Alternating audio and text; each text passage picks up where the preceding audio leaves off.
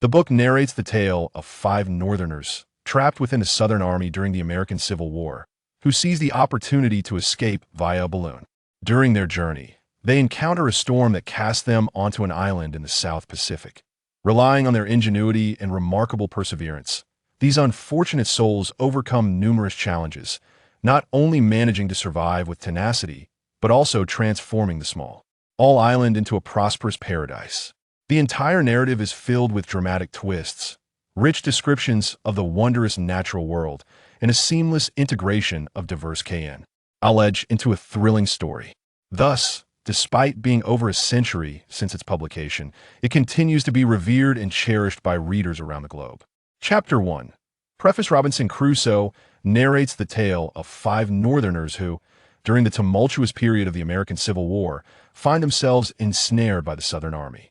Seizing an opportunity, they escape via a hot air balloon, only to be cast away by a fierce tempest onto a desolate island in the South Pacific. Yet, despair does not consume them. From Lincoln Island to Taboo Island, from the River of Mercy to the Far West Forest, from the Hearth to the Granite Palace, through unity and mutt UAL assistance, coupled with ingenuity and industriousness, they transform from destitute refugees into contented citizens flourishing in their newfound land. With their own hands, they forge glass, cultivate tobacco, manufacture firearms, and create culinary delights. The years on the deserted island are fraught with challenges, but in moments of peril, a mysterious figure always appears to aid them: Captain Nemo. In the climactic finale, amidst a volcanic eruption, Captain Grant's son, Robert, commands the yacht Duncan to rescue them at the last moment. Upon their return to America, they endeavor to reconstruct Lincoln Island on their native soil, reviving the spirit of Lincoln Island. In this work, the author captivates readers with a narrative that portrays the struggle between humanity and nature on the island, the innovative advancements in technology, and the creative labor that brings forth existence from nothingness. The narrative brims with an optimistic spirit, firmly believing in the boundless creativity of humankind and the immense power of science to forge an ideal society. The fantasies woven into Verne's works are firmly anchored in scientific principles, and many of the scientific imaginings depicted in his narratives have indeed come to fruition in our contemporary world. More importantly, the audacious and novel nature of his fantasies, rendered with vividness, realism, and picturesque beauty, captivates readers with unbridled enthusiasm. The intricate plots of his tales are fraught with peril and twists. The characters are vividly brought to life, and the conclusions are often surprising. These elements contribute to the timeless allure of his oeuvre. Chapter 2. Peril in the Skies. The hurricane of 1865, a cacophony of voices in the air, a tornado whisking away a hydrogen balloon. The balloon bursts before them, lies the vast ocean. 5 passengers, the unfolding events within the balloon's gondola coastline on the horizon. Outcome of the incident. Are we still ascending? No, quite the opposite. We are descending. No, it's worse than that, Mr. Smith. We are plummeting. Heavens! Quickly, jettison the ballast. The last bag of ballast has already been discarded. Has the balloon risen? No. I can hear the sound of crashing waves. The ocean is directly beneath the balloon's gondola. We are less than 500 feet above it. At that moment, a resonant voice pierced the sky, reverberating through the air. Throw all the heavy things outside. Throw everything away. This was the urgent cry that echoed through the vast expanse of the Pacific Ocean on the afternoon of March 23, 1865, as the clock approached 4. Surely, no one could forget the dreadful storm that swept in from the northeast during that vernal equinox. Undoubtedly, it was a rare hurricane that roared incessantly from March 18th to 26th, devastating a staggering expanse of 1,800 nautical miles, wreaking havoc across the Americas, Europe, and Asia. Cities lay in ruins, forests were uprooted, and coastlines were obliterated by monstrous waves. According to statistics published by the Veritas Bureau, hundreds of ships were cast ashore and thousands perished on land, crushed or drowned by the relentless sea. Indeed, wherever this fearsome tempest roamed, utter destruction ensued, with some locales reduced to mere flatness. Yet, amidst this monumental catastrophe, an exhilarating scene unfolded high above in the tumultuous skies. A balloon, lifted by the tornado, soared to the apex of the winds, swirling in a vortex at a staggering speed of 90 nautical miles per hour, while simultaneously spinning furiously. In place, beneath the balloon swayed a suspended basket, cradling 5 passengers. At that moment, the ocean's surface was shrouded in thick mist and vapor, intertwining to envelop the entire space in an atmosphere of diminished visibility. This balloon has undeniably become a mere plaything of the terrifying storm. But from whence did it originate? From which distant corner of the earth did it ascend? Since the 18th, this hurricane has raged for 5 consecutive days, with initial signs appearing even before that. Thus, it can be concluded that this balloon hails from an incredibly far-off place, for the fierce winds must carry it at least 2,000 nautical miles each day and night. The passengers in the suspended basket, having lost their sense of direction, are utterly incapable of estimating the distance they have traversed. An even stranger phenomenon occurs. Although they find themselves amidst the howling tempest, they remain completely unharmed. They drift with the wind, swirling in chaotic motion, yet they are entirely unaware of their spinning, nor do they perceive the force of the wind pushing them along. They float high above, enveloped in darkness, unable to see any reflections from the ground or hear any sounds from below, oblivious to their location. It is only when the balloon descends precipitously that they realize they are in perilous heights above the vast ocean. However, after discarding nearly all their heavy belongings, the balloon ascends once more to an altitude of 4,500 feet. Upon recognizing the ocean's expanse below, the passengers even jettison their most useful items, all the while striving to retain every ounce of hydrogen within the balloon, for it is the sole element that can sustain their suspension above the abyss beneath. The night passed amidst fear and trepidation. With the arrival of the following day, the hurricane evidently began to wane. From the early hours of March 24th, signs of the storm's diminishment became apparent. Within a few hours, the tornado's funnel expanded and fractured, transforming the hurricane into mere strong winds, signifying that the velocity of atmospheric currents had diminished. And by half to as the clock approached 11, the lower expanse of the sky became noticeably clearer, and the hurricane seemed to gradually abate, no longer blowing from the west. However, at that very moment, the spectators were astonished to observe that the balloon was slowly drifting downward into the lower stratosphere. It appeared to be dreadfully losing air as the envelope elongated, shifting from a spherical to an elliptical shape. Evidently, the passengers could no longer sustain the balloon's altitude. The hydrogen had run perilously low. They now found themselves in a state of despondency. Below them lay neither land nor a suitable island for landing, but an endless expanse of tumultuous ocean.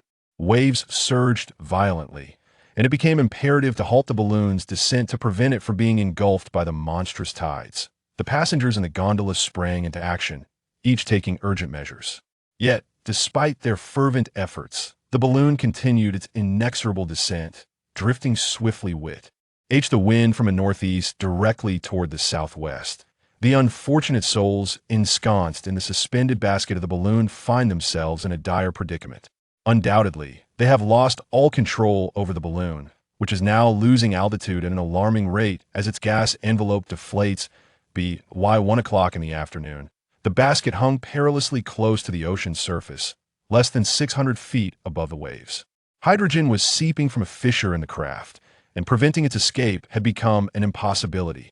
The passengers had discarded all items within the basket, yet this act merely afforded a few additional hours of buoyancy. The wicker basket, crafted from willow, was not buoyant and would not float on water. Thus, if land was not sighted before nightfall, the balloon, the basket, and its occupants inevitably succumb to the tumultuous sea below. By 2 o'clock, the balloon hovered perilously close to the ocean, now under 400 feet. In that moment, a resonant voice rang out, a fearless cry from a man's heart. The response to this call was equally composed and resolute. Have all belongings been discarded? No. There remains a sack of 10,000 gold francs. A heavy pouch was promptly cast into the sea. Is the balloon ascending? It has risen slightly, but it will descend again shortly. Is there anything else to throw? Nothing else remains, not. There is still the suspended basket. Let's seize the net and simultaneously cast the suspended basket into the sea.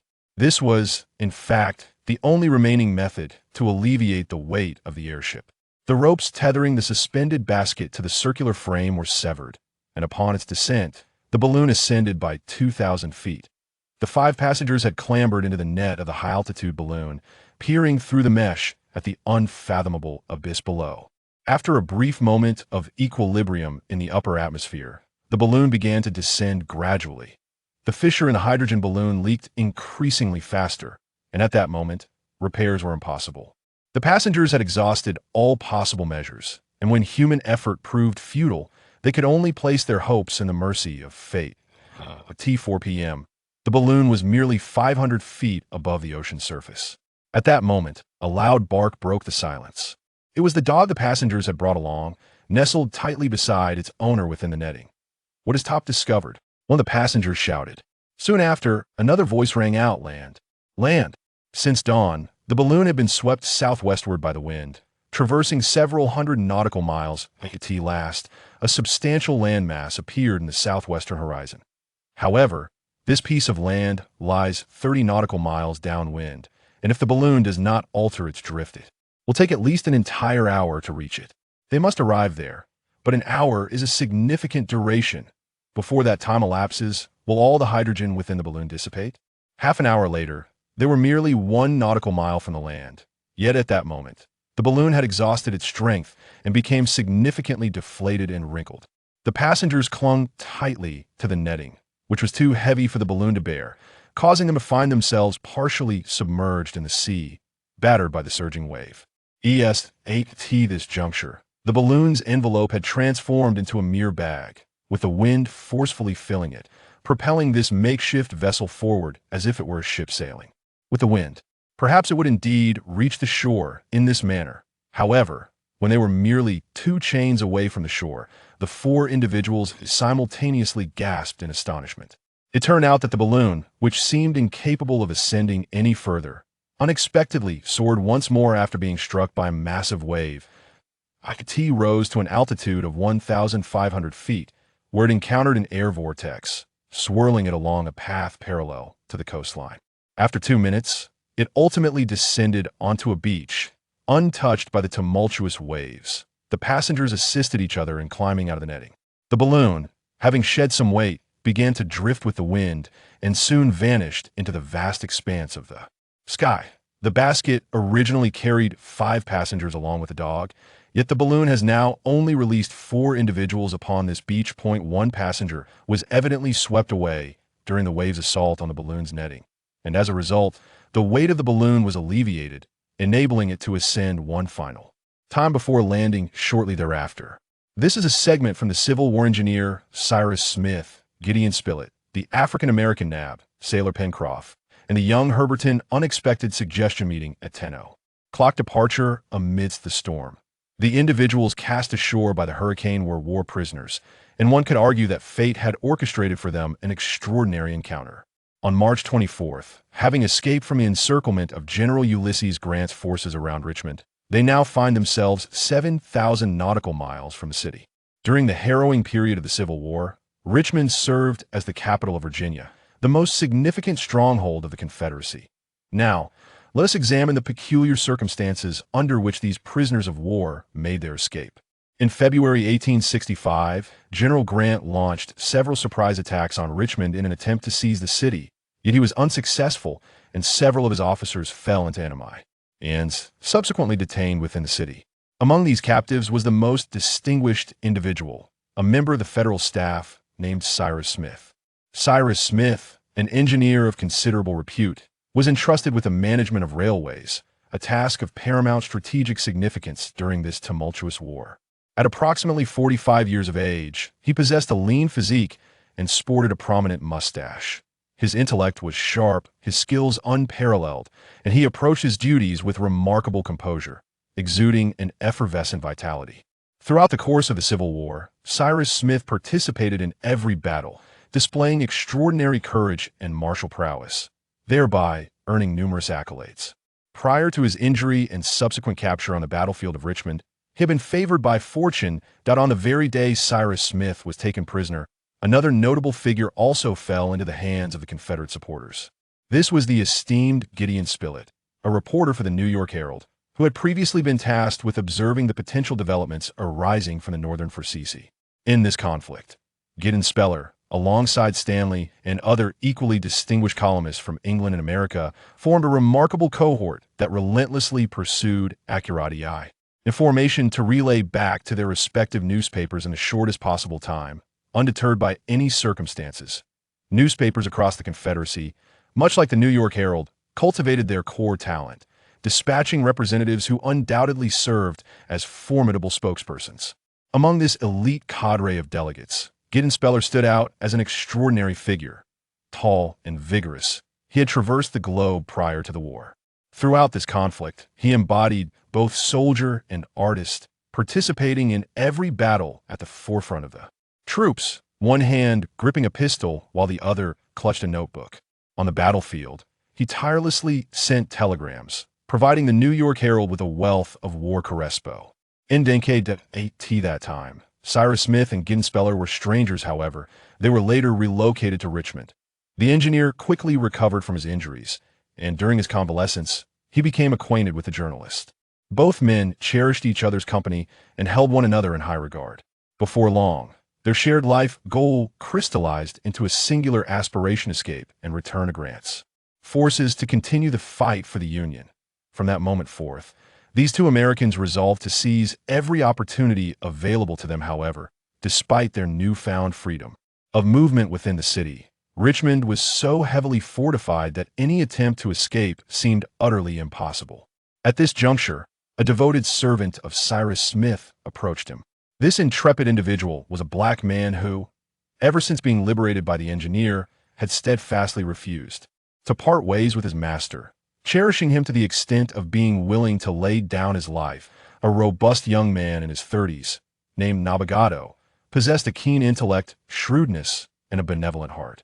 Upon learning of his master's captivity, Navigado wasted no time in risking his own life to infiltrate the besieged city of Richmond. After navigating a series of challenges, he finally reunited with his former master. However, it was no simple task for Navigado to extricate his master from the city, as the federal government maintained an exceedingly stringent watch over the captives. Meanwhile, the journalist Gideon Speller was also in pursuit of an escape, consumed by a singular thought: to leave Richmond at any cost. And on several occasions, he had even ventured to attempt an escape, yet he was thwarted by insurmountable obstacles. During this period, the siege persisted, and while the captives were eagerly yearning to return to Grant's forces, others trapped within the city were equally desperate to escape. Seeking to rejoin the separatist troops. Among these individuals was one Jonathan Foster, a fervent supporter of the Confederate cause. If the captives of the federal government were unable to leave the city, then those who had aligned with the Union would be equally confined, as the Northern forces had them encircled. Addition. The local commander in Richmond had lost contact with General Lee for an extended duration, and there was a pressing need to ascertain the situation within the city to expedite the arrival of reinforcements. At this juncture, Jonathan Foster conceived the idea of ascending in a balloon, aiming to traverse the siege lines and reach the camp of the separatists. The local commander granted permission for this endeavor. A hydrogen balloon was swiftly constructed and entrusted to Jonathan Foster, accompanied by 5 companions. They were equipped with weapons for potential self-defense upon landing, as well as provisions in case their aerial journey took longer than anticipated. The ascent was scheduled for March 18th, to take place in the evening. With a northwesterly wind of moderate and steady strength, the aviators intended to drift for several hours to reach General Lee's encampment. However, at this moment, the northwestern wind was far from an ordinary breeze. As of the 18th, it had transformed into a hurricane. In a remarkably short span of time, the tempest grew exceedingly fierce, and by the 19th, the storm showed no signs of abating. Consequently, Foster's departure was inevitably postponed, and the inflated balloon lay idle in the grand square of Richmond. Chapter 3. The perilous encounter in the skies. On this day, along a street in Richmond, an unfamiliar individual approached the engineer, Cyrus Smith, and struck up a conversation. This man, a sailor by the name of Pencroff, appeared to be in his mid-30s to 40s, with a robust physique, skin weathered to a deep tan by the elements, and sharp eyes that twinkled with a lively yet mischievous glint. Pencroff was a North American who had traversed the globe's vast oceans. Having encountered every peril imaginable that could befall a creature with 2 legs rather than wings, he was a bold and intrepid soul, undeterred by any challenge that came his way. Earlier that year, Pencroff had arrived in Richmond, accompanied by a young boy from New Jersey named Herbert Brown, aged 15, the son of his captain and an orphan. Pencroff cherished this boy as if he were his own flesh and blood. After failing to leave the city prior to the siege, they found themselves trapped, and Herbert's sole desire was to escape Richmond at the earliest opportunity. Having heard of the illustrious engineer Cyrus Smith, he was aware of the man's palpable impatience and determination. Thus, on this day, without hesitation, Pencroff approached him and, without further preamble, inquired, "Mr. Smith, does Richmond vex you?" The engineer fixed his gaze on the stranger, who continued in a hushed tone, "Mr. Smith, do you intend to flee? If so, when?" The engineer replied swiftly, his response seemingly spontaneous, for he had not previously inquired about the stranger before him. Nevertheless, after scrutinizing the sailor's honest visage with a discerning gaze, he had no doubt he was in the presence of another upright man. "Who are you?" he queried bluntly. Pencroff introduced himself. "Very well," Cyrus Smith responded. "What do you propose for our escape?" "Through that idle balloon, left there to languish. Yet it strikes me as if it awaits our command." Without the sailor needing to elaborate further, the engineer grasped the underlying implication.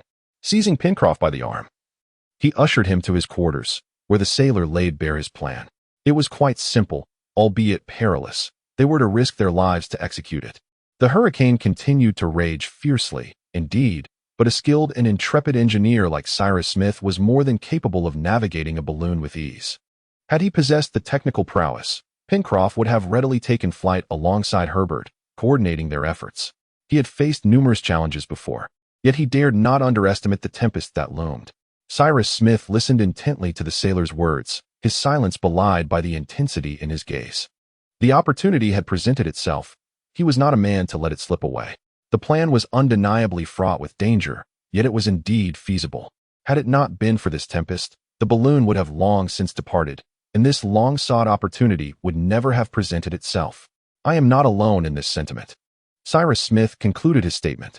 "How many will you take?" inquired the sailor. "2, my friend Spilett and my servant Nab."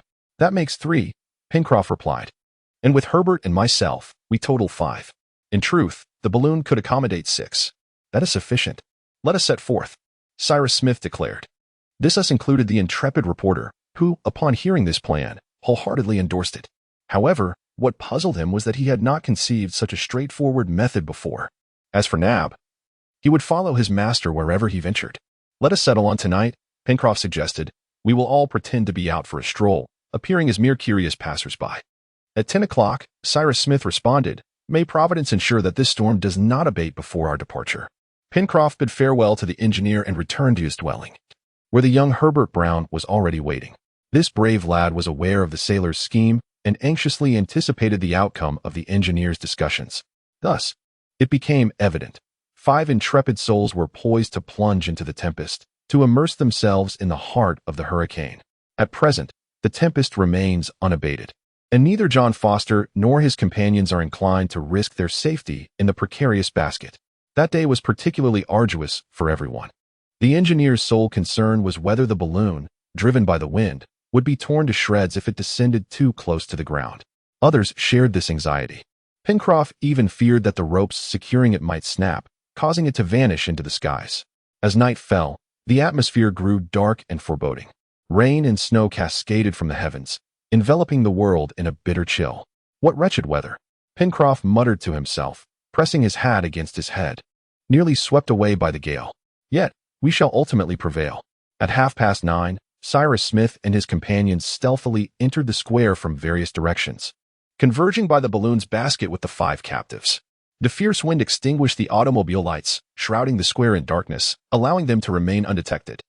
They exchanged no words as Cyrus Smith, Gideon Spilett, Nab, and Herbert took their seats in the basket, while Pencroff, following the engineer's instructions, methodically untied the packages of ballast. After a brief interval, the sailor returned to his companions. At that moment, the engineer's beloved dog, Top, bounded over and leapt into the basket. Subsequently, Pencroff untied the double tether, and the balloon began to ascend at a steep angle. With a swift surge, the basket collided with 2 chimneys before the balloon and basket vanished without a trace as the hurricane roared ominously.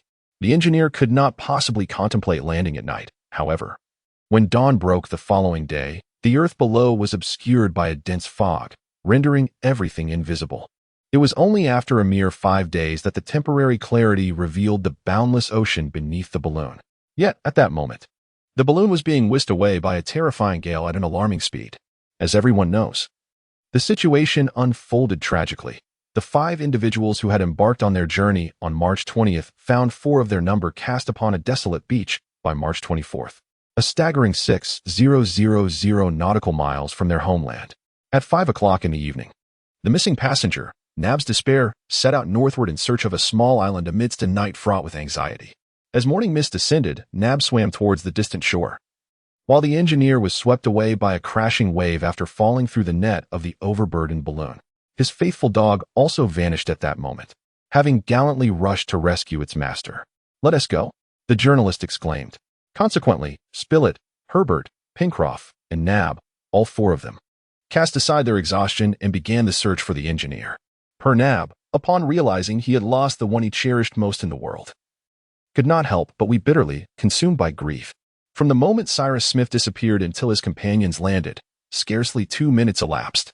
Thus, they held on to the hope of reaching him in time for rescue. "Let us search. Let us search," Nab cried out.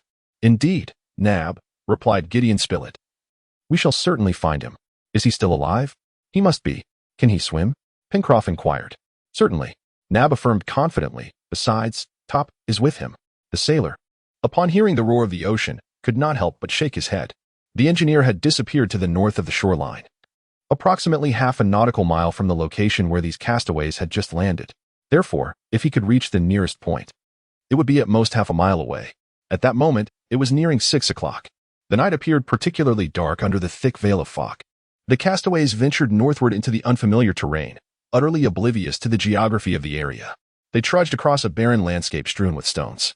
The ground was extremely uneven, the soil hard, and in some places it was pitted and rugged, making their progress exceedingly arduous. Various large and small birds were startled into flight by their presence, scattering in all directions, their incessant cries seeming to contend with the roaring of the sea.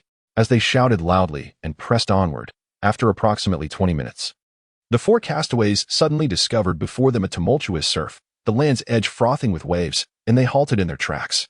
This solid ground had reached its terminus. They found themselves at the pinnacle of a perilous cape, where the tide was crashing violently against the shore. "This is a cape," the sailor remarked. "We must turn back and head to the right. Thus, we shall reach the familiar territory. However, what if he is over there?" Nab pointed toward the tumultuous sea, where white waves surged in the darkness. "Then let us call out to him once more."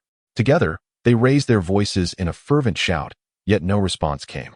After a brief pause, they called out again, but still, there was not a hint of an echo. At that moment, the castaways turned around and walked along the rocky terrain of the opposite slope, traversing a similarly stony and sandy ground. However, in this direction, they were heading south, which was in stark contrast to the coastline where Cyrus Smith might have landed. After covering a distance of 1.5 miles, no winding path appeared that would allow them to turn back northward. Yet, this cape, having already rounded its peak, must surely connect to the familiar territory they sought.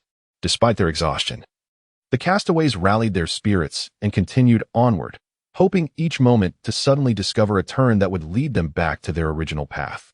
After approximately 2 miles, their spirits sank in despair. Before them loomed a considerably high promontory, once again blocking their way to the sea. "It seems we are on a small island," Pencroff remarked, "and we have traversed from one end to the other." The sailor's deduction was indeed correct. The place where the castaways were abandoned was not a continent, nor even an island, but rather a diminutive islet, measuring no more than 2 nautical miles in length, with a width that was evidently quite narrow.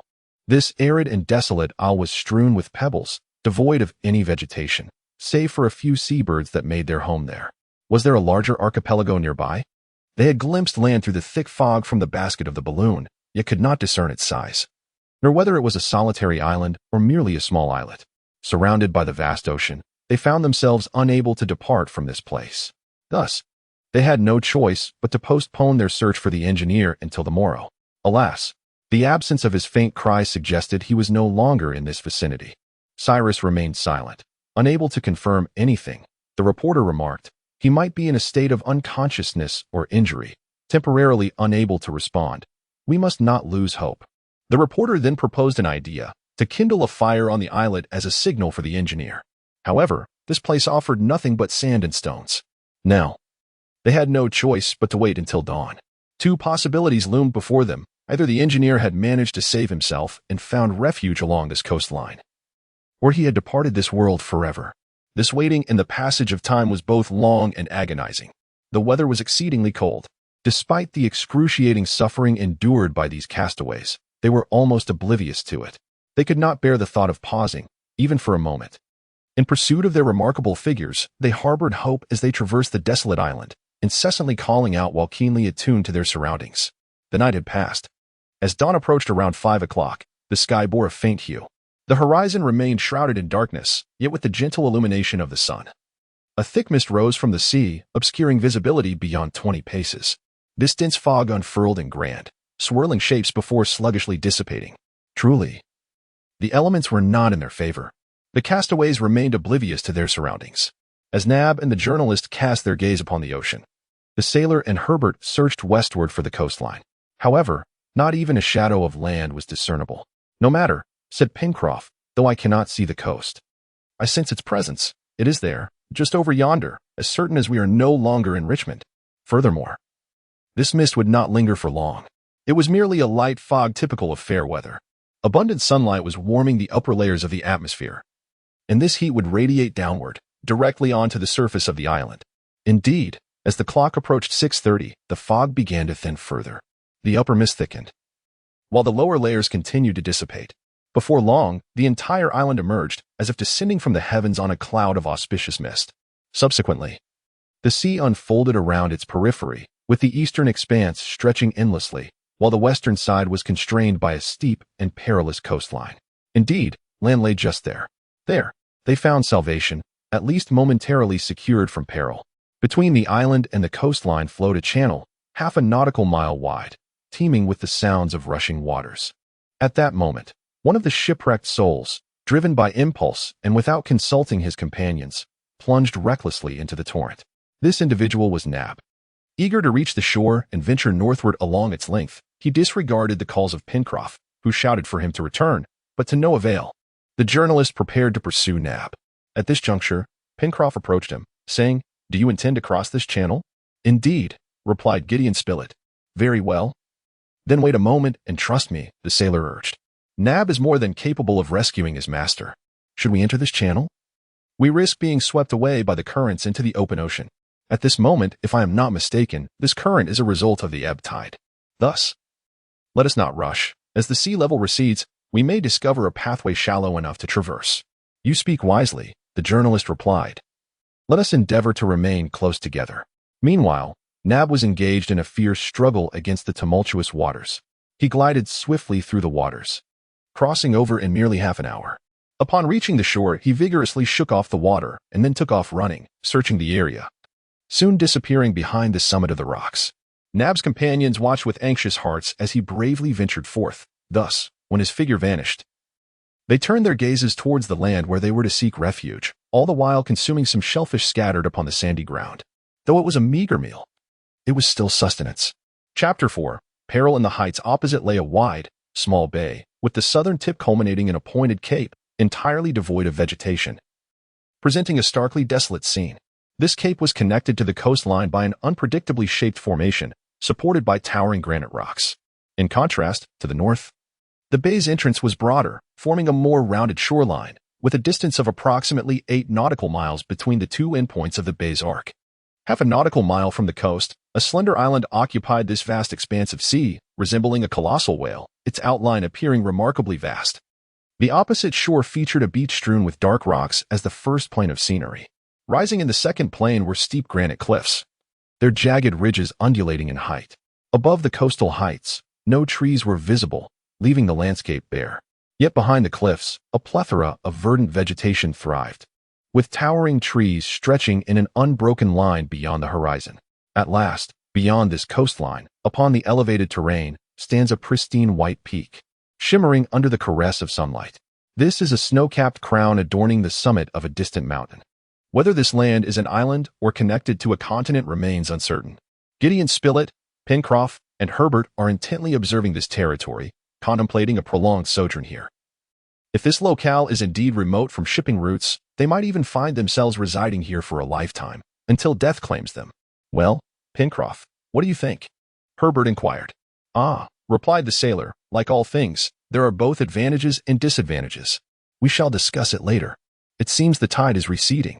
In 3 hours, we can attempt to cross. Once we reach the opposite shore, we will strive to extricate ourselves from this predicament while simultaneously searching for Mr. Smith. Pencroff's prediction did not lead to disappointment. 3 hours later, the sea level had lowered, revealing much of the sandy expanse and forming a shallow stretch of water. At nearly 10 o'clock, Gideon Spilett and his 2 companions, shedding their garments and bundling them atop their heads, effortlessly swam across to the opposite bank. There, the sun quickly dried their bodies, and once dressed, they gathered to deliberate on their next course of action. The razor clam, water outlet, chimney pipe, continue the search, green forest, stockpile fuel, await the ebb tide, from the heights of the coast, wooden raft, return to the shore. First, the reporter instructed the sailor to wait at that spot, assuring him that he would return to meet him there. Without delay, he ascended the coast, following the path taken by the African nab shortly before. Soon, he vanished around a bend on the opposite shore. Driven by an urgent desire to acquire news from the engineer, Herbert had initially intended to accompany him. Stay behind, my lad, the sailor advised. We need to prepare a temporary dwelling and see if we can locate a more substantial source of nourishment than shellfish. Our friends will require sustenance to regain their strength upon their return. We must divide our tasks. I am ready, Pencroff, Herbert replied. Excellent, the sailor exclaimed. Let us begin. We must organize ourselves properly. We are fatigued, cold, and hungry. Thus, it is crucial to find a refuge, light a fire, and procure some food. There is firewood in the forest, eggs in the nests, and we only need to find a place to rest. Very well, Herbert responded. I shall search within the rocks for a cave. I am certain I can find a suitable shelter for us. Agreed, the sailor declared. Let us proceed, my lad. Thus, the 2 of them strolled to the base of the immense cliffs by the beach, arriving at the stretch of sand that was fully revealed by the retreating tide. However, instead of heading north, they ventured southward. At that moment, beneath the cliffs, Herbert took a few steps to the left and immediately noticed some rocks covered in seaweed. Among the slippery brown algae, there were numerous bivalve mollusks, which no hungry person would overlook. Herbert called out to Pencroff, who promptly rushed over. Ah, these are mussels, exclaimed the sailor. They can serve as a substitute for the bird eggs we lack. However, Herbert, examining the mollusks affixed to the rocks, responded, These are not mussels. They are razor clams. Are they edible? Inquired Pencroff. Certainly, came the reply. Then let us feast on some razor clams. The sailor had faith in Herbert, for this young man possessed considerable knowledge in natural history, having previously attended lectures by esteemed professors in Boston who admired his keen intellect and eagerness to learn. Pencroff and Herbert indulged in a hearty meal of the freshly opened razor clams basking in the sunlight, temporarily alleviating their hunger, although it did little to quench their thirst. In fact, after consuming these naturally flavored mollusks, their thirst intensified. Therefore, it became imperative to seek fresh water, and in this undulating mountainous terrain, it seemed unlikely that fresh water would be scarce. Pencroff and Herbert, ever cautious, gathered numerous periwinkles, filling their pockets and handkerchiefs. Before retracing their steps to the elevated ground below, they advanced a mere 200 paces to reach the cut, where Pencroff sensed that a small river flowed through this locale, its waters poised to overflow. Here, the cliffs appeared to have been fractured by intense subterranean upheaval. Beneath the precipice formed a concave inlet, culminating in a sharp point. The waterway, stretching 100 feet in width, was flanked by steep slopes rising nearly 20 feet high on either side. At this juncture, the current surged almost directly between 2 granite cliffs, which loomed majestically over the river's upper reaches. Then, the flow abruptly turned and vanished into the thicket beyond the shore. Here is water. There is firewood, exclaimed Pencroff. Splendid. Herbert, all we lack now is a shelter. The waters of the stream were crystal clear. The sailor understood that at low tide, when the sea receded, the surging waves would not reach this spot, ensuring that the stream's waters were fresh. With this crucial matter resolved, Herbert set off in search of a suitable cave for habitation, yet found none. Everywhere he looked, he encountered sheer, smooth cliffs. However, at the river's mouth, Upon the elevated alluvial plain where the sea level rose, there lay heaps of collapsed rocks, clustered together much like the so-called chimneys often observed in granite regions. Pencroff and Herbert ventured into the rocky pile, traversing the sandy path until they reached a considerably deeper area where light was not lacking. As rays filtered through the crevices in the rocks, accompanying the influx of light was a genuine breeze, a true draft, along with the biting cold from outside. However, the sailor believed that by blocking certain sections of this sandy path with a mixture of sand and stones, they could transform this chimney-like passage into a habitable space. Behold, this is precisely the location we require, Pencroff remarked. If we happen to encounter Mr. Smith again, he will surely find great utility in this labyrinth. We shall certainly meet him again, Herbert exclaimed, and upon his return, he will undoubtedly consider this a rather acceptable dwelling. If we position the stove in the left passage while leaving an opening for smoke to escape, this residence will be quite adequate. We can manage it, my lad. The sailor replied. This chimney, the name Pencroff had reserved for this makeshift abode, will suit our needs perfectly. Let us first seek some fuel. We can use branches to block these openings. Herbert and Pencroff departed from the chimney passage, rounding the corner and beginning to ascend the left bank of the stream. After a quarter of an hour of walking, they arrived at the bend where the water suddenly turned left.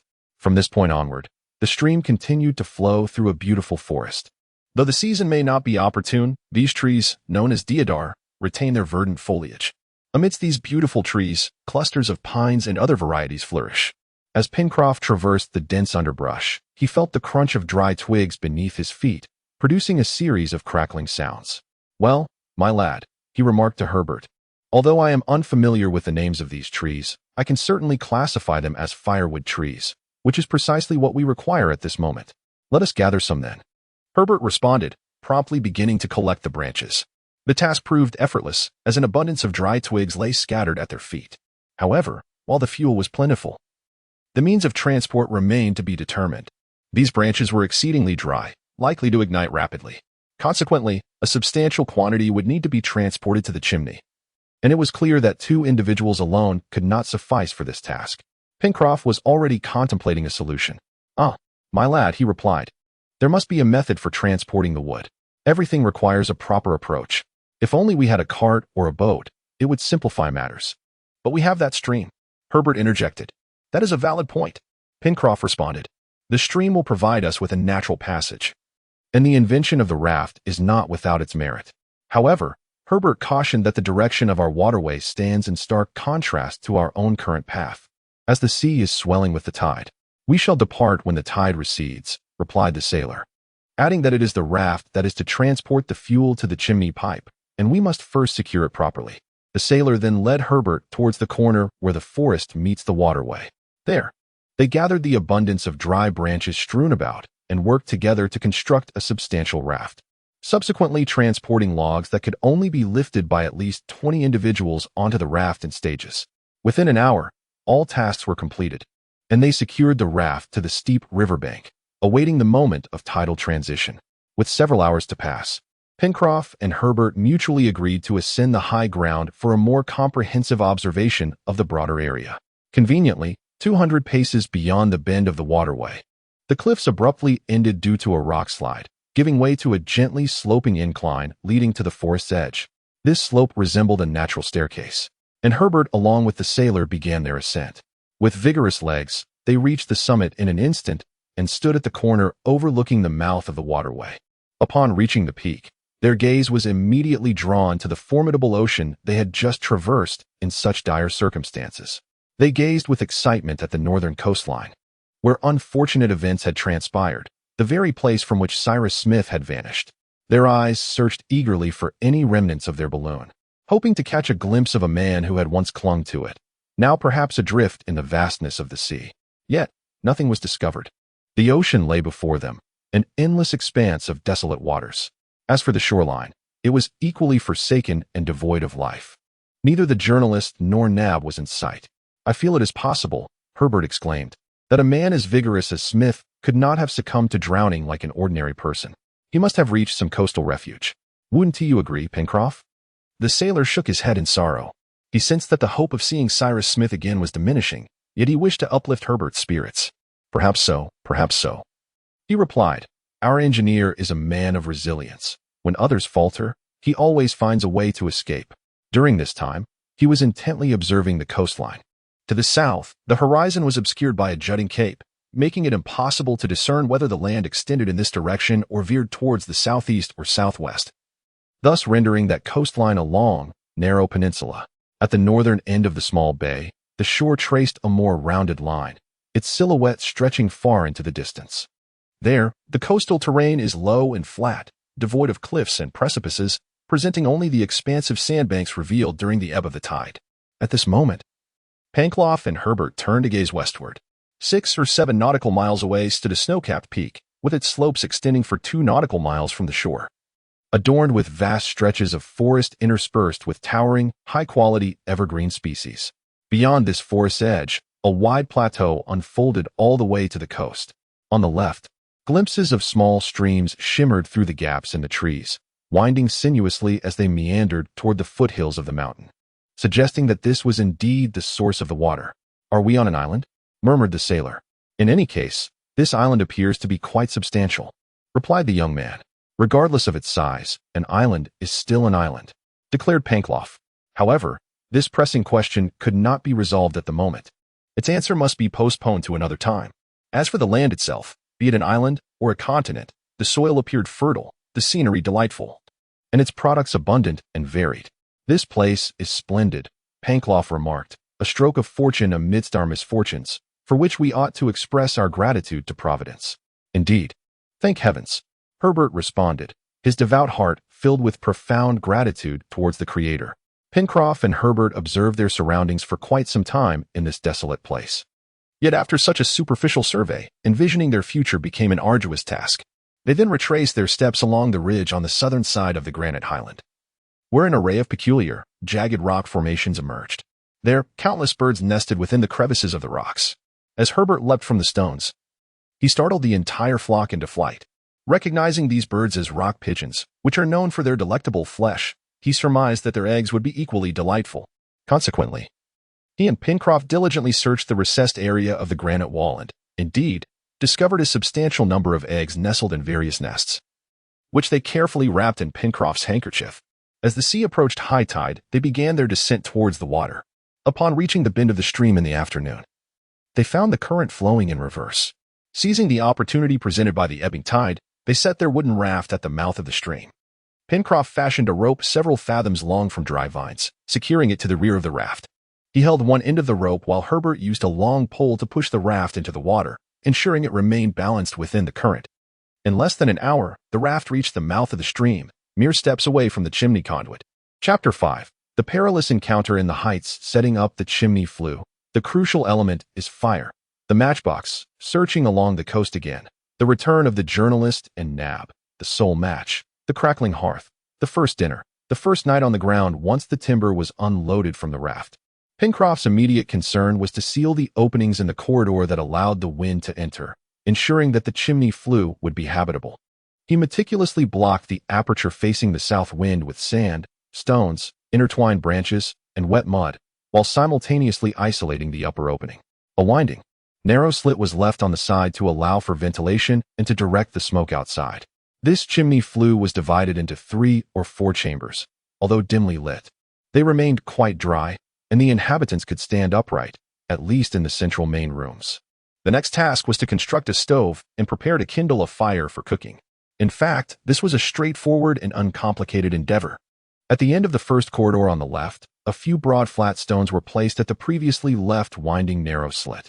As long as the cooking smoke did not escape outside, it would be sufficient to maintain an appropriate temperature within.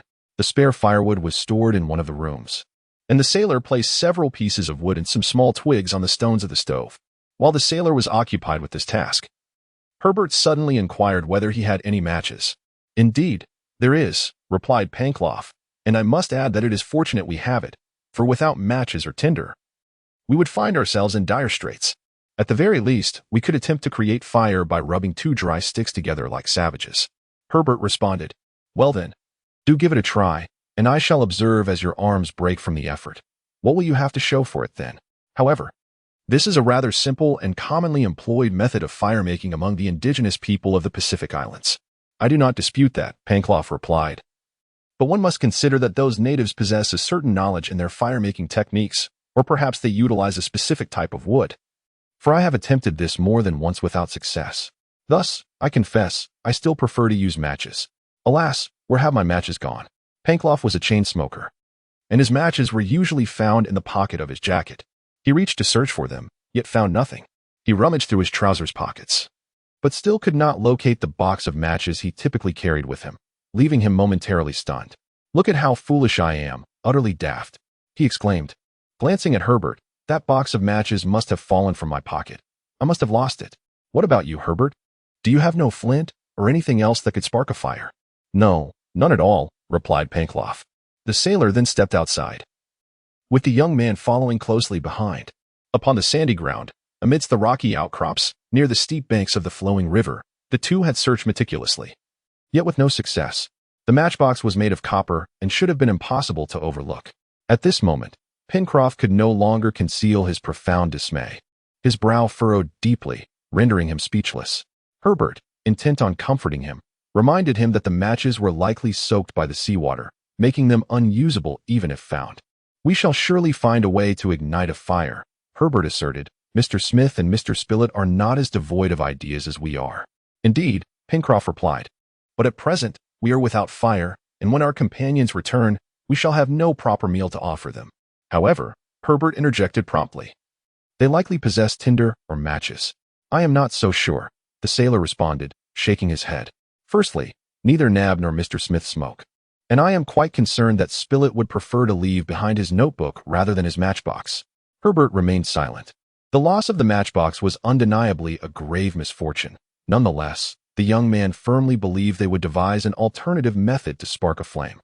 Despite Pencroff's considerable experience and his resilience in the face of challenges, he did not share this optimism. Regardless, all they could do was resolutely decide to await the return of Nab and the journalist.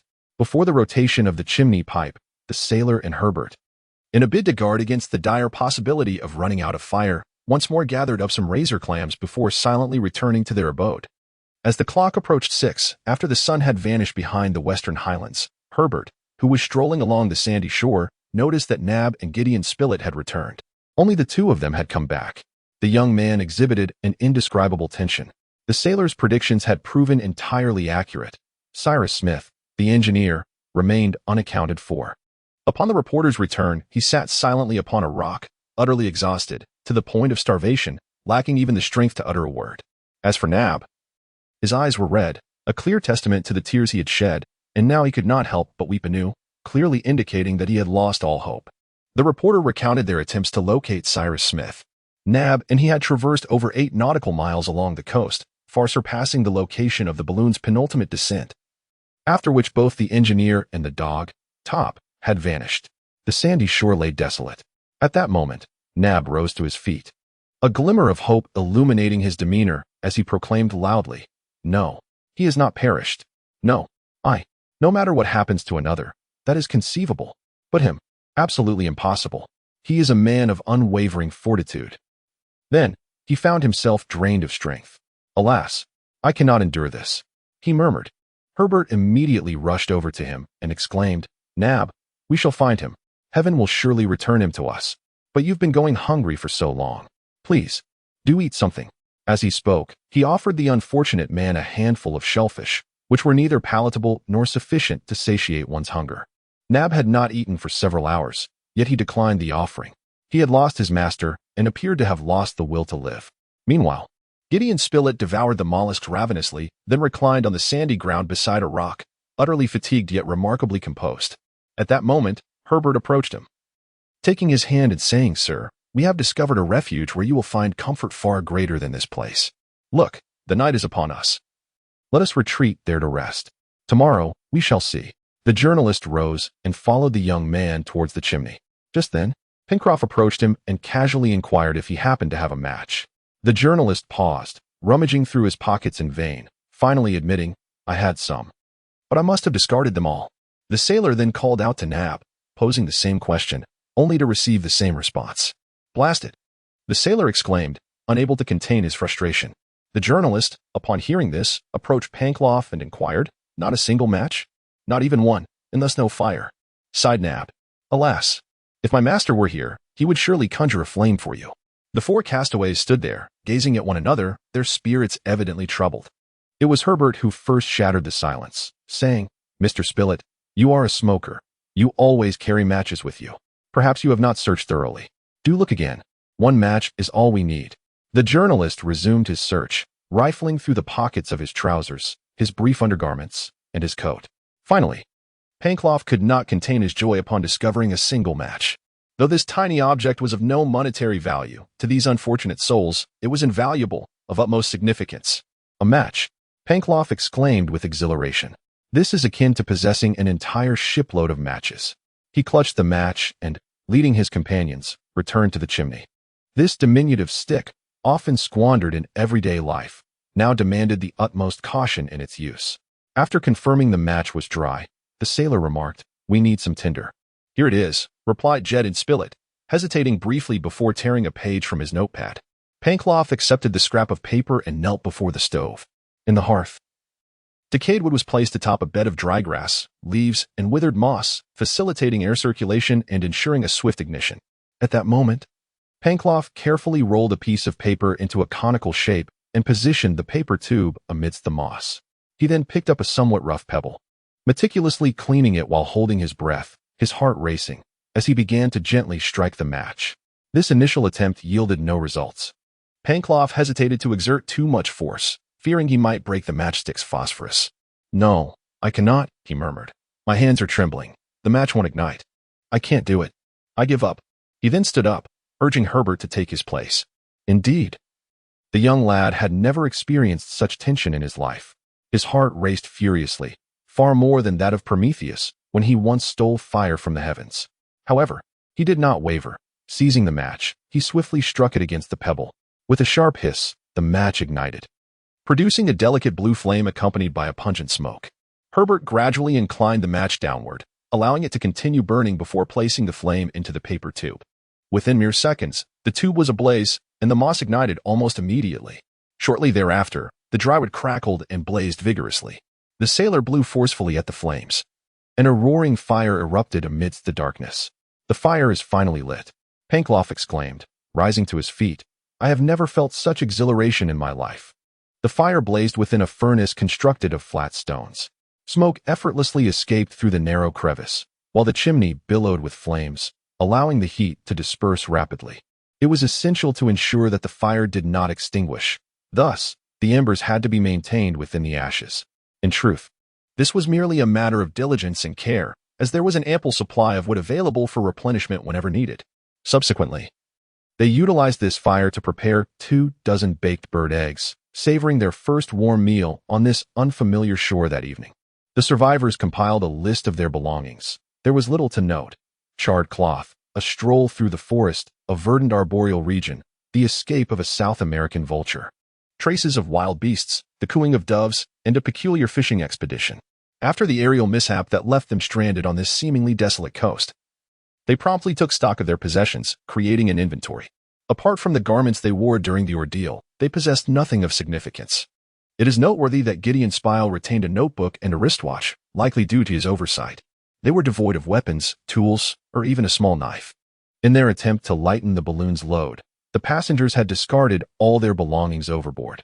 Now, confronted by the wilderness, they were compelled to create everything from scratch, seeking to discern to which continent this coast belonged, whether it was inhabited, and if this location was merely a desolate island beach. These are pressing matters that must be resolved in the near term. Once these issues are addressed, they will be able to determine the next course of action. However, Pencroff believes it would be prudent to postpone any exploration for a few days. They need to prepare sustenance, seeking provisions superior to mere bird eggs or mollusks. Once they venture out on an expedition, they must be ready to endure prolonged exertion. Moreover, as explorers, they first need to recuperate their strength under the open sky without any shelter overhead. Everyone concurred with Pencroff's perspective, opting to remain in the chimney for a few more days. Nab, in particular, was quite content with this decision. He felt no urgency to depart from the very coast where they had encountered misfortune. He refused to believe, and was unwilling to accept, that Cyrus Smith had perished. No. In his view, such a clever and capable individual could never have met an ambiguous end. nor could he have been swept away by the waves just a few hundred steps from the shore. As long as the waves had not cast the engineer's body upon the beach, and as long as he, Nab, had not seen with his own eyes or touched with his own hands his master's lifeless form, he would never accept that his master had succumbed to death. This notion had taken firm root deep within his soul. On the morning of March 26th, Nab rose at dawn and walked north along the coast, returning to the very shore where the unfortunate Smith had likely vanished. After lunch, Pencroff inquired whether the reporter would be willing to accompany him and Herbert to the forest for a hunting expedition. However, after thorough consideration, they deemed it essential to leave one person to tend to the fire, for in the event that Nab needed assistance, which was quite likely, someone would be there to aid him. Thus, the journalist decided to remain behind. "Go hunting, Herbert," said the sailor. "We shall find some tools for our pursuit along the way and procure additional weapons within the forest." Yet, just as they were about to set off, Herbert raised a point. Since there was no tinder, it would be prudent to seek an alternative. "What shall we use as a substitute?" inquired Pencroff. "Charred cloth," the young man replied. "In times of need, it can serve as tinder." The sailor found this to be a most insightful suggestion, though it required sacrificing a piece of his handkerchief. Nevertheless, it was a worthy trade. Thus, Pencroff tore a portion from his large checkered handkerchief and charred it to a semi-burnt state. This flammable charred cloth was placed in the center of the room, deep within a small cave, to protect it from being blown away by the wind or becoming damp. At this moment, it was 9 a.m., the sky was overcast, and a southeast wind was blowing. Herbert and Pencroff rounded the corner of the chimney pipe and ascended to the left bank of the stream, arriving at the forest. Pencroff was the first to break off 2 sturdy branches from the first tree, fashioning them into short, thick sticks, while Herbert sharpened one end of the sticks against a rock. Alas, if only we had a knife, they would spare no effort to obtain one. With that, the 2 hunters proceeded along the riverbank, making their way through the dense underbrush. From the bend where the water flows southwestward, the stream gradually narrows, and the riverbed formed by its banks is adorned with interwoven branches, creating an arching silhouette. Not far along, a small hill emerges, crowned with layers of trees that form a verdant curtain, obscuring the view of onlookers. Walking along the right bank of this waterway proves to be quite arduous, for the terrain suddenly steepens, and the trees that lean over the water cling precariously to the soil with their roots. It goes without saying that this forest, much like the previously explored coastline, remains a pristine wilderness untouched by human presence. Here, Pencroff discovers only a few tracks of quadrupeds and some recent footprints of other animals. Yet he remains uncertain of the species that left them. Chapter 6. Peril in the Heights. Herbert and Pencroff exchanged scarcely a word, as their progress was fraught with difficulties, moving at an exceedingly slow pace. After an hour of trekking, they had scarcely covered a nautical mile. Until this moment, their hunting efforts had yielded no results. Meanwhile, several birds flitted among the branches, chirping softly, appearing exceedingly timid and skittish, as if the mere sight of humans triggered a genuine fear within them. Among these avian creatures, Herbert spotted a bird resembling a kingfisher, distinguished by its long, pointed beak. However, unlike the kingfisher, its plumage was coarse and gleamed with a metallic sheen. This likely belonged to the species known as the neotropical vulture. As Herbert spoke, he endeavored to approach it. "Perhaps this time we might have the opportunity to taste the flesh of the South American vulture," the sailor remarked, "provided it is amenable to being roasted." At that moment, the young man deftly hurled a stone, striking the bird at the base of its wing. However, the blow was insufficient to fell it. The South American vulture swiftly took flight, disappearing into the ether in the blink of an eye. "I am truly clumsy," Herbert exclaimed. "Nay, my young friend," the sailor replied. "Your aim was precise. Had it been another, they likely would not have even grazed the creature. Come now, do not harbor resentment. We shall capture it another day." The exploration continued. As the 2 hunters pressed onward, the trees gradually became sparser. These trees were indeed beautiful, yet none bore edible fruit. As they ambled along, a flock of exquisitely feathered birds with iridescent long tails flitted by, alighting upon the branches. They shook their bodies, shedding their fragile plumage, which blanketed the ground in a lovely layer of down. Herbert approached and collected a few feathers, examining them closely before addressing Pencroff. "These are the feathers of the cuckoo bird." "I would prefer a guinea fowl or a capercaillie," Pencroff replied, "but I wonder whether the meat of the cuckoo is palatable?" "Quite delectable, in fact, and remarkably tender," Herbert responded. "Moreover, if I am not mistaken, these birds are not fearful of humans, making them easily approachable and susceptible to capture with a stick." Thus, The sailor and the young lad ventured together into the thicket, arriving beneath a tree whose low-hanging branches shielded the birds nestled within. A flock of doves perched upon the branches, their delicate claws firmly gripping the moderately thick limbs as they awaited the passing insects to feast upon. The hunters then rose, brandishing their wooden staffs, striking down the birds in a manner akin to mowing grass with a scythe, leaving the unsuspecting creatures oblivious to their impending doom. Standing there in a daze as they were dispatched, by the time a few birds attempted to take flight, around 100 had already fallen to the ground. "Ah," remarked Pencroff, "look, even we hunters can capture such wild fowl. We could even seize them by hand." The sailor deftly threaded the doves onto a slender twig, presenting them as if they were larks. Subsequently, they pressed onward in their exploration. As the afternoon approached 3 o'clock, through the gaps in the forest trees, they beheld a new flock of birds pecking at fragrant berries, some of which grew on thorny juniper trees. Suddenly, a trumpet-like call reverberated through the woods, emitted by a bird known to Americans as the grouse, adorned with a distinctive neck plumage. Before long, they spotted several pairs, their feathers a blend of light brown and tawny hues, with tails of a deeper brown. This avian species, akin in size to domesticated hens, boasted a far superior flavor compared to that of the plump hen. Pencroff resolved firmly to capture one to take back with him. However, capturing them was no easy task, for they were utterly unapproachable. He had attempted several times, yet to no avail, instead frightening the grouse away. The sailor then suggested to the young lad, "Since they can fly and we cannot catch them, let us use a rope to fish for them."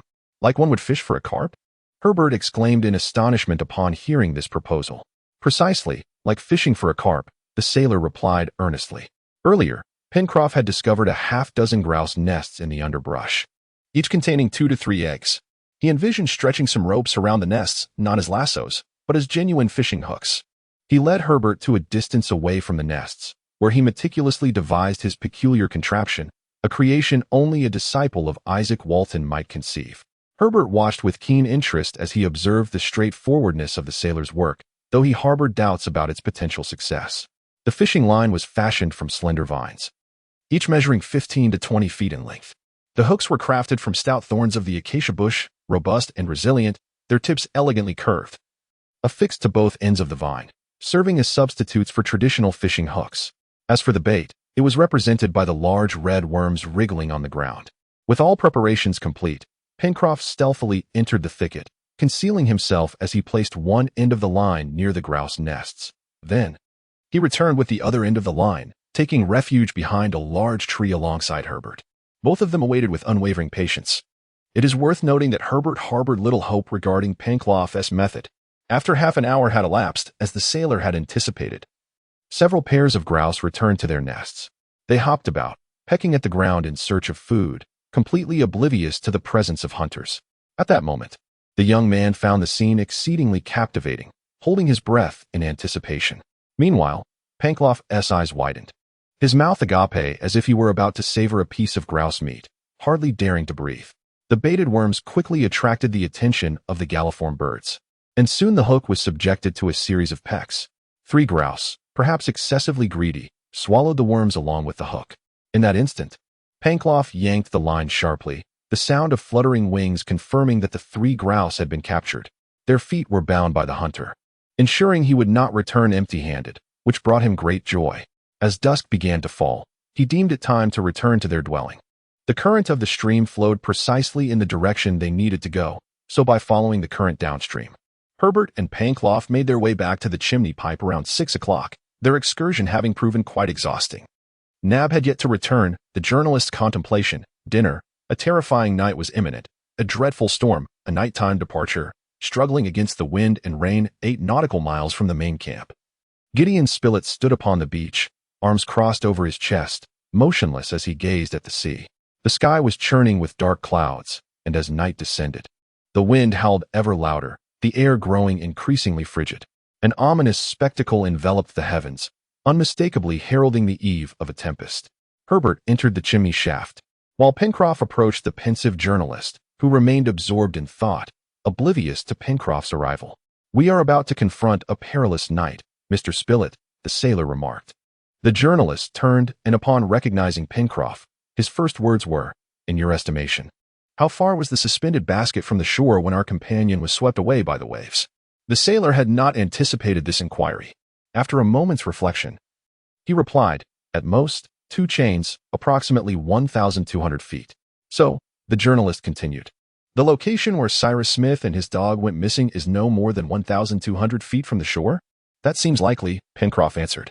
"What perplexes me," the journalist went on, "is that if our companion perished, then Top must have drowned as well.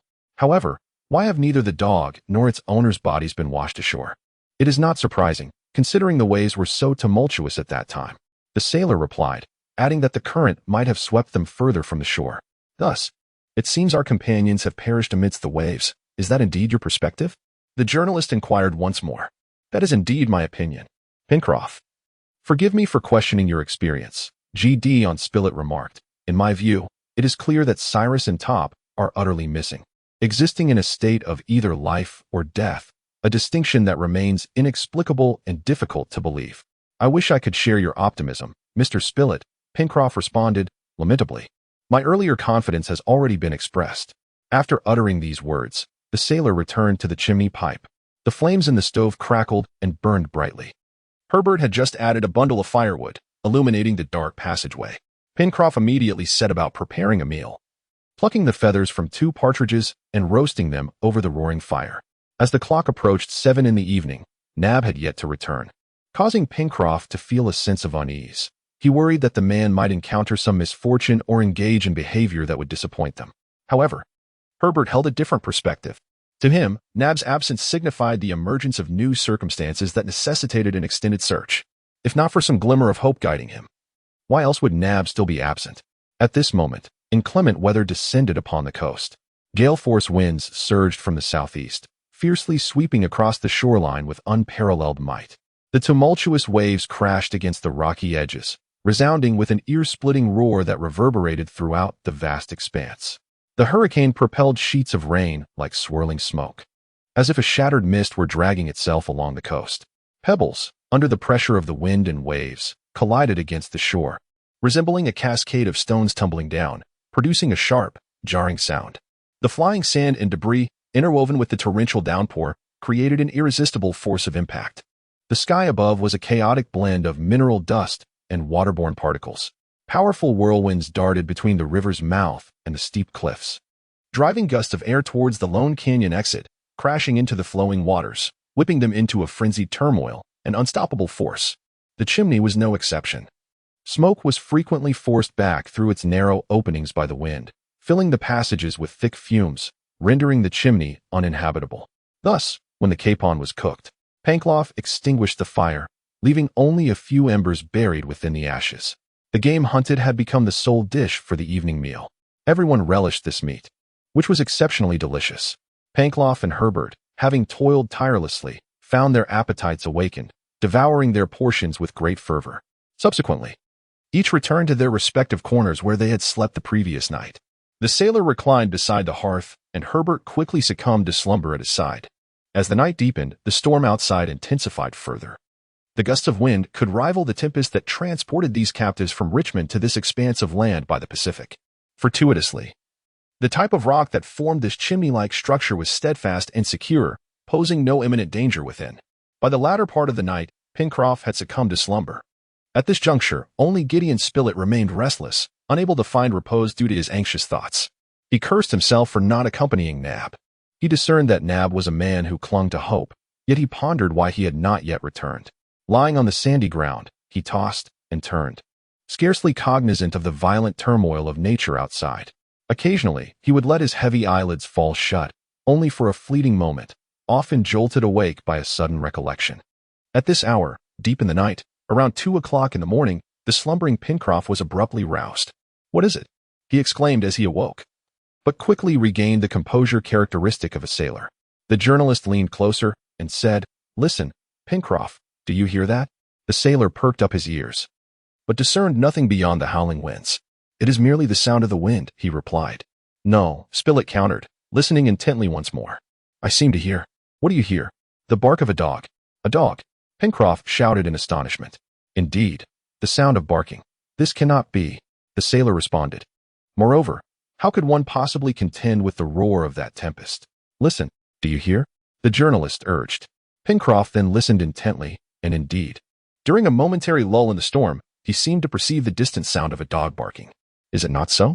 The journalist grasped the sailor's hand tightly. Indeed. Yes, Pencroff replied. It is Top. It is Top. Herbert, who had just awakened, exclaimed loudly. Thus, the three of them rushed towards the chimney flue. Though their exit was fraught with difficulty, the fierce wind buffeted them backward. Nevertheless, they managed to emerge, albeit only able to lean against the stone wall. They scanned their surroundings, speechless. The night was dense and murky, casting a shroud of obscurity over the sea, sky, and land, all indistinguishable in the profound darkness. The horizon seemed to offer no glimmer of light. For several minutes, the journalist and his companion stood there, as if overwhelmed by the howling wind. Drenched to the bone by the rain, their eyes stinging from the sand whipped up by the gusts. Eventually, they again discerned the sound of barking amidst a slight abatement of the storm, concluding that it emanated from afar. It could only be Top, making such a ruckus. Yet, was he alone there, or was someone with him? It was quite possible he was solitary, for if Nab were with him, they would have hurried towards the chimney flue. The sailor, unable to make himself heard, gently squeezed the journalist's hand, signaling him to wait a moment. He then retreated into the chimney pipe. After a short while, he emerged with a bundle of burning firewood, which he cast into the darkness, followed by a series of sharp whistles. It seemed as if the distant barking of dogs was responding to this signal, drawing nearer, and soon a dog dashed into the passageway. Pencroff, Herbert, and Gideon Spilett followed closely behind it. A bundle of dry wood was thrown onto the glowing embers, illuminating the passageway with a fierce blaze. It's Top, Herbert exclaimed. This is indeed the dog of Engineer Cyrus Smith. Yet, it was all alone. Its master and Nab were nowhere in sight. How could Top, unaware of this chimney passage, instinctively navigate his way here? Such a phenomenon seemed incomprehensible, especially amidst the vast darkness and the ferocity of the storm. Moreover, even more perplexing details emerged. Top showed no signs of fatigue or exhaustion. Not a trace of mud or sand marred his coat. Herbert pulled him close, affectionately stroking his head. The dog allowed this, nuzzling against the young man's hands. Now that the dog had been found, surely its master must also be nearby. The journalist remarked. Chapter 7. Peril in the skies, may Providence protect us. Herbert exclaimed. Let us set forth. Top will guide us. Pencroff raised no objections. He sensed that Top's arrival would overturn his previous assumptions. Let us be on our way, he declared. The night was shrouded in darkness, with wind howling and rain lashing down, perhaps at its most furious. The new moon hung in the sky, rendering it impossible for even the faintest glimmer of light to penetrate the thick clouds. At this moment, the dog Top led the way, with the reporter and the young man following closely behind, while the sailor brought up the rear. Communication became utterly impractical. As the hurricane had transformed the rain into a mist, the ferocity of the wind was truly alarming. Fortuitously, they found themselves in the embrace of a southeast wind, which blew favorably at their backs. As long as they refrained from turning around, the wind posed no hindrance to their progress. In this predicament, they often found themselves compelled to quicken their pace, for to avoid being toppled by the gusts, they had to move faster. Their spirits soared with hope, which in turn fueled their vigor. After cautiously navigating a fractured rock face, Herbert, the reporter, and Pencroff finally found a moment to catch their breath, sheltered by a bend in the rocks that shielded them from the wind. In that brief respite, they could converse freely once more. Thus, when the young man mentioned the name Cyrus Smith, Top emitted a few low barks, as if to convey that his master had been rescued. Rescued, indeed? Herbert repeatedly inquired. Are we saved, Top? In response, the dog barked once more, as if to answer. After a brief respite, they resumed their journey. No sooner had they departed from the crumbling wall than they were besieged by a ferocious gale. They hunched low, bracing against the tempest. Moving swiftly as Top led the way with unwavering determination, they headed northward, traversing the terrain unceasingly, and by 4 o'clock in the morning, it could be estimated that they had covered approximately 5 nautical miles. The ominous clouds were gradually dispersing, no longer shrouding the sky, and the moisture in the wind had diminished, rendering the atmosphere increasingly arid and bitterly cold. Clad in inadequate attire, Pencroff, Herbert, and Gideon Spilett suffered intensely from the chill. Yet, they silently gritted their teeth, resolutely following Top's lead. By 6 o'clock in the morning, daylight had broken. At this juncture, the sailor and his companions were about 6 nautical miles away from the chimney stack. They were traversing a remarkably flat beach, bordered by numerous rocky formations. To the left of the beach, several sand dunes adorned with thistles created an uneven terrain. This coastal area was seldom interrupted, save for the vast ocean's barriers and a series of irregular hills, sparsely dotted with trees that climbed upward, overlooking the west. The branches of these trees reached out in that direction, stretching toward the horizon. At that moment, Top became evidently restless. It dashed ahead, only to return to the sailor, as if urging him to quicken his pace. The dog then departed from the beach, unhesitatingly racing towards the dunes. The others followed Top. It appeared that this place was indeed desolate, devoid of any living creature in the vicinity. The edges of the dunes were vast, composed of undulating little hills. The entire landscape resembled a miniature Swiss model crafted from sand, navigable only by those endowed with an extraordinary instinct to avoid losing their way amidst it. 5 minutes after leaving the beach, the journalist and his 2 companions arrived at what seemed to be an excavated entrance, located behind a prominent dune. Upon reaching this point, Top halted and emitted a sharp bark. Spilett, Herbert, and Pencroff promptly moved toward the entrance. Nab was inside, kneeling beside a body resting on a bed of grass. The body was that of Cyrus Smith. Cyrus Smith was alive. Nab's account, footprints, an enigma to unravel. Cyrus Smith's first words, examining the footprints, returning to the chimney shaft, leaving Pencroff astounded. While Nab remained motionless, the sailor posed a single question to him. "Is he alive?" he cried out. Nab offered no reply. Gideon Spilett and Pencroff's faces turned pale. Herbert clenched his hands tightly, standing frozen in shock. However, the unfortunate man appeared to be engulfed in anguish, wholly oblivious to his companions and deaf to the words of the sailor. The journalist knelt beside the lifeless form of the engineer, unfastening his clothing and pressing his ear against the man's chest. A minute, like an eternity, elapsed as he strained to discern even the faintest flutter of a heartbeat. Nab slowly straightened, his eyes wide with disbelief.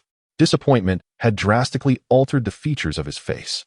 The toll of fatigue and the torment of suffering rendered Nab nearly unrecognizable. At that moment, he mournfully believed that his master had succumbed to death. After a prolonged and meticulous examination, Gideon Spilett rose to his feet. "He lives," he declared. Pencroff then knelt beside Cyrus Smith. He too placed his ear against the engineer's chest and heard the faint thumping of a heartbeat. Immediately, he pressed his lips to those of the engineer, faintly sensing a breath escaping. Upon hearing the journalist's words, Herbert dashed outside in search of water. 100 paces away lay a crystal-clear stream, its waters purified by the rain of the previous night. Alas, there was nothing to hold the water. Not even a single shell could be found among the dunes. The young man had no choice but to soak his handkerchief in the stream, returning swiftly to the cave. Fortunately, the damp handkerchief was sufficient, merely requiring it to moisten the engineer's lips. The slight coolness of the water almost instantaneously elicited a response. A breath escaped from Cyrus Smith's chest, and it even seemed as though he was attempting to speak. "We shall surely revive him," remarked the journalist. Upon hearing this, Nab reignited his hope. He unfastened his master's clothing to inspect for any wounds on his body. Given that Cyrus Smith had likely been cast down among those jagged rocks, it was astonishing that his head, torso, and limbs bore no signs of injury. Not even a scrape upon his skin. Furthermore, his hands were entirely unscathed, a fact equally perplexing. This engineer had exerted himself immensely to navigate past the rocky outcrop. Yet not a single mark was left upon him. Nevertheless, an explanation for this peculiar situation might soon present itself, as once Cyrus Smith regained the power of speech. He would recount the events leading to this moment. At present, the priority was to rouse him from his stupor. Perhaps massage would achieve this. They employed the coarse fabric of the sailor's work shirt for this purpose. Through the persistent kneading of such a rugged material, warmth began to permeate, and the engineer slightly moved his arm, his breathing gradually returning to a more regular rhythm. He may have succumbed to unconsciousness from sheer exhaustion. Without the arrival of the journalist and his companions, Cyrus Smith would undoubtedly have slipped into a deeper state of oblivion. "Did you truly believe your master was dead?" the sailor inquired of Nab. "Yes, dead." Nab stated that had Top not found you, had you not arrived, he would have buried his master and followed him into death. Everyone now understands the reason behind Cyrus Smith's survival. At this juncture, Nab recounted the sequence of events. The night prior, after departing from the chimney at dawn, he ascended the coastline once more, heading northwest towards the section of shore he had previously visited. Nab admitted that he was not filled with hope at that moment. He searched along the coast, among the rocks and on the beach, merely seeking a faint clue. In a seemingly untouched area, he searched for an extended period, yet found nothing, no signs or traces. Eventually, he resolved to continue walking along the coast for several more nautical miles, as the currents might wash a body further ashore. I traversed an additional 2 nautical miles along that coastline, scrutinizing every spot, but still discovered nothing. It was only yesterday, as evening approached around 5 o'clock, that I finally spotted some footprints in the sand. Some footprints? Pencroff exclaimed. Indeed, Nab replied. Did these footprints begin at the rocks? The journalist inquired. No, Nab responded. They appeared solely on the tidal flats, as the other footprints between the flats and the rocks must have been washed away by the tide. Please continue, Nab. Giddling Spile requested. The moment I beheld those footprints, I was overwhelmed with joy. The footprints were distinctly discernible, leading unwaveringly towards the dunes. I hastened along this trail, both seeking and fretting, fearful that these traces might become obscured. After a span of 5 minutes, as dusk enveloped the landscape, I was suddenly startled by the sound of a dog barking. It was Top, who guided me to this very spot, beside my master. When Nab concluded his account, he expressed the profound sorrow that engulfed him upon recognizing the still form. He had desperately hoped to find a glimmer of life remaining within that body. Initially, he sought the lifeless remains of his master, yet upon discovery, he yearned for his vitality. He had exerted every effort to rescue his beloved master, but to no avail. Ultimately, he was left with the sorrowful task of bidding farewell to the one he cherished, now departed. At that moment, Nab contemplated his companions, pondering whether they might wish for one final glimpse of this unfortunate soul. Top was at his side. Could one not trust in the sagacity of such a loyal creature? Nab repeatedly uttered the name of the journalist, for amongst the engineer's companions, Top was most familiar with that name. He then gestured towards the southern coast, and the dog immediately surged in the direction indicated by Nab. It became evident to all that, guided by an almost magical instinct, Top reached the chimney pipe, a place it had never visited before. Nab's companions listened intently to this narrative. For them, there exists a certain enigma that defies explanation. Cyrus Smith must have exerted considerable effort to navigate through the tumultuous waves and circumvent the treacherous reefs to reach the shore. Yet he bore not a single scratch upon his body. Even more perplexing is the fact that he had traversed over a nautical mile from the coast to arrive at this concealed cave nestled among the sand dunes. Then, Nab, remarked the journalist, it was not you who brought your master to this location? No, it was not I, Nab replied. Clearly, Cyrus Smith arrived here all on his own. Pangloss interjected. This is evident, Giddling Spile reminded them. Yet, in truth, it is utterly inconceivable. We shall only receive clarification when the engineer regains the ability to speak. For that, we must await the restoration of his speech.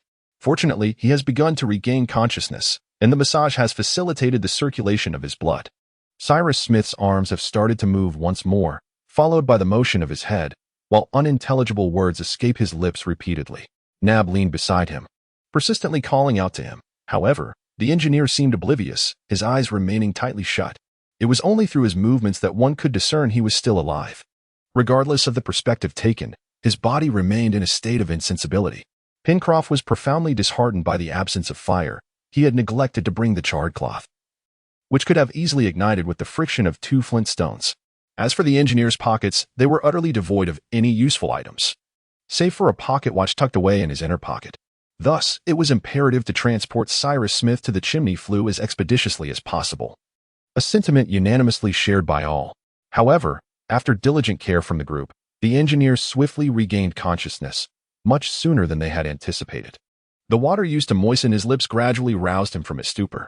Pencroff then recalled the piece of grouse he had brought, intending to blend the juices with water. Herbert promptly dashed to the beach and returned with 2 sizable bivalve mollusks. The sailor concocted a mixed beverage and carefully administered it to the engineer's lips, who eagerly suckled the mixture. At that moment, his eyes fluttered open.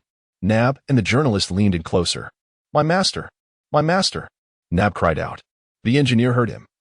Recognizing both Nab and Spilett, followed by the other 2 companions, Herbert and the sailor, he appeared genuinely delighted, gently patting their hands with his own. Subsequently, a few words escaped his lips once more, likely the very words he had uttered before, words that evidently reflected his ongoing thoughts, perhaps even his lingering concerns. This time, those words were distinctly clear. Is it an island or a continent? He spoke in a hushed tone. Ah, exclaimed Pencroff, unable to contain his astonishment. What of genuine islands or continents? We have encountered neither. As long as you are alive, Mr. Cyrus, are we to discern between islands and continents? In due time, We shall surely understand. The engineer nodded slightly in agreement, then seemed to drift into a slumber. None disturbed his repose, and the journalist was promptly preparing to relocate him to more favorable conditions. Nab, Herbert, and Pencroff departed the cave together, making their way toward an elevated sand dune crowned with a few stunted trees. As they walked, the sailor could not help but repeatedly ponder aloud. Is it an island or a continent? Even the last breath of life is consumed by this question. What a remarkable individual he is! Upon reaching the summit of the dune, Pencroff and his two companions, lacking tools, resorted to using their hands to pry off a sizable branch from a rather feeble tree, a type of coastal pine stunted by the relentless wind. They fashioned a litter from these branches, which, once adorned with leaves and grass, would serve to carry the engineer. When they returned to his side, he was awakening from what many presumed to be a deep slumber. His cheeks, once ashen and lifeless, now bore a hint of color. He gradually regained his composure, surveying his surroundings as if inquiring about his current whereabouts. A group of individuals were filled with joy upon confirming that Cyrus Smith was capable of speech and comprehension. They first offered him several pieces of tender chicken jelly, seizing the opportunity for the journalist to recount the events that transpired after their separation. In this context, Cyrus Smith, still speaking in a faint voice, inquired, "Was it not you who rescued me from the beach?" "No," replied the journalist. "And was it not you who brought me back to this cave?" "Neither," came the answer. "Then, how far is this cave from those rocks?" "Approximately half a mile," responded Pencroff. "Mr. Smith, if it seems strange to you, we too find it quite astonishing to see you here." Chapter 8. The Perils of the Skies. "Indeed," the engineer replied, gradually regaining his vitality and interest in such peculiar details. "It is indeed strange. However," the sailor continued, "please tell us about your experiences after being swept away by the tide, if you would." Cyrus Smith fell into deep contemplation. His knowledge of the events was scant. After the colossal waves of the tide had wrenched him from the net of the balloon, he initially sank several meters beneath the surface. Upon resurfacing, in that dim light, he sensed a creature moving alongside him. It was Top, who had plunged down to rescue him. When he opened his eyes, the balloon was nowhere to be seen. At that moment, he was valiantly swimming on the surface of the sea, exerting every ounce of his strength to wrestle against the waves. Top, gripping onto his clothing, prevented him from sinking. However, suddenly, a fierce current surged toward him, propelling him northward. After enduring a grueling struggle for half an hour, he, along with the faithful Top who was dragging him, sank into the depths of the ocean. From that moment until he awoke in the embrace of his friend, he could recall nothing. At that time, Pencroff continued, "You must have been washed ashore, and you undoubtedly walked here on your own, for Nab discovered your footprints." "Yes, that must be the case," the engineer responded thoughtfully. "So you found no signs of life on this coastline?" "None," replied the journalist. "Moreover, if someone had fortuitously encountered you and rescued you, why would they abandon you here after your rescue?" "You are correct, my dear Spilett. Tell me, Nab?" The engineer turned to his servant and continued, "It is not you. You would not be so distracted, in such a state of absent-mindedness." "No, that is preposterous. Are there still any of those footprints remaining?" Cyrus Smith inquired. "Yes, my master," Nab replied. "There are some at the cave entrance, in a place sheltered from the wind and rain. The other footprints have been washed away by the storm." "Pencroff," Smith said, "please take my shoes and measure them against those footprints to see if they correspond perfectly." The sailor complied with the engineer's request. As Nab led him and Herbert towards the location of the footprints, Cyrus Smith remarked to the journalist, "Some of the occurrences here are difficult to explain." "Indeed, they are perplexing," replied Gideon Spilett. "Let us not press for explanations at this moment. My dear Spilett, we shall discuss such matters later." After a while, the sailor, Nab, and Herbert returned. Without a doubt, the engineer's shoes matched the preserved footprints perfectly. "Well," he said, "it appears I was delusional. I thought Nab had made an error. I must have been walking in a trance, completely unaware, and it was Top who rescued me from the waves and brought me here. Come here, Top. Come here, my dog." The splendid dog bounded joyfully towards his master, barking as Smith lavished affection upon him. At this point, there remained no other explanation for the engineer's rescue. It was entirely attributed to Top, which everyone deemed fitting. By midday, after consulting the engineer's consent, they all gathered to carry him back to the chimney pipe. To everyone's astonishment, they discovered that the dreadful storm from the previous night had transformed the landscape, causing significant rockfalls in the area.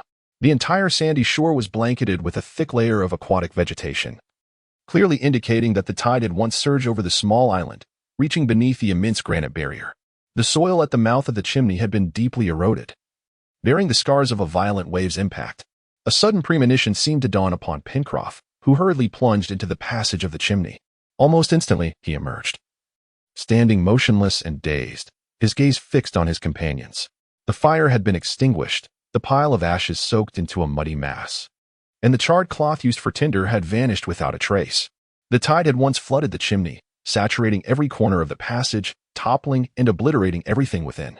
Cyrus was there, Pencroff's endeavor, kindling wood, whether it was an island or the mainland, plans of the engineer, at which point in the Pacific, amidst the forest, Italian five-needle pine, one fortunate wisp of smoke.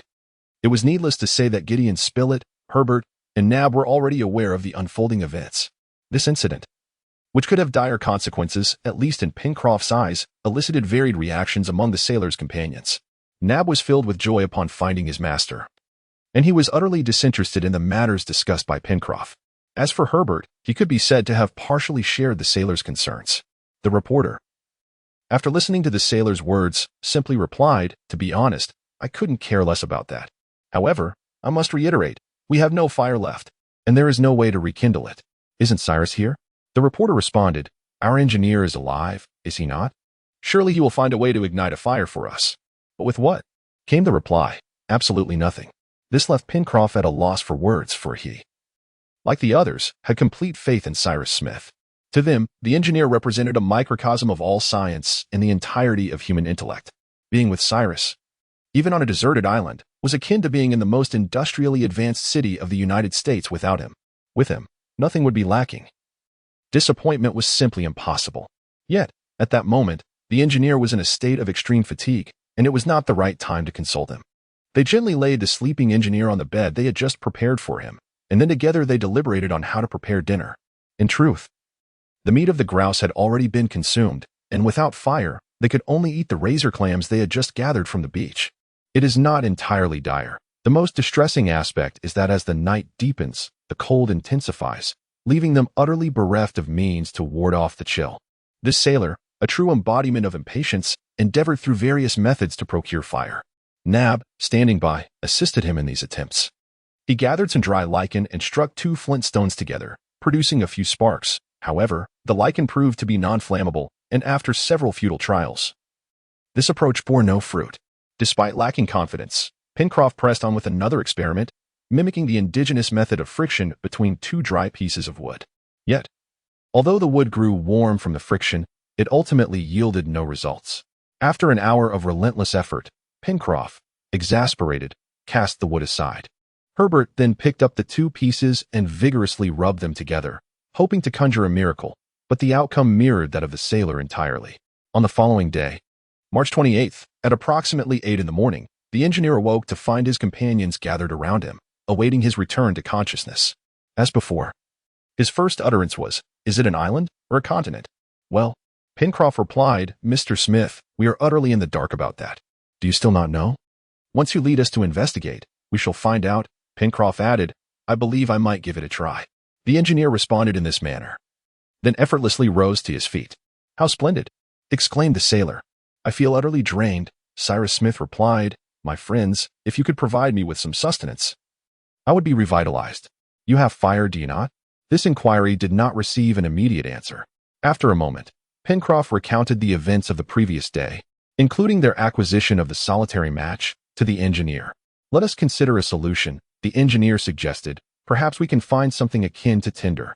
"But how would we procure that?" the sailor inquired. "If we cannot find it, we might create matches ourselves." "Chemical matches?" "Indeed, chemical matches. That is not overly complicated," the journalist proclaimed, patting the sailor on the shoulder. Subsequently, they all ventured outside the cave. At that moment, the weather turned fair once more, as a crimson sun began its ascent from the horizon, casting a golden glow upon the cliffs, rendering them extraordinarily beautiful. The engineer surveyed his surroundings and settled upon a relatively flat rock. Herbert handed him a handful of mussels and seaweed, stating, "This is all we have, Mr. Smith." "Thank you," Cyrus Smith replied. "This will suffice for this morning." He then bowed his head to consume the coarse fare, sipping from the cool water drawn from the stream with a large shell. His companions gazed at him in silence. After hastily satisfying his hunger, Cyrus Smith crossed his arms and remarked, "It seems, my friends, that you are still unaware whether we find ourselves on an island or a continent." "Not in the slightest," replied the young man. "We shall know by tomorrow," the engineer stated, "and until then, there is nothing more to be done." "Oh, but there is," Pencroff interjected. "And what might that be?" inquired the engineer. "It's about making a fire," the sailor responded, the thought persistently occupying his mind. "We will certainly be able to make a fire, Pencroff," Cyrus Smith replied. "Did you not see the tall mountain to the west as you transported me yesterday?" "Indeed, we did," Gideon Spilett responded. "It is quite a lofty peak." "Very well," the engineer continued. "Tomorrow we shall ascend that mountain's summit, and then we shall ascertain whether we are on an island or a continent." Once more he declared, "There is nothing more to be done." After a brief moment of contemplation, Cyrus Smith resumed, "My friends, our predicament may be unfortunate, yet it is remarkably straightforward. We are either on a continent or an island. If we find ourselves on the mainland, we can seek out a populated area. However, if we are on an island, two scenarios arise. Should the island be inhabited, we could rely on the assistance of its residents to extricate ourselves from our predicament. Conversely, if the island is deserted, we would be compelled to rely solely on our own resources to resolve our plight."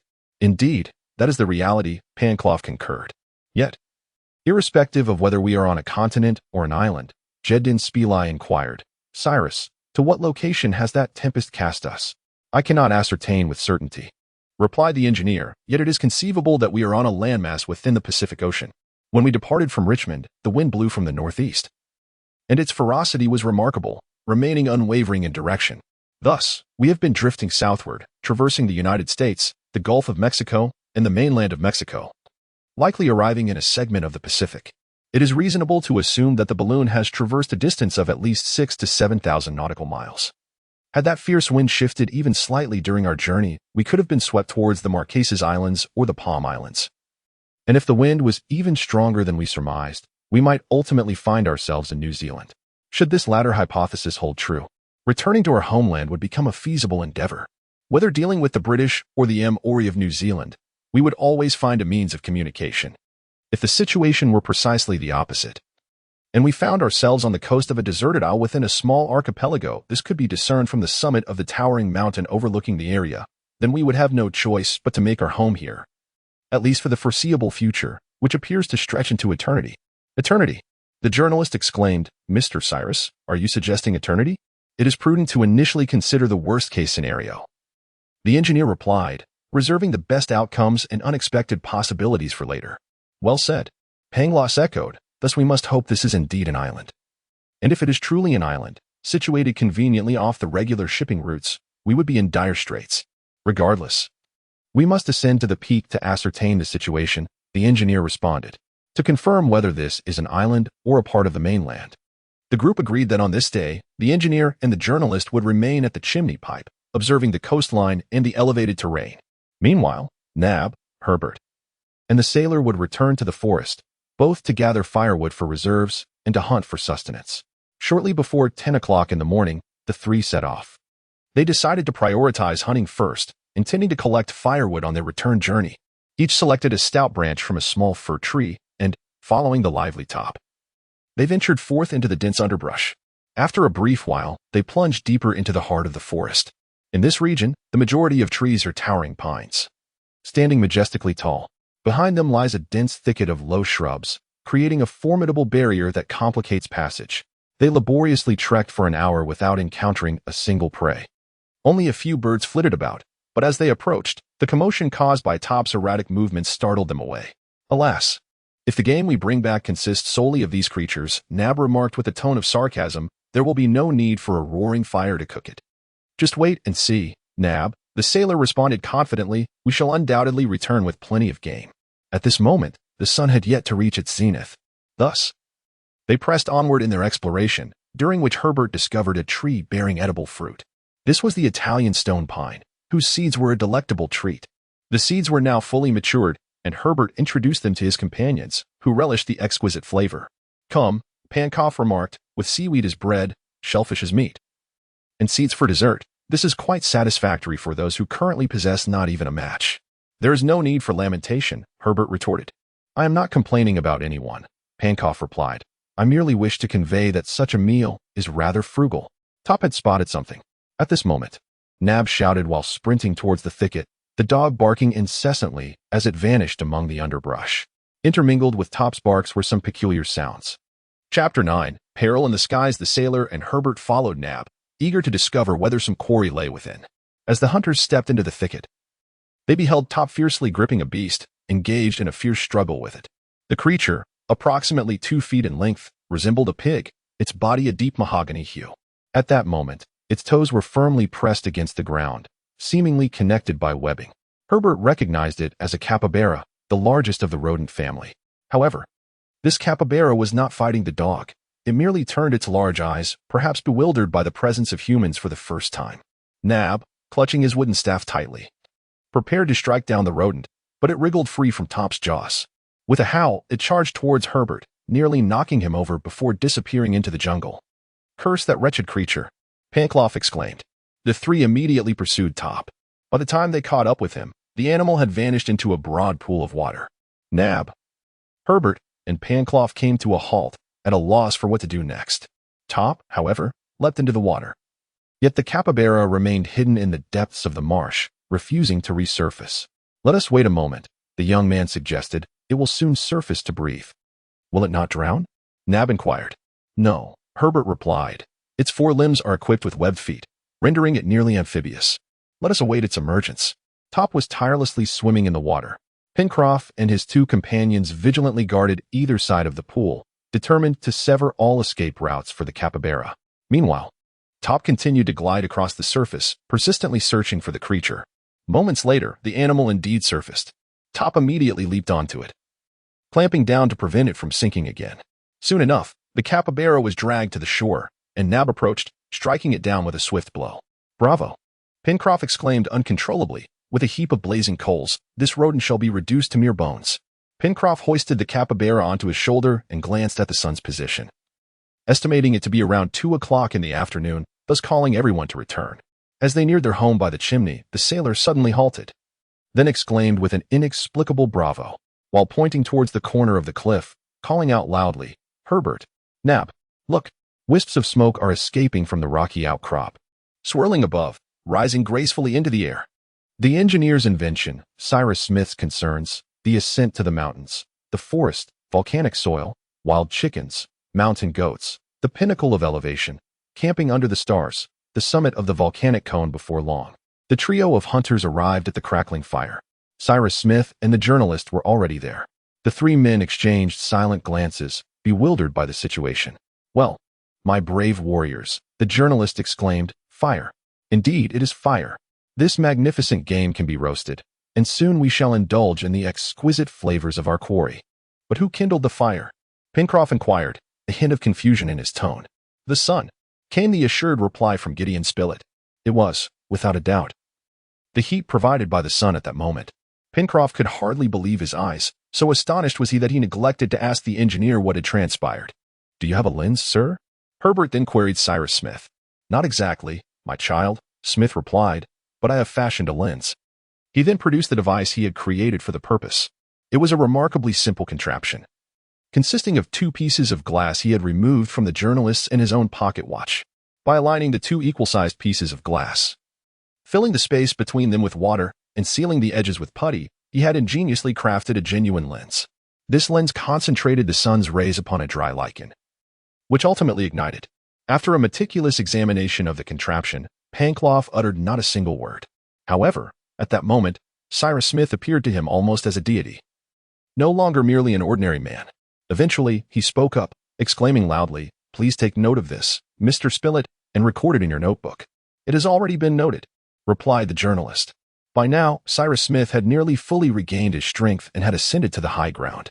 He stood atop this elevation, gazing intently at the volcanic cone, the very place he intended to scale by the morrow. This peak lay approximately 6 nautical miles to the northwest, with an estimated altitude of 3,500 feet.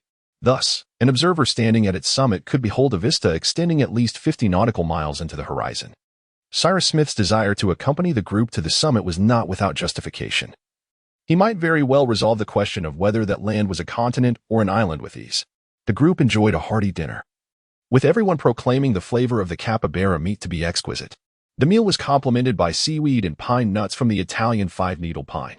During dinner, the engineer spoke little, preoccupied with thoughts of the following day. At 7:30 in the morning, all the explorers set off from the chimney-like conduit, armed with their staffs. Pencroff suggested they retrace their steps through the forest they had previously traversed, even if they would take a different route on their return. The others agreed, and Cyrus Smith, along with his companions, arrived at the western edge of the forest. They then ventured into the forest, spending approximately an hour navigating through its depths. Upon emerging from the thicket, the mountain they sought revealed itself before their eyes. This majestic peak boasted two volcanic cones. The first cone rose sharply at about 2,500 feet, supported by a series of undulating ridges, with numerous valleys formed in between, each adorned with towering trees. The last cluster of trees ascended resolutely, reaching the very summit of the first cone. The second volcanic cone, perched atop the first, presented a slightly rounded apex, leaning to one side, reminiscent of a grand hat resting atop an ear. This cone appeared to be composed of barren earth, interspersed with patches of pale red rock in various locales. They agreed that their destination would be the summit of this second cone, with the optimal route ascending along the ridge of the supporting spurs. "We are currently in a volcanic region," Cyrus Smith proclaimed, leading his companions as they began their steady ascent along the spine of a ridge. The path meandered gently towards the first elevated point, making their trek relatively manageable. As they reached the base of the slope, Herbert discovered large footprints, recently made by some formidable creature. "These beasts may not readily relinquish their territory to us," exclaimed Pencroff. "Well then," replied the journalist, who had previously hunted tigers and lions, "we will find a way to contend with them. However, we must exercise extreme caution." Thus, they continued their ascent, proceeding with deliberate care. The path has now become increasingly winding and fraught with obstacles, rendering direct ascent impossible and making the journey appear interminable. At times, sudden cliffs emerge, necessitating a detour that consumes both time and energy. By noon, they took respite beneath a broad expanse of fir trees to enjoy their midday meal. At this juncture, they were still halfway to the first elevated terrain, suggesting that it was likely they would reach this highland only as dusk descended. At 1 p.m., the ascent resumed. They were compelled to navigate southwestward, re-entering the thick underbrush. Here, several pairs of game birds flitted through the trees, wild fowl of similar size to domestic chickens, their throats adorned with fleshy wattles. The hens were entirely brown, and with deft agility, Gideon Spilett took aim and struck down a wild fowl with a single shot. Pencroff, famished from the climb, had long been salivating at the sight of these birds. After departing from the thicket, they constructed a makeshift ladder to scale a steep incline of approximately 100 feet, ultimately reaching a plateau. From there, they turned eastward. Further ascent would require a convoluted route due to the steepness of the slope. Numerous animal tracks were visible, indicating that the agile and sure-footed chamois or Pyrenean ibex frequently visited this highland. Indeed, they soon spotted several, though Pencroff refrained from naming them, instead exclaiming, "Look, some sheep." Everyone came to a halt, as not far from them stood a half-dozen majestic creatures. Their robust horns curved backward, and their smooth, brown fur concealed a fluffy undercoat. These were not the ordinary sheep one might expect, but rather a wild species native to temperate mountainous regions, which Herbert had aptly named the ibex. "Do they possess the legs and loin of sheep?" inquired one sailor. "Indeed," Herbert replied. "Well then, that makes them sheep," exclaimed Pencroff. The animals stood motionless, gazing in astonishment at the explorers, as if encountering these bipedal beings for the very first time. Suddenly, they appeared to become alert, leaping into the rocky outcrops and vanishing without a trace. "Farewell," Pencroff called out in a comically exaggerated tone, prompting laughter from his companions. The ascent continued. Observations revealed traces of lava stones on some slopes, with varying depths of columnar joints atop the lava. As they neared the first elevation, the difficulty of the climb increased, owing to the conical shape of the volcanic structure. By around 4 o'clock, they had passed the last wooded area. Now, the explorers were merely 500 feet from their intended high point. However, due to the winding and convoluted path they had to navigate, the actual distance they needed to cover had extended to over 2 nautical miles. They stumbled slightly as they progressed. At last, as dusk gradually descended and the sky darkened, Cyrus Smith and his companions finally reached the elevated ground of the first volcanic cone. After 7 arduous hours of climbing, they were utterly fatigued. Their immediate priorities were to dine and then find a suitable place to rest. They quickly consumed the remnants of the previous meal, some water sausage and a generous portion of Italian pine nuts, finishing before 6:30 in the evening. At this juncture, Pencroff and Nab remained behind to organize the campsite, while Gideon Spilett recorded the day's events. Meanwhile, the engineer, disregarding his exhaustion, took Herbert and began to traverse the perimeter of the high ground, heading northward. He sought to ascertain whether he could circumvent the base of the volcanic cone and ascend to its lofty summit. If such a feat were unattainable, it would mean they could not behold the western aspects of the region, thus rendering their expedition incomplete. The night was beautiful and tranquil, with the surroundings not yet shrouded in darkness. Cyrus Smith and the young man walked closely together in silence. Certain areas of the high ground were expansive, while others were obstructed by heaps of debris, leaving only a narrow, winding path. After 20 minutes of this trek, Cyrus Smith and Herbert found themselves compelled to halt. For the two volcanic cones began to converge, and there was no longer a ridge to divide the peak into two distinct halves. The slope of this location approached an impressive 70 degrees, rendering it impossible to circumvent. Consequently, the engineer and the young lad had no choice but to ascend directly up the volcanic cone. In fact, before them lay a profound depression in the elevated terrain, revealing a weathered volcanic crater.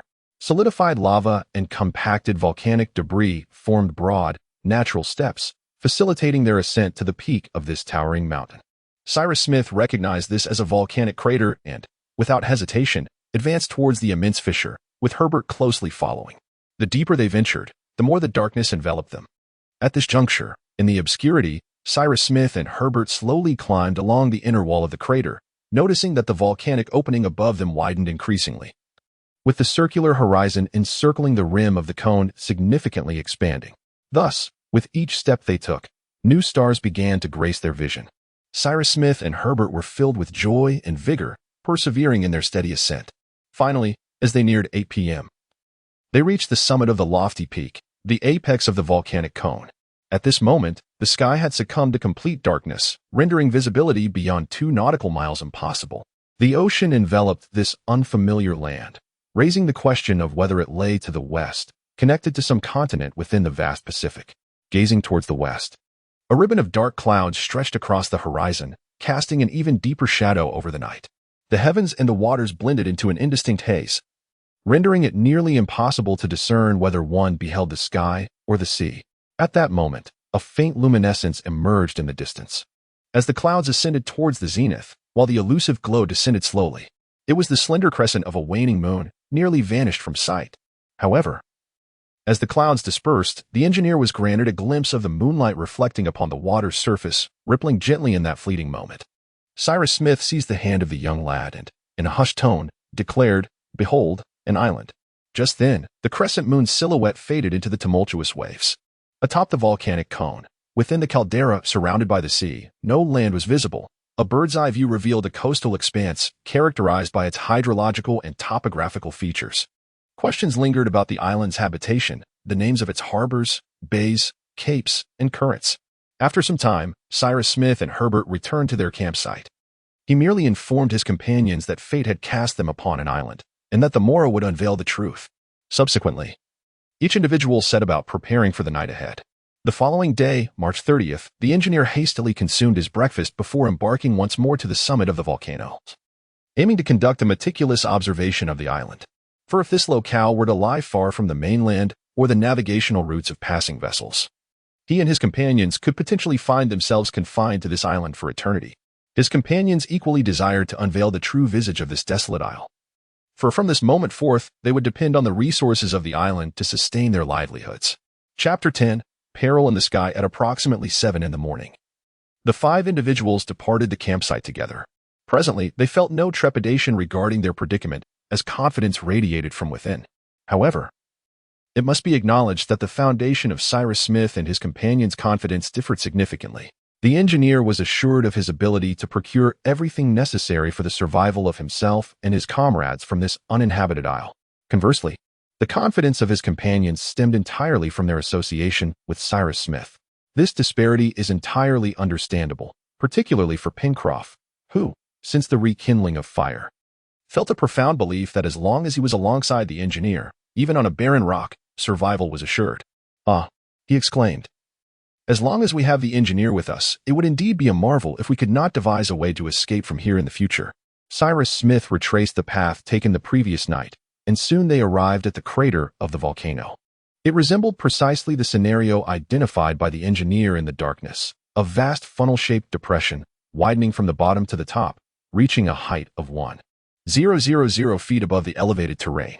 Beneath the fissure, broad and thick lava flows meandered down from either side of the peak, leaving behind traces across the northern part of the island.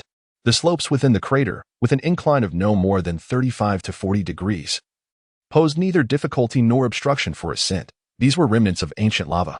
As for the subterranean layer that connected with the crater to form this volcanic conduit, its depth remained indeterminate to the naked eye, for the interior of the pipe was shrouded in darkness.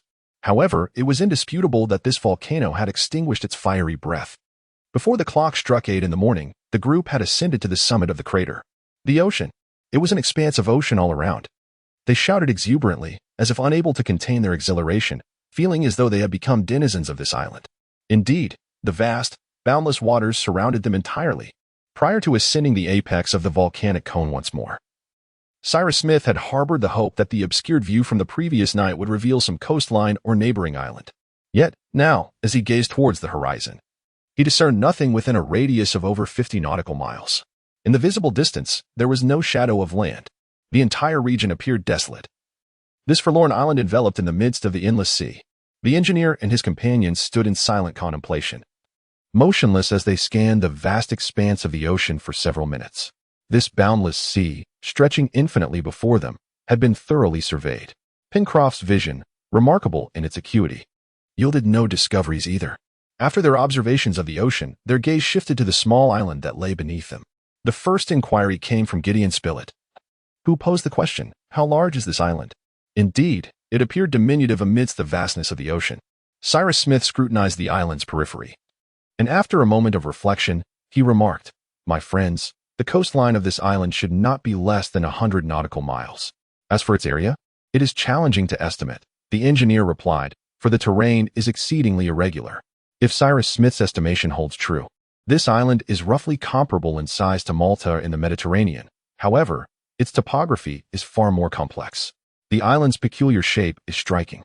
Following the engineer's suggestion, Gideon Spilett sketched the outline of the island, which at first glance resembled an oddly formed creature, akin to a colossal beast of the order Pterosauria, slumbering upon the surface of the Pacific. The eastern coast of this island, where the castaways made landfall, is indented, creating a wide harbor, at the end of which lies a promontory to the southeast. To the northeast of the small island, two capes embrace a bay, with a slender strait nestled between them, resembling a shark's mouth slightly ajar.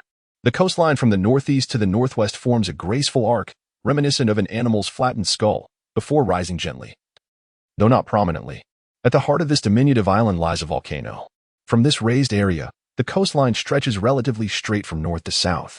Surrounding a slight indentation in the coast is a narrow cove, its shoreline akin to the tail of a gigantic alligator. This tail extends over 30 nautical miles into the sea, forming a true peninsula, its starting point located at the southeastern tip of the island. The peninsula curves elegantly from the southeast, creating an expansive harbor in the lower section of the uniquely shaped coastline, providing a temporary refuge for vessels. The narrowest point on the island lies between the chimney pipe and the recently surveyed cove on the west coast, measuring merely 10 nautical miles, however, the longest stretch, from the northeastern strait to the southwestern tip of the peninsula, spans no less than 30 nautical miles. The interior of the island presents a similar scene. From the towering peak to the coast, the southern slope is lush with verdant trees, while the northern slope is dry and sandy. Between the volcano and the eastern coastline, observers are astonished to discover a lake, surrounded by a multitude of green trees. From this vantage point, the lake appears to be at the same level as the sea. However, after a moment of contemplation, the engineer informed his companions that the surface of the lake is situated approximately 300 feet above sea level. As the coastline extends towards the high ground where the lake is nestled. "Is this a freshwater lake?" Pangloss inquired. "It must be," the engineer replied, "for one can surmise that the lake's waters flow down from the mountains." "Look, there is a small stream entering the lake," Herbert pointed out. "This brook must be seeping through from the western ridges." "Indeed," Cyrus Smith responded, "since this stream continually flows into the lake. There should be an outlet on the seaside of the lake where excess water is discharged when it becomes too full. We shall ascertain this upon our return." To these adventurers, it appeared that the water system on this island comprised at least this small stream and the previously acknowledged watercourse. Yet, much of the island is shrouded in trees, forming expansive forested areas, suggesting the possibility of other rivers flowing into the sea.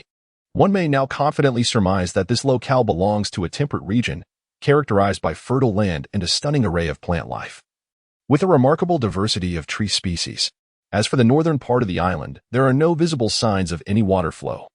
Perhaps there are some puddles in the marshy areas to the northeast, but that may be the extent of it.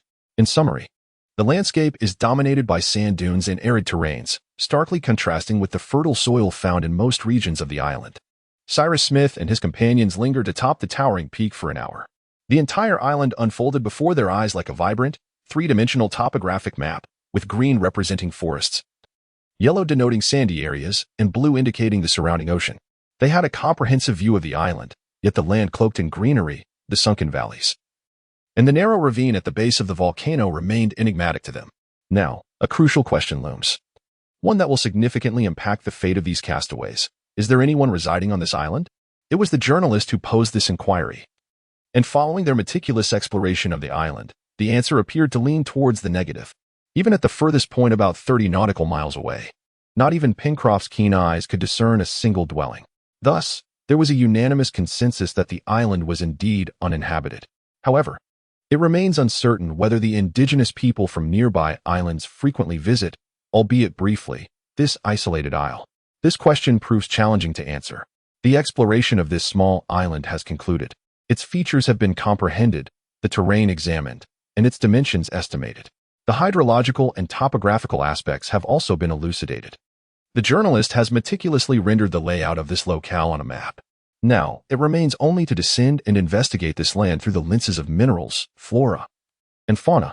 However, before his companions make their descent, Cyrus Smith addressed them with a tone both grave and composed. My friends, we are now irrevocably connected to this narrow strip of land before us. It is here that we shall commence our future existence, and it may well extend for a considerable duration. Should a ship happen to pass by in the future, we might unexpectedly find salvation. I say occasionally, for this island appears inconsequential. It lacks even a harbor suitable for ships to anchor, and it likely lies beyond the usual maritime routes, rendering the chance of any vessel arriving here exceedingly slim. I harbor no intention of concealing our current predicament from you. You speak wisely, dear Cyrus. The journalist responded with palpable emotion. You must know that you are among men of fortitude. They trust you, and you can rely on them. Is that not so? My friends? I shall heed your guidance, Herbert declared, grasping the engineer's hand. Wherever you lead, I shall follow, Nab exclaimed. As for me, the sailor remarked, whatever you command me to do, should I fail to perform my duties diligently, I would no longer be Pencroft. However, if you wish, Mr. Smith, we could transform this island into a miniature America. Yet, I have a request at present. What request? The journalist inquired. It is that we no longer be viewed as castaways, but rather as settlers who have come here to cultivate the land.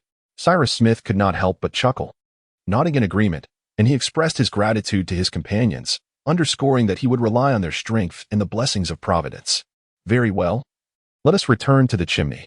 Pencroft then called out loudly. Please hold on for a moment, my friends, the engineer replied. I believe we ought to bestow names upon this small island, along with its capes, promontories, and waterways. Excellent, the journalist remarked. This will certainly simplify our future references. Indeed, Herbert added. For instance, we could name it Chimney. Precisely. Pencroft responded, that name rolls off the tongue quite easily. It was conceived by mere happenstance. Mr. Cyrus, shall we designate our first campsite as Chimney? Very well, Pencroft, since you have named it thus, I see no reason to object. Splendid. As for other matters. At this moment the sailor, in high spirits, continued, Herbert once recounted to me the tale of Robinson Crusoe. I propose we name these places similarly, calling them Heaven-S Harbor, Sperm Whale Point, Cape Disappointment. Or we might honor our own names as well, Herbert replied, suggesting names such as Smith, Spilett, or Nab. Use my name, Nab exclaimed, revealing his pearly whites. Why not? Pencroft responded, Nab Harbor sounds splendid. We could also have Cape Gidding. I would relish borrowing place names from my homeland, the journalist replied, as it would evoke memories of America. Everyone's suggestions were commendable, and Cyrus Smith added, I too endorse the idea of naming those harbors or oceans. For instance, we might designate the expanse of harbor to the east as United States Harbor, the indentation of the southern coast as Washington Harbor, the peak we currently stand upon as Franklin Peak, and the lake we behold before us as Grant Lake. These names would remind us of our homeland and the great citizens who are currently fighting for it. Now, regarding the rivers, bays, capes, and points we can see from this mountaintop, I believe we could name them according to their shapes. This would not only make them easier to remember but also align with practicality. Regarding the various streams within the forest, we remain largely in the dark. Further exploration of these woods is necessary, along with the potential discovery of small inlets that we shall name upon their eventual revelation. My friends, what are your thoughts on this? The engineer's proposal received unanimous approval from his companions.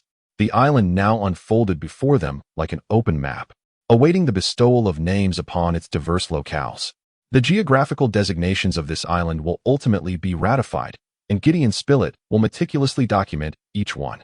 Initially, as the engineer suggested, they named the two bays United States Bay and Washington Bay, and the towering peak beneath their feet was designated Franklin Peak. Now I propose. The journalist interjected that we refer to the peninsula at the southwestern tip of the island as Serpentine Peninsula, and the curving end resembling a tail be called Reptile Point, for it strikingly resembles the tail of a reptile. Agreed, the engineer responded. That bay, Herbert pointed out at the other end of the island, resembles an open fish mouth. Let us christen it Shark Bay. What a splendid name! Pencroff exclaimed. We can make it even more vivid by calling the two parts of the mouth Jawbone Cape. But there are two capes, the journalist reminded. That is of no concern, Pencroff replied. We can designate them as North Jawbone Cape and South Jawbone Cape. All has been duly recorded. Gideon Spilett raised his head in response. Only the southeastern tip of the island remains unnamed, remarked Pencroff. Is it the area at the end of the United States Bay? Herbert inquired. The Claw Cape, Nab interjected loudly, having remained silent until now. It must be said that Nab had discovered an exquisite name, for this peculiar-shaped island resembled a monstrous creature, and this cape embodied the might of its claw. Pencroff felt a surge of joy at their progress and began to indulge in daydreams. He proposed naming the stream that provided them with drinkable water the River of Gratitude, to express their appreciation for the blessings conferred upon them by Providence. The isolated isle where these castaways first landed was dubbed Safety Island. Above the chimney-like pipe loomed a towering granite cliff, and the elevated ground from which one could survey the vast bay was named Lookout Hill. Finally, they designated the dense forest covering the Serpentine Peninsula as the Far West Forest. Thus, all the visible and known places on the island were named, with the promise of future additions upon new discoveries. Now, these colonists intended to descend from Franklin Peak and return to the chimney-like pipe when suddenly, Pencroff exclaimed, "Oh dear, we have been so foolish. What is it?" Gideon Spilett closed his notebook, and everyone looked on in confusion. What about our little island? What shall we call it? We forgot to name it. Herbert was about to propose naming the island after the engineer, when Cyrus Smith simply addressed the assembly. My friends, I now suggest that we name this island after a great citizen who is currently fighting to uphold the unity of the American Republic. Let us name this island Lincoln Island. The immediate response to the engineer's suggestion was a resounding cheer. That evening, the newly arrived colonists spoke of their separation from their homeland, reflecting on the dreadful war that was still ongoing. They believed that the Southern forces would soon be defeated. With General Grant and President Lincoln leading the just cause of the Northern Army, victory was assured. This event transpired on March 30th, 1865. Yet they could never have imagined that just 16 days later, a horrific assassination would unfold in Washington, where Abraham Lincoln would fall victim to a fanatic's bullet on Good Friday. As they calibrated their pocket watches, Pangloss felt a sense of satisfaction amidst the suspect smoke. They discussed the Red River's channel, the flora of Lincoln Island, the fauna, wild chickens in the mountains, the hunting of kangaroos, and the presence of the spiny rat. The following morning, the colonists of Lincoln Island rose early, taking a stroll along the rim of the volcano before returning to the high ground where they had camped the previous night. Pencroff felt that it was time for breakfast, and at that moment, everyone agreed that they should synchronize the watches of the reporter and the engineer. They were well aware that Gideon Spilett's watch had not been compromised by seawater, as it had been dropped in a sandy area, far from the reach of the waves. This was a precise timepiece, and Gideon Spilett had never failed to wind it daily. As for the engineer's watch, it must have stopped while he was still on the dune. Now, as the engineer wound his watch, he estimated it to be around 9 o'clock in the morning, based on the height of the sun, and set the hour hand accordingly. However, When Gideon Spilett attempted to adjust his watch to local time, the engineer intervened. He informed him that his watch still retained the time of Richmond, which was quite similar to that of Washington, and advised him to keep that time, as it might prove useful later on. After breakfast, when they were about to leave the high ground, the engineer suggested that his companions choose a new route back to the chimney pipe. He wished to take a look at the picturesque Grant Lake. Thus, they proceeded along the ridge of a mountain spur, knowing that the gentle stream of Grant Lake likely originated from these elevations. During their conversation, the colonists utilized the newly established place names, greatly facilitating their communication. As they continued, the group unanimously agreed that everyone, or rather the small party, should act collectively and not stray too far from one another. In the dense forests of the small island, there must be certain ferocious beasts. Thus, prudence dictates that vigilance must be heightened. As they conversed and proceeded, the group descended the slope of Franklin Peak around 10 o'clock. This area was replete with numerous shrubs and rare tree species. They traversed a stretch of yellow, limestone terrain, which formed a plain extending approximately 1 nautical mile into the interstices of the forest. The path was relatively easy to navigate, and their pace quickened significantly compared to before. As they hurried along, Cyrus Smith suddenly noticed Herbert hurrying back, while Nab and a sailor concealed themselves behind a rock. "What is the matter?" inquired Gideon Spilett. "A wisp of smoke," Herbert replied. "We spotted smoke rising from a rocky thicket about 100 paces ahead." "Could there be someone here?" the journalist exclaimed. "Let us not reveal ourselves until we ascertain who it is," Cyrus Smith advised his companions, expressing his concern about encountering indigenous people, should they exist on the island. "Where is Top?" "Just ahead." "Has it barked?" "No, it hasn't." "That is peculiar. Let's attempt to call it back."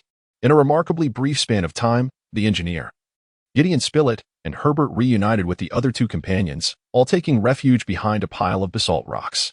From their concealed position, they could distinctly observe a faint yellow plume of smoke wafting skyward. At this moment, Top was summoned back by a soft whistle from his master. The engineer, ever vigilant, gestured to his companions to wait, then stealthily slipped into the rocky thicket. The colonists remained motionless, anxiously anticipating news from their scout. Suddenly, the engineer called for them, and they swiftly approached him, their senses assaulted by a pungent odor wafting through the air.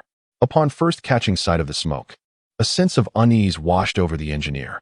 Nevertheless, the source of the vapor was easily discernible. As soon as he inhaled, he deduced its origin. "This fire," he remarked, "or rather, this smoke, is a natural phenomenon. Here lies a sulfur spring, renowned for its therapeutic effects on laryngitis." "How fortunate!" exclaimed Pencroft. "What luck! I happen to be free of any cold." Thus, the colonists made their way toward the source of the smoke. There, they beheld a sulfur spring gushing forth from between the rocks, releasing a potent scent of sulfuric acid after absorbing the oxygen in the air. Cyrus Smith dipped his hand into the spring, noting its slick texture. He tasted a small amount, detecting a hint of sweetness. As for the water's temperature, he estimated it to be around 95 degrees Fahrenheit, or 35 degrees Celsius. Herbert inquired about the basis for his temperature estimation. "Quite simple," he replied. "When I immersed my hand in the water, I neither felt coolness nor heat. Therefore, its temperature must correspond to that of the human body, which is approximately 95 degrees. However, at that moment, the sulfurous spring proved to be of no use to the colonists, prompting them to venture towards the edge of the nearby dense forest. As they anticipated, a swift stream flowed through this area, its banks adorned with red soil, a hue indicative of iron oxide within the earth. Based on the color of the soil, they aptly named this watercourse the Red River. A few hundred feet downstream, the banks were cloaked in trees, predominantly species commonly found in the temperate regions of Australia and Tasmania. It was early autumn, and the foliage was still lush. The predominant trees in the forest were ironwood and eucalyptus, some of which would produce a sweet nectar by the following spring, reminiscent of the honeydew found in the east. In certain areas along the banks, Australian firs thrived, while the ground was blanketed with tall grasses. Regrettably, the coconut palms, so prevalent across the islands of the Pacific, were conspicuously absent from this island. "What a pity!" Herbert exclaimed. "Such a useful tree, bearing such delightful fruit." Suddenly, a peculiar sound of a struggle erupted from a thicket. They heard the calls of birds, the roars of quadrupeds, and what seemed to be a clicking sound made by the indigenous people. Nab and Herbert dashed towards the thicket, momentarily forgetting their caution. Fortunately, there were neither ferocious beasts nor fearsome natives. Instead, they discovered a half-dozen birds adept at mimicking various sounds, akin to the wild fowl they had encountered previously. With a few swift strikes of their sticks, they concluded the mimicry scene, which promised to yield a delectable feast of wild game for dinner. The jungle was alive with herds of four-legged beasts, bounding and leaping with such agility that they soared up to 30 feet, resembling true flying creatures, darting through the air with remarkable speed and height, akin to squirrels leaping from one tree to another. At this moment, the hunters wielding their clubs felt their weapons were ineffectual. Kangaroo, Herbert exclaimed. Is it edible? Pencroff retorted. Braised kangaroo meat, the journalist replied, is undoubtedly the finest of game. Before he could finish this enticing statement, the sailor, Nab, and the young man hastened after the kangaroo. Cyrus Smith attempted to call them back, but they had already sprinted far ahead. The hunters' efforts to catch up with the kangaroo proved futile, as this nimble and powerful creature bounded away with remarkable height and distance. They chased for 5 minutes, breathless and exhausted, while the group of kangaroos vanished into the underbrush. Top was not much better than his masters. Upon returning, Pencroff, seeing the engineer and the journalist at his side, pondered aloud. It is abundantly clear that we must fashion some firearms. But is that even feasible? He inquired. Perhaps it is, the engineer replied. But let us first commence with crafting bows and arrows. Bows and arrows. Pencroff expressed his dissatisfaction. Those are mere toys for children. You must understand, dear Pencroff, that the journalist responded, in centuries past, bows and arrows have stained the earth with blood. Gunpowder is a modern invention. Yet, alas, war, unfortunately, has accompanied humanity since time immemorial. This struck a chord within me, Mr. Spilett, the sailor replied. I tend to speak my mind candidly, so I beg your forgiveness. As the clock approached 3 in the afternoon, the dogtop suddenly vanished into the underbrush, and shortly thereafter, a low growl indicated that it was about to engage in a skirmish with some creature. Nab immediately rushed over and soon found Top voraciously gnawing on a quadruped. Had he arrived 10 seconds later, Top might have devoured it entirely and rendered it unrecognizable. Fortunately, the dog was attacking a nest of 3, with the other 2 rodents already lifeless on the ground. Nab triumphantly carried one back, and these creatures were larger than rabbits, adorned with a coat of yellow fur interspersed with light green spots. Splendid, Pencroff exclaimed. Our provisions are secured. Now we can return home. They paused for a brief moment before continuing on their way. A grand archway formed by ironwood, mountain ash, and towering eucalyptus trees framed their path, while the crystalline waters of the Red River flowed beneath. Following the banks lined with various towering trees, the explorers arrived at the western shore of Grant Lake. As I gaze upon this picturesque landscape, the lake stretches approximately 7 nautical miles in circumference, encompassing an area of around 250 acres, bordered by a diverse array of trees. To the east, several elevated points form a beautiful natural barrier, while the northern edge of the lake gently curves inward, creating a striking contrast with the sharp angle of the southern shore below. Numerous birds that inhabit the water frequently flock to this serene lakeside by Lake Ontario. Not far from the southern bank, a solitary rock emerges from the water's surface, symbolizing the 1,000 islands of its namesake, Lake Ontario. Perched motionless upon the rock are several pairs of kingfishers, patiently awaiting the arrival of delectable fish. In addition, a variety of waterfowl, including wild ducks, pelicans, coots, and red-billed birds, strut confidently along the shore and the small islands.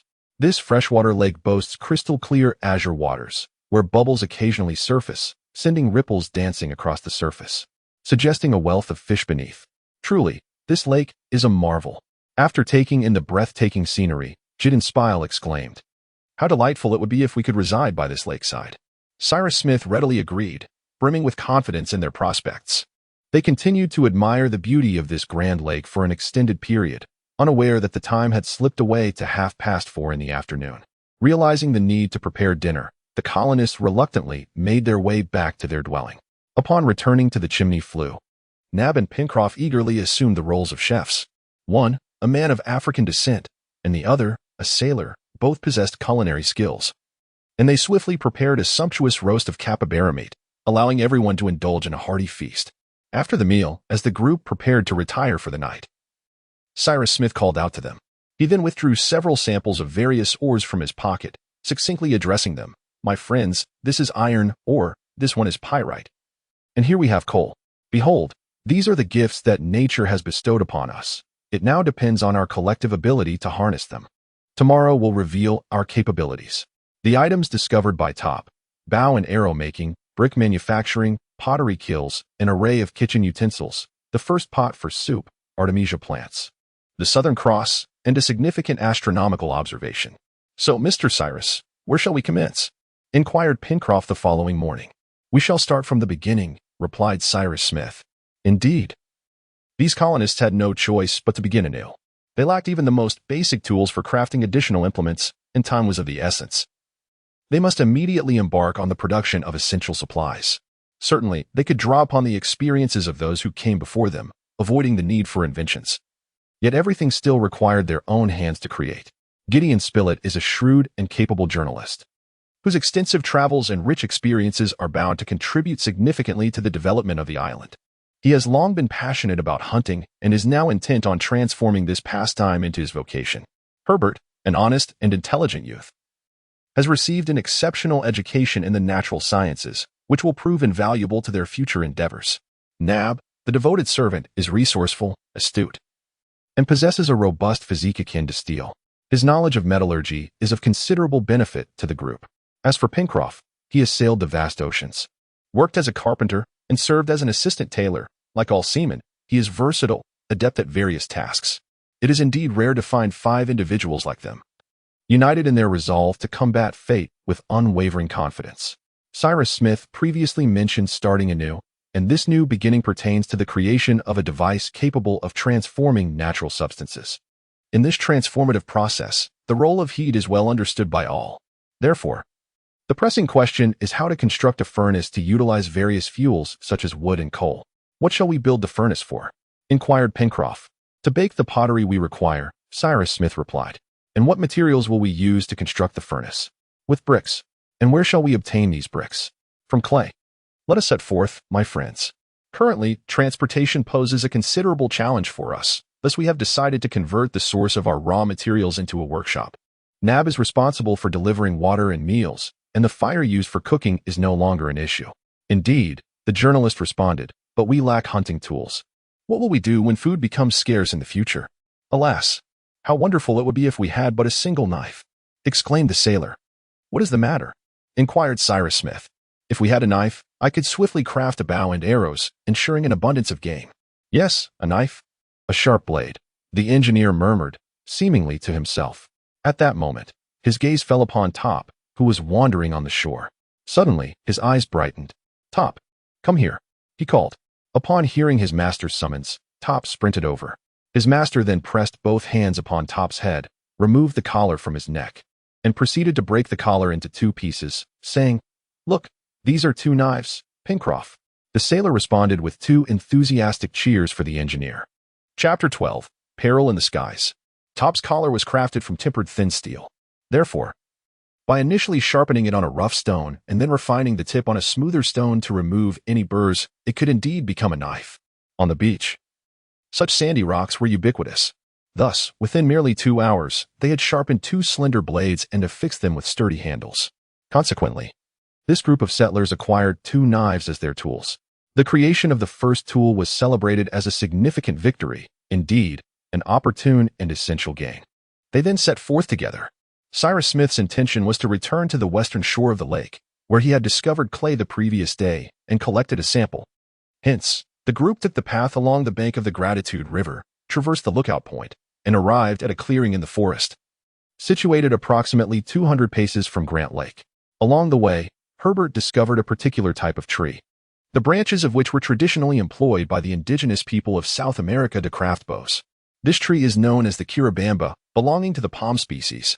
Herbert and his companions felled several long, straight branches, stripped them of their leaves, and shaped them into a form that was thick in the middle and tapered at both ends.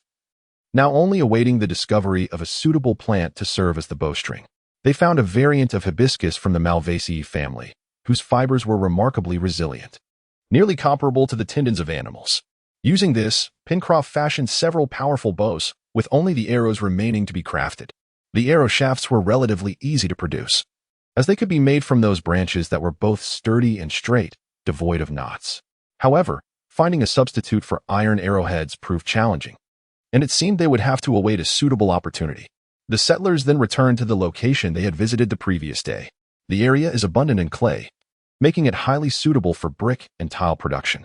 This task is not particularly arduous. It merely requires the removal of impurities from the clay, shaping it into bricks, and then firing them with firewood. Typically, the bricks are pressed out using molds, but at present, they must rely on manual craftsmanship. The brickmakers saturate the clay with water, kneading it repeatedly with their hands and feet before dividing the mass into uniformly sized pieces. A skilled worker can produce up to 10,000 bricks in a 12-hour span without machinery, however.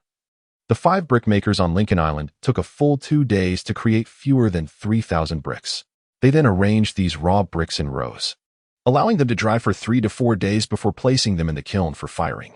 On April 2nd, Cyrus Smith busied himself with determining the location of the island. The previous day, he had accurately recorded the time of the sun's disappearance below the horizon. On this morning, he again noted the exact time of sunrise. The interval from dawn to dusk totaled 12 hours and 24 minutes. Consequently, at 6 hours and 12 minutes after sunrise, the sun crossed the meridian, positioned directly north in the sky. At that moment, he recorded this point and identified 2 trees aligned with the sun, thus enabling him to ascertain a fixed local meridian for future endeavors. In the days preceding the firing of the bricks, the entire colony busied themselves with gathering fuel. They cut down branches from the trees surrounding the clearings and collected fallen twigs from beneath the trees. Thus, it does not impede the nearby areas from engaging in hunting activities. At present, Pencroff has already fashioned several dozen pointed arrows, the heads of which were provided by the dog Top. He had slain a porcupine, whose meat, while not particularly palatable, boasts valuable quills. By affixing these sturdy quills to the arrowheads and adorning them with feathers from the white parrot, the arrows have gained remarkable accuracy. The journalist and Herbert quickly became adept archers, resulting in an abundance of game within the chimney flue, comprising both fur-bearing animals and feathered fowl, most of which were hunted from the forests on the left bank of the Gratitude River. During these days, they refrained from repairing the chimney flue, as the engineer intended to find, or, if necessary, construct, a more convenient and comfortable dwelling. Instead, they merely laid a layer of moss in the passageway to create rudimentary beds, allowing them to sleep soundly after a day of toil. Since their arrival on this small island, these colonists have maintained clear records of each passing day. They calculated simply that today is April 5th, Wednesday, marking the 12th day since the tempest cast them ashore on this coast. As dawn broke on April 6th, the engineer and all his companions gathered in a clearing in the woods, prepared to commence brickmaking. Naturally, the process of firing bricks is conducted outdoors, specifically by stacking the raw bricks together to allow them to bake themselves. They arranged the bundled timber on the ground as fuel, encasing it with dry bricks to form a large cube, punctuating the exterior with several ventilation holes. This endeavor consumed an entire day, and it was only by dusk that they ignited the firewood. Throughout the night, they refrained from lying down to rest, vigilantly watching to ensure the flames did not diminish. This arduous brickmaking process lasted 2 days and 2 nights, culminating in resounding success. Following this, Cyrus Smith led Nab and Pencroff to the northern shore of the lake, where limestone abounded. They fashioned baskets from branches and collected a significant amount. When heated, these stones would decompose into highly caustic quicklime, which, upon the addition of water, would expand considerably. The resultant lime was of exceptional purity, comparable to chalk or calcium carbonate. By mixing this lime with sand, they ultimately produced a superior mortar. After such industrious efforts, by April 9th, the engineer had amassed thousands of bricks and a substantial quantity of slaked lime at his disposal. Without delay, they commenced the construction of a brick kiln to prepare various indispensable ceramic wares for daily life. This task encountered few obstacles and was successfully completed. 5 days later, coal discovered near the outlet of the Red River was introduced into the kiln, and thus, the first wisp of smoke ascended from the 20-foot-high chimney. The glade in the woods has now transformed into a workshop, and Pencroff harbors the belief that this furnace can swiftly produce a myriad of modern industrial goods. In the subsequent period, they crafted clay into cooking pots, along with various jars, cups, bowls, dishes, and water cisterns, all of which, after undergoing high-temperature firing, became essential utensils for them. Pencroff even fashioned a few rudimentary pipes, which brought him considerable satisfaction, though lamentably, there was no tobacco to be found. Alas, this was a matter that weighed heavily on Pencroff's heart. Other items could be procured, and he was certain that tobacco would eventually be discovered, he declared with unwavering confidence. This labor persisted until April 15th, with their schedule meticulously organized. The following day was Sunday, coinciding with Easter, and everyone agreed to take a respite to celebrate the holy day. These Americans were devout believers, faithfully adhering to the precepts of the Bible, and their circumstances only deepened their trust in the Creator. On the evening of April 15th, they finally returned to the chimney. On their way back, they encountered a delightful discovery. The engineer found a substitute for tinder. It was a type of fungal plant, soft and spongy in texture. Once processed, particularly by saturating it with gunpowder components or boiling it with nitrate or salt, this fungus became highly flammable. Nitrate, a form of saltpeter, was abundant on the island.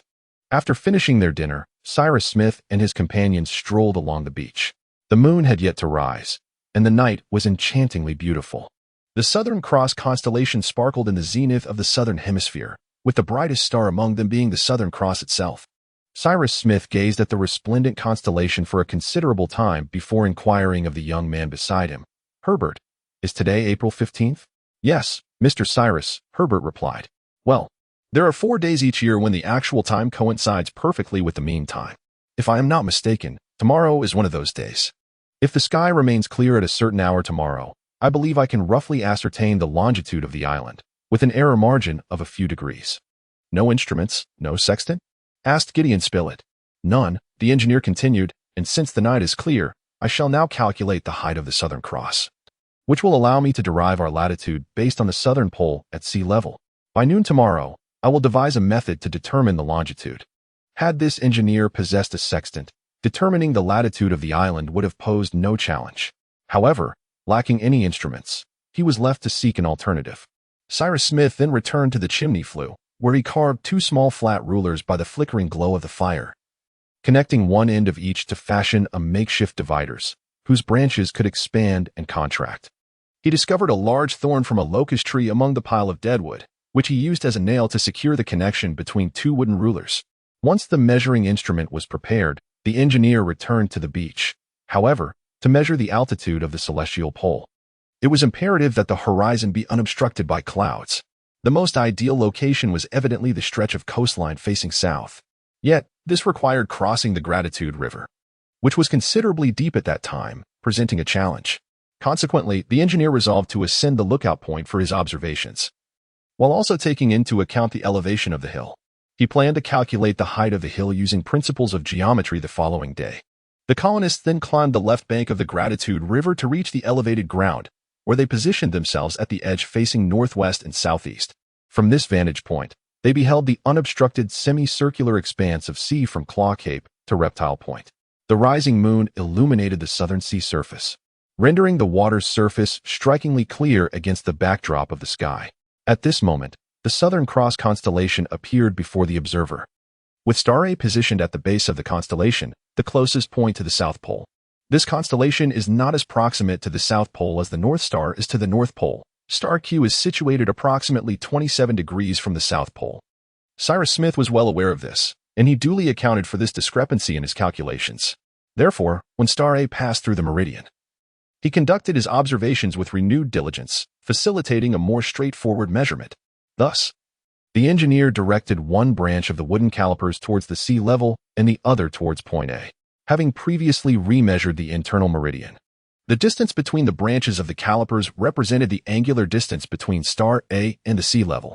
To secure this measured angle, he affixed the 2 flat measuring rods of the instrument to a third wooden board laid horizontally on the ground using thorns from a black locust tree, thereby ensuring that the distance between the branches remained constant.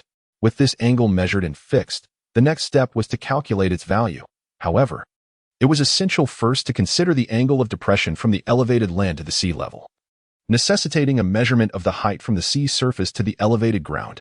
Armed with this angle of depression, one could ascertain the altitude of Star A and subsequently determine the height of the celestial pole above the sea level, which would reveal the latitude of the island's location. For the latitude of any point on Earth corresponds to the height of the celestial pole above the local horizon.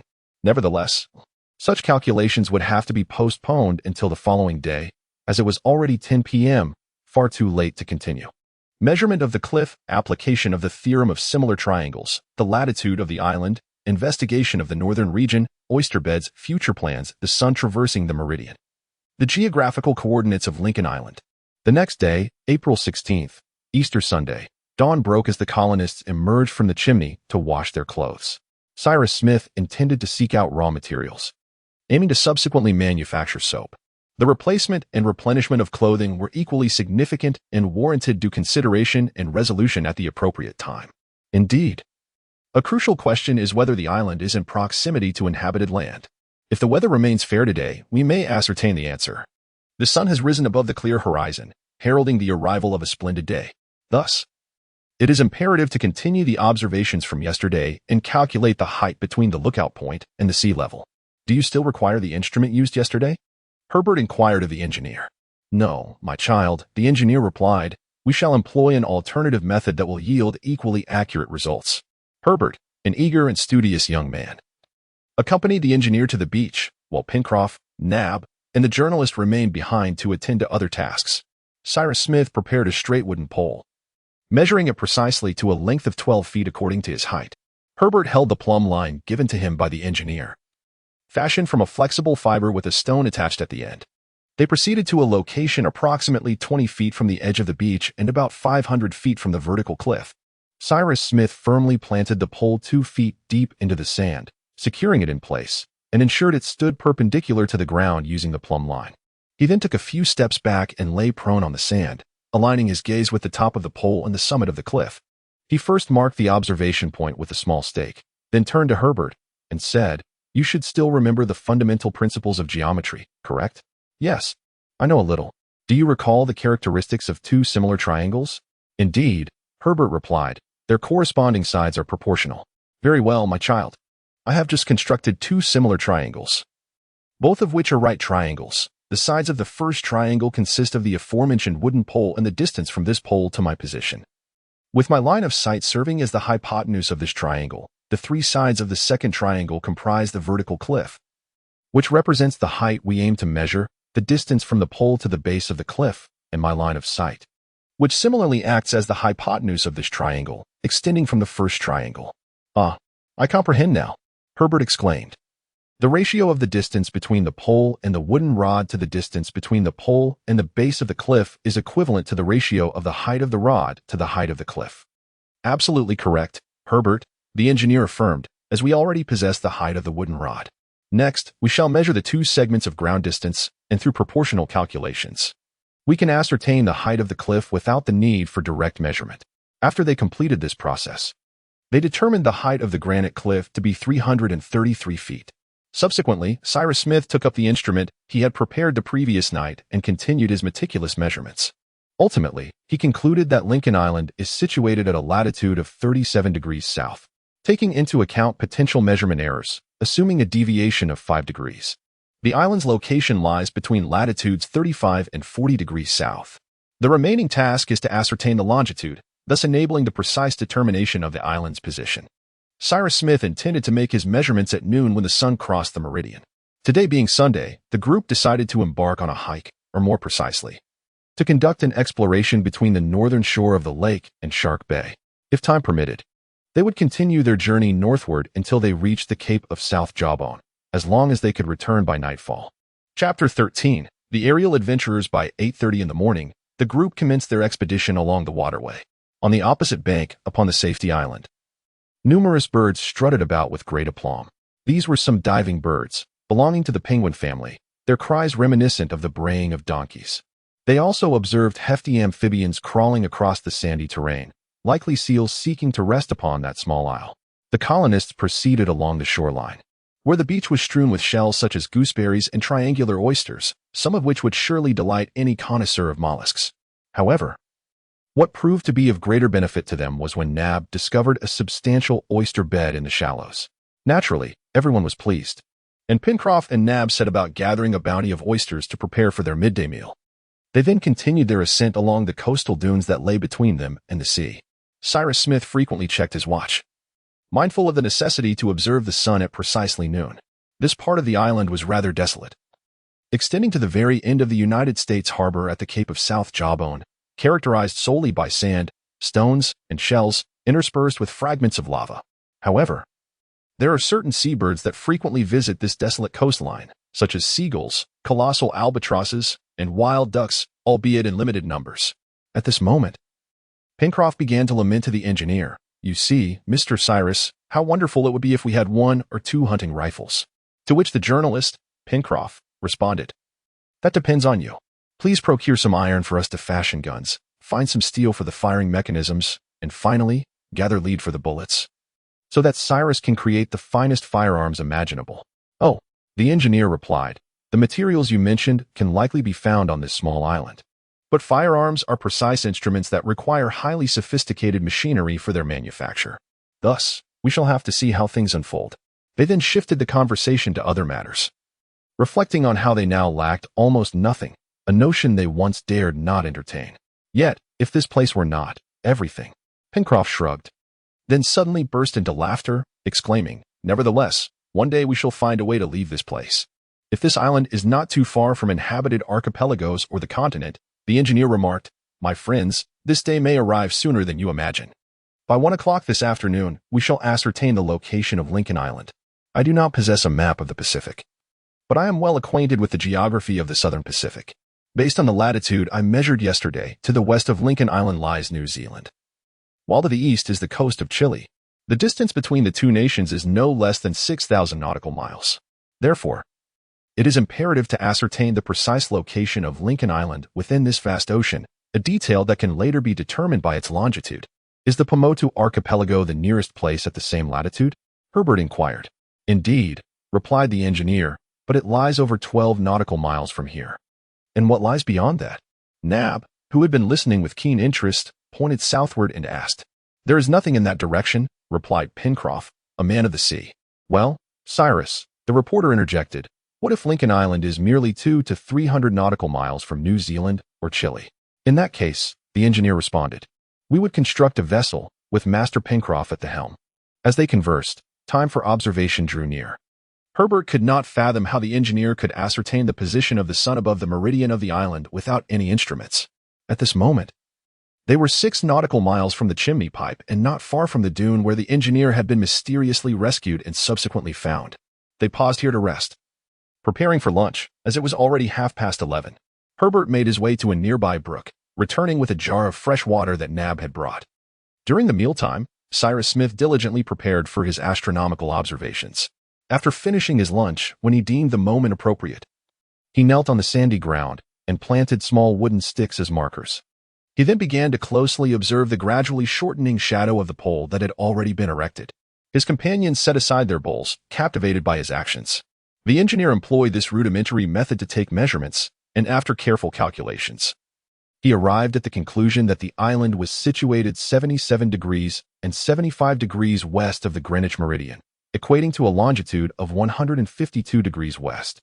According to his estimations, this small island was at least 1,200 nautical miles away from the islands of Tahiti and the Pomotu archipelago, over 1,800 nautical miles from New Zealand, and more than 4,500 nautical miles from the shores of the Americas. This situation clearly indicated that Lincoln Island was exceedingly distant from any landmass or archipelago. Attempting to traverse such a distance by a small boat would undoubtedly be perilous. As for the tasks ahead, wintering on the island, smelting metals, surveying the safe land, hunting seals, capturing a spiny anteater, and a koala, what was referred to as the Catalonian method of iron refining, and how to procure steel. On the following day, April 17th, the sailor inquired early in the morning, Hey, sir. He glanced at Gideon's spile. What shall we do today? We shall do whatever Cyrus wishes, the journalist replied. Indeed, the engineer's companions, who had previously worked as brickmakers and potters, were now poised to embark on the craft of metallurgy. This small island lies 200 nautical miles from the Pomotu Islands, a distance that a small vessel cannot traverse, particularly with the harsh season approaching. Furthermore, constructing even a rudimentary boat, despite having the necessary tools, is a formidable endeavor, especially since these colonists currently lack such implements. They must first fabricate the tools required for shipbuilding, which will undeniably consume a considerable amount of time. Consequently, they resolved to spend the winter on this island, while seeking a more suitable refuge to endure the biting cold of the season. The engineer had previously noted the presence of iron ore deposits in the northwestern region of the island. The foremost challenge now was to smelt this ore into iron or steel. Metals buried in the earth are typically impure, often combined with oxygen or sulfur. The 2 samples that Cyrus Smith had brought back were cases in point. Therefore, they must first reduce the iron oxide with charcoal. effectively removing the oxygen to obtain pure iron. This reduction process involves heating the iron ore to a high temperature with charcoal, which can be accomplished using the simple yet efficient method employed by the Catalonians, noted for its singular step that transforms iron ore into iron. Alternatively, they could utilize a blast furnace to first melt the ore and then eliminate the carbon mixed within it to yield pig iron. However, what Cyrus Smith required at this moment was iron, not pig iron. Thus, he must seek the quickest method to extract iron. The iron ore he had previously discovered was of exceptionally high grade. It was a type of iron oxide, and not far from the ore deposit lay a coal seam, which they had previously exploited for its coal. Thus, the raw materials necessary for smelting iron were conveniently nearby, greatly facilitating the process. Then, Mr. Cyrus, Pangloss inquired, "Are we to smelt iron?" "Indeed," replied the engineer, "but before we proceed, we must first attend to a task that you will surely appreciate, hunting seals on that solitary island. This will be beneficial for the iron smelting." Although Pangloss found this somewhat perplexing, he was soon gathered by the others on the beach. As the sea level receded, they found a waterway shallow enough to wade through. When the tide fell to its lowest point, the water barely reached their knees. This was Cyrus Smith's first venture onto the island, while his companions had come here before, having been deposited by their balloon.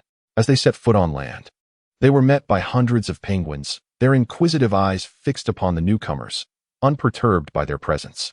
The colonists, armed with stout sticks, could have easily dispatched them. Yet they had no desire to engage in such senseless slaughter. They circumvented the penguins and cautiously made their way towards the northern tip of the island, where the ground was riddled with small pits, each one serving as a nesting site for the seabirds. At the island's edge, large dark shapes bobbed in the water, resembling moving rocky outcrops. These were the amphibious creatures they intended to capture. They must wait until the creatures come ashore to capture them, for their narrow pelvis and spindle-like bodies enable them to swim with remarkable speed, making it exceedingly difficult to seize them in the ocean. However, once on land, their short-webbed feet allow them only to waddle slowly. Pencroff, well versed in the habits of these animals, advised everyone to wait patiently, as they would soon come to bask in the sun on the beach, quickly succumbing to slumber under its rays. At that moment, they could sever their escape routes and strike at their noses. Thus, the hunters concealed themselves behind the rocks along the coast, waiting in hushed anticipation. An hour passed before the seals frolicked upon the sandy shore, numbering around half a dozen. Upon witnessing this, Pencroff and Herbert circled around the corner of the island to intercept them, simultaneously cutting off their retreat. Meanwhile, the other three ascended the rocks and stealthily made their way toward the impending battleground. Suddenly, the tall sailor made his appearance, bellowing fiercely, prompting the engineer and his two companions to rush between the sea and the seals. In an instant, two seals fell victim to lethal blows, lifeless on the sand, while the remaining creatures, in a state of panic, fled back to the ocean. "These are the seals we seek, Mr. Cyrus," exclaimed the sailor as he approached the engineer. "Indeed," replied Cyrus Smith, "we shall use them for the smelting bellows." "Smelting bellows," Pencroff exclaimed loudly. "Look how fortunate these seals are, huh?" Originally, the engineer intended to utilize the skins of these seals to construct a blower for iron smelting. Thus, 3 days later, the team added another blower, essential for supplying air to the smelting furnace during the iron production process, a crucial condition for successful metallurgy. On April 20th, as dawn broke, the metallurgical era commenced, as recorded by the journalist in his notebook. As previously mentioned, the engineer decided to conduct iron smelting at the coal and iron ore sites. Therefore, on this day, their primary task was to transport all the iron smelting tools to the northeastern slope of Franklin Peak. The site was located 10 nautical miles from the Chimney Pipeline, and the journey was fraught with rugged terrain, necessitating passage through dense Central American forests, which consumed an entire day. It was only after nightfall that they finally arrived at their destination with all the tools. Exhausted and famished, they promptly kindled a roaring bonfire to roast meat. After indulging in a hearty meal, they constructed a temporary outpost using vines and branches, leaving one individual to guard the fire against wild beasts while the others laid down to rest. The following day, April 21st, the engineer, accompanied by Herbert, set out to search for ancient geological formations, atop which he had previously discovered samples of ore. They effortlessly discovered the mineral vein on the surface of the northeastern mountain ridge. This ore possessed a high iron content, and the impurities within the ore were easily fusible, making it particularly suitable for reduction methods, precisely the approach the engineer intended to employ akin to that utilized by the Catalans due to its simplicity. Much like the ore, coal was also obtained with ease, readily available not far from the surface. Thus, they commenced their work. They first crushed the ore, removing the surface impurities, and then alternately stacked layers of coal and ore. After igniting the mixture, a blower introduced air, causing the coal to transform into carbonic acid, which subsequently converted into carbon monoxide. This carbon monoxide would then reduce the iron oxide, releasing oxygen in the process. This was the method employed by the engineer. He connected a clay tube, pre-fired in the furnace, to one end of a sealskin bellows, positioning the bellows near the ore pile. He also fashioned several additional components for the bellows.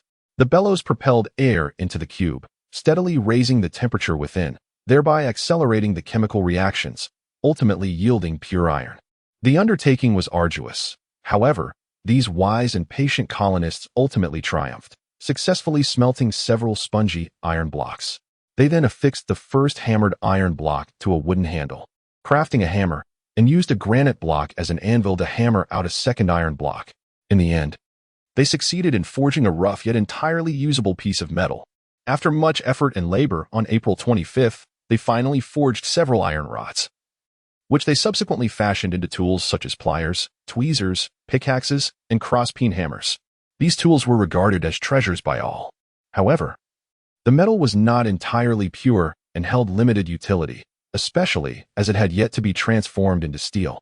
Under the guidance of the engineer, the colonists employed a different carbizing method, and through meticulous operations, they ultimately produced hard-quenched steel, which they crafted into a high-quality axe.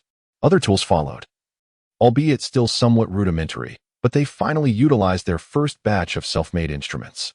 On May 5th, the inaugural smelting period concluded triumphantly, and the blacksmiths returned to the chimney flues, while new endeavors would soon bestow upon them fresh titles. They resumed discussions regarding housing and inspiration ignited by Pankow, a survey of the northern highlands, encounters with serpents, and the terminus of lakes. Topped with restlessness, Top was submerged in water, engaging in underwater struggles against the dugong. May 6th corresponds to November 6th in the northern hemisphere. The sky had been shrouded in fog for several days, indicating the urgent need to prepare for the winter. Although the temperature had not yet markedly declined, it still hovered between 10 to 12 degrees Celsius above zero on the island.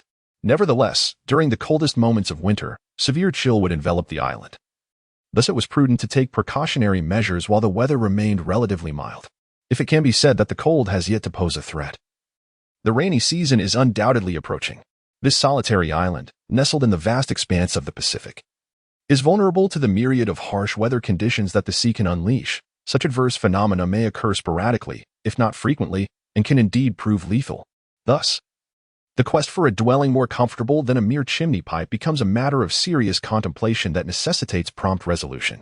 However, Cyrus Smith, during a discussion with his companions on that day, added that we must still adopt certain precautionary measures. Why? Inquired the journalist. There is no one inhabiting the island. Perhaps so, the engineer replied, but even in the absence of human presence, we must remain vigilant against the potential threat of wildlife that could pose harm. We ought to be prepared for any possible assaults, thus obviating the need for nightly watchmen. Furthermore, my friends, are you aware that we find ourselves in a region of the sea frequently traversed by the marauding pirates of the Malay archipelago? What? Exclaimed Herbert. We are so far from the mainland. Would they truly venture this far? Indeed, my child, the engineer responded. These pirates are intrepid sailors, notorious for their nefarious deeds, and thus we must take appropriate precautions. Chapter 14. The high-altitude survivors. Very well, Pencroff responded. Let us construct a fortress to defend against the two-legged savages and the four-legged beasts. However, Mr. Cyrus, should we not first survey this small island? Suggested G.D. Spilett, continuing the conversation. If we cannot find a suitable cave for habitation here, perhaps we might discover one on the other side. That may indeed be the case, the engineer replied. Yet, my friends, do not forget that we ought to reside near a water source. When we gazed westward from the summit of Franklin Peak that day, we did not observe a stream or river. Then, Mr. Cyrus, the sailor responded, let us construct a dwelling by the lakeside. We have an abundance of bricks and tools, and it would not require much effort to build. Indeed, my friends, before we reach a decision, we must first embark on a search. Should we find a natural shelter? It would save us considerable labor and may prove to be safer and more reliable. A natural abode could protect us from both the island's foes and external threats. That is certainly true, the journalist acknowledged. However, we have thoroughly examined all the granite cliffs along the coast and have not found a single cave, nor even a crevice. Indeed, Pencroff added, oh, if only we could excavate a dwelling at a certain height on that cliff face, facing the sea, it would be impervious to any threat. We could even create windows for light. Herbert chimed in with a smile. There lies another staircase for ascent and descent, Nab further remarked. What is there to laugh about? The sailor exclaimed. Is it truly impossible? Do we not already possess pickaxes and chisels? Can Mr. Cyrus not manufacture explosives to blast a hole? Mr. Cyrus, when explosives are required, you undoubtedly can produce them. Is that not so? Once Pencroff began to speak, he animatedly elaborated on his somewhat fanciful plan. While Cyrus Smith listened intently, blasting through this granite wall, even with explosives, is a Herculean task. At that moment, the engineer chose not to respond to the sailor's inquiry, but instead suggested that they examine once more, with greater scrutiny, the area from the river mouth to the corner at the northern cliff's end. Thus, they ventured forth and conducted a meticulous exploration within a 2-mile radius. However, they encountered nothing but smooth, steep rock faces, devoid of any caverns. The unexpected circumstance revealed that, within this entire coastal region, Pencroff had previously discovered the sole temporary refuge, namely the chimney shaft they were contemplating abandoning. This reconnaissance concluded at the corner of the cliffs to the north, where the precipice reached its terminus, giving way to a sloping terrain that gradually descended, extending over a considerable distance to the beach above. From here to the westernmost edge, the shoreline consists solely of a type of slope, upon which lies a thick layer of stones, soil, and sand, adorned with verdant grasses and shrubs that intertwine the various inclines. Further afield, vegetation diminishes, yielding to a vast expanse of sand that stretches from the end of the slope to the coastal region. Cyrus Smith is now convinced that the overflowing lake must create a waterfall, as the Red River, swollen with excessive water, must inevitably find an outlet somewhere. However, within the previously explored section of the embankment, no such outlet has yet been discovered. Cyrus Smith now proposes that his companions ascend the slope they are observing, and subsequently return from that elevated position to the chimney shaft, thereby allowing them to investigate the northern and eastern shores of the lake. Within mere minutes, they all scaled the heights, and through the foliage, they beheld the serene, mirror-like surface of the lake. The colonists then circumnavigated the edge of the elevation, aiming to reach the small stream on the left bank of the lake. This was a gentle curve, measuring no more than 1.5 nautical miles in length, easily traversable due to the sparse growth of trees, which provided a clear passage between them. They arrived at the point where the waters of the Red River flowed into the lake, known as the river's mouth, in less than an hour. At this juncture, Cyrus Smith observed that the volume of water entering the lake was extraordinarily substantial. Thus, it seemed inevitable that there would be an outlet located somewhere. This outlet was precisely what they sought, as the flowing water could potentially give rise to a waterfall, thereby harnessing its mechanical energy. They walked along the steep lake shore, soon reaching the northeastern jut of land. It was speculated that this might be the outlet for the lake's waters, as the shoreline and the edge of the high ground were nearly level. However, there was no visible outlet. Thus, the colonists continued their exploration of the shore, which curved gently before gradually descending until it ran parallel to the coastline. At this moment, they were advancing along the eastern shore of the lake, and it would not be long before they found the place they had previously visited. Cyrus Smith was filled with astonishment, as he remained perplexed about where the lake's waters drained when full. He did not conceal his bewilderment when conversing with the journalist and the sailor. The previously calm Top suddenly became restless. This astute creature roamed the lakeside, abruptly halting to gaze at the waters, raising a paw as if to seize some unseen prey. It then barked wildly several times before falling silent. Initially, neither Cyrus nor his companions paid much heed to Top's behavior. However, after a while, Top began barking incessantly, finally drawing the engineer's attention. "What is it, Top?" he inquired. Top jumped a few times in front of his master, appearing quite agitated, before dashing towards the shore once more. Suddenly, it leapt into the lake. "Come back, Top," Cyrus Smith shouted loudly, unwilling to risk his beloved dog in the uncharted waters of the lake. At the sound of his master's call, Top promptly turned back, leaping onto the lakeshore. Yet it remained restless. Soon it bounded into the dense underbrush, instinctively fixated on something that appeared to be slipping silently beneath the surface of the lake. However, the lake lay tranquil, as smooth as glass, devoid of even the slightest ripple. The group lingered by the water's edge for an extended period, gazing intently at its surface. Yet nothing revealed itself. It was evident that some enigmatic presence lurked beneath. The engineer found himself profoundly perplexed. "Let us continue our exploration," he proposed. A half-hour later, they arrived at the southeastern corner of the lake. Up to this point, they had thoroughly surveyed the shoreline, yet the source and method of the lake's drainage remained elusive.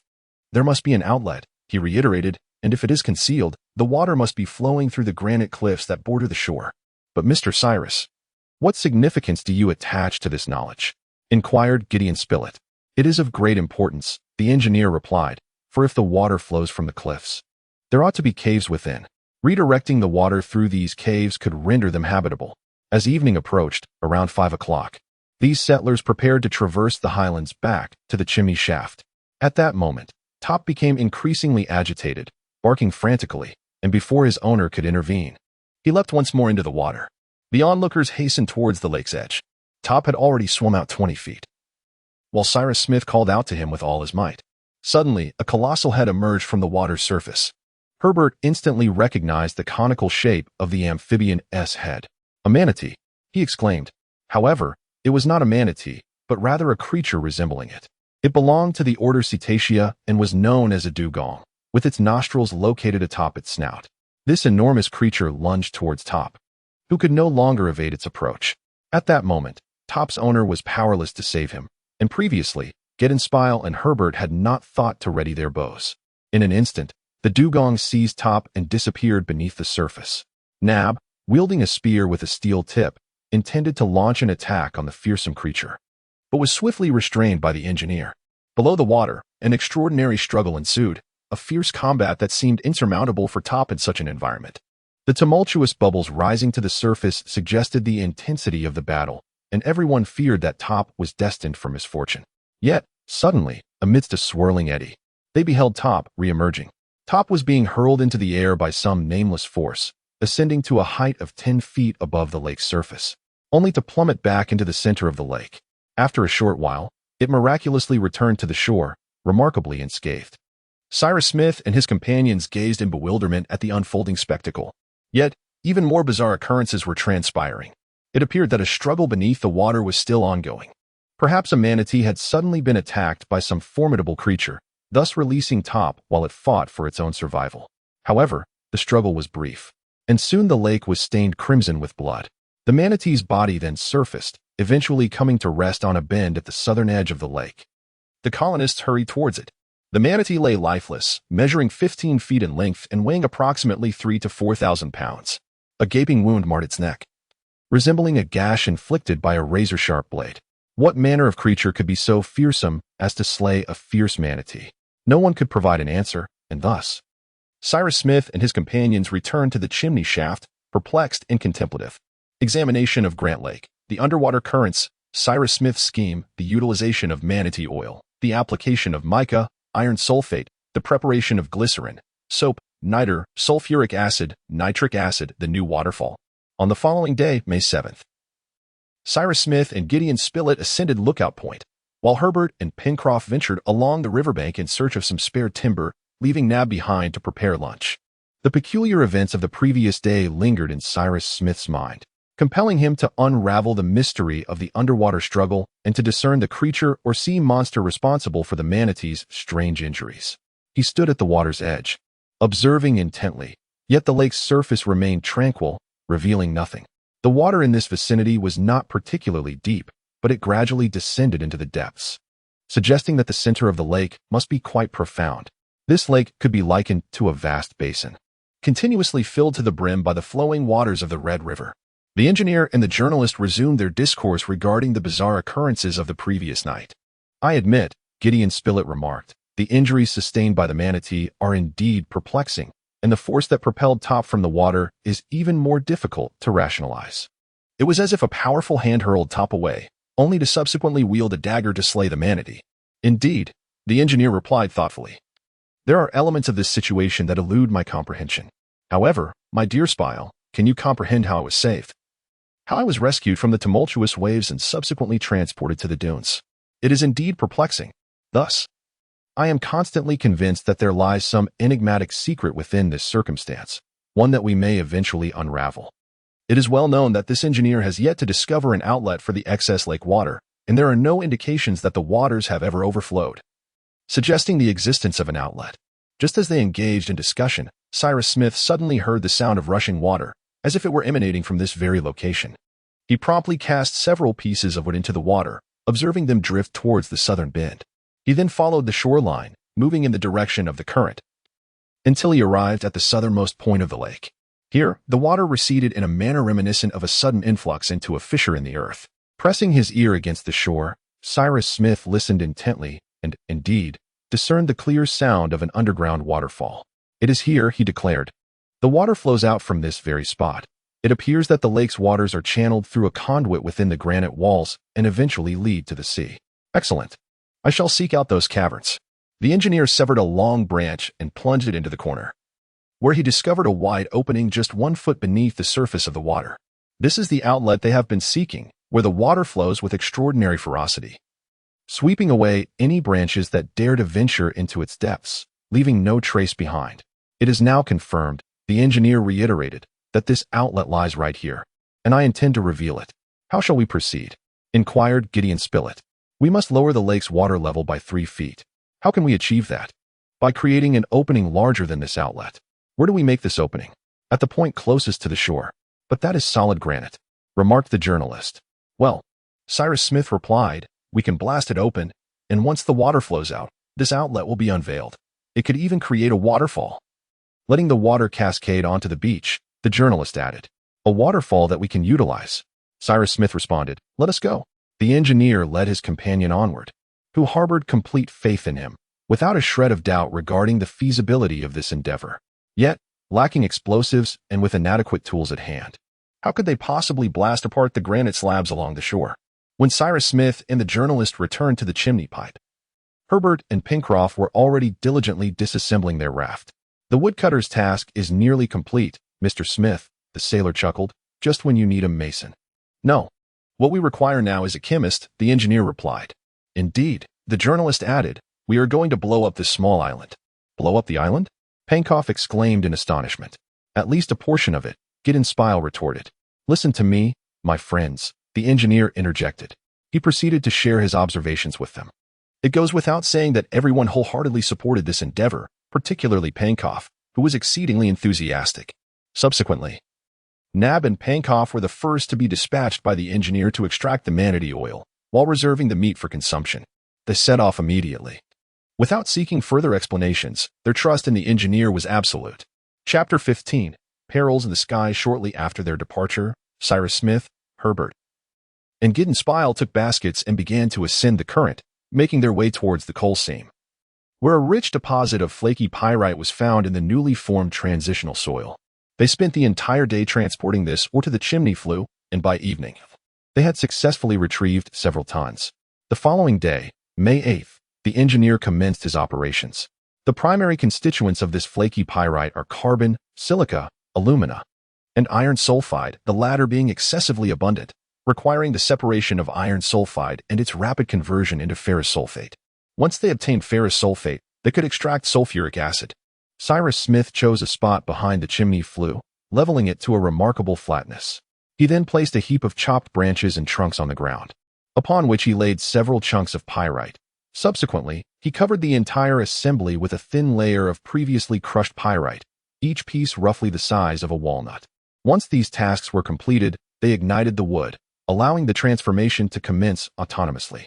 The process of iron sulfide converting into ferrous sulfate and alumina into aluminum sulfate would require an additional 10 to 12 days. Both ferrous sulfate and aluminum sulfate are soluble in water, whereas other substances such as silica, carbon, and ash are not. During this period, the engineer and his companions continued their other endeavors with fervent zeal, laboring tirelessly.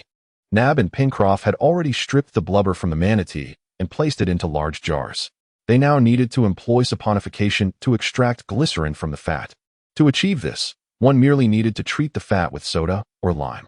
The coastline was abundant with aquatic plants, such as saltwort, pine leaf bamboo, and various kinds of seaweed. They collected these plants in large quantities, first allowing them to dry, and then incinerating them in an open pit. After several days of continuous burning, as the heat reached a certain threshold, the plants were reduced to a substantial pile of ashes. A dense gray powder long referred to as natural soda. The engineer utilized this soda to treat the manatee oil, resulting in two substances. One was a water-soluble soap, and the other a neutral substance, glycerin. This task, however, remained incomplete.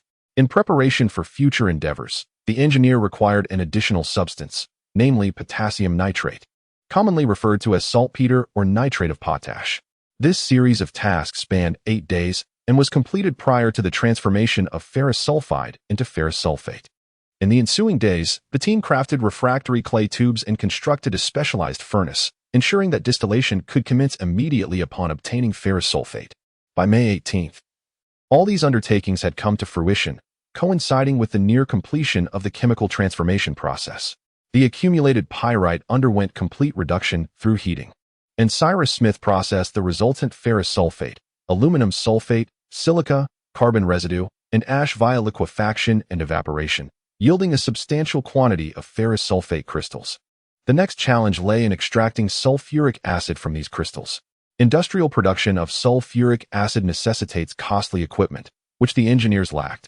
Thus, they resorted to a remarkably straightforward method, sealing the ferrous sulfate crystals in clay pots and roasting them to distill the vapor, which upon condensation, transformed into sulfuric acid.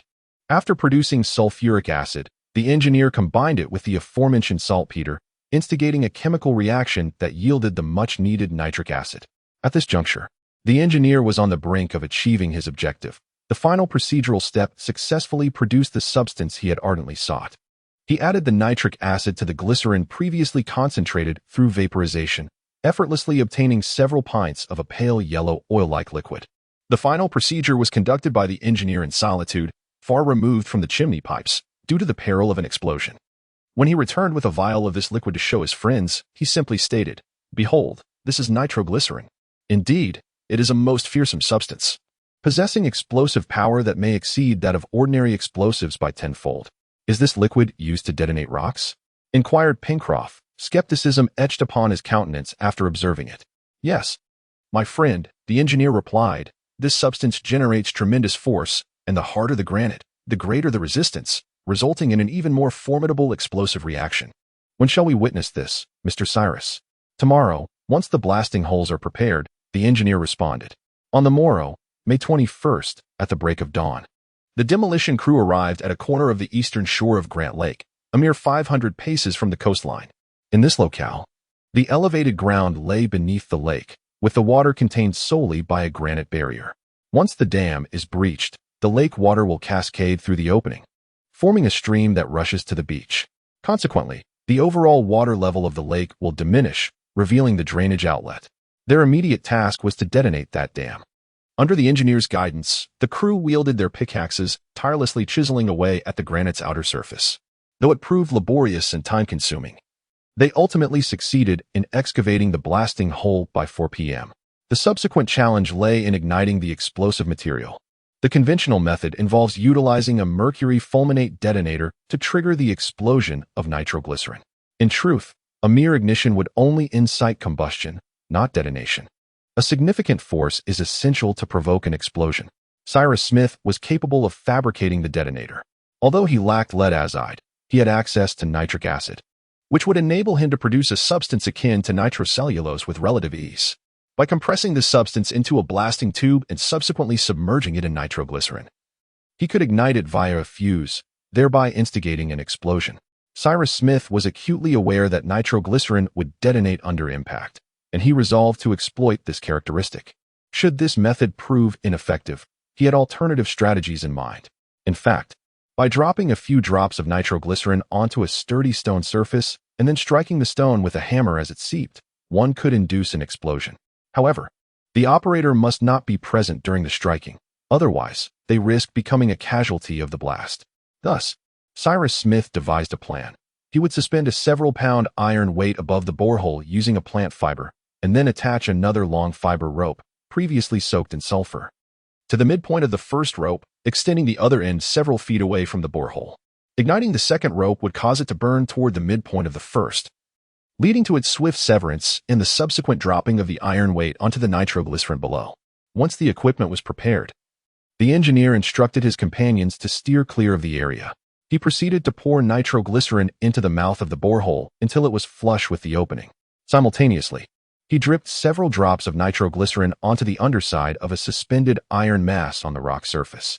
Cyrus Smith then grasped one end of the sulfur-coated fuse and ignited it before swiftly retreating to join his companions at the chimney shaft. Approximately 20 minutes later, a cataclysmic explosion reverberated through the air, as if the very foundations of the island were quaking. Countless stones were hurled skyward, resembling a volcanic eruption. The tremors were so intense that the rocks of the chimney shaft also quivered. Although the colonists were more than 2 nautical miles from the explosion site, they were all knocked to the ground. They quickly regained their footing, climbed to higher ground, and hastened towards the epicenter of the blast.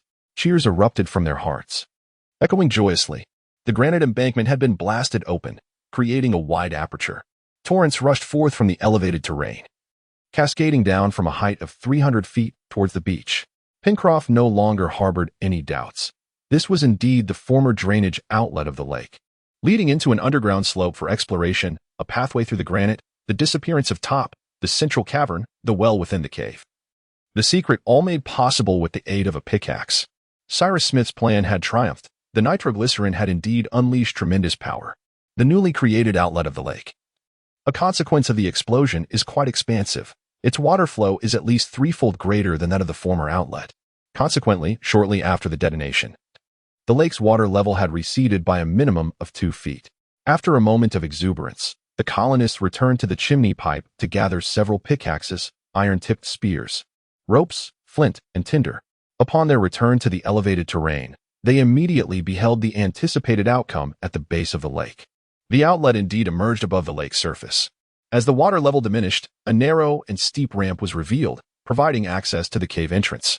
This aperture measures approximately 20 feet in width, but stands only 2 feet tall, resembling the mouth of a storm drain adjacent to a sidewalk. Entering proved to be challenging. However, Nab and Pencroff promptly wielded their pickaxes, and within an hour, they had sufficiently enlarged the entrance.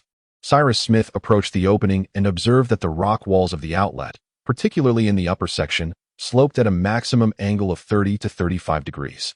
Thus, the cave's walls were navigable, and provided that the slope did not become excessively steep, they could traverse to a level aligned with the sea's surface. Should there be a spacious cavern within the granite walls, which was certainly a possibility, they might manage to exploit it. The engineer instructed his companions to gather some resinous branches. Having fashioned a torch and ignited it with flint, the engineer led the way, followed closely by his companions as they ventured into the dim, narrow drainage tunnel that had once been submerged beneath a lake. Contrary to their expectations, the further they ventured, the wider the tunnel became, allowing these explorers to stand upright as they descended. The granite walls, worn smooth and slick by years of flowing water, necessitated caution to avoid slips and falls. Thus, akin to mountaineers, they secured themselves to one another with a rope, ensuring their collective safety. Fortunately, some protruding formations of granite provided irregular steps, alleviating the dangers of their descent. Water droplets clung to every surface, glistening red in the torchlight, while countless stalactites adorned the walls. The engineer scrutinized the dark granite before him, finding no sedimentary layers, nor even a single fault line. The walls were densely compacted, with remarkably fine striations. This suggested that the tunnel might even be as ancient as the surrounding islets. It was not the product of slow water erosion. Rather, it had been excavated by Pluto himself, not Neptune. Clear traces of past volcanic eruptions were visible on the cliffs, the relentless flow of water having failed to completely erase these marks. The colonists descended with great deliberation. It was evident that this tunnel had never before welcomed human presence. And as they daringly ventured into the depths of the sheer cliffs, a sense of unease lingered among them. They remained silent, yet each was ensnared in a labyrinth of thoughts, contemplating more than one singular matter. Their minds wandered to the possibility that within this cavernous passage, leading to the ocean, might lie some form of true octopus or other colossal creature. Thus, this venture demanded utmost caution. However, Top, the dog, led the group with unwavering confidence. They trusted in his keen instincts, certain that he would sound the alarm at the slightest hint of danger. After descending approximately 100 feet along a rather winding path, the group searched the cavern but found nothing.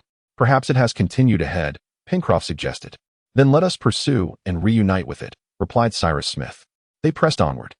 At every junction of the drainage tunnel, the engineer observed with meticulous attention. Despite the numerous turns, he navigated towards the general direction of the sea with relative ease. After rounding a bend, they descended another 50 feet along a straight passage when suddenly, a sound resonated from the depths of the cliff, captivating their attention. They halted, straining to listen intently. In an instant, the tunnel acted as a conduit, amplifying the sound, and they discerned it clearly this time. "It is Top's bark," Herbert exclaimed. "Indeed," Pencroff responded. "Our brave Top is barking fiercely." "We are all armed with iron-tipped spears," Cyrus Smith declared. "Remain vigilant and let us advance. This situation is becoming increasingly intriguing." Gideon Spilett whispered softly into the sailor's ear, who nodded affirmatively. Cyrus Smith and his companions hurriedly rushed to rescue their dog. At that moment, Top's barks grew increasingly distinct, his urgent cries betraying an overwhelming fury. Had he disturbed a nest of some creature, leading to a fierce confrontation? It could be said that the colonists, driven by an irresistible curiosity, had entirely disregarded the potential dangers they might face. They were no longer merely descending. It could be said that they were gliding down the rocky wall, and within mere minutes, they had slid down at least 60 feet, joining Top in a shared location. Before them loomed a vast and lofty cavern. At this juncture, Top continued to dart about, barking furiously. Pencroff and Neb raised their torches, illuminating every uneven crevice of the rock, while Cyrus Smith, Gideon Spilett, and Herbert stood poised with their spears, ready to confront any unforeseen peril. The enormous cavern appeared desolate and empty. The colonists repeatedly surveyed their surroundings, discovering nothing, no animals, no living beings. Yet, Top remained relentless in his barking. Neither soothing caresses nor stern reprimands could pacify him. The water from the lake surely flowed from some point within this cavern towards the sea, the engineer remarked. "Indeed," Pencroff replied, "we must exercise caution to avoid falling into any hidden abyss. Come on, Top, come." Cyrus Smith called once more.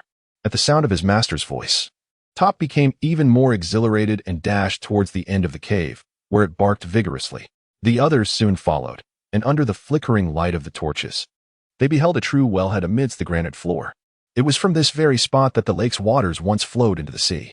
However, what was once a passageway had transformed into a vertical shaft, rendering any daring descent impossible. They approached the wellhead with their torches, angling them downward, yet saw nothing. At that moment, the engineer retrieved a burning branch and hurled it into the abyss.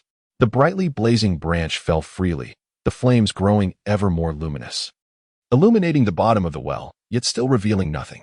Moments later, with a soft hiss, the fire extinguished, indicating that the branch had landed upon the water's surface, signifying it had fallen to the level of the sea. Based on the time it took for the branch to descend, the engineer estimated the well's depth to be approximately 90 feet. Thus, the cave's floor was situated 90 feet above sea level. Chapter 16. Peril in the Heights. Behold, this is our dwelling, Cyrus Smith declared at that moment. Yet, this place is occupied by some living creature, replied Gideon Spilett, whose curiosity remained unquenched. Whatever living being it may be, it has already fled from this exit, the engineer responded, thus leaving this place to us. Just a quarter of an hour ago, the sailor interjected, expressing a whimsical desire to transform into Top, for the creature would never bark without cause. Cyrus Smith now gazed upon the dog, which was both his companion and that of his fellow settlers, beckoning it closer before whispering the following. Indeed, I wholeheartedly believe that Top possesses a far deeper understanding of many matters than we do. At this moment, the settlers' aspirations had largely come to fruition, thanks to fortuitous circumstances and the assistance of their astute leader.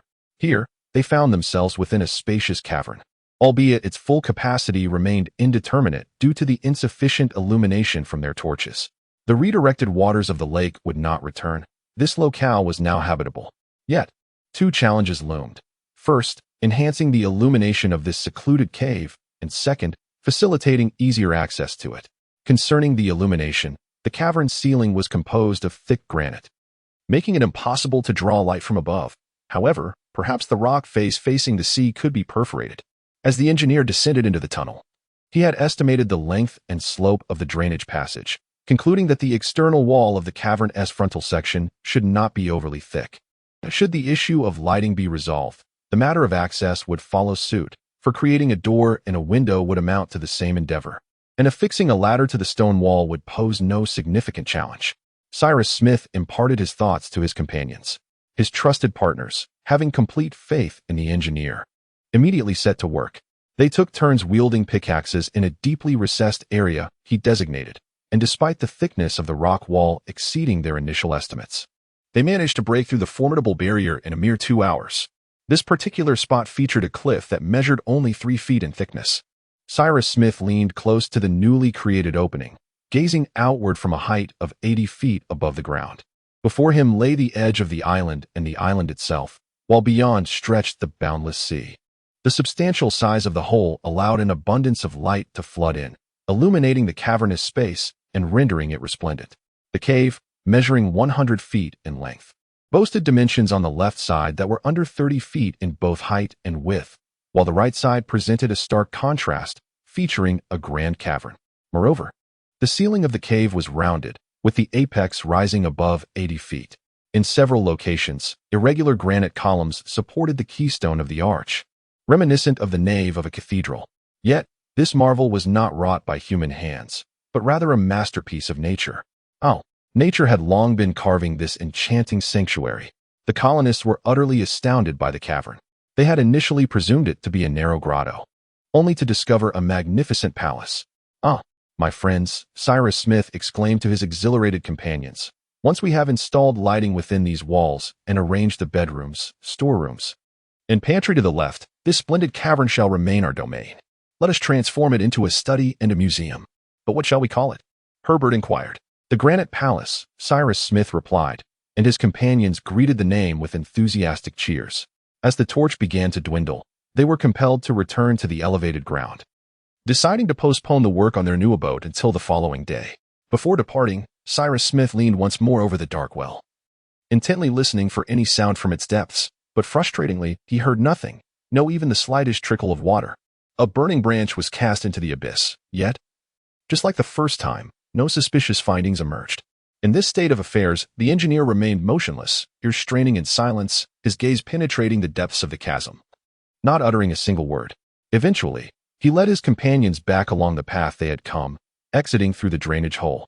Cyrus Smith's plans included the Granite Palace Fade, a rope ladder, Pencroft's dreams, vanilla, a natural rabbit habitat, water supply for the new residents, and the scenic view from the windows of the Granite Palace. The following day, May 22nd, the corresponding renovations for their new dwelling commenced. In truth, these colonists were eager to vacate the inadequate chimney pipes and relocate to this spacious and secure concealed location within the rock. However, the old dwelling should not be entirely abandoned. Thus, Cyrus Smith intended to transform it into a workshop for heavy labor. Cyrus's primary focus was to determine the true facade of the Granite Palace. To achieve this, he ventured to the beach. For the pickaxe that the journalist had flung during his excavation yesterday must have fallen vertically to the base of this colossal cliff. Locating this pickaxe would reveal the site of the previously created aperture within the granite. He swiftly found the pickaxe, which had embedded itself in the sand upon falling. Approximately 80 feet above this spot, there indeed lay an opening in the rock face. Several pigeons were flitting in and out of this small aperture, as if the Granite Palace had been designed specifically for them. Cyrus Smith planned to partition the right side of the cavern into several rooms, leaving a corridor at the front and creating 5 windows and a door on the facade for illumination. Pencroft was puzzled by the purpose of the door, believing that the old drainage tunnel served as a natural staircase, making access to the Granite Palace quite convenient. My friend, Cyrus Smith responded at that moment. If we can easily reach the interior via this drainage passage, then others will find it equally accessible. My intention is to seal off the mouth of this drainage channel completely, effectively blocking it. If necessary, we shall construct a dam to elevate the water level of the lake, submerging this inlet entirely beneath the water's surface. But how shall we gain entry? Inquired the sailor. From the outside, we shall ascend using a ladder, replied Cyrus Smith, employing a rope ladder. And if we retract it, then no one shall be able to enter our abode. Yet, why such caution? Pencroft questioned. We have yet to encounter any fierce beasts, nor have we discovered any signs of indigenous inhabitants on the island. Indeed, Cyrus Smith acknowledged, but we have only surveyed a minuscule portion of the island thus far. Regardless, even if there are no foes within the island, we cannot discount the possibility of threats emerging from beyond its shores, for certain regions of the Pacific are perilous waters. Therefore, we must prepare for any eventuality. Pencroff was convinced and now stood ready to execute the engineer's commands at a moment's notice. They planned to create 5 windows and a door on the façade of the Granite Palace to illuminate their quarters, while also designing a large window and several smaller circular windows to ensure ample light for the central hall. The façade of the Granite Palace is positioned 80 feet above the ground, facing eastward towards the rising sun, drawing a vertical line from the pile of rubble that forms the chimney. The façade aligns perfectly between this line and the protruding cliffs at the bend of the Gratitude River, with the prominent cliffs serving as a barrier. The biting northeastern winds could only sweep in from the side. Furthermore, prior to the installation of the window frames, Cyrus Smith intended to first mount sturdy shutters to shield the interior from the onslaught of wind and rain, and also to conceal the shutters should any situation arise. The initial task was to carve out openings. If they were to chisel through the hard rock with a pickaxe, it would consume an inordinate amount of time and effort. However, the engineer still possessed a certain quantity of nitroglycerin, which he utilized effectively. After crafting 5 windows, a door, a large window, and several small circular windows, they shaped them into pointed arches with the pickaxe, smoothing their rough edges before fitting them with frames. After several days of labor, the morning sun began to pour into the Granite Palace, illuminating even the most secluded corners. According to the engineer's plan, the suite faced the sea, divided into 5 rooms, with a door on the right side serving as an entrance and exit, accompanied by a ladder outside. Next was a spacious kitchen, a large dining room, and a generous bedroom, culminating in a reception room designed at Pencroff's request, with a hall extending to the left. Additionally, they planned to construct a corridor to connect these rooms, along with a storage room for tools, food, and supplies. All manner of products obtained from the island, whether of plant or animal origin, could be stored in the warehouse without the risk of dampness. With the plan firmly established, it was now time to set it into motion. The miners thus transformed into brickmakers. Once the bricks were fired, they were transported to the area beneath the Granite Palace.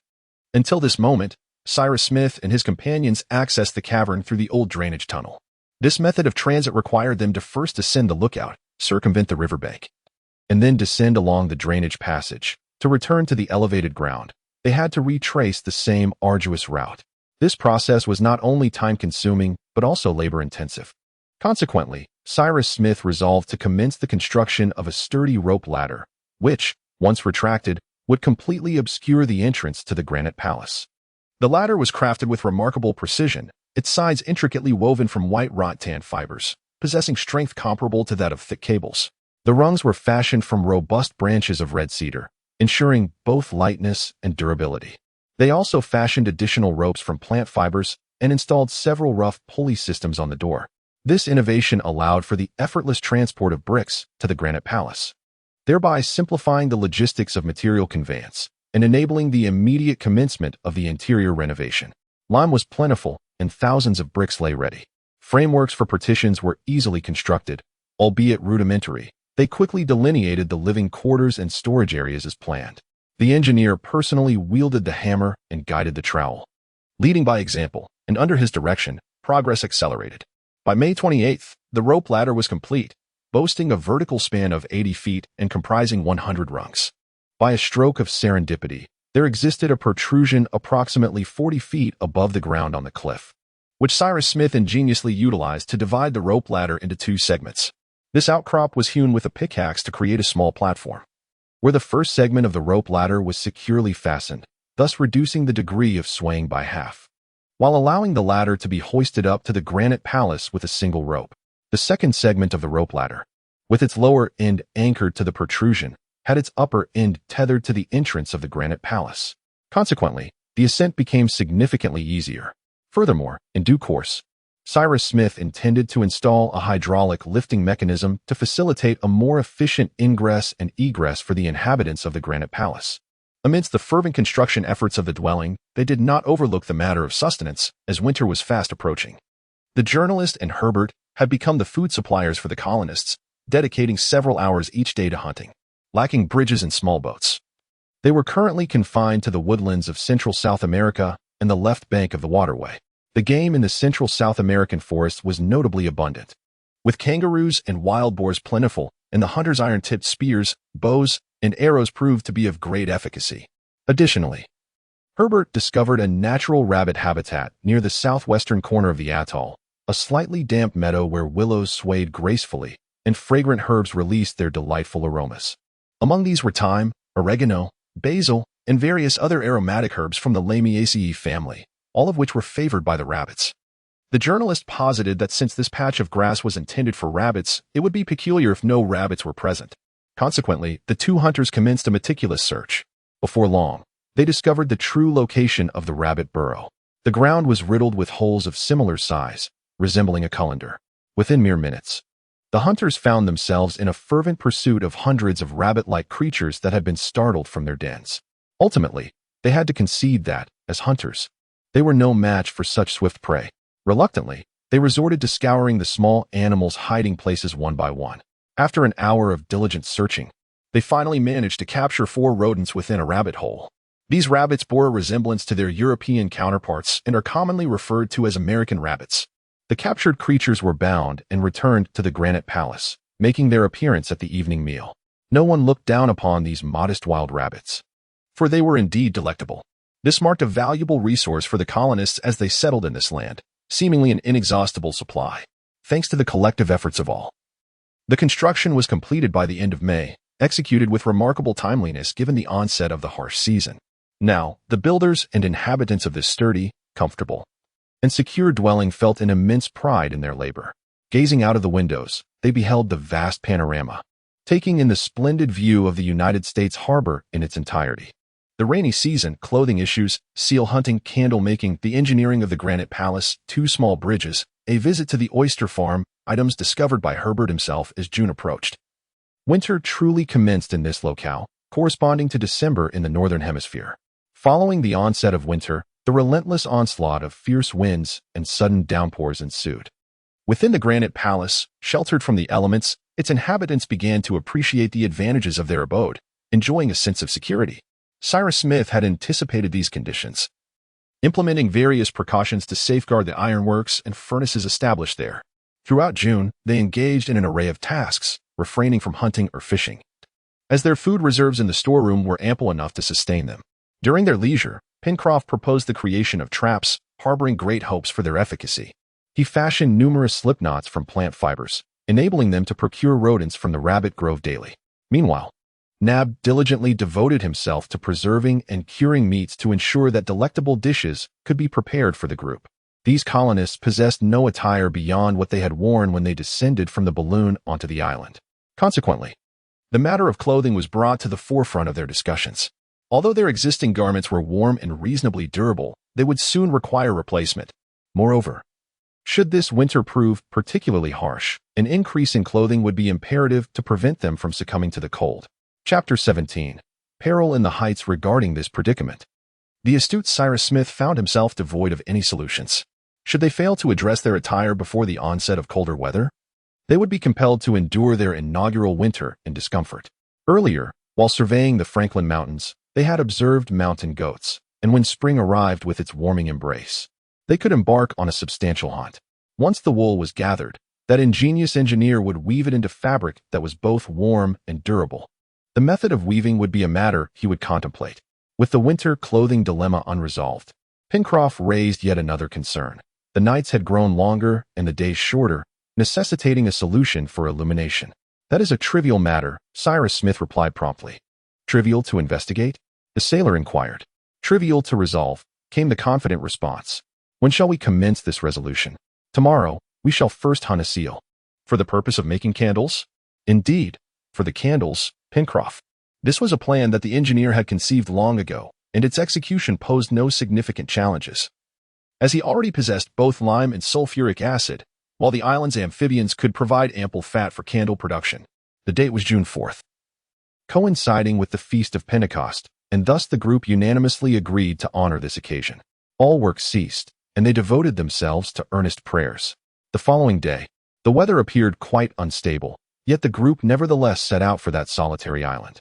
There were numerous seals in that vicinity, and the hunters swiftly dispatched half a dozen with their iron-tipped harpoons.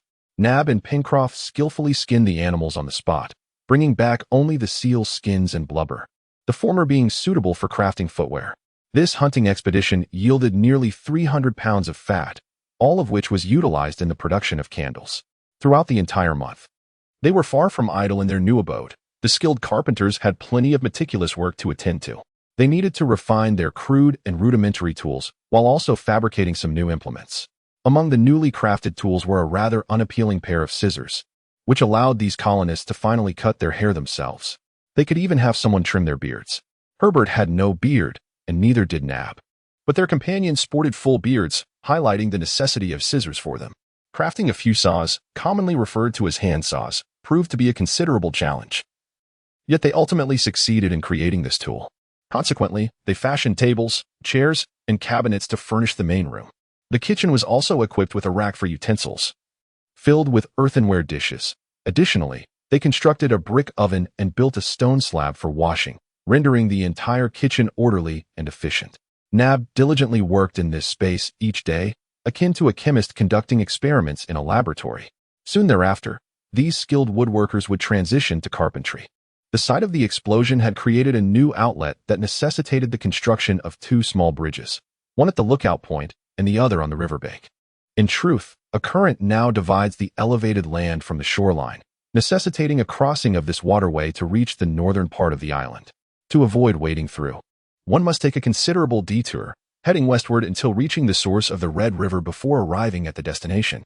Thus, the simplest solution appears to be the construction of two small bridges, each measuring between 20 to 25 feet, one at the lookout point and the other on the shore. This task posed no difficulty for them. The construction of both bridges was accomplished in just a few days.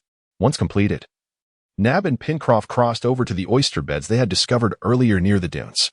They towed a rudimentary four-wheeled cart, which replaced the cumbersome baskets previously used, allowing them to transport several thousand oysters back, which they then placed in the natural rock pool for cultivation.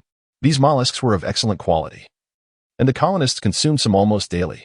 Presently, it seemed as though the colonists lacked for nothing. They could even produce sugar from the island's flora, along with a mildly sour beverage reminiscent of beer, and brew fragrant tea, all while possessing ample salt. However, they were still missing one crucial element, an essential staple for humanity, bread. Perhaps fate would intervene to assist these settlers in this regard. While bread is indeed a commonplace item, no matter how clever or capable Cyrus Smith was, he could not manufacture it.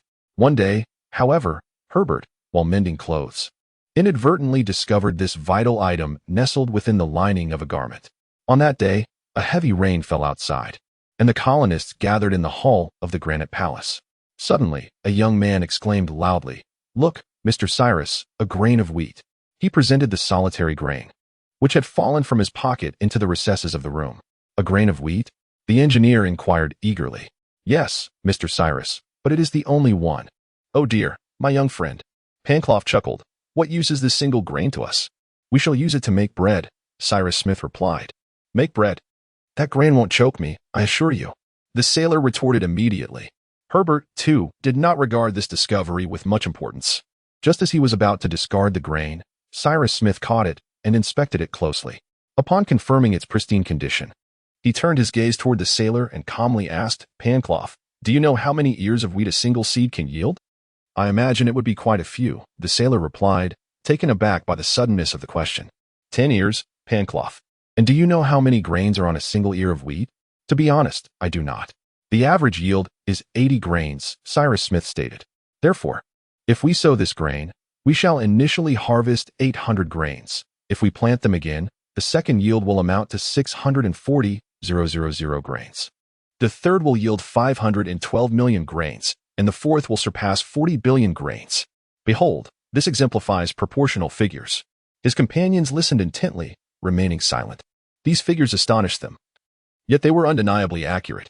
At this juncture, the engineer posed another question to the sailor. "Now, Pencroff, do you know how many bushels correspond to 40 billion grains?" "I do not," the sailor replied, "but I know I am merely a glutton." "Very well, Pencroff," Cyrus continued, "each bushel contains 130,000 grains. Thus 40 billion grains equate to approximately 3 million bushels. 3 million! Pencroff exclaimed loudly. "Indeed, 3 million. In 4 years' time." Yes, in 4 years, Cyrus Smith affirmed. Though in this latitude, we should be able to reap twice a year. Upon hearing this, the sailor, as was his custom when rendered speechless, responded with a resounding cheer. Thus, Herbert, the engineer added, your discovery holds immense significance for us. Everything, my friends, in our current circumstances, will prove beneficial. I implore you all to remember this. Indeed, Mr. Cyrus, we shall not forget, Pangloss replied. Now, please tell us what we ought to do. What we must do is plant this seed, Herbert responded. This day was June 20th, considered the most opportune time for sowing this singular and precious grain. Initially, some suggested planting it in a pot. However, after deliberation, the group ultimately decided to place their complete trust in nature's design and sow the seed directly into the earth. They planted the seed that very day. And it goes without saying that they took various protective measures to ensure the success of this endeavor. With temperatures plummeting below freezing, they surveyed the southeastern marshlands, encountered white foxes, discussed the future of the Pacific, observed the industrious coral polyps, pondered the fate of the earth, engaged in hunting, and reflected on the crown duck marshlands. From that point onward, Pangloss visited the patch of land he referred to as the wheat field daily. Thus, any insect daring to approach would surely meet its misfortune, as Pangloss would show no mercy. By late June, following several days of incessant rain, the weather had noticeably turned colder, and on the 29th, the temperature undoubtedly dropped to 20 degrees Fahrenheit, approximately -67 degrees Celsius. The next day, June 30th, corresponding to December 31st in the Northern Hemisphere, fell on a Friday. Nab suggested that the last day of the year was inauspicious. However, Pangloss countered, asserting that nature's timing was far superior, as the first day of the new year heralded the beginning of good fortune. Regardless, the weather at the beginning of the year was exceedingly frigid. The mouth of the Gratitude River had already formed some ice, and Grant Lake was soon to freeze over as well. The settlers had been compelled to replenish their fuel supplies on numerous occasions. Before the waterway succumbed to ice, Pangloss had transported a considerable amount of timber back using rafts, and they also exploited the river's current to float logs until the water solidified. Furthermore, they sought out the foot of the Franklin Peak and its surrounding ridges, subsequently bringing back several loads of coal. On July 4th, the temperature plummeted to 8 degrees Fahrenheit, equivalent to -13 degrees Celsius, rendering the coal, known for its substantial heat output, particularly coveted during such low temperatures. Currently, the settlers often worked together in the dining hall, where they constructed a fireplace. The water utilized in the Granite Palace was diverted from Grant Lake by the engineers. Although the weather was frigid, a slender stream, fed by an old drainage channel beneath the ice, continued to flow uninterrupted. To store water, they excavated a reservoir. Once filled, excess water would flow from an underground well directly into the sea. During this period of arid weather, the settlers resolved to dress as warmly as possible and dedicated a day to exploring the southeastern portion of the island between the Gratitude River and Claw Cape. This area comprised a vast marshland, where they hoped to hunt for delectable game. The journey required traversing 8 to 9 nautical miles, with the return trip being equally extensive, thereby consuming an entire day. On the morning of July 5th at 6 o'clock, as dawn broke, Cyrus Smith, Gideon Spilett, Herbert, Nab, and Pencroff each armed themselves with spears, lasso ropes, bows, and arrows, and prepared ample provisions before departing from Granite Palace. The dog, Top, frolicked ahead of them. They chose the most direct route, traversing the now frozen surface of the Gratitude River. However, the journalist wisely reminded everyone that this could not replace a proper bridge. Consequently, the construction of a genuine bridge was designated as a future undertaking. This marked the colonists' inaugural venture onto the right bank of the Gratitude River, delving into the towering and splendid coniferous forest for exploration. They had scarcely traveled half a mile when they spotted a den of quadrupeds in the dense underbrush. Startled into flight by Top's barking, "Ah, they seem to be foxes," exclaimed Herbert as he observed the fleeing creatures. Indeed, they were foxes, yet of considerable size, emitting howls that astonished even Top, causing him to cease his pursuit and grant these swift animals a chance to escape. The dog had every right to be astonished, for he lacked knowledge of natural history. These foxes, adorned with reddish fur and a white-tipped black tail, unwittingly revealed their identity with their cries. Thus, Herbert confidently informed the group that their true name was the white fox, a species often encountered in regions such as Chile and the Falkland Islands. Herbert felt a profound sense of regret as Top failed to capture one of those carnivorous creatures. After navigating past the area of accumulated debris, the settlers discovered a stretch of beach being relentlessly battered by the waves. It was 8 o'clock in the morning. The sky was clear and cloudless. Cyrus Smith and his companions, having hurried along with a brisk pace, felt their bodies warmed and no longer perceived the cold as excessively biting. The sea was now calm, a vivid azure, reminiscent of the Mediterranean bays under a clear sky. The claw-shaped promontory curved like a Turkish scimitar towards the southeast, tapering to a finer point. To the left, the marshy edge abruptly formed a small promontory, illuminated by the fiery sunlight. Clearly, there was nothing at the United States harbor to serve as a barrier against the ocean, should a vessel be struck by the southeastern winds. It would find no refuge from the storm. Presently, the settlers paused at this location to partake in breakfast. They kindled a fire using thorns and dried driftwood, seagrass, before Nab roasted the frozen meat for their morning meal, while also brewing several cups of Oswego tea. As they dined, they observed their surroundings. This particular region of Lincoln Island was exceedingly barren, standing in stark contrast to the conditions of the broader western expanse. "It is quite peculiar," remarked Gideon Spilett, "that this island, despite its diminutive size, harbors such a diverse range of soil conditions. The western resources of Lincoln Island are exceedingly abundant, and the land is remarkably fertile, akin to the warm currents adjacent to the Gulf of Mexico. Conversely, its northern and southeastern coastal regions resemble the islands of the Arctic Ocean." "You are absolutely correct," Cyrus Smith responded. "I have observed this as well. The peculiar shape and natural conditions of this small island indeed appear rather strange. It encompasses nearly all the characteristics of a continent. Therefore, if one were to suggest that it was once a continent, I would not be surprised." "What? A continent in the midst of the Pacific?" Pencroff exclaimed. "Why not?" replied Cyrus Smith. "Australia, New Ireland, and what British geographers term Australasia, along with the various islands of the Pacific, did they not once constitute the sixth largest continent in the world? Are they not of equal significance to the other continents?" "I wholeheartedly concur," Herbert interjected. "All the islands that emerge from this vast ocean are but the summits of the peaks of a submerged continent that once loomed over these waters, much like the islands of the ancient Atlantic." "Indeed, my child, if it ever existed," Cyrus added. "Could this island possibly be a fragment of that continent?" Pencroff inquired. "It is quite possible," Cyrus Smith replied, "and this precisely elucidates the island's abundant resources. Moreover, a multitude of animals inhabit this land," Herbert supplemented. "Indeed, my child," the engineer responded, "you have provided a new argument for my assertion. Based on our observations, there must be a multitude of animals on the island, and intriguingly, the variety of species is exceedingly diverse. This phenomenon can be attributed to the fact that Lincoln Island was once part of a larger landmass, which subsequently sank beneath the Pacific Ocean."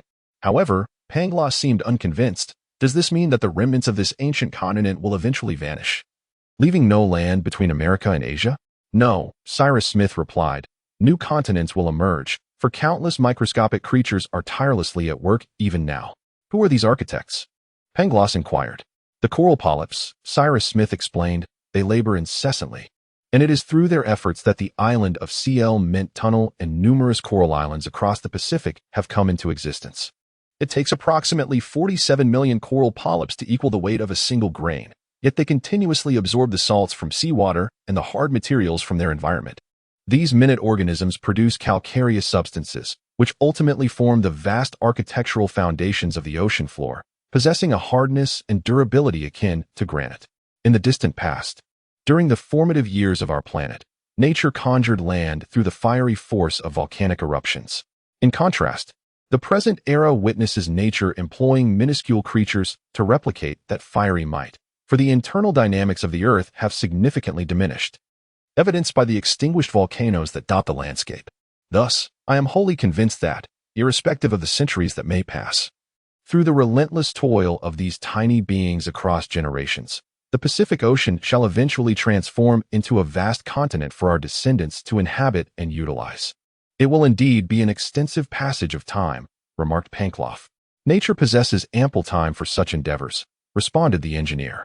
"My esteemed Cyrus," added Gideon Spilett, "I believe that your theories will one day manifest into reality. This is the marvel of creation," stated the engineer. "All of this resonates completely," Pencroff inquired of the engineer. "But could you clarify, Mr. Cyrus, is this island constructed by those minute creatures?" "No," Cyrus Smith replied. "It is entirely a product of volcanic eruptions. Then, might it one day vanish? That is indeed a possibility. I firmly believe that by that time, we shall no longer be here. Yes, rest assured, Pencroff, we shall not remain, for we have no desire to meet our end in this place, and ultimately, we may depart from here. However, at present, Jiden Shaipa remarked, we ought to consider plans for permanent settlement. The work we have commenced cannot be abandoned halfway. Thus, the conversation concluded, coinciding with the conclusion of breakfast.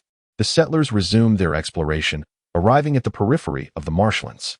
This area was indeed a true swamp, spanning approximately 20 square miles, extending until it reached the circular coastline southeast of the small island. The soil there consisted of silicious, clayey silt, interspersed with decaying vegetation. Several frozen ponds sparkled under the sunlight. Rainwater and the swollen river could hardly accumulate into ponds here. They believed the water in the marsh was seeping from the soil. And indeed it was. They even harbored concerns that during hot weather, the air might become saturated with the gases emitted from decaying flora and fauna, potentially giving rise to swamp-related fevers. The stagnant ponds were adorned with numerous aquatic plants, and various birds flitted above. The hunters, concealed in the underbrush, could easily secure a bounty with a single shot. Wild ducks, pintails, and green-winged teals congregated in abundance, displaying a remarkable lack of fear towards humans, thus allowing for close approaches. These birds huddled closely together, and a single shot from a lead shotgun could yield several dozen. In a short span of time, the hunters managed to bag a dozen ducks, feeling thoroughly satisfied with their endeavor. The feathers of these ducks are white, their heads adorned with a striking green, and their wings exhibit a triad of colors, black, white, and red, with their bills being notably flat. Herbert referred to them as crested ducks, which led the colonists to name the area Crested Duck Marsh. Thus, they now possess a remarkably rich natural reserve of waterfowl. They plan to develop this location in due course, as several species of birds may be amenable to domestication. If they are relocated near Grant Lake for acclimatization and nurturing, capturing them will become considerably more manageable.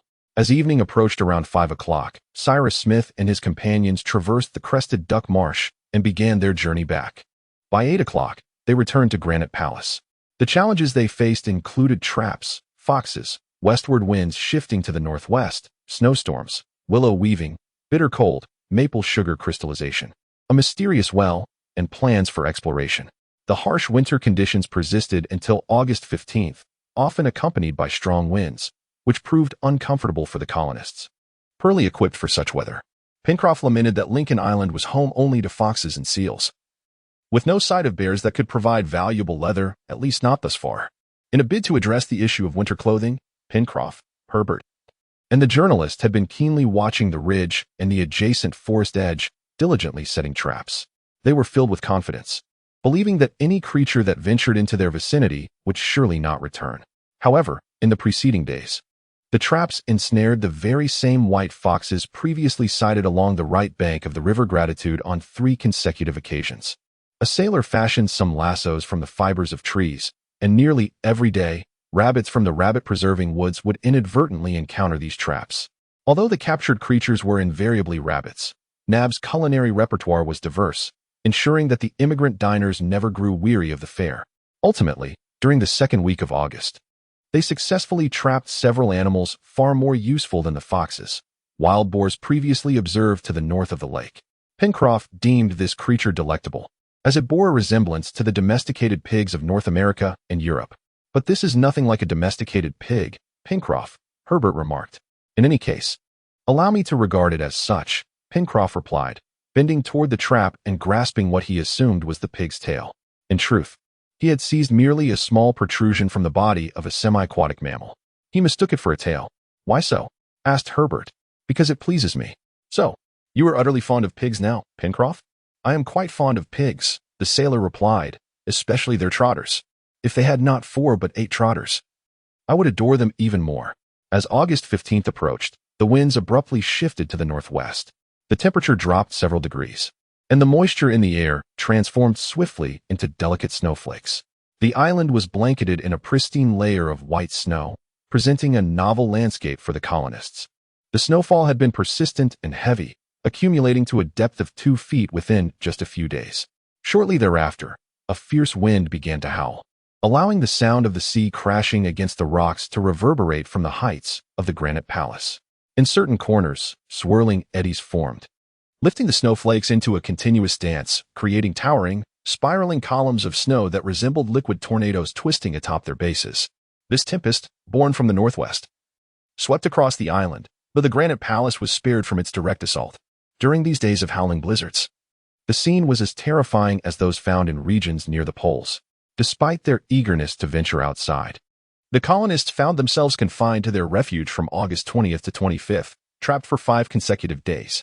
They could hear the blizzard raging through the South American forests, undoubtedly wreaking havoc. Trees might be uprooted entirely, a possibility that brought a glimmer of joy to Pencroff, as it spared him from further laborious chopping. "Let the wind be the woodcutter. It can take care of itself," he repeated. Indeed, it was utterly impossible to halt its fury. In that moment, the inhabitants of the granite palace felt immense gratitude towards Providence for providing them with what could be deemed an indestructible sanctuary. They certainly owed thanks to the engineer as well, yet ultimately, the vast cavern was a masterpiece of nature, merely discovered by him. Within the sanctuary, they could reside in peace, untouched by the tempestuous blizzard outside.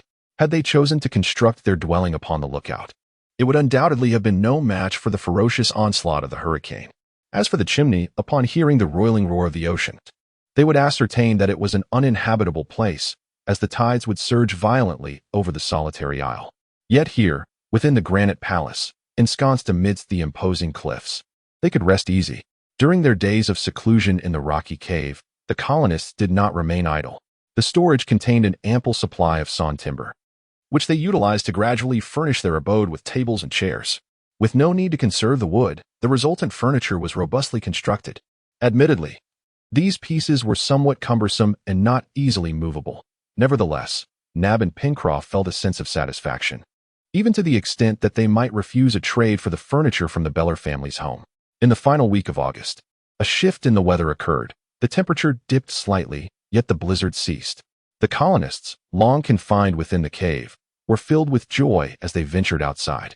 They trudged through the 2-foot-thick blanket of snow along the shore, laboriously ascending to the lookout point. Chapter 19. Peril in the Heights. What a transformation!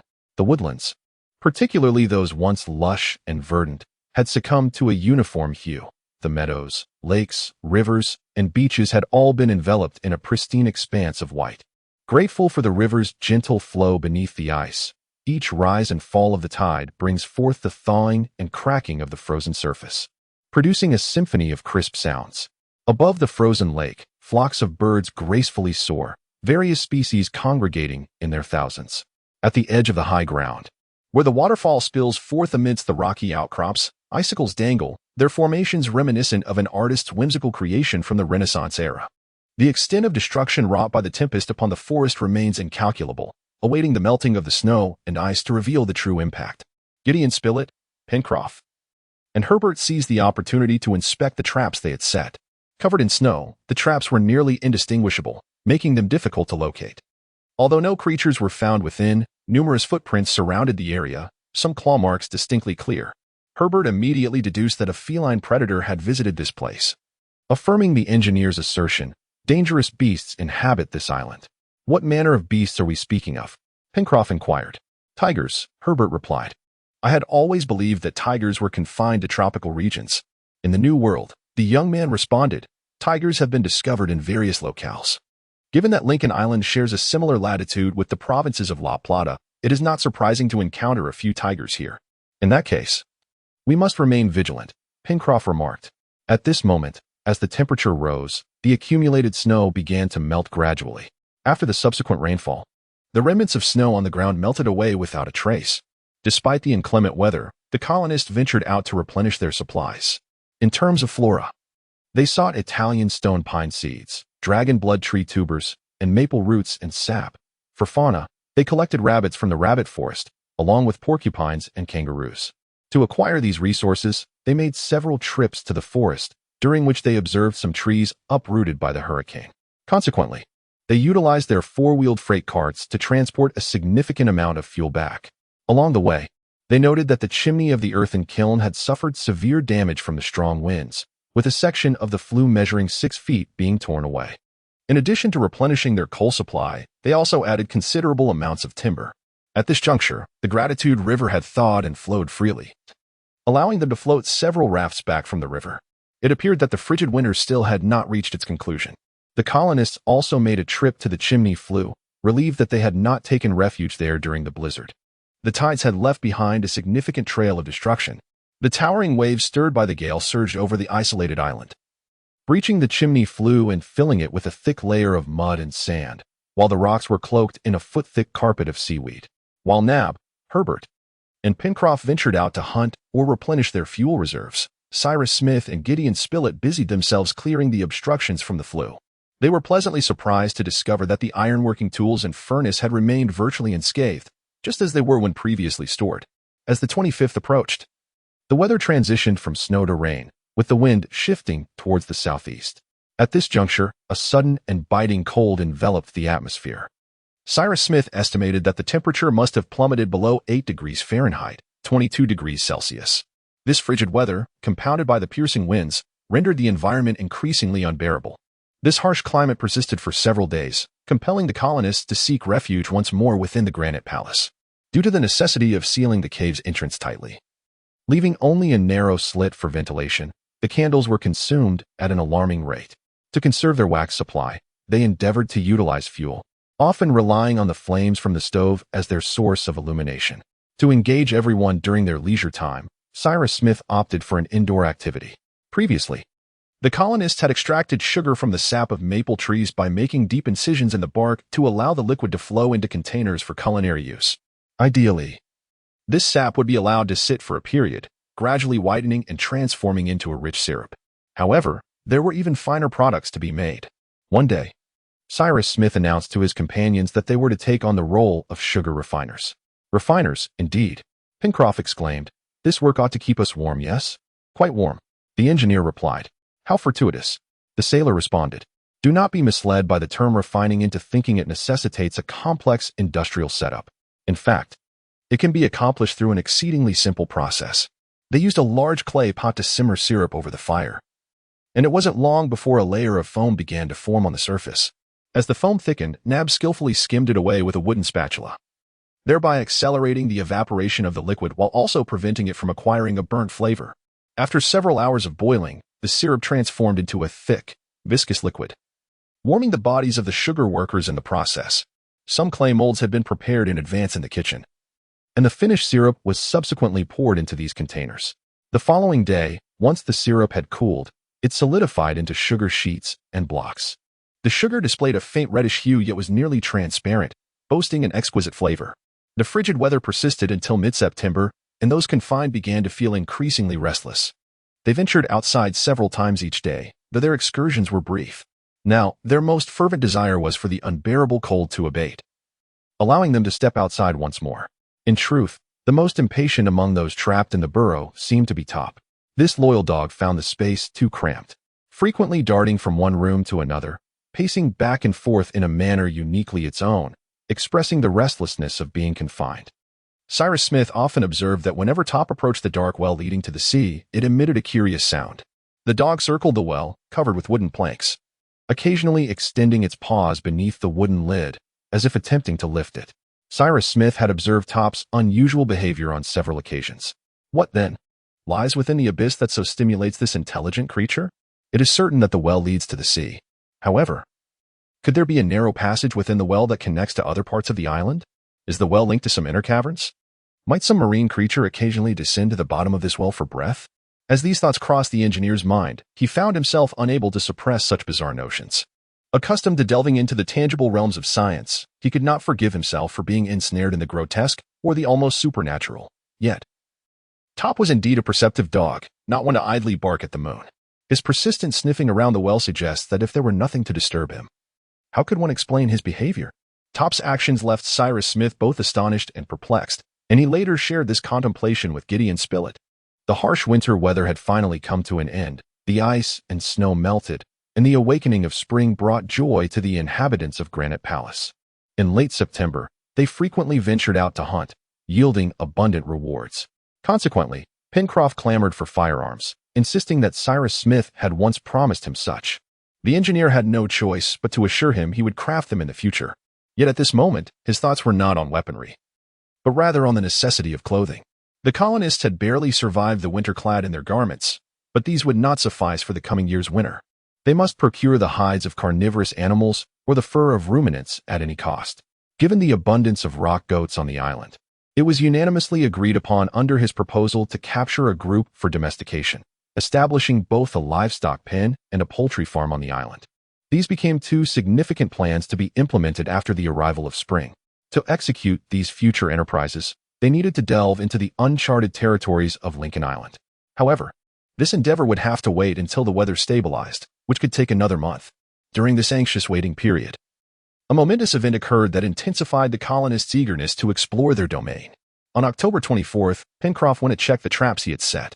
To his delight, he discovered 3 animals in one of the traps, which would surely be a welcome addition to the kitchen: a mother guinea pig and her 2 young. Pencroff returned to Granite House with his catch, inevitably boasting to everyone just as he had before. "Come, let us prepare a sumptuous feast, Mr. Cyrus," he exclaimed, "and Mr. Spilett, there will be a portion for you as well." "I am quite eager to partake," replied the journalist, "but what shall I be dining on?" "Roast piglet." "Ah, are we truly having roast piglet, Pencroff? From your tone, I had assumed you brought back a young mountain quail prepared with corn. The flavor of this roast piglet will not disappoint." Upon hearing this, Pencroff remarked, "Look, these 2 little quails are not yet 3 months old. They are as tender as can be. Hey, Nab, come here. I wish to oversee your culinary endeavors." The sailor then accompanied Nab to the kitchen, where they meticulously engaged in the art of cooking. Just past 5 o'clock, dinner commenced, featuring a delightful array of dishes. Yet, amidst the sumptuous spread, Pencroff took it upon himself to carve the roast pig, serving generous portions to each of his companions. As his friends savored the succulent meat, Pencroff voraciously indulged in his own share. Suddenly, he let out a cry followed by an expletive. "What is the matter?" inquired Cyrus Smith. I just had a tooth break," Pencroff replied. "Oh, what happened? Did you find a stone in your quail?" questioned Gideon Spilett. "It seems so," Pencroff responded, as he expelled the object from his mouth, which he had sacrificed a tooth to uncover. However, it was far from a stone. It was, in fact, a lead pellet. Chapter 20. The inhabitants of the deserted island regarding the lead pellet, crafting a canoe, hunting atop the pine trees, no evidence of human presence, Nab and Herbert's spoils, the disappearance of the sea turtle, Cyrus Smith's explanation.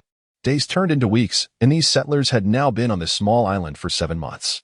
Since that time, despite their extensive search efforts, they found no trace of human presence, not even a wisp of smoke to suggest the existence of life. No evidence indicated that humans had ever toiled here, whether in the past or recent times, and there were no signs to imply that anyone had ever set foot in this place. However, now, all these conjectures have been overturned by a small metallic bullet. This bullet was discovered within the carcass of a rodent. Undoubtedly, this lead projectile was discharged from a firearm. Thus, apart from humans, what other being could wield such a weapon? When the bullet was placed on the table, the colonists gazed at it in astonishment. Cyrus Smith began to formulate hypotheses regarding this unexpected anomaly. He picked up the bullet, rotating it between his thumb and index finger. After a moment, he inquired of Pencroff, "Can you be certain that the injured rodent was merely 3 months old?" "It should be, Mr. Cyrus," Pencroff replied, "for it was still nursing when we found it in the trap." "If that is the case," the engineer remarked, "this proves that someone has fired a gun on this island, and it could not have been more than 3 months ago. Yet this bullet merely wounded the small creature." Gideon Spilett added, "It is now certain," Cyrus Smith continued, "that perhaps before our arrival, this small island was inhabited, or that some individuals landed here no more than 3 months prior. Did these individuals arrive here intentionally, or were they in distress? This is a matter that can only be clarified in due time. As for their identities, whether they are foes or allies, we cannot venture a guess. Furthermore, we remain oblivious to whether they are still on the island or have departed. However, these uncertainties are profoundly intertwined with our situation, and we cannot afford to remain indecisive for long." "No, absolutely not," the sailor exclaimed loudly at that moment, insisting that there could be no one else on this island apart from us. "Good grief, if anyone resided on this small isle, we would have certainly detected some of them by now. Otherwise, that would indeed be peculiar," Herbert remarked. "And if this creature were born with a lead bullet inside it," the journalist insinuated, "that would be even stranger." Unless Nab truly interjected, Pencroff had previously just look here, Nab, Pencroff retorted. "If I had a lead bullet lodged in my jaw, I wouldn't discover it for months. Moreover, Where could it possibly hide? He then opened his mouth, revealing a set of splendid teeth, and further declared, "Nab, if you can find a cavity in there, I shall permit you to extract half a dozen teeth." Nab's conjecture lacked foundation, and although Cyrus Smith was preoccupied with his own thoughts, he could not help but chuckle, adding, "What we can ascertain is that, at the very least, someone has discharged a firearm on this island in the past 3 months. Thus, I am inclined to believe that these individuals recently arrived and may merely be passing through, for when we gazed down upon the entire island from Franklin Peak, had there been anyone on the island, we would surely have seen them. Therefore, this is likely a recent occurrence. In any case, it is crucial that we clarify this matter. I believe we must exercise greater caution in our future actions," the journalist remarked. "Indeed, that should be the case." Cyrus Smith concurred, "For what troubles me is the fear of Malay pirates landing here."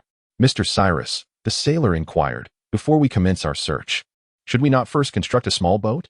This would allow us to navigate upstream and also patrol the coastline around the island. We ought to be prepared." "That is a commendable idea," the engineer replied, "yet we cannot afford to delay. It is important to note that building a small boat would take at least a month." "Indeed, but that pertains to constructing a proper small vessel," the sailor countered, "and we currently do not require a seafaring craft. Therefore, I assure you that I can fashion a canoe within 5 days, sufficient for navigating the Gratitude River." "A boat in 5 days?" Nab shouted. "Yes, Nab. A type of Native American craft. Made of wood?" the black man asked, somewhat incredulous. "Made of wood," Pencroff replied. "To be precise, it is made from bark." "Mr. Cyrus, I guarantee that the construction of the boat will indeed be completed within 5 days." "Within 5 days, very well," replied the engineer. "However, during this time, we must remain vigilant." "Indeed, we must exercise particular caution, my friends," Cyrus Smith responded. "Therefore, when venturing out to hunt, let us not stray too far from the Granite Palace. Now, these colonists have come to a disconcerting conclusion. There are, or at least there once were, other inhabitants on the island besides themselves. Since the incident involving the lead bullets, this has become an undeniable fact, and this discovery has engendered profound unease among the colonists. At that time, Cyrus Smith and Gideon Spilett had been discussing this matter even as they prepared for sleep. They pondered whether this event was connected to the engineer's peculiar salvation and the bizarre occurrences they had encountered multiple times. After weighing both sides of the issue, Cyrus Smith finally remarked, "Would you like to know my opinion, esteemed Spilett?" "Indeed, I would."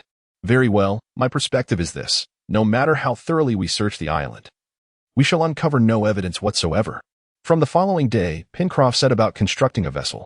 He was not crafting a ship with a deck and sides, but rather a simple flat-bottomed boat suitable for navigating the Gratitude River, thus reducing the complexity of the task considerably. He stripped the bark from several cedar trees that had been toppled by the hurricane, and with the assistance of the engineer, he persevered through numerous challenges to complete the task on time. Meanwhile, Gideon Spilett and Herbert busied themselves with the provisions for the entire team. The journalist could not help but admire the young man, for his prowess with the bow, arrows, and spear was truly remarkable. During their hunting excursions, Herbert frequently engaged Gideon Spilett in discussions about the lead bullet incident and the conclusions drawn by the engineer regarding that event. On October 26th, he remarked to Spilett, "If indeed there were survivors who landed on this small island, does it not strike you as odd that they have yet to appear along the shores of the Granite Palace after all this time?" The journalist responded, "It would indeed be peculiar if they remained on the island. However, should they have departed, then it is not strange at all."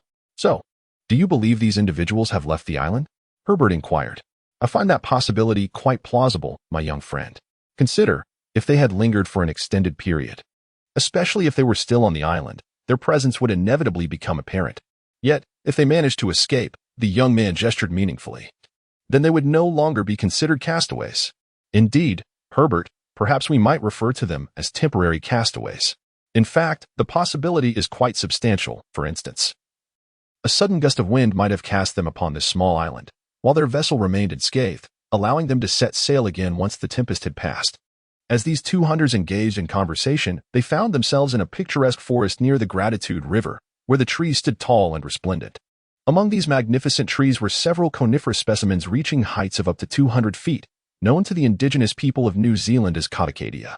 The young man, struck by inspiration, swiftly approached one of these towering trees and, with a nimble leap, grasped its stout trunk, effortlessly climbing to the summit. From this vantage point, The panorama was breathtaking, offering a nearly complete view of the island. He meticulously scanned the surroundings, particularly the uncharted areas of the island and the distant sea. Yet, like on previous occasions, he failed to discern what he sought. Eventually, Herbert descended from the Cavacadia, and together they returned to Granite House. Cyrus Smith listened to the young man's account with a mere shake of his head, offering no further comment. It was evident that only through a thorough exploration of the island could any conclusions be drawn regarding the matter. On the third day hence, October 28th, an inexplicable event transpired. Herbert and Nab were leisurely strolling along the beach in front of Granite House when fortune smiled upon them, as they captured a splendid specimen of a turtle. This is a Midas sea turtle, adorned with a striking green shell that captivates the eye. Herbert observed the creature as it made its way towards the ocean, navigating between the rocks. "Nab, come here," he called out. Nab promptly approached. "What a magnificent creature," he exclaimed, but then pondered, "How can we possibly capture it?" "It's quite simple, Nab," Herbert replied. "All we need to do is to flip the turtle over, and it will be unable to escape. Take your spear and follow my lead. Mimic my actions precisely." Sensing the impending danger, the reptile instinctively withdrew its head and limbs into its shell, rendering them invisible. Though they could no longer see its head or feet, the turtle remained motionless, resembling a rock. Thus, Herbert and Nab began to insert their sticks beneath the turtle's plastron, and with a synchronized effort, they easily overturned the creature. This turtle measured approximately 3 feet in length and weighed no less than 400 pounds. "Hooray!" Nab shouted. "Our friend Pencroff will surely be delighted." Indeed, Pencroff would have no reason to be displeased, for this type of sea turtle feasts on large seaweeds, and its meat is exceptionally delectable. At that moment, the turtle revealed its head, which was small and flattened, while the rear boasted a spacious temporal cavity concealed beneath a bony dome. "Now, how shall we handle our prize?" Nab inquired. "We cannot drag it back to Granite Palace. Let it remain here, for it cannot turn itself over," Herbert replied. "Let us return to fetch a cart to carry it back." "So be it," he concluded. In a display of caution, Herbert meticulously surrounded the sea turtle with large stones before they departed, a gesture Nab considered superfluous. Thereafter, the two hunters made their way back along the expanse of sandy beach revealed by the receding tide, returning to the Granite Palace. 2 hours later, Nab and his cart returned to the spot where they had left the turtle. To their dismay, the exquisite creature was no longer there. Nab and Herbert exchanged glances, bewildered, and then began to survey the vicinity. Indeed, this was unmistakably the location where the sea turtle had been abandoned. Herbert even found the stones he had previously arranged. "Ah, so it is," Nab exclaimed. "This creature is capable of flipping itself over." "It seems so," Herbert replied, still baffled, staring vacantly at the stones on the sand. "Alas, Pencroff will be displeased, and Mr. Smith may find it rather difficult to explain the turtle's disappearance," Herbert mused inwardly. "Let it be," Nab suggested. "If he wishes to conceal this incident, I believe it best not to mention it." "No, Nab, it should be addressed," Herbert insisted. Upon their return to Granite Palace, Herbert promptly made his way to the shipyard, where the engineer and sailors were diligently engaged in their tasks. Herbert recounted the events that had transpired. "Look at you two clumsy fellows," exclaimed Pencroff upon hearing the tale. "That has cost us at least 50 bowls of soup." However, Nab, who had also arrived, retorted, "But Pencroff, that creature fled. It is not our fault at all, for we had already turned it over." "How curious," Pencroff shot back. "I believe, Mr. Cyrus," Herbert interjected, "that once the turtle was flipped onto its back, it could not crawl on the ground, especially not the sea turtle." "Indeed, my child," replied Cyrus Smith. "Then how did it manage to escape? How far from the sea did you leave the turtle?" Cyrus paused his work, pondering the question. "About 15 feet at most," Herbert answered. "Was it during low tide?" "Yes, Mr. Cyrus." "Ah, I see," the engineer responded. "What a turtle cannot accomplish on sand, it can certainly do in water. Therefore, as the tide rose, it was able to right itself and leisurely return to the ocean." "Ah, how foolish we are," Nab exclaimed. Cyrus Smith's explanation certainly seems plausible. However, is he entirely convinced that his explanation is indeed correct? The group remains hesitant to make any definitive assertions. The initial venture into the canoe, a drifting object along the coast, was towed to the accumulation point of debris, where the contents of a box revealed the gospel, a passage of scripture. On October 29th, the canoe was fully prepared, and Pencroff fulfilled his promise. The hull of this vessel was woven from the supple branches of the crejimba tree, featuring 3 seats, one at the stern, one in the middle to maintain balance, and the third at the bow.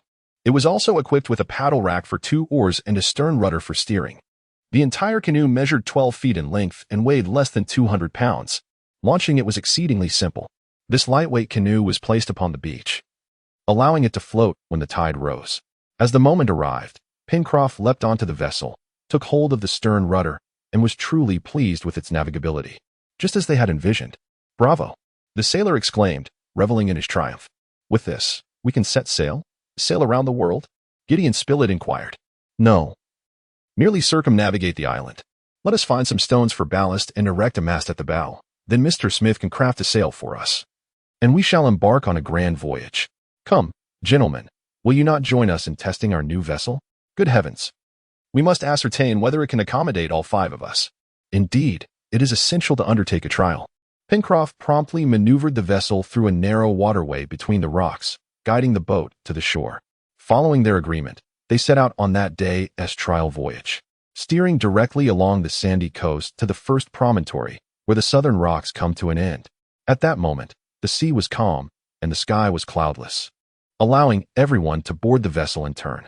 The boat was equipped with 2 oars, one handled by Neb and the other by Herbert, while Pencroff stationed himself at the stern to navigate the rudder.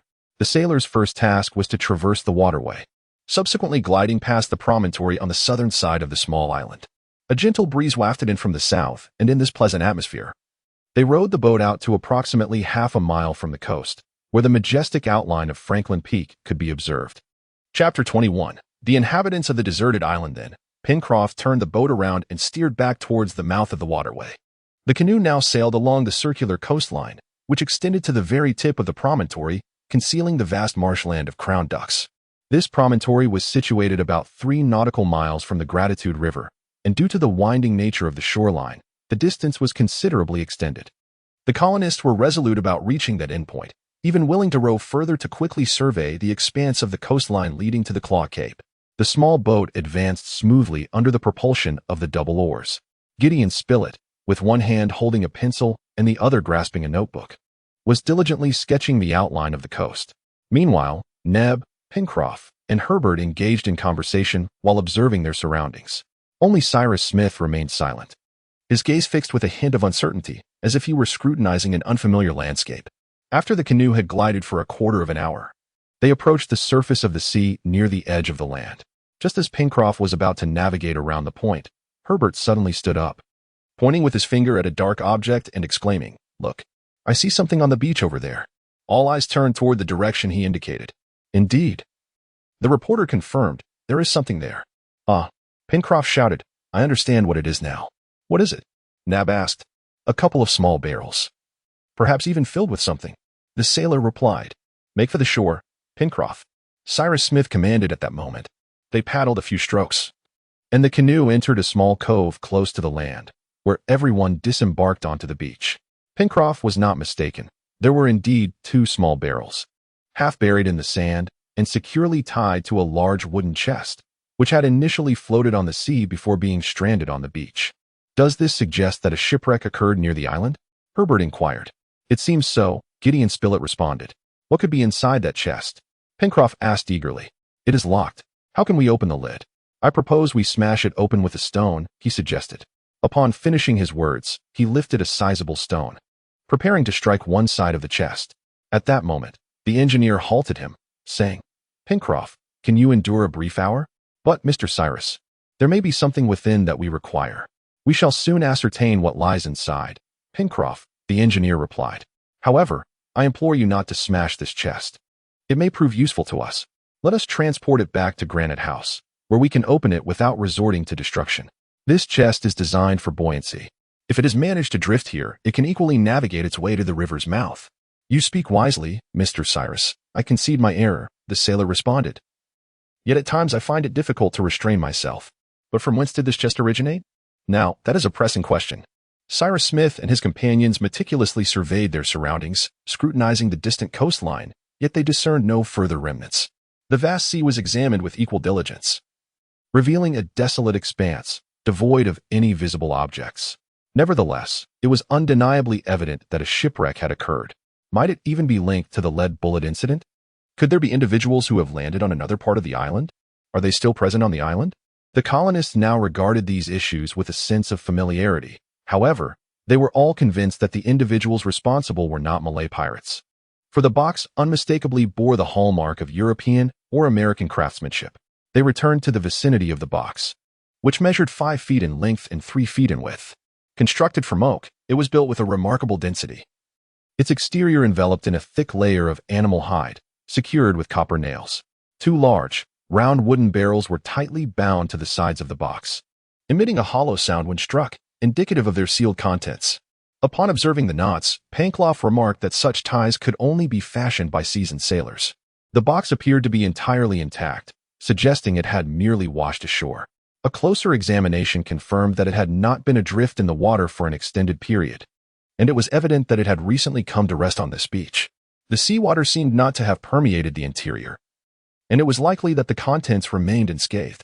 We utilized a tow line to haul the driftwood back to the granite palace. The engineer proposed that we would inventory the box's contents upon our return. If we could locate the rightful owner, we would return it. If not, well, it would be ours to keep. Pencroff exclaimed. Yet, one couldn't help but wonder what treasures lay within. The tide had begun to surge toward the location of the driftwood, and it was evident that the rising waters would soon set it adrift once more. At that moment, they began to untie a portion of the ropes securing the barrels, preparing to fasten this floating contraption to their small boat. Thus, Pencroff and Neb utilized their paddles to excavate the silt, enabling the movement of the chest. Before long, the small boat was towing the chest, commencing its circuit around this particular promontory, which from that moment forth was designated as the accumulation point of drifted objects. The act of towing appeared somewhat laborious, and due to the chest weight, the 2 small barrels barely kept themselves afloat on the surface of the water.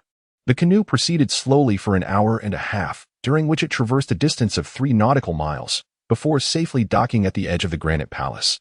They dragged both the boat and the drifted objects onto the shore, coinciding with the ebb tide, ensuring they would soon rest in a dry area. Neb hurried back to retrieve tools to open the chest without damaging it, after which they would need to inventory the contents within. At this moment, Pencroff could not conceal his profound excitement. The sailor untied the rope from the small barrels, which remained intact and suitable for further use. The chest's lock was pried open with an iron lever. However, as soon as the lid was lifted, it snapped shut again. Inside the chest lay a second layer of zinc plating, evidently intended to seal the contents securely, safeguarding them from moisture under any circumstances. Ah, Neb exclaimed. Perhaps it contains some canned goods. I believe that is entirely unlikely, the reporter retorted. Could it merely be? The sailor murmured. What could it possibly be? Neb inquired upon hearing him. Nothing at all. The zinc lid was gradually pried open and pressed back onto the 4 sides of the chest, allowing the items within to be slowly retrieved and placed on the sandy ground. With each item taken out, the sailor would exuberantly shout in delight, while Herbert clapped in applause, and Nab, as a man of African descent, began to dance upon the sand. Inside the chest lay a collection of books, which sent Herbert into a state of ecstatic joy, and numerous kitchen utensils that Nab enthusiastically embraced and kissed. It could be said that these colonists were immensely satisfied with the contents of the chest, which contained an array of tools, weapons, instruments, clothing, and literature. Below is the precise inventory penned by Gideon Speller in his notebook. Tools: 3 folding knives, 2 axes for chopping, 2 carpentry axes, 3 planes, 2 hatchets, 1 double-ended chisel, 6 cold chisels, 2 files, 3 hammers, 3 spiral drills, 2 woodworking drills, 10 packages of nails and screws, 3 saws of varying sizes, and 2 boxes of needles. Weapons: 2 flintlock guns, 2 percussion cap rifles, 2 carbines, 5 sabers for combat cutlasses, 2 small barrels of gunpowder, each containing 25 pounds, and 12 boxes of mercury fulminate detonators. Instruments: 1 sextant, 1 pair of binoculars, 1 telescope, 1 set of drawing instruments, 1 pocket compass, 1 Fahrenheit thermometer, 1 empty barometer, and a trunk containing a complete set of photographic equipment, including lenses, glass plates, chemicals, and more. Clothing: 2 dozen shirts crafted from a unique fabric reminiscent of wool, yet evidently derived from plant fibers, 3 dozen long socks, also fashioned from the same material. Kitchenware: 1 iron kettle, 6 small copper pots with handles, 3 iron plates, 10 sets of aluminum cutlery, 2 kettles for boiling water, 1 portable stove, and 6 dinner knives. Books: 1 Bible, encompassing both the Old and New Testaments, 1 atlas, one dictionary of Polynesian dialects, a 6-volume encyclopedia of natural sciences, 3 reams of blank paper, and 2 notebooks. It must be acknowledged, remarked the journalist after completing the inventory, that the owner of this chest is a person of practical experience.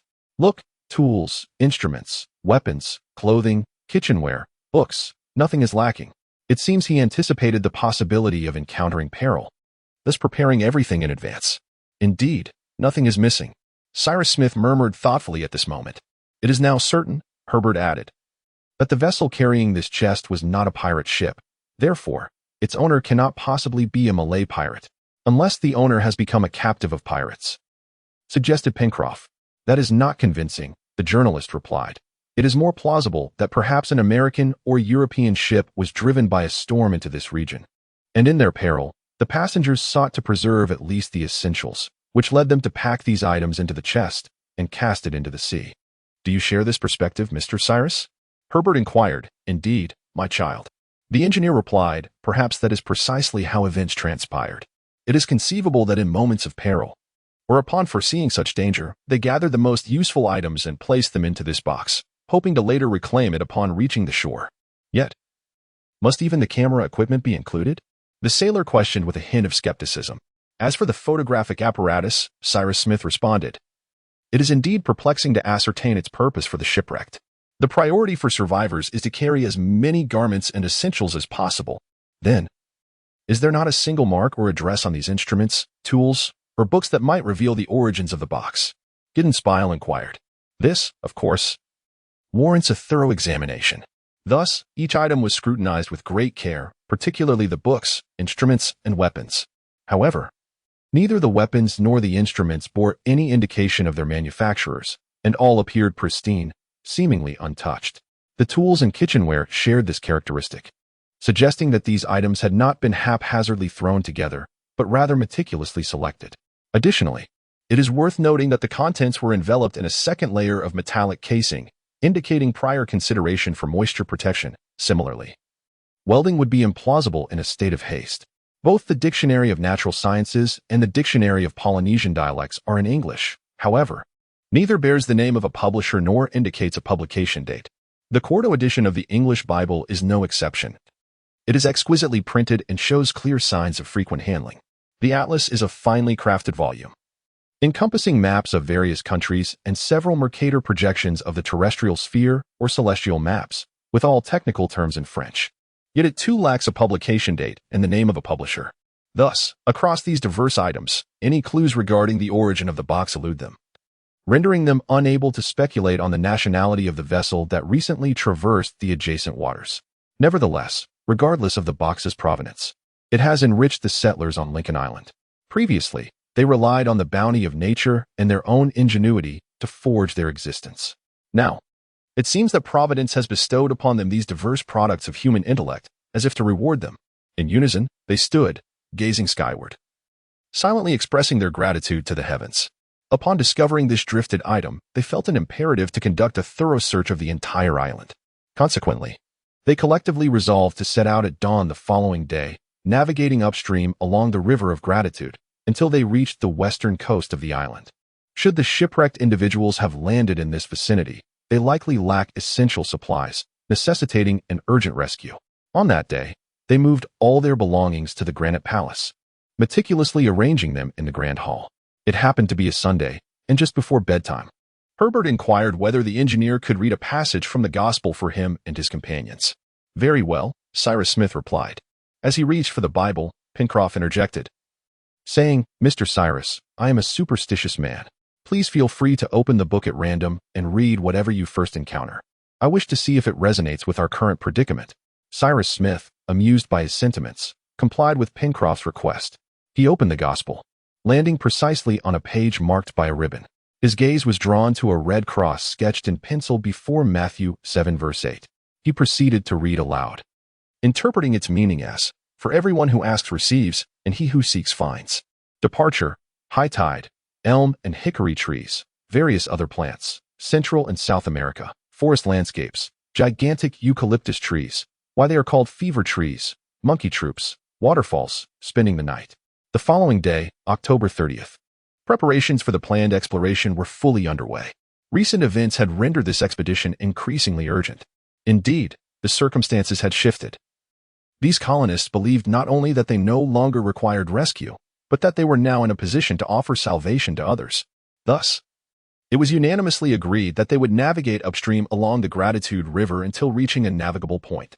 In doing so, they could traverse a considerable distance with relative ease while transporting supplies and weaponry deeper into the western part of the isle. Indeed, beyond the consideration of what to take along, they also had to ponder the potential treasures they might bring back from the Granite Palace.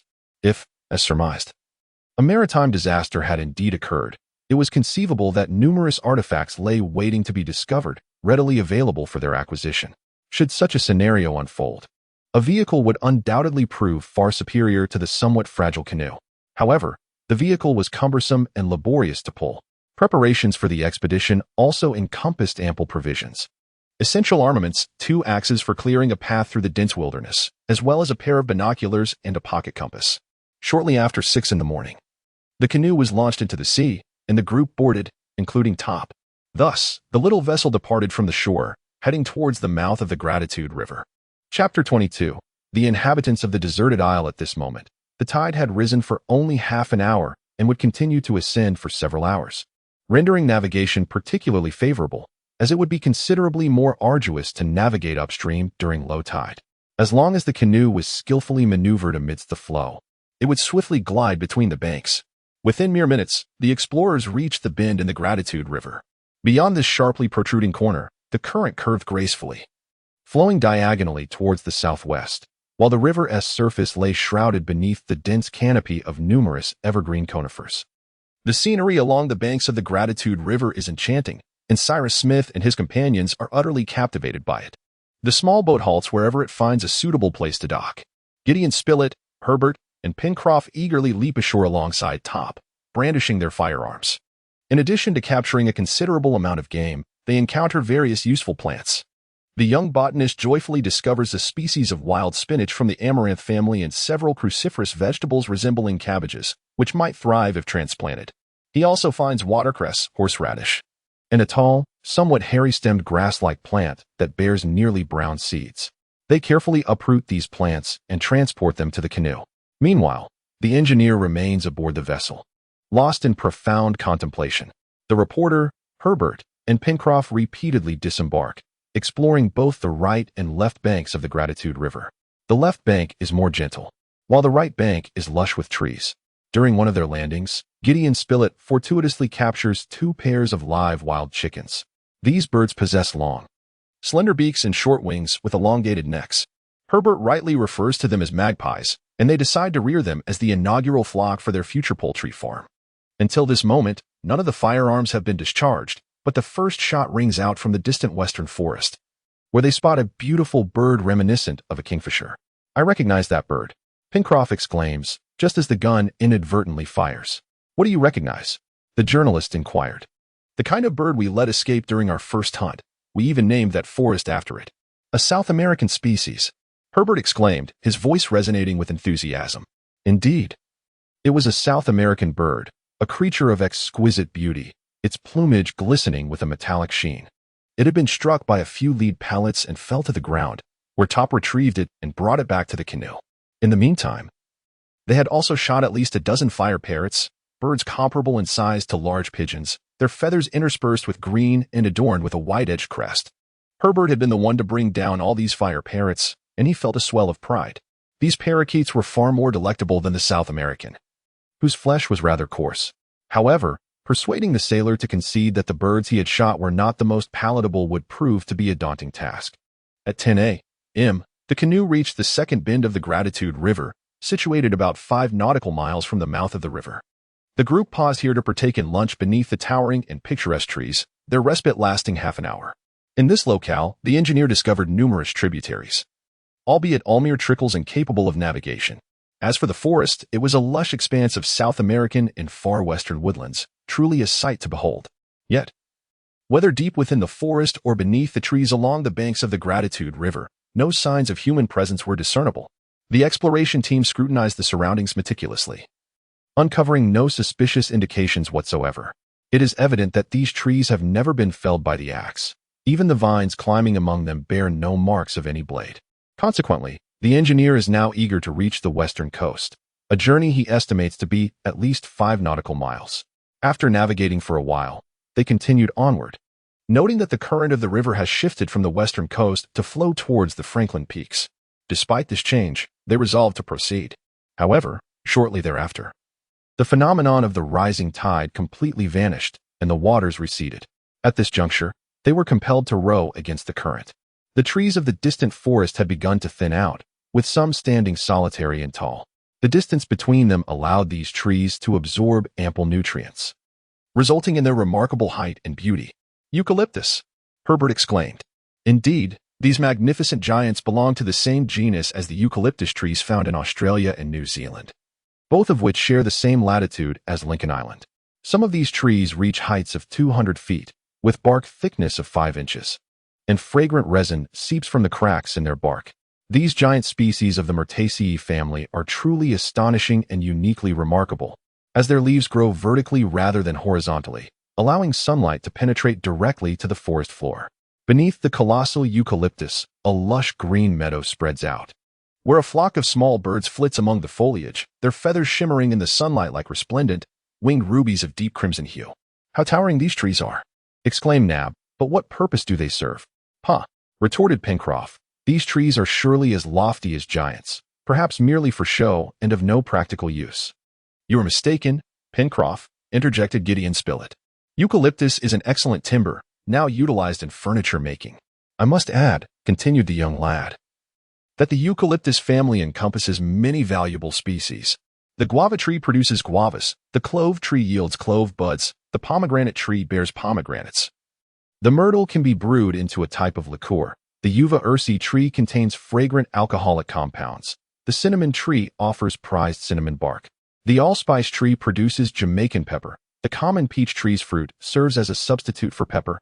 The robusta eucalyptus provides sweet nectar, and the juice of the Guinea eucalyptus can be fermented into beer. In total, all so-called living trees or hardwoods belong to this myrtle family, counting 46 genera and 1,300 species." The young man passionately lectured on his botany lesson, while Cyrus Smith listened with a smile, and Pencroff felt an indescribable sense of pride in him. "Very well, Herbert," Pencroff responded, "but I dare say these grand trees are not of the types you just described." "Indeed, Pencroff," came the reply. "This confirms the veracity of my earlier statement," the sailor declared with a sense of defiance. "In other words, these towering trees serve no purpose." "You are mistaken, Pencroff," interjected the engineer at that moment. "These colossal eucalyptus trees indeed possess certain utility." "What purpose do they serve?" "They can purify the local ecological environment." "Do you know what these trees are called in Australia and New Zealand?" "I do not, Mr. Cyrus. They are commonly referred to as fever trees." "Do they spread fever viruses?"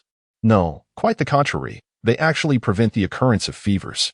"Very well, I shall document this," the reporter noted. "Document it, my esteemed Spilett. For it has now been established that eucalyptus trees can neutralize the gases emitted from the decay of flora and fauna in marshlands. In parts of southern Europe and North Africa, certain soils are detrimental to human health. However, when these natural prophylactic trees were cultivated there, the health of the inhabitants indeed improved.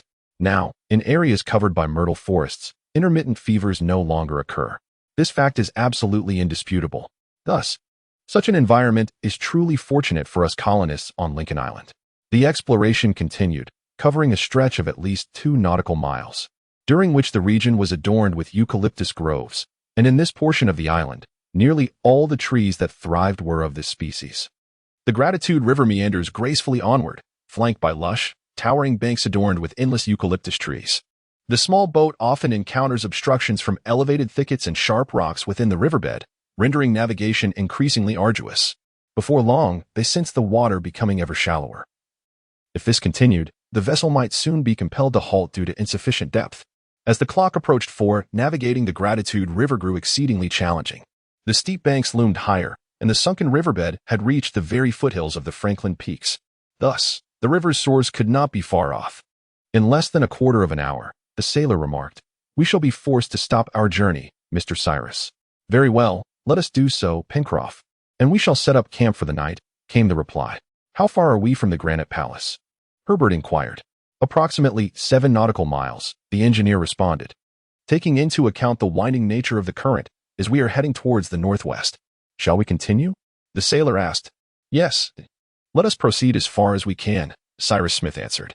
At dawn, we will abandon the boat. I hope to reach the coast within 2 hours, allowing us a full day to explore the shore. Forward, Pencroff responded promptly. However, before long, the canoe grazed the rocky riverbed, which was less than 20 feet wide at that point. The trees on either bank arched overhead, forming a vaulted corridor that cast a flickering light upon the river's surface. They could also hear the distant roar of a waterfall, indicating a natural barrier not far upstream. Indeed, as they approached the final bend in the river, glimpses of a waterfall became visible through the gaps in the foliage. At that moment, the small vessel had come to rest upon the riverbed, and shortly thereafter, it anchored near the right bank, tethered to a sturdy tree trunk. The surrounding scenery was exceptionally picturesque, prompting them to decide to make camp there. The colonists disembarked and, beneath the grove of sycamores on the sandy beach, built a bonfire. Should the need arise, Cyrus Smith and his companions would find a secure spot among the tree branches for the night. As hunger took hold, they quickly devoured their evening meal, leaving only the prospect of sleep ahead.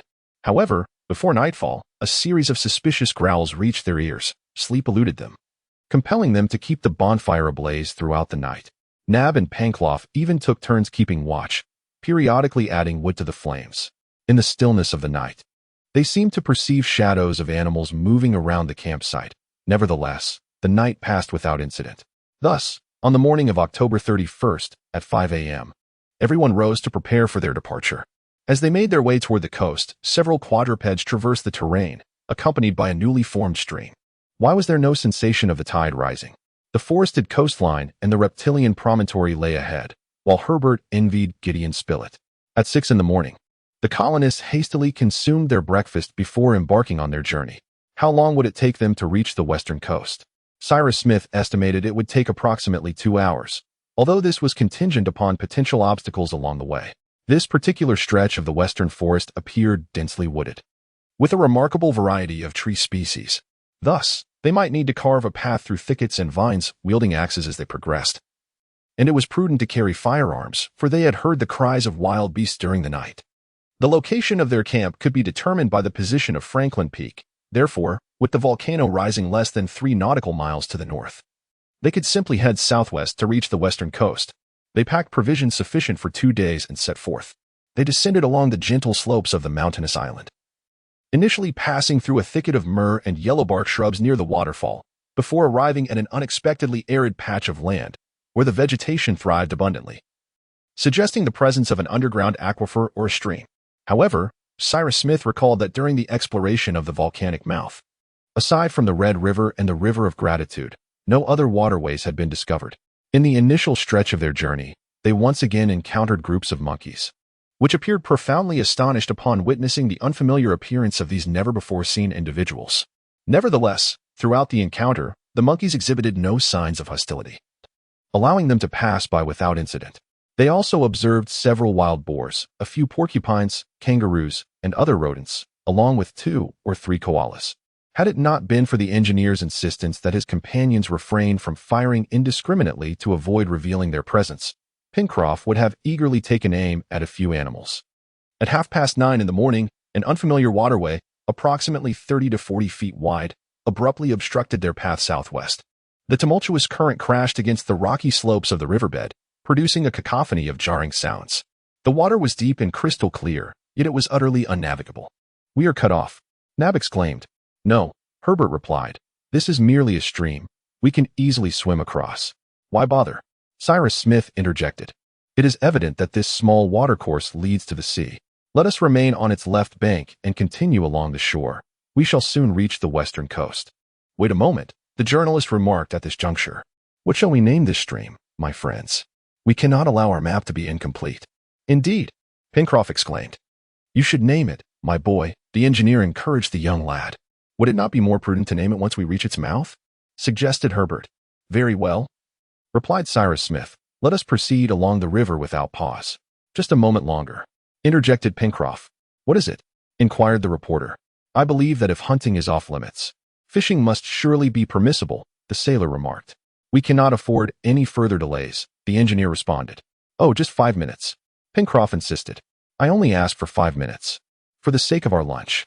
Thus, Pencroff knelt at the riverbank, extending his arms into the gentle current, and instantly caused several splendid crayfish nestled among the rocks to leap forth. The sheer abundance of these crustaceans rendered the water murky, and in less than 5 minutes, he had amassed an extraordinary catch. These creatures displayed a cobalt blue hue and bore a small-toothed rostrum. Once their bag was filled, they resumed their journey. Chapter 23. The inhabitants of the deserted island at this juncture, Cyrus Smith, observing the river's swift flow towards the sea, discerned that they were considerably farther from the western coast than previously imagined. The coastal areas were now experiencing high tide. Thus, had the river's mouth been nearby, the current would have been drawn back by the rising tide.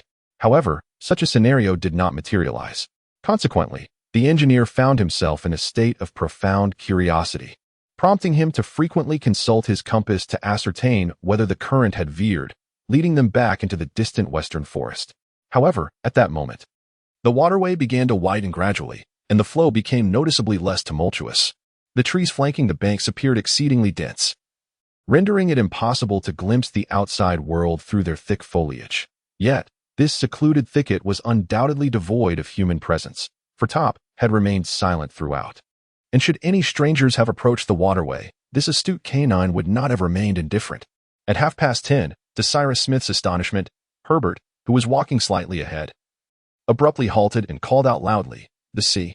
Shortly thereafter, the colonists paused at the edge of the forest, their gaze fixed upon the western coastline of the small island unfurling before them. Yet, how vastly different this western shore was from the eastern coast, where they had previously been marooned. Here, there were no granite cliffs towering above, no rocky outcrops gracing the shoreline, and not even a stretch of sandy beach. Instead, the coastline was entirely composed of the forest itself, with the trees bending gracefully over the water as the waves of the ocean surged and crashed against this arboreal boundary. This was no ordinary coastal area, but a wondrous frontier crafted by the most exquisite trees in the world, standing majestically above the water, overlooking the vast expanse of the sea beyond. Moreover, the soil here is exceedingly fertile, with trees flourishing abundantly. Beneath the topsoil lies a granite foundation, providing a sturdy base, allowing the trees in the water to appear as robust and stable as those inland on the island. The colonists stood at the indentation of a small bay, which was so diminutive that it could scarcely accommodate 2 or 3 small fishing vessels. However, its location was remarkably unique. The new water flow did not gently meander into the sea, but cascaded directly from a height of over 40 feet. This phenomenon explained why this new water flow did not coincide with the rising tide. Indeed, even at the peak of the Pacific's tides, the levels could not reach that of this small water flow. Thus, it is conceivable that even in millions of years, the ocean's tides would not erode the granite to the extent that the flow could connect with the sea. Consequently, they unanimously agreed to name this new water flow Waterfall River. From the river's mouth extending northward, the forested coastline stretches approximately 2 nautical miles. Beyond that, the trees become sparse. Ahead, picturesque hills align almost in a straight line from north to south, while a dense belt of forest stretches between Waterfall River and Reptile Point. They intended to search this coastal area, the Serpentine Peninsula, as it was a likely refuge for shipwreck survivors. If they were indeed present, the vast barren expanses would be ill-suited for habitation. At this moment, the weather was clear, and Nab and Pencroff set their lunch upon a rock, from which the sheer cliffs afforded a distant view of the surrounding landscape. The horizon appeared utterly clear, with no trace of a sail upon the vast ocean. As far as the eye could perceive along the wooded shore, not a single vessel was in sight, nor even a solitary driftwood. Nevertheless, the engineer would not relent until he had thoroughly explored the Serpentine Peninsula's end. After a hurried lunch, Cyrus Smith summoned the group to embark on their journey. They did not ascend the cliffs nor head towards the beach, but rather proceeded along the forested edge beneath the trees. The distance from the mouth of the Waterfall River to the Cape of Reptiles was approximately 12 nautical miles. Under ideal conditions, a flat and accessible route would allow them to arrive in 4 hours. However, the necessity to navigate around trees, cut through thorns, and hack away at creeping vines caused them to halt intermittently, meandering endlessly and unknowingly taking many detours. Nonetheless, there were no evident signs of recent shipwrecks along this stretch of coastline. As Gideon Spilett remarked, it was entirely plausible that everything had indeed been swept away by the sea. Therefore, The absence of any clues could not be taken as definitive proof that no vessels had met their demise in these waters. The journalist's reasoning was sound, and furthermore, the incident involving the lead bullets could attest that, at the very least, gunfire had echoed on Lincoln Island within the past 3 months, approaching nearly 7 in the evening.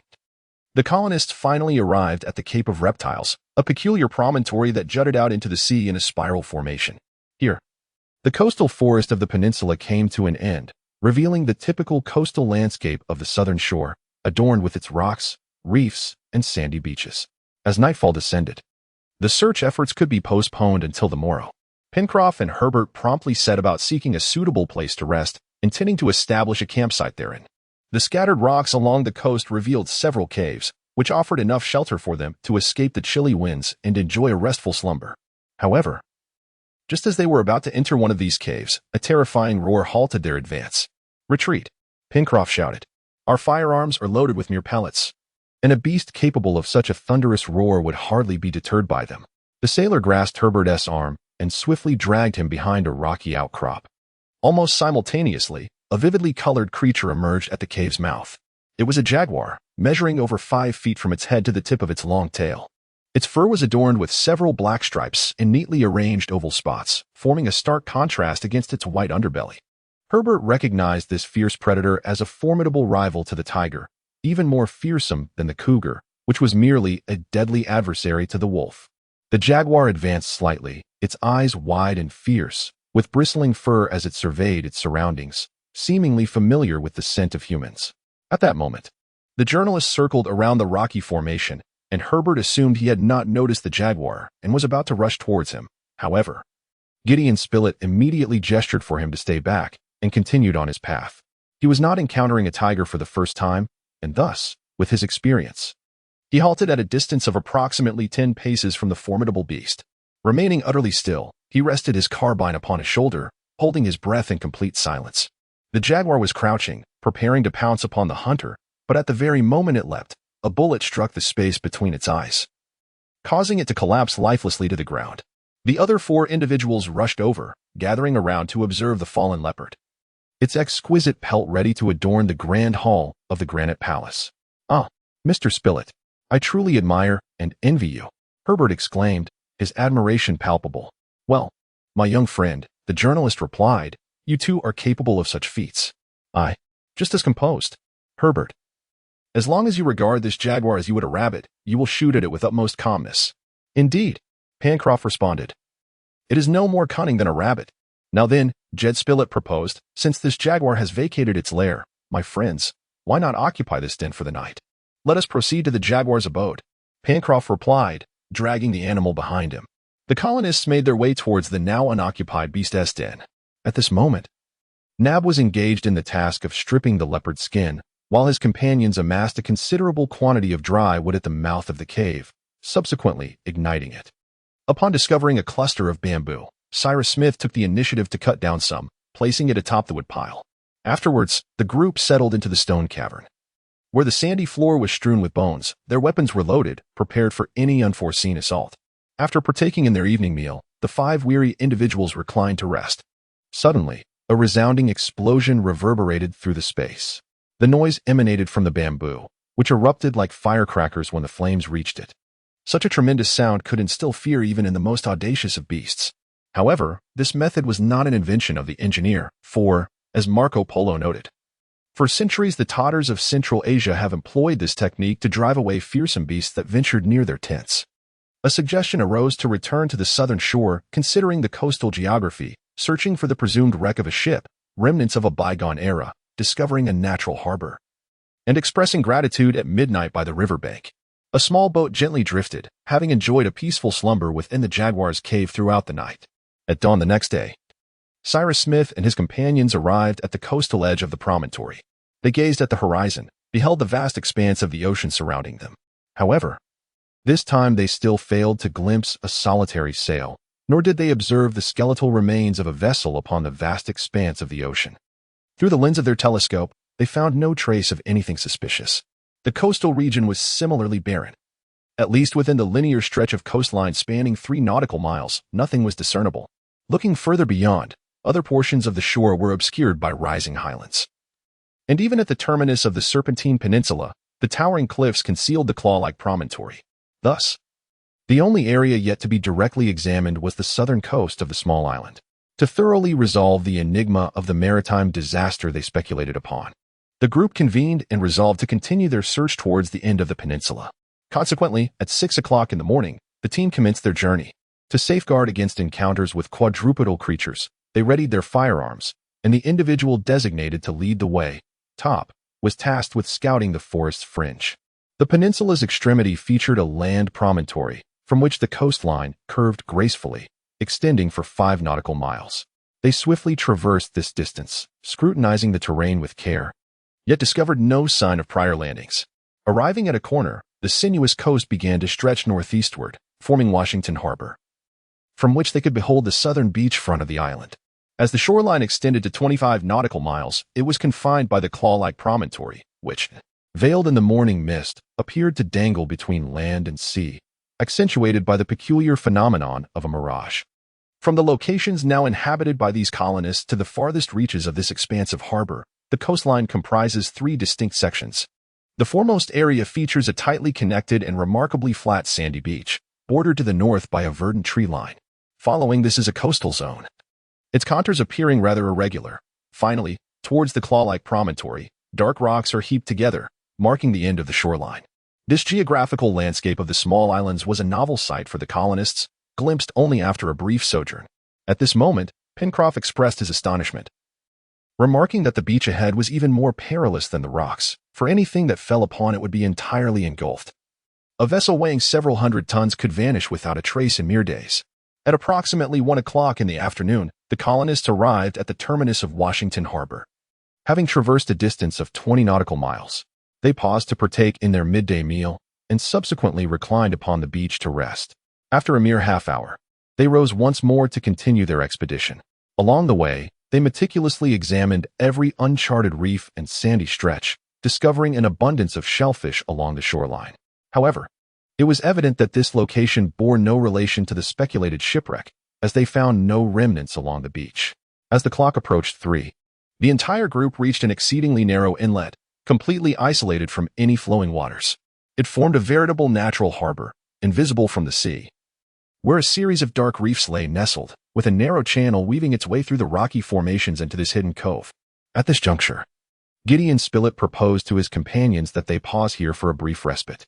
Exhausted as they were, the weary souls readily acquiesced, and moments later, they settled beneath a cluster of splendid coastal pines. Nab retrieved provisions from his pack, and they began to devour their meal with fervor. Suddenly, they were startled by Top's vigorous barking ahead, and soon the dog emerged from the woods, clutching a muddy rag in its mouth. The sight left them somewhat perplexed, and Nab pulled the tattered cloth from the dog's jaws. It was an old piece of fabric. Top continued to bark incessantly, pacing back and forth, seemingly urging his master to follow him into the forest. "There might be something there that could elucidate the origin of my lead pellets," exclaimed Pencroff. Thus, they ran along the dog-esk trail, venturing deeper into the towering pines. Regardless, they remained vigilant, weapons at the ready. However, despite their progress into the woods, no traces were discovered. The thickets and climbing vines bore no signs of disturbance. Nevertheless, during this time, Top continued to dash about, as if in pursuit of something, until he finally ceased his frantic movements after 7 or 8 minutes. "What ails you, Top?" inquired Cyrus Smith, addressing the dog. Top was barking with renewed vigor, leaping beneath a towering pine tree. At that moment, Pencroff exclaimed loudly, "Ah, splendid! Truly splendid!" "What is splendid?" queried Gideon Spilett. "We shall search the sea and land for remnants." "What do you mean?"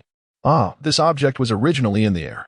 Pencroff pointed to a tattered, pale garment caught atop a pine tree, while Top had retrieved a small piece that had fallen to the ground. "But this is not debris from a shipwreck," Gideon Spilett shouted. "This is all from our airship. That balloon must have stranded here." Pencroff was not mistaken and joyfully erupted in cheers, further exclaiming, "Look at that fabric. It will suffice for our clothing needs for years." "Oh, Mr. Spilett, how is it that trees on a small island bear shirts?" At that moment, the balloon, having last ascended into the sky, had subsequently descended upon this small island, bestowing upon these colonists the fortune of recovery, a truly joyous occasion for them. However, removing the outer covering of the balloon, which was entangled in the tree, and transporting it to a secure location was no simple task. They exerted themselves for nearly 2 hours, employing every effort, before they finally succeeded in bringing down the deflated giant balloon. This was a treasure that had fallen from the heavens. Chapter 24. The inhabitants of the deserted island, if I may say so, Mr. Cyrus, remarked the sailor. Should we decide to leave this small island, it would not be by balloon, would it? That contraption cannot be commanded to take us where we desire to go. Ah. If you trust my judgment, let us construct a large vessel, approximately 20 tons in weight. Thus, permit me to fashion a mainsail and a triangular sail from this fabric. As for the remaining material, we shall utilize it to fashion garments for ourselves. Let us deliberate on this matter later, Pencroff, Cyrus Smith replied. We shall address it in due course. Before any decisions are made, it is imperative that we secure all these provisions in a safe and reliable location, Nab interjected. Indeed, they could not expect to transport the heavy fabric and ropes back to Granite House. Consequently, the colonists united in their efforts, pulling and carrying until they finally dragged everything to the shoreline. There, they discovered a spacious cave, perfectly situated to be sheltered from the wind, the rain, and the encroaching waves. By 6 o'clock in the evening, everything had been safely stowed away. After bestowing upon this small bay the significant name of Balloon Harbor, the colonists resumed their journey towards the claw-shaped cape. As night fell, they arrived at the spot where the treasure chest was discovered, now a site of accumulated debris. However, this place, like many others, bore no signs of any shipwrecks, thereby fully affirming the conclusions previously drawn by Cyrus Smith. There remained a journey of 4 nautical miles from the accumulation of driftwood to the Granite Palace. By the time they navigated directly to the mouth of the Gratitude River and reached the first bend formed by the current, the hour had already passed midnight. The river here spanned a width of 80 feet, making the crossing quite challenging. Pencroff had previously assured that he would overcome this obstacle, and now he hastened to attend to the task. Suddenly, Herbert, who had been pacing along the riverbank, turned around in haste and, pointing upstream, exclaimed loudly, "Look! What is that drifting over there?" Pencroff paused his work and, upon standing up, indeed spotted a moving object, which only faintly materialized in the darkness. "It is a small boat," he declared. The group rushed closer, and upon inspection, they were struck with astonishment. Indeed, a small boat was quietly drifting downstream. "Ah, boat owner!" the sailor instinctively called out, momentarily disregarding whether silence would have been more prudent. There was no response. The small boat continued to drift, now merely 10 paces away from them. At this moment, the sailor shouted once more, "Look, that is our canoe. Its tether has snapped, and it is being carried downstream by the current. It has arrived just in time. Is it our canoe?" The engineer whispered. Pencroff was not mistaken. It was indeed their little boat, which must have broken free from its mooring line, allowing it to drift back here from the source of the Gratitude River. They hastily used a long pole to guide the vessel, bringing it slowly to shore. The engineer was the first to leap aboard, seizing the rope and feeling it. Indeed, it had been frayed against the rocks. "Look," the reporter quietly remarked, "this is quite a matter." "Strange," Cyrus Smith replied. "Whether this is odd or not, it is undoubtedly a fortunate occurrence." The other 3 soon joined him on the boat. There was no doubt that the rope had been severed. However, what was perplexing and even astonishing was that this canoe had drifted here at precisely this moment, captured by these colonists mid-journey. Had it arrived a quarter of an hour earlier or later, it would have floated out into the vast ocean. If one were to live in an era of guardian deities, this event would undoubtedly be interpreted as a sign that some supernatural force was watching over this small island, exerting its power to aid these stranded souls. In just a few strokes, the colonists reached the mouth of the Gratitude River. The canoe was dragged to the beach near the chimney pipe, and then everyone made their way toward the rope ladder leading to the Granite Palace. At that moment, however, Top leapt into a furious bark, and Nab, who was searching for the first ladder, let out a cry. "The ladder has vanished." Pencroff called out, "The chimney pipe from that night, Herbert's arrow, Cyrus Smith's plan, an unexpected solution, the events within the Granite Palace." A new servant arrived amidst the colonists. Cyrus Smith halted, yet uttered not a single word. His companions fumbled in the darkness, searching everywhere. Perhaps the ladder had been dislodged by the fierce winds on the sheer cliff face, or perhaps it had simply fallen to the ground. They scoured every corner, but the ladder was utterly missing. As for discerning if a gale had swept the ladder up to that first platform, such a task was utterly impossible on this pitch-black night. "If this is a jest," Pencroff exclaimed, "it is indeed most excessive." Nab, too, in his agitation, began to shout loudly. After all, there had been no winds. Herbert suggested. It seems peculiar occurrences unfold on this island, Pencroff remarked. Peculiar? Gideon Spilett replied. You might be mistaken, Pencroff.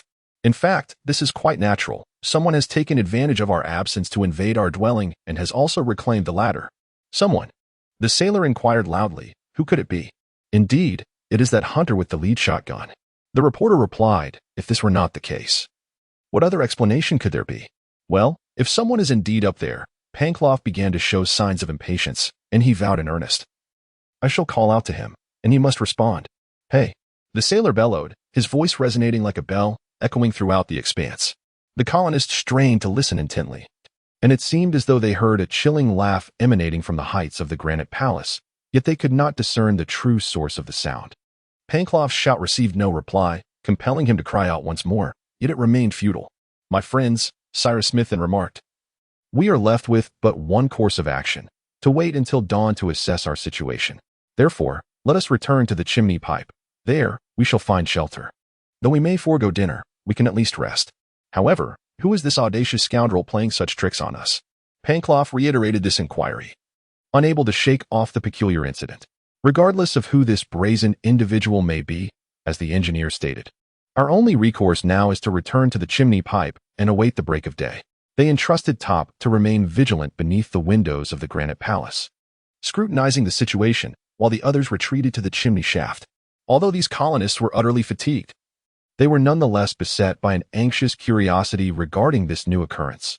Was it merely a coincidence? Would the truth be unveiled with the dawn? Or, conversely, was it the prank of some miscreant, thus rendering their rest impossible? In truth, the granite palace was not only their residence, but also an exceedingly vital storehouse. Within its confines lay all the supplies of this colonist group: weapons, instruments, tools, ammunition, provisions, and more. Should these resources be plundered, they would be compelled to relocate and recreate their arsenal and implements. Such a predicament would indeed be dire. Consequently, unease permeated their ranks, and periodically, one or another would venture out to investigate. Only Cyrus Smith maintained his usual composure, patiently awaiting developments. Yet the inexplicable nature of the incident ignited a simmering fury within him as he contemplated the circumstances surrounding him. On this matter, Gideon Spilett shared his sentiments entirely, leading the two to engage in hushed discussions, exchanging thoughts on this baffling affair. It now appeared evident that there was a secret lurking on this island. Yet how could they unveil it? Their minds were entangled in confusion, unable to discern any clarity. As the first light of dawn graced the east, the colonists swiftly armed themselves and approached the coastal edge of the reef. The rising sun had already begun to cast its rays upon the granite palace, and soon the morning light would illuminate it in its entirety. In fact, even before 5 o'clock, the louvered windows, with their leafy curtains, were visibly shut tight. From this vantage point, everything appeared as it should. However, upon discovering that the door, which had been firmly closed upon their departure the previous day, now stood wide open, they could not contain their cries of alarm. It was undeniable that someone had intruded into the granite palace. The upper ladder, typically suspended between the platform and the entrance, remained in its place, yet the lower ladder had been pulled back, snugly raised to the threshold of the doorway. The intruders clearly intended to prevent any unexpected assaults. As for identifying who they were or how many, it was impossible at this moment, for none had yet revealed themselves. Pencroff called out once more, but still, there was no response. Scoundrels! He exclaimed loudly. Look at them, as if they were comfortably asleep in their own home. Hey, you pirates, brigands, and ruffians! At that moment, the day had fully brightened, and the facade of the granite palace gleamed under the sunlight. Yet, both inside and outside the palace, an eerie silence prevailed, devoid of any sound. The colonizers pondered, is the granite palace currently occupied? Yet, the position of the rope ladder clearly indicated that someone was indeed present above. Moreover, it could be confidently asserted that these occupants, regardless of their identities, were in no position to escape. How then could they establish communication with them? At that moment, Herbert proposed a clever idea: to bind a rope to an arrow and shoot it upward, allowing it to weave through the rungs of the first section of the ladder and suspend itself at the entrance. This would enable them to utilize the rope to extend the ladder down to the ground, thereby restoring their passage to the granite palace. Clearly, there was no alternative course of action, and with a modicum of accuracy in the shot, success seemed plausible. Fortunately, Both the bow and arrows were located in a corridor of the granite palace, alongside a lightweight rope made from hibiscus fibers. Pencroff promptly unfurled the rope and secured one end to a feathered arrow. Herbert then positioned the arrow on his bow, taking careful aim at the top of the dangling ladder. Cyrus Smith, Gideon Spilett, Pencroff, and Nab retreated a few paces to observe the unfolding events at the window of the granite palace.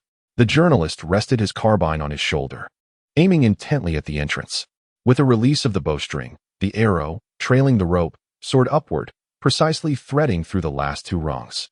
This endeavor proved successful. At this moment, Herbert swiftly grasped one end of the rope. However, as he shook the rope to lower the ladder, an arm suddenly emerged from the space between the wall and the door, seizing the ladder and pulling it back into the granite palace. "What a trio of scoundrels!" cried Pencroff. "If a bullet could bring you happiness, you wouldn't have to wait long." "Alas, who is it?" Nab asked. "Who? Can't you see clearly?" "No, I cannot. It is a monkey, a macaque, a curl-tailed monkey, a long-tailed monkey, a marmoset. Our abode has been overrun by those monkeys. They ascended the rope ladder while we were away." Just then, as if to affirm the sailor's words, 3 or 4 four-handed creatures appeared at the window, pushing aside the slatted shutters, gesturing mockingly towards the true masters of this place, and making a plethora of absurd faces. "Those wretched creatures!" Pencroff exclaimed. "Just wait and see. Let us administer a lesson to them." With that, the sailor rested his gun on his shoulder, quickly aimed at one of the monkeys, and fired. In an instant, all the monkeys vanished, save for one that was struck down, plummeting onto the beach. This monkey, large in stature, undoubtedly belonged to the first order of four-handed animals. Regardless of whether it is a chimpanzee, a gorilla, or a gibbon, it holds the esteemed position among the great apes, named so for its striking resemblance to human beings. However, Herbert asserts that it is indeed an orangutan, and the group naturally places their trust in the words of the young man well-versed in zoology. "This creature is rather handsome," Nab exclaimed. "If you wish to describe it as handsome, then simply say so," responded Pencroff, "but we still cannot return to our dwelling." "It is worth noting that Herbert is an exceptional marksman," the journalist remarked. "His bow is right there. Let him commence again. Those monkeys are exceedingly cunning." Pencroff declared loudly, "They will not approach the window again," thus rendering them impossible to shoot, and at this moment, they may well invade the room and the storeroom, wreaking havoc. "Patience," Cyrus Smith replied. "These animals shall not keep us in a state of helplessness for long." "So now," the sailor responded, "Mr. Smith, do you have any idea how many of these pranksters are above us?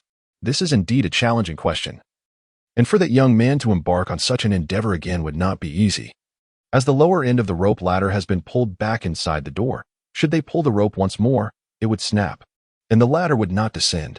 Such a predicament is truly vexing." Pencroff seethed with fury at the sight. It is evident that these colonists ultimately intend to return to their homeland and drive out the intruders. Yet the uncertainty of when and how this will transpire weighs heavily on their minds. 2 hours elapsed during which the monkeys concealed themselves from view. However, they remained in the vicinity, having ventured out on 3 or 4 occasions with either a snout or a leg daring to peek through the door or window, only to be met with a gunshot in response. "Let us remain hidden," suggested the engineer, "for the monkeys may assume we have departed," prompting them to re-emerge.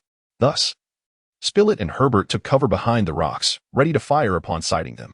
At this juncture, the reporter and the young lad, the two most adept marksmen of the colonist group, crouched in a spot at an optimal distance, one where the monkeys could not discern their presence.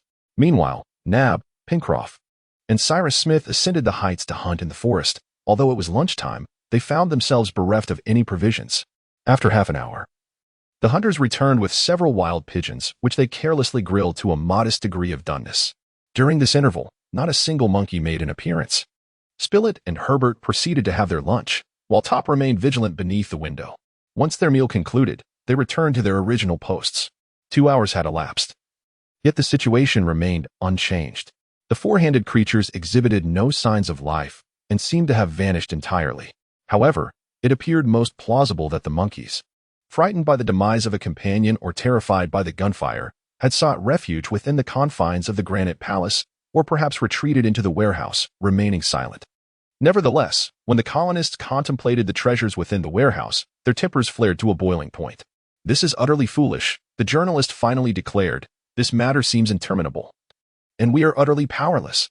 We must force those rascals to withdraw at once," shouted the sailor. "Even if there are 20 of them, we can certainly subdue them. But it will require a hand-to-hand struggle. Thus, the pressing question arose. Was there a method to approach them? Indeed, the engineer had just conceived a thought and replied affirmatively. Excellent, Pencroff inquired. What is the plan? We shall attempt to access the granite palace through the old drainage tunnel beneath the lake, the engineer responded. Splendid. How on earth did I not think of that? Exclaimed the sailor. By the time the colonists armed themselves and exited the chimney shaft, tools in hand. Passing beneath the windows of the granite palace, it was already past midnight. After instructing Top to remain at his designated post, they prepared to ascend the left bank of the Gratitude River in order to reach the vantage point atop the hill. However, they had scarcely taken 50 steps before they were startled by Top's sudden and frantic barking, a desperate call for attention. They immediately halted. Run, exclaimed Pencroff, prompting the group to dash back towards the steep coastline. Upon reaching the bend, they discovered a shift in circumstances. The monkeys, for reasons unknown, had been startled into a frenzied flight, leaping from one window to another with the agility of jesters. If the rope ladder had been returned to its original position, they could have descended with ease, yet they failed to do so, perhaps paralyzed by fear and having forgotten this method of escape. Within moments, 5 or 6 monkeys found themselves in the line of fire, and shortly thereafter, the gun discharged. Some monkeys were wounded, others fell lifelessly inside, while several others desperately attempted to flee, only to plummet and meet a gruesome fate. After a few minutes, it became evident that not a single living monkey remained within the granite palace. Hooray! Pencroff cheered. Hooray! Truly splendid. Could you refrain from exclaiming hooray so much? Replied Gideon Spilett. Why not? They have all been eradicated, the sailor responded. But we still cannot return to our quarters. To the overflow outlet. Pencroff retorted. Indeed, remarked the engineer. But it is prudent to remain cautious. At that moment, as though to affirm Cyrus Smith's thoughts, the rope ladder suddenly cascaded down from the doorway, unfurling gracefully to the ground. Ah, what an astonishing turn of events. This is truly beyond belief, exclaimed the sailor, his gaze fixated on the engineer. Incredible indeed. The engineer murmured, and without hesitation, he rushed towards the ladder. Be careful, shouted Pencroff, if there are more of those Capuchin monkeys. Let us observe the situation closely, the engineer replied, yet he did not falter in his stride. His companions followed closely behind, and soon they all gathered at the entrance. They began to search the vicinity. The room was deserted, and the storeroom appeared unscathed by the group of four-handed creatures. But what about the ladder? The sailor called out again. Who might have tossed it down for us? Just then, a commotion erupted. A large monkey, previously concealed in the passage, dashed into the hall, with Nab in hot pursuit. You brigand! Pencroff shouted, brandishing an axe, ready to strike at the creature's head. But Cyrus Smith intervened, saying, Spare it, Pencroff. You wish me to pardon this rascal? Indeed, it is the very one that dropped the ladder for us. The engineer's voice bore an odd quality, rendering it difficult to ascertain the veracity of his words. Nonetheless, the onlookers descended upon the monkey, which valiantly attempted to defend itself, but ultimately fell to the ground and was bound. Oh dear, exclaimed Pencroff, what shall we do with it? A servant, Herbert replied. This young man was not entirely jesting. He understood the potential utility of this intelligent member of the primate family. The colonists then approached the monkey, scrutinizing it closely.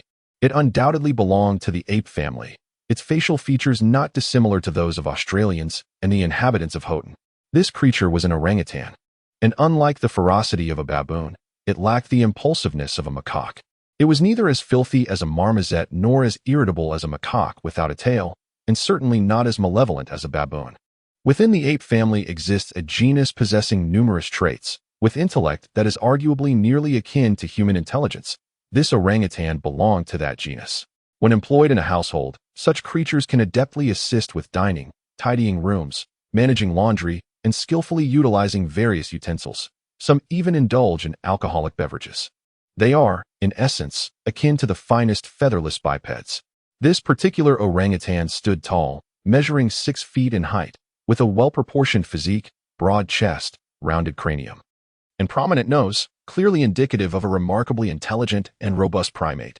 Though its eyes were slightly smaller than those of a human, they sparkled with the brilliance of wisdom. Its pearly teeth gleamed beneath its whiskers, and a small tuft of curly hair adorned its chin. What a splendid creature! Exclaimed Pencroff. Alas, we do not comprehend its language. Otherwise, we could engage in conversation. However, Nab interjected, My master, shall we truly consider it as our servant? Indeed, Nab, the engineer replied with a smile. But do not harbor jealousy. I anticipate it will make an excellent servant. Herbert mused thoughtfully. It appears quite youthful and amenable to training. Thus we need not resort to force. I am certain it will only grow fond of a benevolent master. Then let us treat it well, responded Pencroff, his earlier ire towards the jesters having dissipated. Thus, the colonization party welcomed a new member who would contribute to their collective efforts. As for its name, the sailor proposed that in honor of another monkey he had known, they should call it Jepet, for short, Jep. And so, without any formal ceremony, Master Jep took residence in the Granite Palace. Plans awaiting implementation, the bridge over the River of Gratitude, transforming Lookout Point into an island, suspension bridge, wheat harvest, stream, footbridge, poultry farm, pigeon loft, 2 wild donkeys, 4-wheeled freight cart.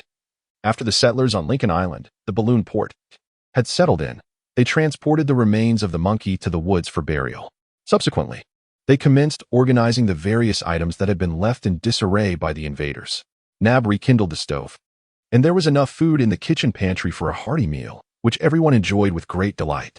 Before retiring for the night, Cyrus Smith and his companions engaged in a discussion regarding several pressing plans that required immediate attention.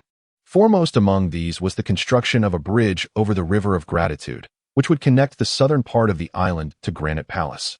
Next, they aimed to establish a pen for domesticating the mountain goats and other captured fiber-bearing animals. Clearly, both plans were devised to address their most urgent clothing dilemma. Erecting the bridge would facilitate the return of the balloon for fabric production, while the livestock pen would provide wool for winter garments. Cyrus Smith intended to situate the pen near the source of the Red River, where abundant fresh pasture would be available for ruminants. The poultry farm was deemed too distant from Granite Palace, as it would be more practical for the poultry to be within the chef's sight. Therefore, they selected a lakeside location near the old drainage outlet. There, they could both breed waterfowl and other birds. They planned to use the recently captured pair of chickens for their initial domestication experiment. On the following day, November 3rd, the bridge construction commenced, with everyone participating in the endeavor. The colonists, having transformed into carpenters, descended upon the beach, equipped with saws, axes, chisels, and hammers. At this juncture, Pencroff pondered for a moment before articulating his concern. Yesterday, Master Jep fortuitously threw down the rope ladder for us. But what if he whimsically decides to retrieve it while we are away? We can secure the lower end of the rope ladder, Cyrus Smith replied. By driving 2 wooden stakes into the sandy ground, the ladder would be firmly anchored. Subsequently, the colonists ascended the left bank of the Gratitude River, soon arriving at a bend in the waterway. Here, they paused to assess the feasibility of constructing a bridge. The location appeared quite suitable, as it was merely 3.5 nautical miles to the balloon port on the southern coast.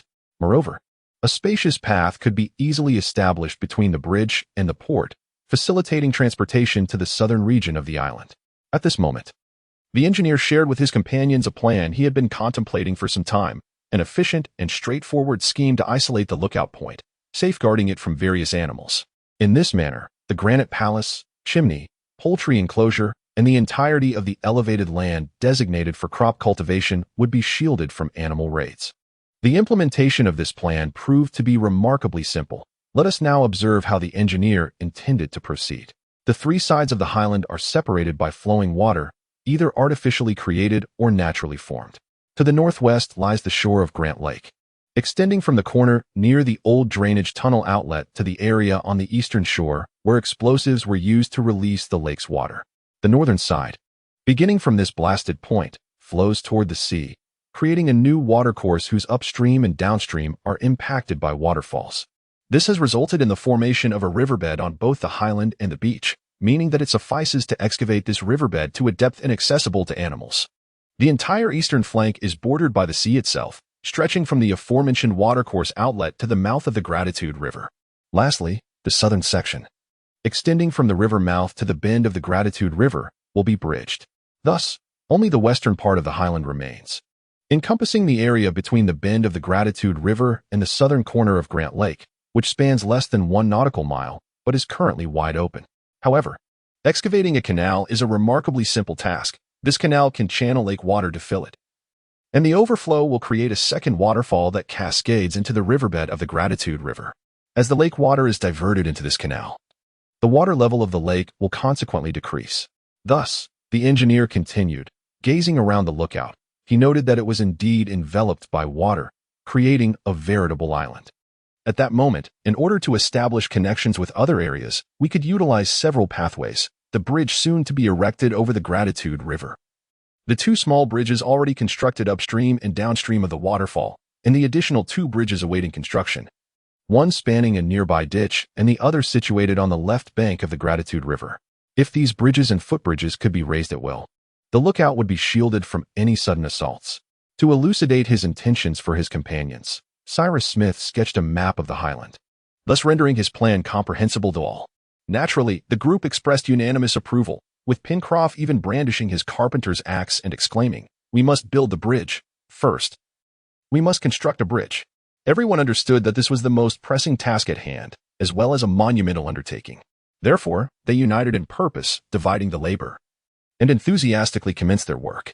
The bridge construction lasted 3 weeks, during which all gathered for lunch at the work site, resuming their efforts with little rest until returning to Granite House for dinner. During this time, they observed that Master Jep adapted effortlessly to the environment, gradually becoming familiar with his new masters, and he often regarded them with a curious gaze. Top and Jep formed the closest bond. On November 20th, the bridge project was successfully completed. The movable part of the bridge is balanced using a counterweight method, and it achieves equilibrium with remarkable ease. A mere exertion of force is sufficient to raise it.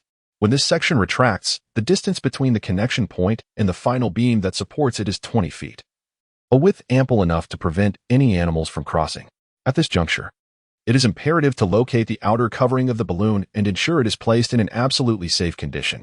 However, to transport it back, a freight vehicle must be driven directly to the balloon port, necessitating the creation of a pathway through the dense western forest. This endeavor will require a certain amount of time. Thus, Nab and Pencroff decided to first conduct a reconnaissance at the balloon port, and upon confirming that the fabric supplies would remain unharmed, they resolved to proceed uninterrupted with the construction projects concerning the lookout point. At this moment, Pencroff, drawing the group's attention, remarked that since they need not fear the visits of foxes or other predatory beasts, they could establish a poultry farm in a secure environment. In addition to this plan, Nab added that they could cultivate the high ground and transplant wild vegetation there. "We could even establish our second wheat field," the sailor exclaimed with pride, for indeed, the first field, sown with seeds under Pencroff's meticulous care, was thriving remarkably well. The engineer once remarked that this variety of wheat could yield 10 heads, and now they have indeed emerged, with each head containing no fewer than 80 grains. Thus, within 6 months, these colonists could harvest 800 grains for the first time, allowing for a second planting each year and consequently 2 harvest seasons. Prudently, they decided to reserve 50 grains as a backup, with the remainder sown in a new wheat field. Chapter 26. The inhabitants of the deserted island. The wheat field was meticulously prepared, surrounded by a sturdy fence, both tall and sharply pointed at the top, making it exceedingly difficult for various animals to breach. As for the birds, thanks to the sailor's remarkable imagination, several noise-making spinning windmills and peculiar scarecrows were crafted, effectively deterring the feathered creatures. Thus, the 750 grains of wheat were sown into the furrows, leaving the rest to the whims of nature. On November 21st, the engineer commenced the design of a canal, intended to isolate the western highlands from the outside world, stretching from the southern bend of Grant Lake to the turn of the Gratitude River. Remarkably, in less than 2 weeks, a canal measuring 12 feet wide and 6 feet deep was excavated in the highlands. Following this, a new drainage ditch was also dug along the edge of the lake, allowing the water to flow into the newly formed riverbed, which soon created a gentle stream. This was aptly named the Glycerin Canal, becoming a tributary of the Gratitude River. Finally, in order to ensure the highlands were completely isolated from the outside world, the riverbed of the small stream on the beach was significantly widened.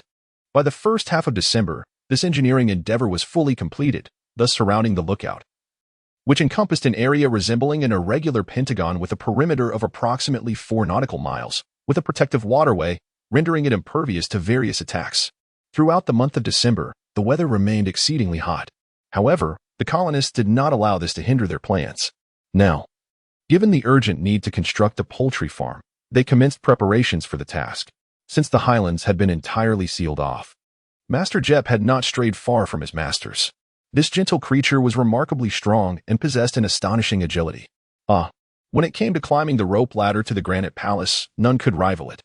They had already set it to work, such as dragging timber and hauling stones with a cart. Although it was not yet a mason, it had certainly become a true monkey. Herbert often jested. The nickname monkey is a term of endearment used by masons for their apprentices, making it exceedingly apt.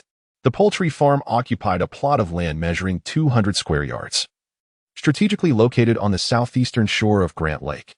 The colonists enclosed this area with a fence and constructed a shelter for various bird species to rest.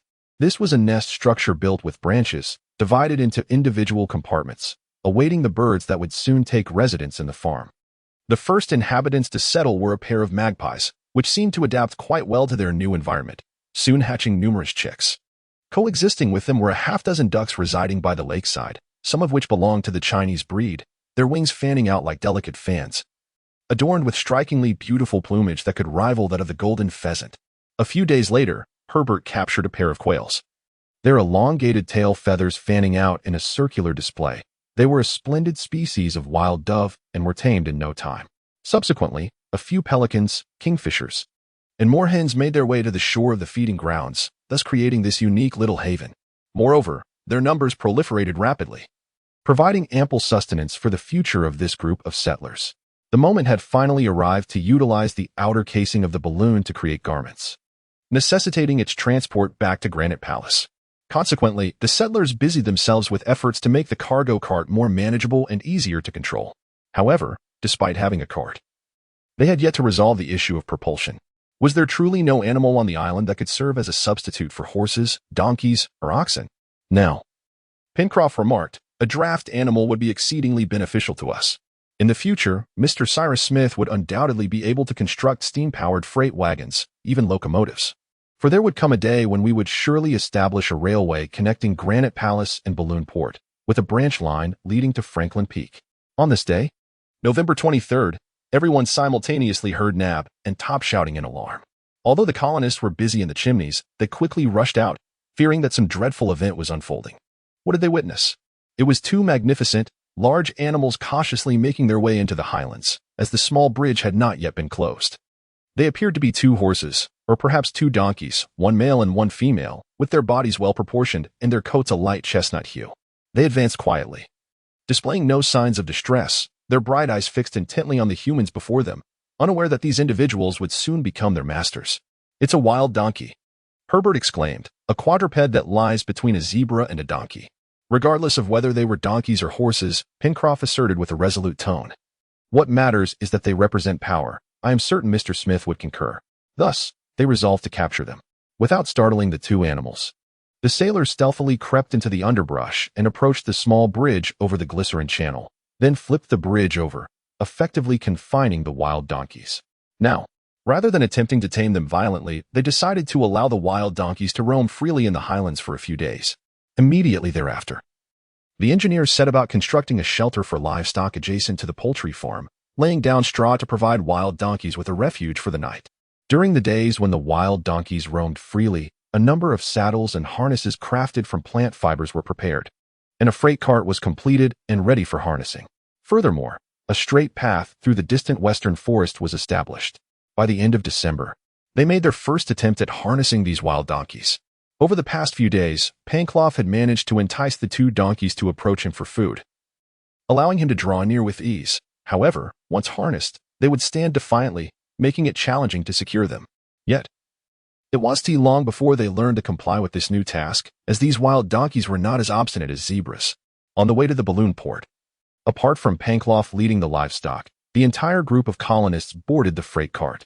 Traversing the rugged path was inevitably bumpy.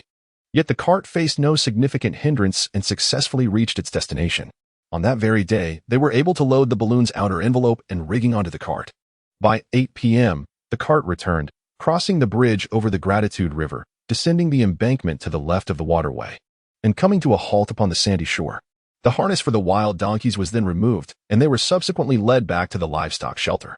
Before drifting into slumber, Pencroff let out a satisfied sigh, his exhilarated breath echoing through the Granite Palace.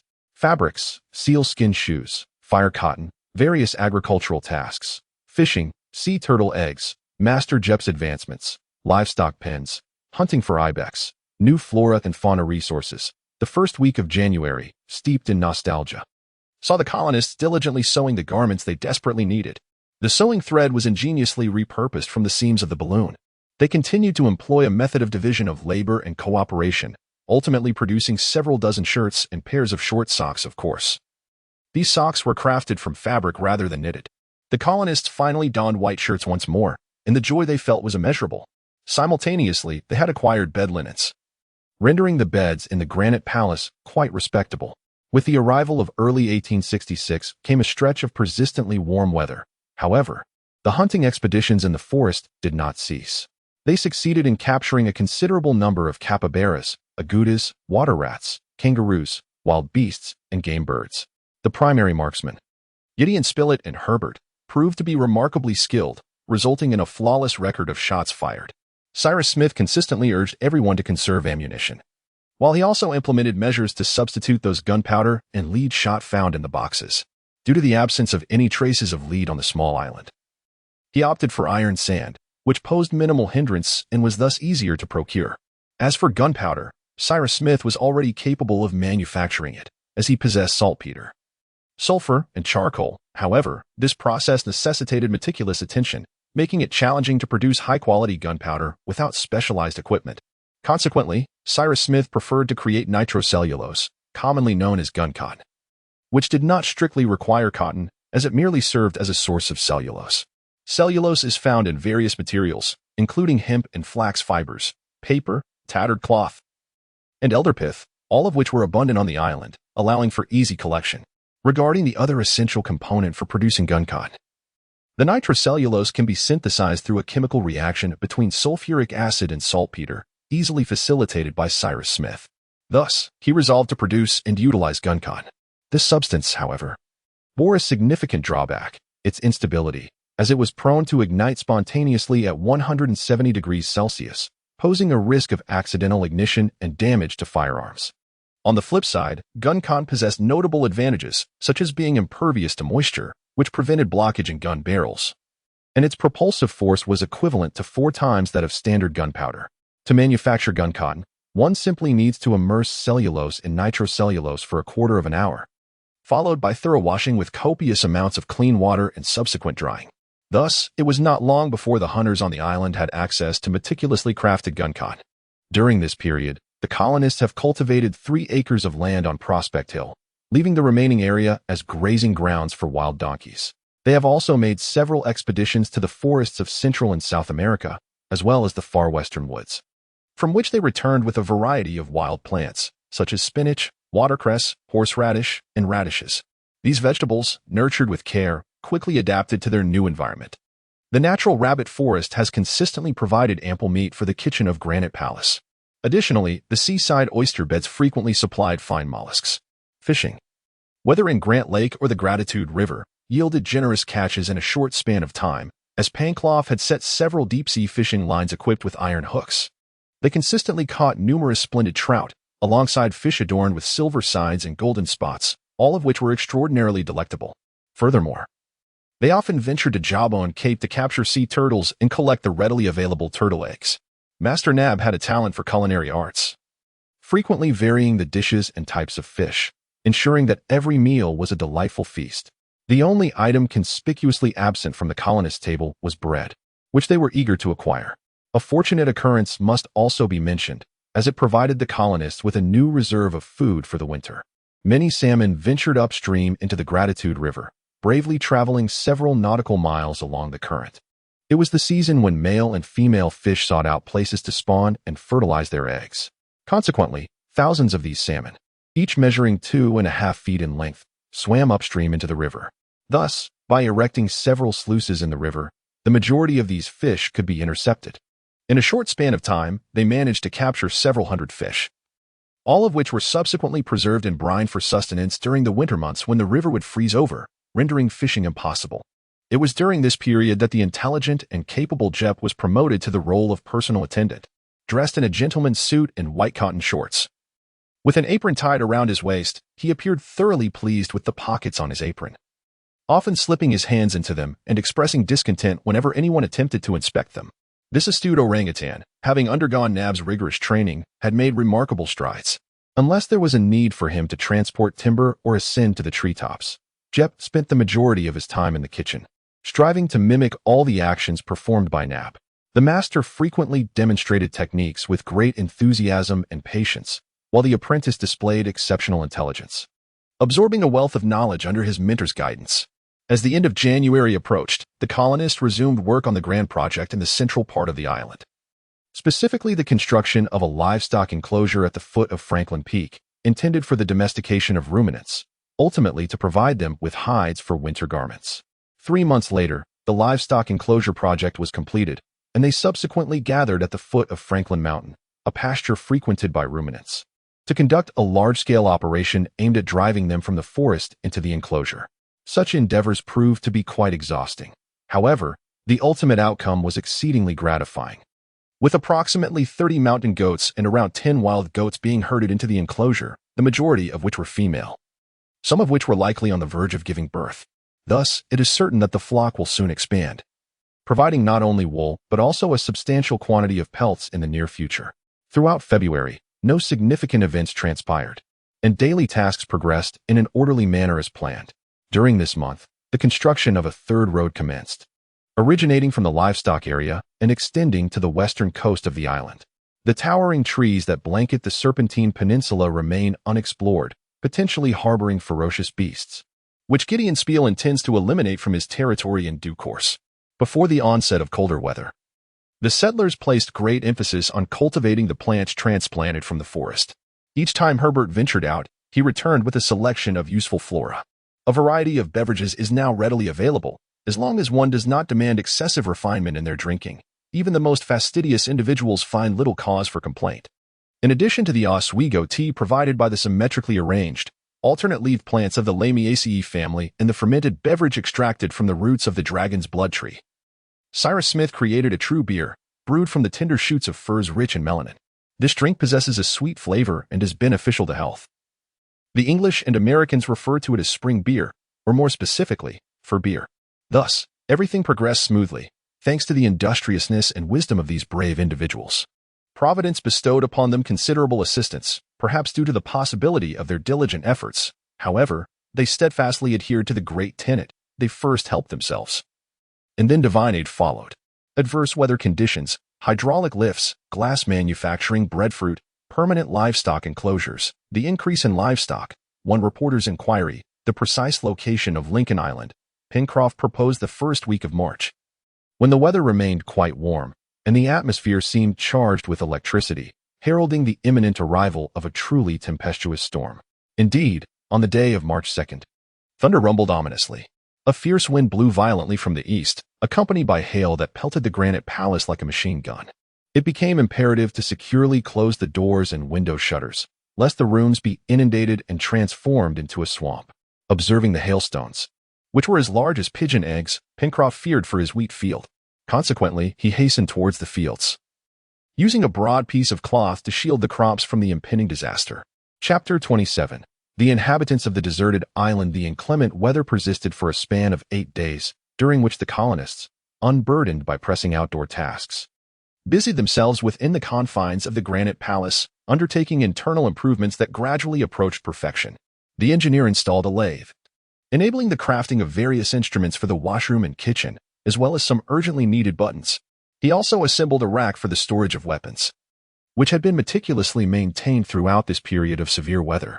As thunder rumbled ominously in the skies outside, the colonists inside the granite palace engaged in a symphony of sawing, planing, filing, and turning, the sounds of their tools and machinery harmonizing with the distant roars of thunder. Master Jep was not forgotten. He now occupied a small room adjacent to the storeroom, reminiscent of a cabin, furnished with a hammock lined with hay, perfectly suited for his needs. With the honest Jep, one could be assured of complete obedience, as Pencroff often remarked. There would never be any impolite behavior or words. What a splendid servant! Indeed, Jep had truly embraced the art of service. It will attend to the laundry, tidy the rooms, serve meals, and move firewood, among other tasks. Additionally, there is a small matter that brings joy to this sailor. Jep does not lie down to sleep until he observes him approaching his bed, preparing to burrow under the covers. By March 9th, the tempest finally subsided. However, throughout the final month of summer, the sky remained predominantly overcast. The entire space, having endured the violent upheaval of thunder and lightning, had yet to return to its former tranquility, except for 3 to 4 days of clear weather suitable for excursions. The atmosphere was mostly characterized by fog rather than rain. During this period, the mother donkey gave birth to a healthy little female foal. A similar situation unfolded in the livestock pen, where the number of rock goats began to increase. Among these newborn kids, Nab and Herbert each had their favored lamb. Furthermore, the colonists also endeavored to domesticate the western cats, achieving resounding success. Near the poultry farm, a new livestock shed was erected, which soon housed several young western cats that were gradually being tamed and, under Nab's meticulous care, were growing increasingly plump. Master Jep was responsible for delivering their food daily, diligently fulfilling this duty.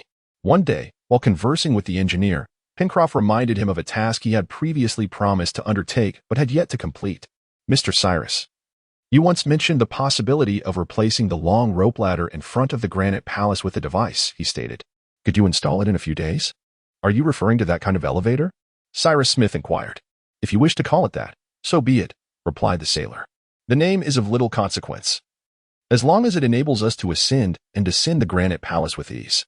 "Very well, Pencroff, I shall acquiesce to your request," Cyrus Smith responded. "However, you do not possess a machine at hand." "We can construct one," came the reply. "Are we to create a steam engine?" "No, it shall be a hydraulic press." In truth, the engineer had already harnessed the latent forces of nature capable of driving machinery, and could do so with relative ease. To achieve this, it sufficed to augment the flow of the trickling water supplying the granite palace. Thus, after the aperture at the upper end of the drainage tunnel was enlarged, the water flow increased, creating a formidable waterfall in the lower passage of the tunnel. When the water overflowed at this point, the excess would cascade into a well within the cave. Beneath the waterfall, Cyrus Smith installed a small paddle wheel cylinder, which was connected to a pulley outside, entwined with a rope, one end of which was secured to a large wicker basket. In this manner, the long rope, which extended straight down to the ground, facilitated the control of the water wheel's ascent and descent, allowing everyone to ascend directly to the entrance of the granite palace while seated in the large wicker basket. On March 17th, the lift commenced its inaugural operation, garnering unanimous satisfaction from all. Henceforth, it supplanted the original ladder, allowing all heavy objects, including the colonists themselves, to ascend and descend effortlessly via this simple apparatus. Around this time, Cyrus Smith endeavored to manufacture glass, necessitating the renovation of the old clay furnace. The undertaking proved to be fraught with difficulties, and several attempts met with failure. However, he ultimately succeeded in establishing a workshop dedicated to glass production.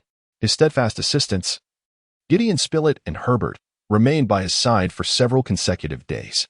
As for the raw materials essential for glass-making, sand, chalk, and soda, either carbonate or sulfate, these were readily available along the island's shores and within marine vegetation.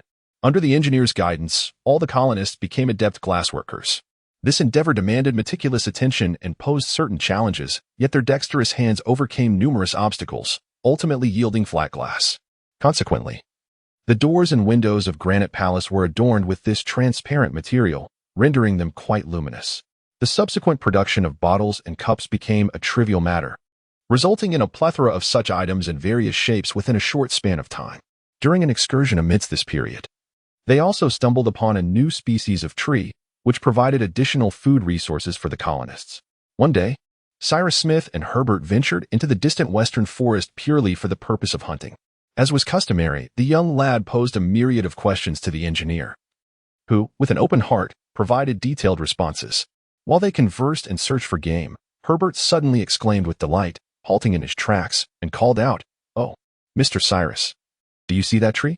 The tree he pointed to was less a tree and more akin to a shrub, consisting merely of a singular stem covered in scaly bark, adorned with delicate leaves featuring slender parallel veins. "What, pray tell, is this palm-like tree?" inquired Cyrus Smith. "It is a cycad, a variant that I have encountered in the Dictionary of Natural History," Herbert replied. "Yet, there appear to be no fruits upon it." "Indeed, Mr. Cyrus," Herbert answered, "but curiously, its trunk contains a powder, nature's gift finely milled for us." "So, this is the breadfruit?" "Precisely. It is the breadfruit." "Excellent, my child," the engineer responded. This is a significant discovery, particularly since our wheat harvest has yet to arrive. Let us get to work, and may Providence not have led you astray. Herbert had not erred. He snapped off a branch of the cycad, revealing within its glandular structure an abundance of powder, the starchy heartwood and fibrous material. Within this starch lies a pungent, viscous substance, yet it is remarkably easy to extract. The material from these cells constitutes a genuine premium flour, replete with nutrients, which, in the past, was even prohibited by Japanese law from being exported. After the two individuals examined the region of the western forest where the cycad thrived, they marked their findings and returned to Granite Palace. Upon their return, they promptly shared this discovery with their companions. The following day, the colonists set out to harvest the flour, at which point Pencroff grew increasingly content with his little island and posed a question to the engineer. Mr. Cyrus, do you believe there exist any castaway islands? What do you mean by that? I mean there are certain maritime islands specifically designated for shipwrecked souls, where these unfortunate individuals can somehow manage to survive. That is indeed possible, the engineer replied with a smile. Certainly, sir, Pencroff responded. And I believe Lincoln Island is precisely such an island. The colonists returned with a substantial harvest of cycad stems to Granite Palace. Cyrus Smith then devised a press to extract the noxious viscous substance from the starch, and after processing, they obtained a commendable quantity of flour. Under Nab's skilled hands, this flour was swiftly transformed into cakes and puddings. Although it was not yet true bread, it bore a striking resemblance to it. Currently, the wild donkeys, goats, and sheep in the livestock pen provide the colonists with dairy products daily. The four-wheeled cargo cart has likewise been replaced by a lighter draft vehicle, which they frequently drive to the livestock pen. Whenever Pencroff inspects the pen, he brings along Gideon, whose task is to wield the whip and guide the cart. At this moment, both the livestock pen and the Granite Palace flourish with vitality. Were it not for their displacement from their homeland, the colonists would have little to lament. They lead such a joyful existence and have adapted well to the island's environment. Should they be asked to depart from this paradise, they would indeed feel a sense of reluctance. Nevertheless, their hearts remain tethered to their homeland, and if a ship were to appear on the horizon, these colonists would signal to attract its attention, hoping to board it and leave the island. However, despite their contentment, they live in trepidation, fearing the occurrence of unforeseen events. Regardless, these colonists have resided on Lincoln Island for over a year, often discussing their experiences on the island. One day, they conducted another observation of the island, which might have significant implications for their near future. It was April 1st, Easter Sunday, and Cyrus Smith and his companions took this day to rest and pray. The weather was clear, reminiscent of a day in October in the Northern Hemisphere. As dusk approached, after the evening meal, everyone gathered on the balcony of the observation platform, gazing at the ocean as night fell. Nab prepared several cups of a beverage brewed from elderberry seeds as a substitute for coffee. The group engaged in conversation about the small island they inhabited when Gideon Spilett broached a topic, saying, "My esteemed Cyrus, since you discovered that sextant in the box, have you recalibrated the island's position?" "No," replied the engineer. "However, this instrument is far more precise than the one you previously employed. Why not use it for a trial measurement? Why go through the trouble?" retorted Pencroff. "The island is precisely where it is." "Perhaps so," Gideon Spilett continued. "But an inaccurate instrument could yield erroneous results, and now that we have the means to verify—" "You are correct, my esteemed Spilett," the engineer acknowledged.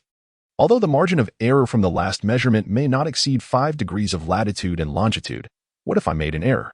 I should have undertaken this verification long ago."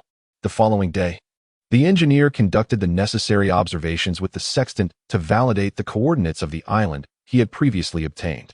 The results were as follows. The first observation indicated Lincoln Island's position as longitude 150 to 155 degrees west, latitude 30 to 35 degrees south. The second observation yielded precise figures: longitude 150 degrees 30 minutes west, latitude 34 degrees 57 minutes south. Upon reflection, although the instruments utilized by Cyrus Smith during his initial measurements were not particularly sophisticated, his meticulous approach ensured that the margin of error did not exceed 5 degrees. "Now," Gideon Spilett expressed, "since we simultaneously possess both the sextant and the atlas, my esteemed Cyrus, let us ascertain the precise location of Lincoln Island within the Pacific." Herbert hastened to retrieve the atlas, unfurling the map of the Pacific before them. At this juncture, Cyrus Smith grasped his dividers, poised to pinpoint the island's location. Suddenly, the dividers halted in his grasp, and he exclaimed in astonishment, "Yet, There exists a small island in this very location of the Pacific. A small island? Pangloss inquired aloud. Is it our island? Gideonspile asked. Nay, Cyrus Smith continued. This island lies at 153 degrees west longitude and 37 degrees 11 minutes south latitude. In other words, it is situated 2.5 degrees further west and 2 degrees further south than Lincoln Island. What is the name of this island? Herbert queried. Taboo Island. Came the reply. Is it of any significance? No, it is merely a remote islet within the Pacific, perhaps never trodden by human feet. Then let us venture forth and explore, Pangloss asserted. We? Cyrus replied. Indeed, Mr. Cyrus. We shall construct a small, decked vessel, of which I shall take the helm. How far are we from this taboo island? Approximately 150 nautical miles to the northeast of our island, Cyrus Smith replied. 150 nautical miles. What does that amount to? Pencroff responded. If the winds are favorable, we could reach there within 48 hours. But why should we go? Inquired the journalist. I'm uncertain at present. We shall have to see. Thus, the decision to construct a small vessel was made, with the intention of setting sail towards the sea during the splendid season around October. Shipbuilding, harvest time for the second crop, hunting for the koalas, a new practical plant, an astonishing whale, a fish spear, dissecting the whale, utilizing baleen. By the end of May, Pencroff was thoroughly content. Once Pencroff resolved to undertake a task, he would not relent until it was completed, since he now contemplated visiting Tabor Island. And given that crossing the sea necessitated a larger vessel, it was imperative to construct the ship. The engineer, well-versed in shipbuilding, meticulously devised the construction plan, which received the sailors' approval. During the implementation phase of the shipbuilding project, Pencroff displayed such fervor and immense energy for this new endeavor that he was loath to abandon the work even for a moment. Only one urgent matter compelled him to leave the shipyard for a single day, and that was the arrival of the second harvest period on April 15th. This harvest, like the previous one, yielded a bountiful crop, meeting the expected yield, 5 bushels, Mr. Cyrus. Pencroff meticulously measured his provisions and remarked, in that case, the engineer replied. Each measure contains 130,000 grains, totaling 650,000 grains. Excellent, the sailor responded. This time we shall sow them all, though it would be prudent to reserve a small portion. Indeed, Pencroff, should we achieve a similar yield next time, we will have 4,000 measures. Will that allow us to enjoy bread? Everyone will partake in bread. However, we must construct a mill. Rest assured, we shall build a mill when the time comes. Thus, this third sowing was significantly larger than the previous two, meticulously plowed before the precious grains were sown. Once all had been completed, Pencroff returned to his shipbuilding endeavors. During this period, Gideon Spilett and Herbert ventured into the nearby woods for hunting, daring to explore previously uncharted territories deep within the western forest. There, the trees towered and flourished, yet the game was rather scarce. Nonetheless, they managed to hunt a few beasts. In the latter half of April, they encountered 3 large herbivores, koalas, which the colonists had previously spotted. They were easily shot, and their pelts were brought back to the Granite Palace, where they would be processed through sulfuric tanning for future use. In the course of this hunting expedition, the participants made a remarkable discovery from a different perspective, which proved to be exceedingly valuable. For this, they owe a debt of gratitude to the journalist, Gideon Spilett. The date was April 30th. At that moment, the 2 hunters were traversing the southwestern region of the far west forest, with the journalist leading the way, 50 paces ahead of Herbert. The journalist had reached a glade where the trees were sparse, allowing a few rays of sunlight to penetrate the foliage. Gideon Spilett was captivated by the fragrance emanating from a certain plant, characterized by its erect, cylindrical, multi-branched stems adorned with numerous terminal flower clusters and tiny seeds. The journalist knelt down to pluck a couple of these root plants, then turned to the young man, exclaiming, "Ah, Herbert, do take a look at this." "Mr. Spilett, where did you find this plant?" Herbert inquired. "Over there, in the glade, where it is abundant," replied Spilett. "Well, Mr. Spilett," Herbert remarked, "this discovery will earn you eternal gratitude from Pencroff. Is this tobacco?" "Indeed. While it may not be of the finest quality, it is still tobacco." "Excellent. Pencroff will surely be pleased now, and with so much of it, he will never run out." "Ah, I have a notion, Mr. Spilett," Herbert remarked. "Let us maintain utmost discretion regarding Pencroff for the time being, and diligently prepare the tobacco leaves. On that day, we shall surprise him with a pipe filled with fine tobacco." "Very well, Herbert, and by that time, our esteemed companion shall have no further desires in this realm." The journalist and the young lad gathered a considerable number of these precious plants and then returned to Granite Palace. As they approached the cave's entrance, they stealthily slipped inside, feigning vigilance akin to that of the most stringent customs inspector, Pencroff. Naturally, they did not conceal this secret from Cyrus Smith and Nab, and the sailor remained oblivious to any trace of the affair thereafter. For quite some time following, the tobacco leaves had to be dried and then shredded into fine strands, which were subsequently roasted upon heated stones, a process that spanned 2 months. Of course, all of this had to unfold without Pencroff's knowledge during the day. He was preoccupied with shipbuilding, returning to the Granite Palace only at night to sleep, thus remaining blissfully unaware. During this interval, Pencroff was once more compelled to set aside his cherished shipbuilding endeavors, as on May 1st, a fishing opportunity arose that necessitated the participation of all colonists. For several days, a colossal creature had been observed drifting in the waters 2 to 3 nautical miles off the coast of the island. That was the largest whale, resembling a species native to the southern hemisphere, commonly referred to as the Cape whale. If we were to capture it, it would undoubtedly yield a considerable fortune. A sailor exclaimed, "Hey, if only we had a small boat and a fine harpoon, we could pursue that creature. You must understand, even if it requires great effort, capturing it would be worth it." "Ah, Pencroff," said Gideon Spilett, "I would very much like to witness your harpooning skills. It should prove quite entertaining." "Entertaining indeed, though rather perilous," the engineer interjected. "Thus, since we currently lack the means to contend with this creature, it is best to disregard it for now." "I find it somewhat perplexing," remarked the journalist, "that at this high latitude, we should encounter a whale." "What is so strange about that, Mr. Spilett?" Herbert responded. "The section of the Pacific in which we find ourselves is precisely the area referred to by British and American whalers as whale activity waters. Moreover, this region between New Zealand and South America is known for the prevalence of such southern hemisphere species." "Indeed," Pencroff replied. "Yet what puzzles me is the absence of more whales.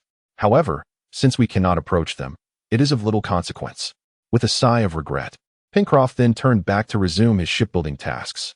However, this whale seemed reluctant to leave the waters, continually lingering in the vicinity. Thus, whenever Herbert and Gideon Spilett refrained from venturing out for a hunt, and while Nab tended to the stove, they would seize their binoculars to observe the creature's movements closely. At times, the whale would swim remarkably close to the island, allowing everyone to see it quite clearly. It was indeed a southern whale, characterized by its deep black body and a flatter head compared to its northern counterpart. The presence of this marine mammal captivated the colonists' thoughts, particularly stirring the heart of Pencroff, who found himself distracted from his tasks. The mere thought of the whale would evoke a childlike sorrow in him, as if yearning for something unattainable. At night, he would even speak of the whale in his dreams, making it evident that if there were a way to capture it and showcase his prowess at sea, he would pursue it without hesitation. Yet, what the colonists could not achieve on their own, fortune provided them with on May 31st. Nab, standing at the kitchen window, called out loudly, announcing that the whale had beached itself on the shore of the island. Herbert and Gideon Spilett, who were preparing to hunt, immediately set aside their firearms, while Pencroff dropped his heavy axe.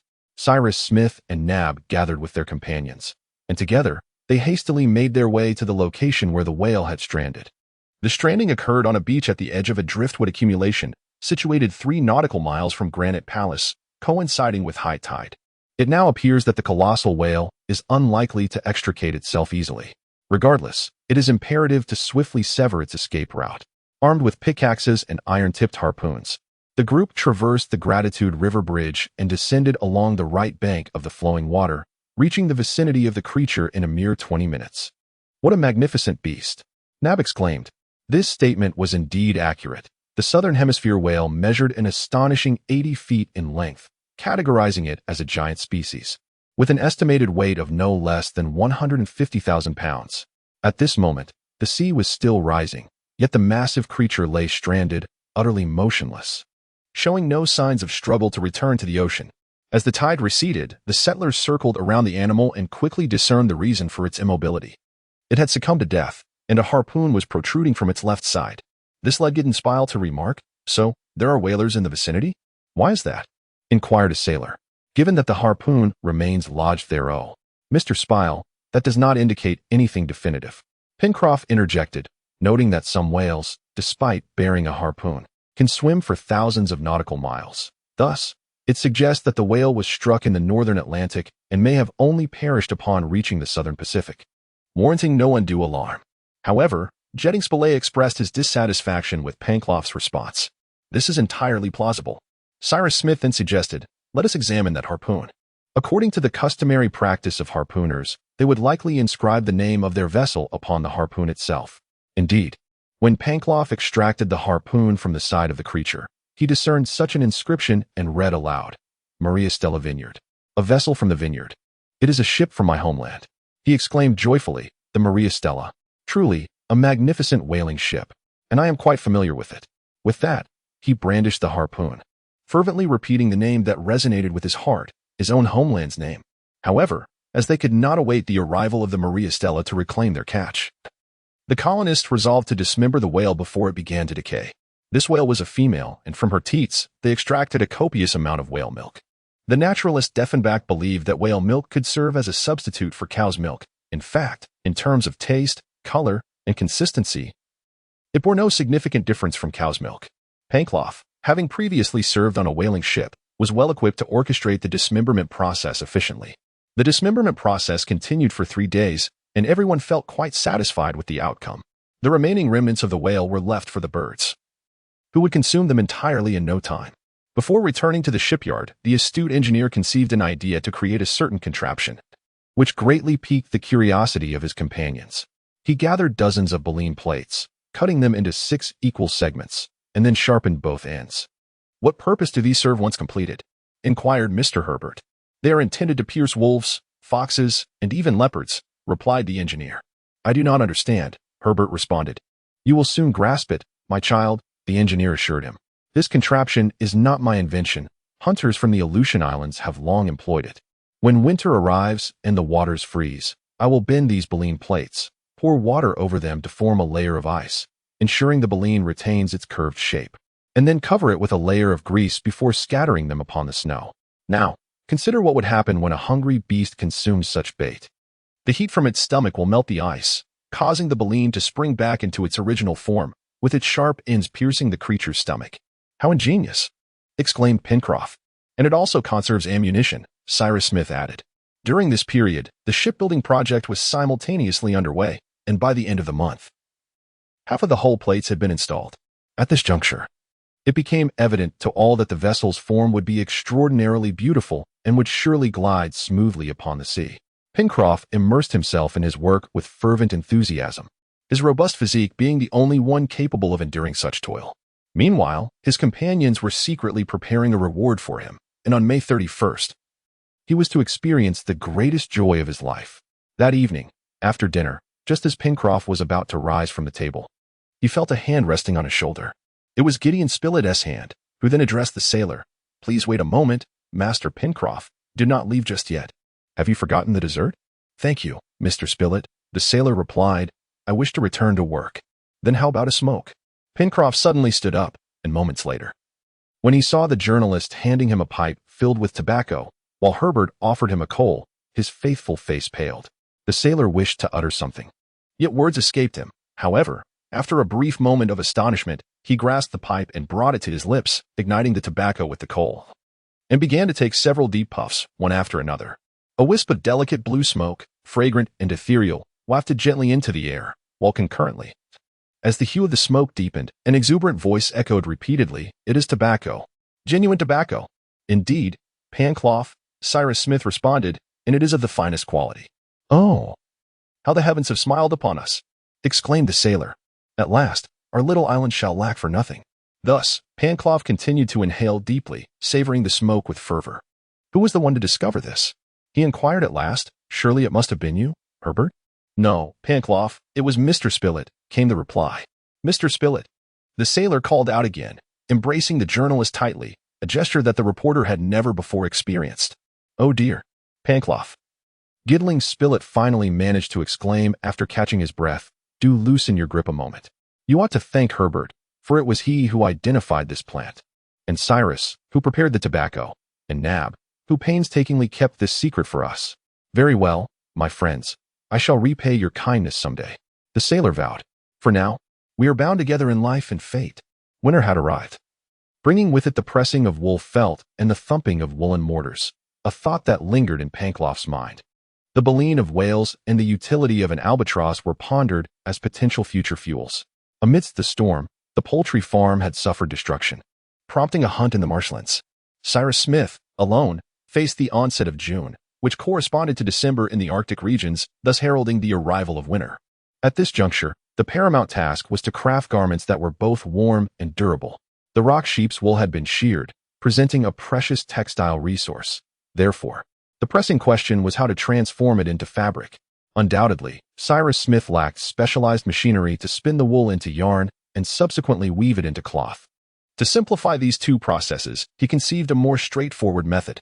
He realized that by compressing the wool from various directions, he could exploit the properties of the wool fibers, disarranging them, and simply interweaving them to create a material known as felt. This notion was entirely justifiable, for felt could be obtained through a simple pressing procedure. While this process might diminish the softness of the fabric, it significantly enhanced its insulating properties. Furthermore, the wool from the rock sheep comprised very short fibers, providing an excellent condition for felt production. With the assistance of his companions in preparing everything, Smith's engineers were able to fully realize their potential in manufacturing the machinery for pressing the wool. Subsequently, through experimentation on this rudimentary stone apparatus, they successfully crafted felt as they had hoped, although the resulting felt was somewhat coarse and uneven. The fibers were interwoven so tightly that it became a suitable material for both clothing and blankets. Thus, Lincoln Island was graced with yet another industrial product. Now, the colonists possessed fine garments and warm quilts, enabling them to face the winter of 1866 to 1867 without fear. Chapter 29. The inhabitants of the deserted island. As June 20th approached, the inhabitants felt the onset of severe cold. Consequently, Pencroff was compelled to pause his shipbuilding endeavors, which he regretted deeply, as he had originally intended to complete the project before the arrival of spring. This sailor harbored a strong desire to visit Tabor Island and witness its wonders. However, Cyrus Smith believed that no assistance could be found on such a desolate and arid rocky isle, thus opposing this voyage driven solely by curiosity. Moreover, venturing 150 nautical miles across unfamiliar waters in a small vessel filled him with trepidation. Should their ship fail to reach Tabor Island and be unable to return to Lincoln Island, what would they do in that perilous Pacific? Cyrus Smith often discussed this matter with Pencroff, and he later realized that the sailor possessed an oddly stubborn determination to undertake this journey, even though he might not fully comprehend the reason behind such obstinacy. One day, the engineer remarked to him, "My friend, you once extolled the virtues of Lincoln Island, expressing how profoundly sorrowful you would be to leave this place. Yet now, you are the very first to desire to depart." "It is merely for a few days," replied Pencroff. "Mr. Cyrus, I simply wish to ascertain the nature of that island. But it cannot compare to Lincoln Island. I have long been aware of that." "Why then? Do you still wish to embark on this venture?" "I am merely curious about what may transpire on that island. Yet nothing has ever occurred there, and it is unlikely that anything will. Who can say? Besides, what if a storm were to arise? What would you do?" "During fair weather, there is no cause for concern," Pencroff responded. "However, Mr. Cyrus, if we must prepare for contingencies, I implore you to allow me to take Herbert to that island for a brief visit." At that moment, the engineer placed his hand upon Pencroff's shoulder and said, "Fate has intertwined that child into our family. If calamity were to befall you and the boy, think of the joy we would lose henceforth." "Mr. Cyrus," Pencroff assured him with unwavering confidence, "such a misfortune shall not arise. If not, we shall discuss it further when the time is ripe. Moreover, I believe that once you witness our vessel fully equipped and poised for departure, and observe its seamless navigation upon the ocean, I dare say you will no longer hesitate to permit my departure. To be candid, your ship will undoubtedly emerge as a masterpiece." "It is more fitting to say our ship, Pencroff," the engineer conceded temporarily. Thus, the conversation reached a temporary conclusion, with neither the engineer nor the sailor swaying the other, both intending to revisit the matter at a later time. By late June, the first snowfall descended. The crew had prudently stored ample fodder in the livestock pen ahead of time, rendering daily inspections unnecessary. However, they still resolved that a week should not pass without checking on the animals.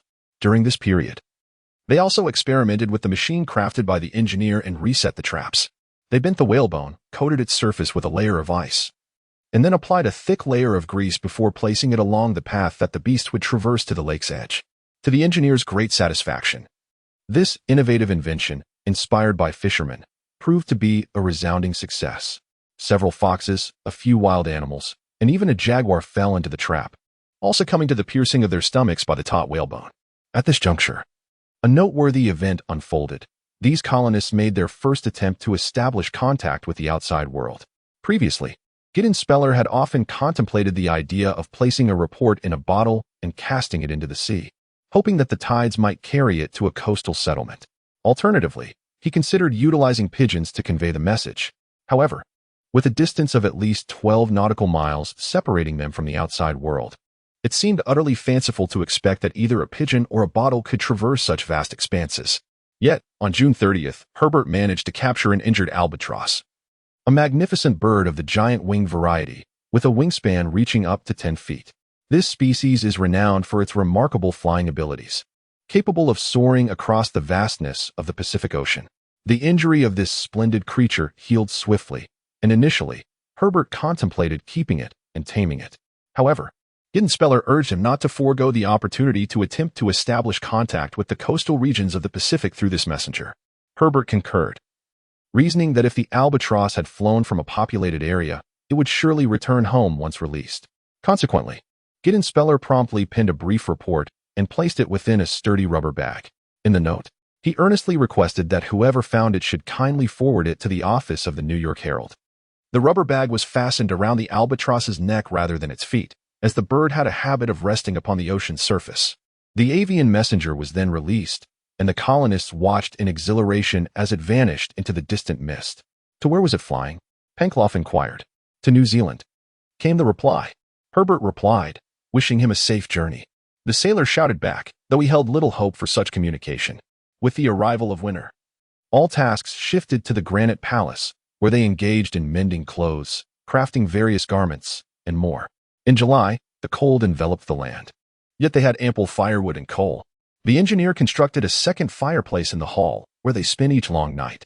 The group worked while conversing, seizing moments to read. Thus, time passed, each individual reaping their own rewards.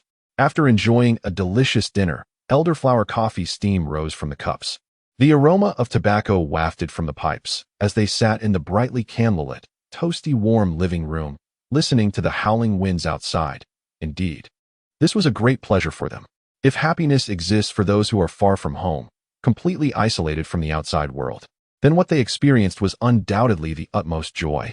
The colonists often unwittingly spoke of their homeland and long-lost friends, frequently discussing the greatness of the United States, whose influence was steadily rising. The engineer often expounded on the affairs of the nation, his insights and visions for the future deeply captivating all his listeners. One day, Gideon Spilett suddenly inquired, "But ultimately, my dear Cyrus Smith, you have predicted that all industrial and commercial activities will continuously advance. Is there not a possibility that one day everything may come to a complete standstill or even regress?" Standstill? For what reason? Is it not said that coal is the most precious of minerals? Indeed, coal is most invaluable, the engineer replied, and nature seems intent on affirming this, for diamonds are but crystallized forms of pure coal. Mr. Smith, you cannot be suggesting that people would throw diamonds into the furnace to burn as coal. Pencroff interjected. No, my friend, Cyrus Smith responded. However, Gideon Spilett continued, I must emphasize that one day, coal will be entirely depleted. Surely you do not deny this. Oh, the reserves of coal are still quite substantial. And with 100,000 miners extracting 100 million quintals each year, we are far from exhaustion. In light of the current rate of coal consumption, Gideon Spilett countered, it is entirely foreseeable that the workforce of 100,000 miners will soon double to 200,000, thereby increasing the extraction rate correspondingly. Perhaps, nonetheless, in Europe, new machinery is soon to be employed for extracting deeper coal seams. Even when the coal mines in Europe are exhausted, those in America and Australia can sustain industrial consumption for a considerable duration. How long can it be supplied? The reporter inquired. At least 250 or 300 years, came the response. In that case, our generation can rest easy, Pencroff remarked, but our great-grandchildren will have cause for concern. People will surely discover alternative sources in the future. Herbert suggested. But what could they possibly find? Pencroff countered. Mr. Cyrus Smith, can you envision it? Perhaps I can, my friend, came the reply. Then what will people use to replace coal for combustion? Water, Cyrus Smith answered promptly. Water?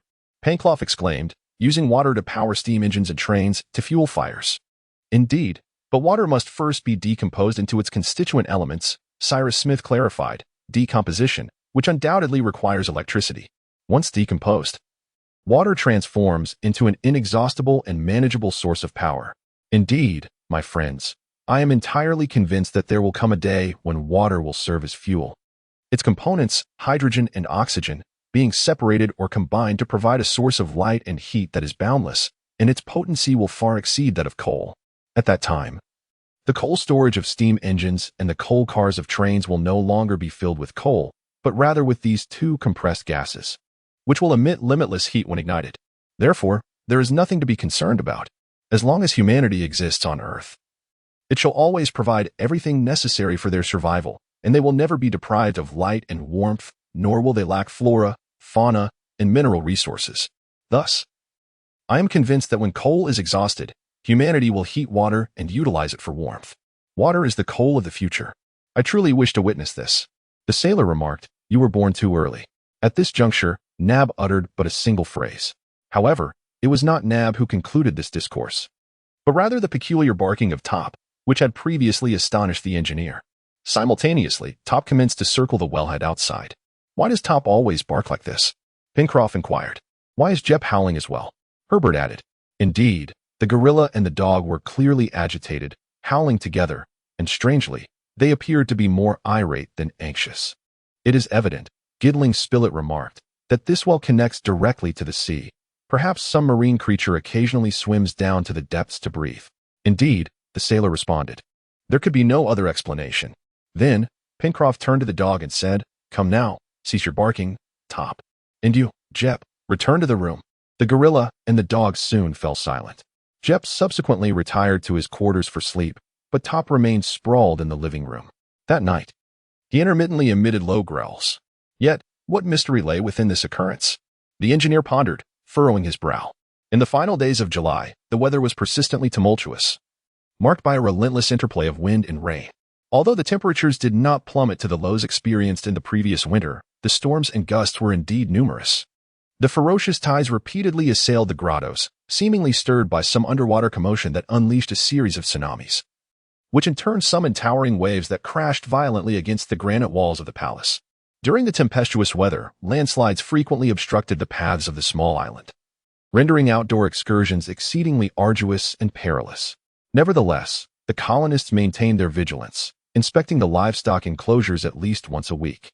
Fortunately, the southeastern foothills of Franklin Peak provided a protective barrier, shielding the area from the brunt of the hurricane's wrath, thus sparing the trees, animal shelters, and fences from destruction.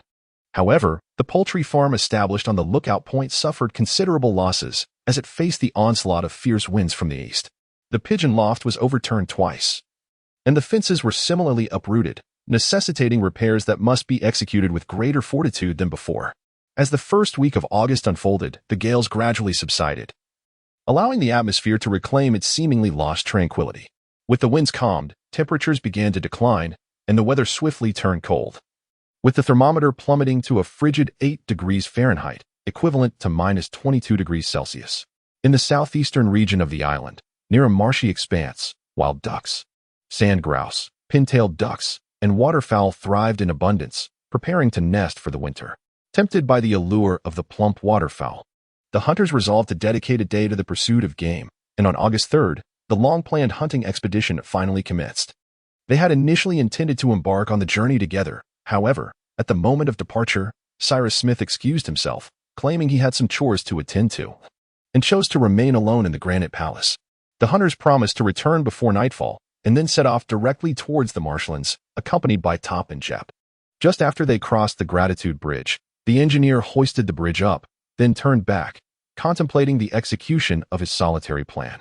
This plan involved meticulously exploring the well situated outside.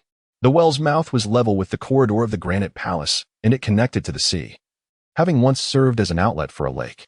Why did the astute Top incessantly circle around the well's mouth? When a sense of unease and tension compelled him towards the well, what prompted such peculiar barking? Why was Jep equally restless as Top? Beyond its vertical passage to the sea, did the well harbor any other channels? Could it possibly lead to other locations on the island? These were the inquiries the engineer yearned to explore, and he wished to uncover them alone. Thus, he resolved to investigate the well in the absence of his companions. Now, the moment had arrived. Descending to the bottom of the well was not a daunting task, provided one had a sufficiently long rope ladder. Consequently, the engineer dragged the ladder to the edge of the approximately 6-meter wide well, secured the upper end firmly, and then lowered the other end into the depths. He lit a lamp, took a pistol, and strapped a knife to his waist, then commenced his descent along the uppermost rungs. The walls of the well were devoid of any caverns, yet at intervals, several protruding rocks emerged, allowing agile creatures to scale the surface to the top. The meticulous engineer observed this detail under the illumination of his lamp, yet found no traces or damage indicating that the rocks had been previously or recently ascended. Cyrus Smith continued his descent, illuminating every corner of the well's walls with his light. There was nothing suspicious to be found. As the engineer descended the final few rungs, he encountered the now tranquil surface of the water. Neither on the water's surface nor anywhere along the well's walls was there any passage leading into the plateau. He tapped the wall with the handle of his knife, eliciting a solid sound. It was robust granite, impervious to any creature attempting to carve a path through it. To reach the bottom of the well and subsequently ascend to the top without utilizing this waterlogged passage connected to the sea was utterly impossible. Only aquatic creatures could achieve such a feat as for the destination of this waterway, its proximity to the coast, or the depth beneath the water's surface. These questions remained unanswered. Thus, Cyrus Smith concluded his exploration and made his way back up. He drew up the rope ladder, covered the well's opening. And while returning to the living room, he pondered aloud, "I have seen nothing, yet there must be a mystery here."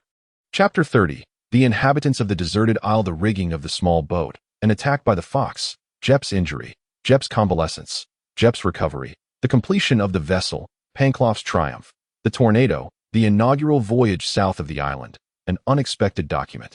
That evening, the hunters returned, their day of toil rewarded with an abundant catch. The 4 of them were laden with an excess of game. Atop Top's shoulders hung a string of needle-tailed ducks, while Jep was adorned with clusters of sand partridges around his waist. "Look, my master," Nab exclaimed.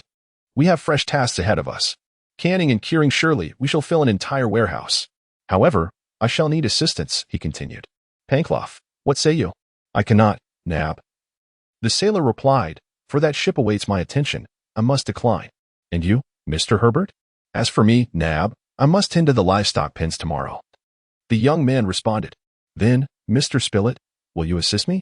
"At your service, Nab," the journalist replied, "though I must caution you, should I uncover your culinary secrets, I shall make them public knowledge." "Suit yourself, Mr. Spilett," Nab retorted. "That is entirely your prerogative." Thus, the following day, Gideon Spilett became Nab's aide, aiding him in his culinary endeavors. However, prior to this, the engineer had conveyed to the journalist the exploration findings from the previous night. In this regard, the journalist concurred with Cyrus Smith's perspective that, despite the lack of discoveries, the secrets of the well must continue to be unveiled. The harsh winter persisted for an entire week, during which the colonists ventured out only once to the poultry farm, remaining largely confined within the granite palace. The interior now brimmed with delightful aromas, a result of Nab and the journalist showcasing their culinary prowess in the kitchen. Throughout this week, the sailor, with the assistance of the skilled sailmaker Herbert, tirelessly worked to complete the sail for their small boat. They also procured ropes from the balloon's outer cover, ensuring an ample supply of hemp ropes. Steel wires and the balloon's net cables were intertwined to create an exceptionally robust rope. In addition to reinforcing the sail with a sturdy edge rope, they had plenty of rope remaining for other purposes. As for the pulleys used on the boat, Cyrus Smith fashioned some using a lathe, following Pencroff's suggestion. Thus, before the vessel was completed, a comprehensive set of sails and rigging was entirely prepared. Pencroff even crafted an American flag with the blue, red, and white colors derived from various dye plants found on the island. Notably, the sailor added a 38th star to represent Lincoln Island among the 37 stars denoting the federal states, as he believed his island had been incorporated into the Great Union. The frigid season was drawing to a close, and it appeared that this second winter would be safely endured. However, on the evening of August 11th, the lookout hill was nearly annihilated. After a day of toil, the colonists descended into a deep slumber. Yet, at approximately 4 a.m., they were abruptly roused by the frantic barking of Top. This time, the dog was not barking by the well, but rather at the door, scratching it desperately as if intent on breaking in. Jep also emitted a sharp cry. "Hey, Top!" Nab was the first to awaken, calling out to him. Yet the dog barked even more ferociously. "What on earth is happening?" inquired Cyrus Smith. Consequently, everyone hastily donned their garments and rushed to the window. Before their eyes lay an expanse of snow, appearing almost luminescent against the inky darkness of the night. The colonists scanned their surroundings but discerned nothing. However, they could hear peculiar barking sounds piercing the veil of night. Clearly, some creatures, obscured from their view, were assaulting the beach. "What could it be?" shouted Pencroff. "Wolves, leopards, or monkeys?" Nab speculated. "This is dreadful. They will reach the heights," exclaimed the reporter. "The poultry farm," Herbert cried out, "and our vegetable garden." "Where did they come from?" Pencroff queried. "Surely someone forgot to raise the drawbridge on the beach," the engineer replied. "They must have come across that bridge." "Alas, it was I who neglected to pull it up," Spilett lamented. "Well done, Mr. Spilett," the sailor retorted. "Let us refrain from further discussion," Cyrus Smith replied, "and instead deliberate on our course of action." Thus, the group hastily exchanged their thoughts. They concluded that the beast had surely crossed the suspension bridge and made its way to the beach. Whatever the nature of these creatures, they could potentially ascend the left bank of the Gratitude River and reach the lookout point. Therefore, it was imperative to pursue them swiftly, ready to confront them if necessary. Yet, what manner of beasts were they? As the chilling howls of the creatures intensified, the question arose once more. Herbert's heart suddenly raced. He recalled hearing a similar howl during his first encounter at the source of the Red River. "It is foxes! Foxes!" he exclaimed. "Let us hasten!" cried the sailor. Consequently, the group swiftly armed themselves with axes, carbines, and pistols, plunging into the lift and soon descending to the beach. When foxes gather in packs, driven by insatiable hunger, they become exceedingly formidable and perilous.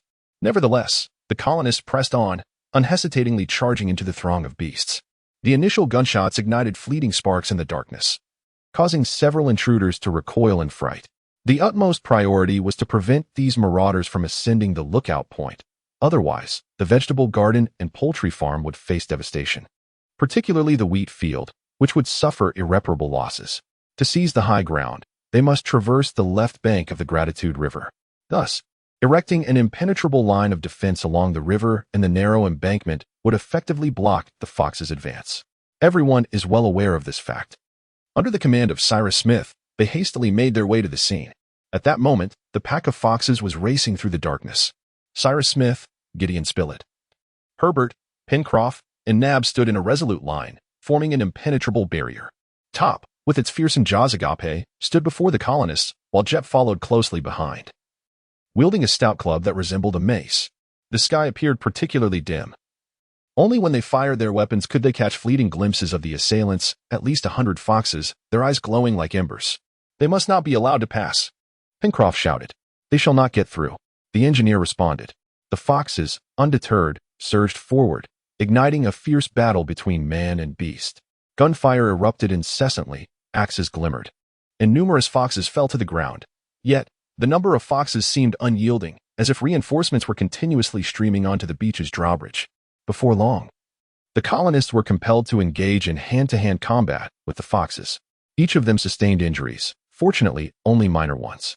One fox, akin to a bobcat, lunged at Nab's back, but Herbert swiftly shot it down, rescuing Nab in the process. Top fought valiantly, leaping to seize the foxes by the throat and dispatching them with lethal precision. Jep, wielding his club, struck fiercely. Yet they could not halt the relentless advance of the foxes. Perhaps it was endowed with exceptional vision, capable of perceiving objects in darkness. Always appearing in the throes of the fiercest battles, occasionally emitting a sharp cry that betrayed its profound excitement. For a time, it ventured extraordinarily far. Visible only in the flickering light of gunfire, where it calmly engaged against a pack of formidable foxes. The colonists valiantly resisted for a full 2 hours before ultimately emerging victorious. The first light of dawn undoubtedly urged the foxes to retreat, as they fled northward across the suspension bridge, while Nab immediately rushed to raise the bridge. As the morning light illuminated the battlefield, the colonists counted over 50 fox carcasses strewn across the beach. But where was Jep?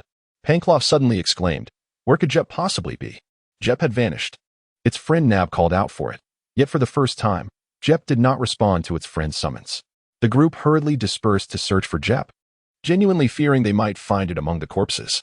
They swiftly cleared the fox bodies aside, finally discovering Jep amidst a heap of carcasses.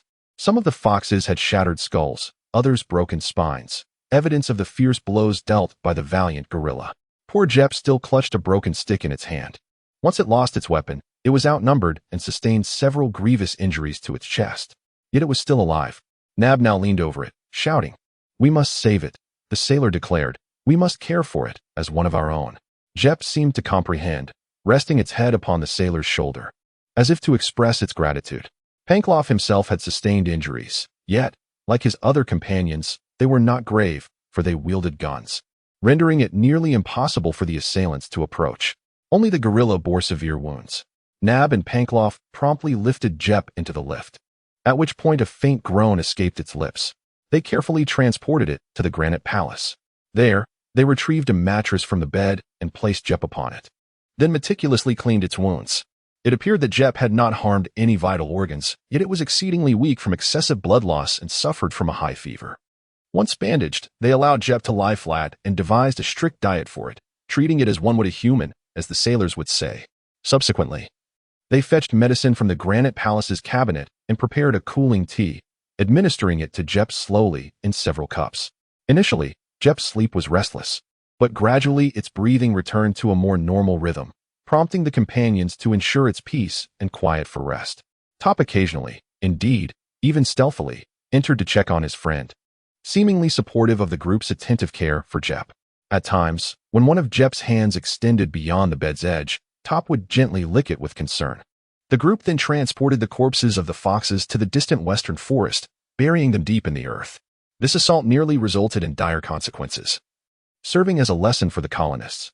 Henceforth, they now assigned one person each night to inspect all the drawbridges, ensuring they were raised before retiring to sleep peacefully, confident of their safety. During this period, Jep had been a source of concern for several days, yet it valiantly battled through the pain, owing to its robust constitution. The fever gradually subsided. Gideon Spiel, possessing some knowledge of medicine, believed that Jep would soon recover. On August 16th, Jep resumed normal eating. Nab prepared some delectable little pastries, which the patient relished with great delight. If it had any minor flaw, it would be its gluttony. However, Nab never corrected this shortcoming. What could be done? Nab remarked to Gideon Spiel. The latter sometimes reproached him for spoiling Jep, suggesting that aside from eating, it found no other joy in life. Per Jep. Yet I am more than willing to serve it in this manner. After 10 days of confinement to bed, Lord Jep finally arose. Its wounds had scabbed over, and it appeared that before long, it would regain its former agility and strength. Like all convalescents, Jep was now possessed of a hearty appetite, prompting the journalist to encourage it to indulge, as he believed that humans often overindulged, while gorillas possessed an innate restraint towards all behaviors. Witnessing his pupil's restored appetite, Nab's heart swelled with joy. "Eat, my Jep, leave nothing behind. You have suffered for us, and in any case, I must ensure your swift return to health." At last, on August 25th, everyone heard Nab calling for his companions. "Mr. Cyrus, Mr. Gideon, Mr. Herbert, Pencroff, come quickly, come quickly." The colonists were gathered in the living room when they heard Nab's shouts from Jep's room, prompting them all to rise in unison. "What is it?" a reporter inquired. "Look," Nab exclaimed with hearty laughter. What did they witness? It turned out that old Jep was seated cross-legged by the door of the granite palace, calmly and solemnly smoking. "My pipe," Pencroff cried out. "It has taken my pipe." "Ah, my honest Jep, then I shall gift it to you," he continued. "Smoke away, my friend, smoke away." Thus, Jep continued to puff out dense clouds of smoke, as if this indulgence bestowed upon him an unprecedented delight. The engineer was not particularly astonished by this unexpected phenomenon. He even recounted to his companions instances of tamed monkeys for whom smoking had become a customary pastime. From that day forth, old Jep possessed his own pipe, Pencroff's former pipe, which Jep placed near the tobacco stash. He would regularly fill it with tobacco, ignite it with glowing coals, and then, in a state of bliss, exhale swirling plumes of smoke, as if he were the most contented of quadrupeds. One can easily imagine that the bond between Pencroff and Jep had already blossomed into friendship, and this shared penchant would only serve to deepen their camaraderie. "Perhaps he is a person," Pencroff once remarked to Nab. "Would you be astonished if one day he were to speak to us?" "Absolutely not," replied Nab. "What surprises me is that it still cannot speak. After all, it is only a step away from uttering words. Imagine if one day it said to me, Pencroff. Let us change our pipes. That would indeed be amusing, Pencroff continued. Indeed, Nab responded, but alas, it is inherently mute. As September approached, winter had entirely receded, and once again, everyone immersed themselves in their work with fervor. The shipbuilding progressed swiftly and smoothly. The hull was fully encased. The subsequent task was to connect the various components of the ship's structure. Together, they bent the prepared frames, shaped according to the ship's model, using steam, and installed them within the hull. By around September 15th, the interior walls and deck were entirely completed. To seal the gaps, they utilized dried seaweed as filler, which they hammered into the seams of the hull, deck, and internal walls. Subsequently, they procured a considerable amount of pine resin from the forest, boiled it, and applied it to these seams. Once the interior arrangements were finished, the mast, rudder, and metal fittings of the hull were forged in the iron smelting furnace within the cave. Although they appeared somewhat coarse, they were remarkably sturdy. Finally, by early October, the sail rigging, mast, boom, and oars were completed. They then decided to undertake a trial voyage around the island to assess the ship's nautical performance and reliability. During the shipbuilding process, other essential tasks were not neglected. The livestock enclosure was expanded to accommodate the newly added lambs, ensuring they had both sustenance and shelter. The colonists inspected the oyster beds, while the work on the rabbits and coal mines continued unabated. They even surveyed portions of the distant western forests, which were abundant with avian life and yet to be explored. They also discovered several indigenous plants, belonging to the genus Prunus, some of whose leaves were edible, while others bore seeds rich in a starchy substance. Although these plants were not immediately useful, they enriched the variety of vegetables stored in Granite Palace. Chapter 31. The inhabitants of the deserted island. On October 10th, a ship, fully rigged with sails and ropes, was wheeled down to the riverbank. As the tide rose, the vessel floated amidst the cheers of the colonists, marking its official launch. At that moment, Pencroff was overwhelmed with joy, for it was his masterpiece, and he would be called upon to command it. The assembly unanimously agreed to elect him as captain. To ensure Captain Pencroff's satisfaction, the foremost task was to bestow a name upon the ship. After prolonged deliberation, they collectively settled on the name Wave Rider, proposed by the honest sailor. As the Wave Rider was lifted by the rising tide, all observed its remarkable stability across various drafts, appearing well suited for navigation at differing speeds. The day was resplendent with clear skies and a gentle breeze, ideal for sailing, particularly along the southern coast, where the northwest wind had been blowing for an hour. Thus, they resolved to embark on a trial voyage that very day. The design of the ship was crafted by the engineer, executed according to Pencroff's suggestions, though Smith had made some subsequent modifications. Thus, he was eager to ascertain the vessel's capabilities. However, unlike Pencroff, he did not exhibit unwavering confidence. Since their last conversation, Pencroff had refrained from mentioning the journey to Tabor Island, and Cyrus Smith even suspected he might have abandoned the idea altogether. Indeed, he was reluctant to see his companions embark on this diminutive craft, which could carry no more than 15 tons, to venture into distant waters. At 10:30, everyone boarded the ship, including Jep and Top. The flag of Lincoln Island fluttered atop the mast as the vessel, helmed by Pencroff, set sail into the ocean. As the ship departed from the United States Bay, it was met with favorable winds. The crew noted that under such conditions, the vessel's speed was quite satisfactory. After navigating around Cape Disappointment and Claw Cape, Pencroff had to steer carefully along the southern shore of the island. However, it was not long before he observed the ship's agile maneuverability and smooth sailing. As sailors often remarked, when the wind picked up, it was able to turn adeptly, even making headway against the wind while changing direction. The passengers aboard the vessel felt a sense of delight within. Moreover, at this moment, under the gentle sun and breeze, it was truly a pleasure to drift upon the sea. Pencroff guided the ship through Balloon Harbor, navigating just offshore. The island gradually unveiled a new visage before them, with a picturesque landscape transforming between Claw Cape and Reptile Point. In the nearby forest, coniferous trees stood out vividly amidst the freshly sprouted leaves of other trees. The summit of Franklin Peak was a verdant spectacle, yet its pinnacle remained cloaked in a blanket of pristine snow. "How exquisite!" Herbert exclaimed. "Indeed, our island is both beautiful and splendid," responded Pencroff. "It has graciously welcomed us, 5 unfortunate souls descended from the heavens, utterly destitute. Moreover, what do we lack now?"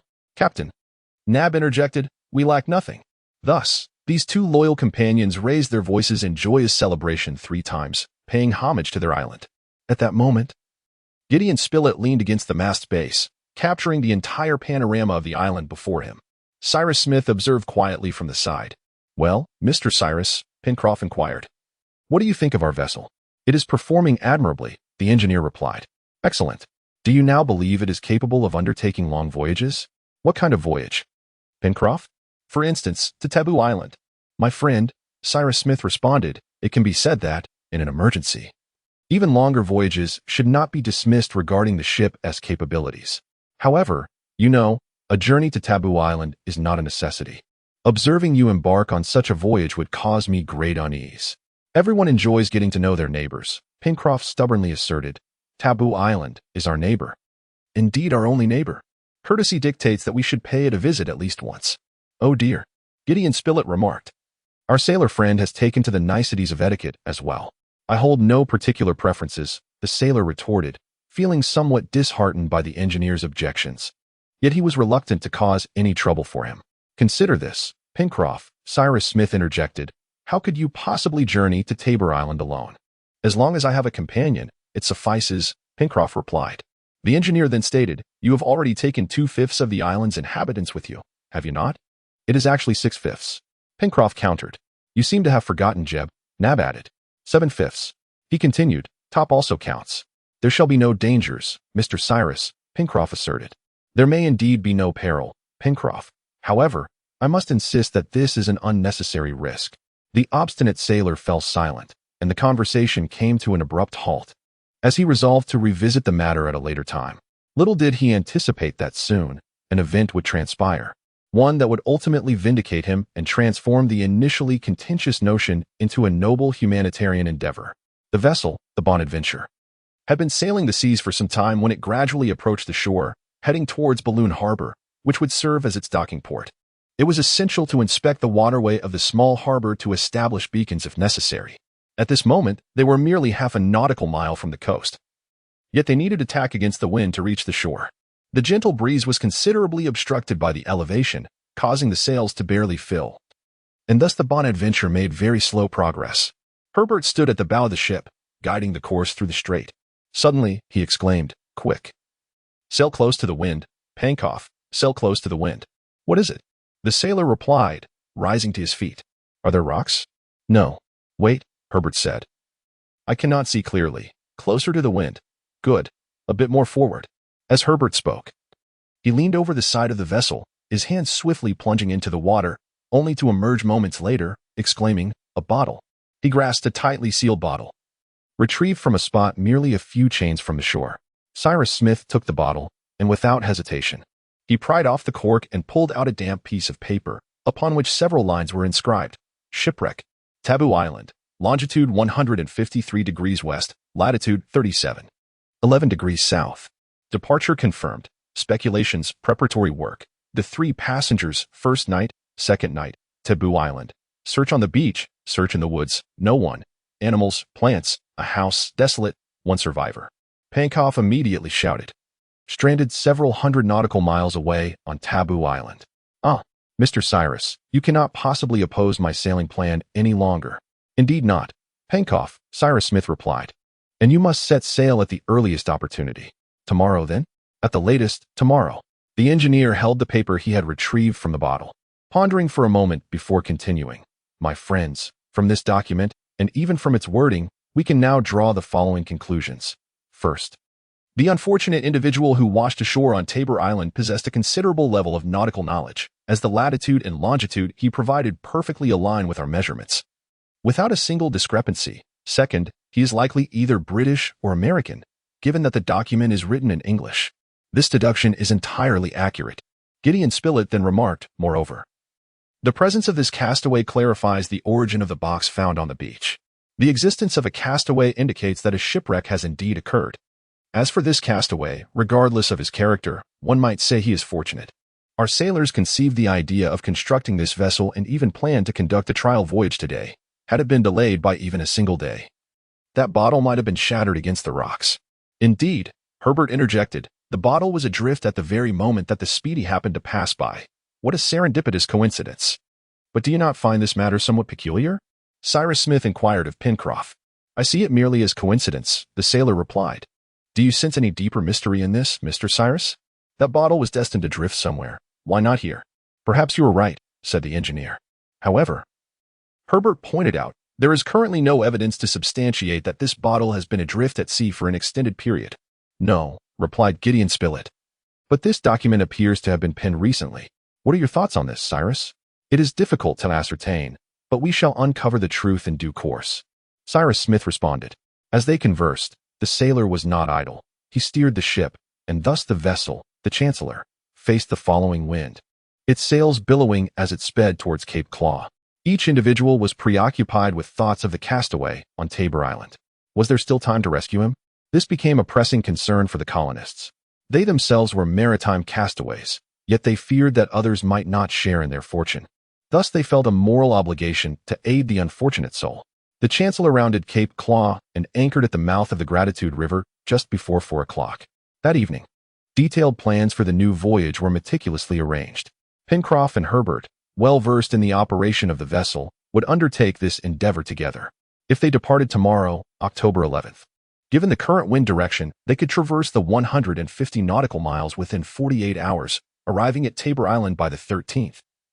They would then remain on the island for a day, and the return journey would take 3 to 4 days, estimating their return to Lincoln Island by the 17th.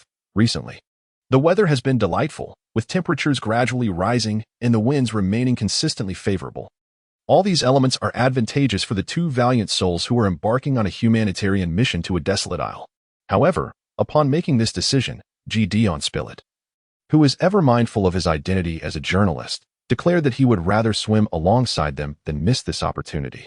Ultimately, he was indeed granted permission to join the expedition. At 5 o'clock the following morning, they gathered for heartfelt farewells. Subsequently, Pencroff hoisted the sails, steering the vessel towards Cape Claw. They needed to navigate around this point before heading directly southwest. As the vessel, the Nautilus, sailed a quarter of a mile from the shore, the crew spotted two figures waving them goodbye in front of Granite Palace, Cyrus Smith and Nab. My friends, Gideon Spilett exclaimed, for the first time in 15 months, we are parting ways. Pencroff, Herbert, and the journalist waved back, and shortly thereafter, Granite Palace vanished behind the towering cliffs of the cape. In the initial hours following their departure, the Nautilus glided along the southern waters of Lincoln Island. As they approached 1 o'clock in the afternoon, they navigated past Reptile Point, finding themselves 10 miles offshore where the Nautilus sailed steadily, cutting through the waves with remarkable speed. Pencroff adjusted the ship's triangular sail, propelling forward in a straight line as indicated by the compass. Herbert would occasionally take the helm in his stead, demonstrating a commendable level of skill, nearly impeccable in his command. Gideon Spilett occasionally engaged in conversations with one crew member or another, and when necessary, he even assisted in steering the vessel. Captain Pencroff expressed great satisfaction with his crew, thus refraining from any criticism, merely offering guidance from time to time, advising them to navigate with the wind on the starboard side. That evening, a crescent moon, which was not due to appear until the 16th, hung briefly in the vast twilight, only to vanish shortly thereafter. The night was shrouded in darkness, yet the sky sparkled with stars, heralding a promisingly clear day ahead. Exercising caution, Pencroff stowed the sail to prevent the mast's canvas from catching too much wind during the night. In truth, such precaution seemed somewhat excessive on such a tranquil night. However, Pencroff was a prudent sailor, and we ought not to fault him for it. The night passed peacefully, and the entirety of October 12th unfolded without incident. Throughout the day, they steadfastly continued their journey southwest, and barring any unexpected currents, the vessel would soon approach Taboo Island. As for the expanse of ocean they traversed, it was utterly desolate. Occasionally, a few large birds, such as albatrosses or frigate-birds, flew within rifle range. Thus, Spilett pondered whether one of those birds might be the very creature he had once entrusted with a message to be delivered to the New York Herald. These birds were indeed the only living beings frequently seen between Lincoln Island and Taboo Island. However, Herbert pointed out that this was the season when whaling crews often ventured into the southern Pacific. Truly, I cannot imagine a more desolate stretch of ocean than this. It is not as desolate as you suggest, Pangloss retorted. How can you be so certain? The reporter inquired. We are here. After all, do you mistake our vessel for mere wreckage and us for small whales? As he spoke, Pangloss was amused by his own jest. That night, it was estimated that since departing from Lincoln Island, The vessel, the Speedy, had been at sea for approximately 36 hours, traversing at a speed of 3 to 4 knots, covering a distance of 120 nautical miles. The wind was now feeble and gradually subsiding. If their estimations were accurate, and their course true, they anticipated reaching Taboo Island by dawn. Thus, on the night of October 12th to the 13th, Gideon Spilett, Herbert, and Pangloss remained awake, unable to quell their excitement as they awaited the arrival of daybreak. Their endeavor remained shrouded in uncertainty. Were they indeed approaching Taboo Island? Were the castaways still there? What manner of individuals might they be? Their small colony had maintained unity and harmony. Would the advent of this stranger disrupt their relations? Moreover, would he be inclined to exchange his prison for another? The myriad questions that tomorrow might unveil rendered them restless. Therefore, as dawn began to break, they hurriedly emerged onto the deck, scanning the western horizon. Land, Pangloss exclaimed around 6 o'clock. He had not erred. It was evident that land lay ahead. One can easily imagine the exhilaration of the three individuals aboard the windbreaker as they approached their destination. Merely hours ago, they may have been navigating the coastal waters of an island, and now they find themselves less than 15 nautical miles from Tabor Island. The island's shoreline is low, barely surfacing above the waves. The bow of the windbreaker is slightly angled towards the southern part of the island as it heads directly toward it. As the sun rises, the silhouettes of distant hills begin to materialize. This island, considerably smaller than Lincoln Island, is likely, as Herbert noted, another landmass uplifted from the ocean floor due to tectonic activity. By 11 a.m., the windbreaker is merely 2 nautical miles from the island. Consequently, Pencroff meticulously searches for a suitable landing spot while cautiously maneuvering through these unfamiliar waters. At this moment, the entire expanse of the island is revealed. Lush rubber trees and several other large trees, akin to those found on Lincoln Island, flourish there. Yet, perplexingly, there are no signs of human presence. No smoke rises from the island, nor are there any indications along the shore to suggest that anyone is nearby. However, the document clearly stated that there was a maritime survivor. Perhaps he is lying in wait. At noon, the bow of the windbreaker finally grazes a sandy area. The anchor is cast, and the sails are furled, allowing the 3 crew members to disembark together. Undoubtedly, this is Tabor Island, for according to the latest maps, there are no other islands in this expanse of the Pacific Ocean between New Zealand and the Americas. The ship was securely tethered to prevent it from being swept away by the receding tide. Then, Pencroff and his 2 companions armed themselves and made their way to the shore, intending to ascend a conical hill standing approximately 300 feet tall in the midst of the sea. From that summit, Gideon Spilett suggested they might behold the entire island, facilitating their search. Upon arriving at Lincoln Island, Mr. Cyrus's first action was to climb Franklin Peak, to which Herbert replied that they would do the same now. It is indeed prudent, the reporter concurred, for it is the most sensible course of action. The adventurers conversed as they advanced along a stretch of grass leading down to the foot of the hill. Upon reaching the base, the trio swiftly ascended. Then, they gazed out and meticulously surveyed every inch of the island's flora and fauna. This small island, with a circumference of less than 6 nautical miles, exhibited a slightly protruding contour marked by capes and inlets, presenting an elongated oval shape. Surrounding it was an expanse of desolate ocean, with no land in sight, nor a single sail upon the horizon. The island was densely wooded, though not as vibrantly diverse as Lincoln Island. While some areas of Lincoln Island were arid and barren, others were lush and fertile. In contrast, this island displayed a uniform expanse of verdant greenery occupying its modest hills. A small river meandered across this oval-shaped isle, traversing a vast meadow before flowing into the sea at a narrow estuary. The area is quite limited, Herbert remarked. Indeed, replied Pencroff, it is exceedingly small for us. Moreover, the reporter added, it appears there is no one here. That is true, Herbert responded. There is not a single sign of human presence. The sailor and his 2 companions then returned to the shore where their vessel was anchored. Before venturing into the heart of the island, they resolved to circumnavigate the isle to ensure no area was overlooked.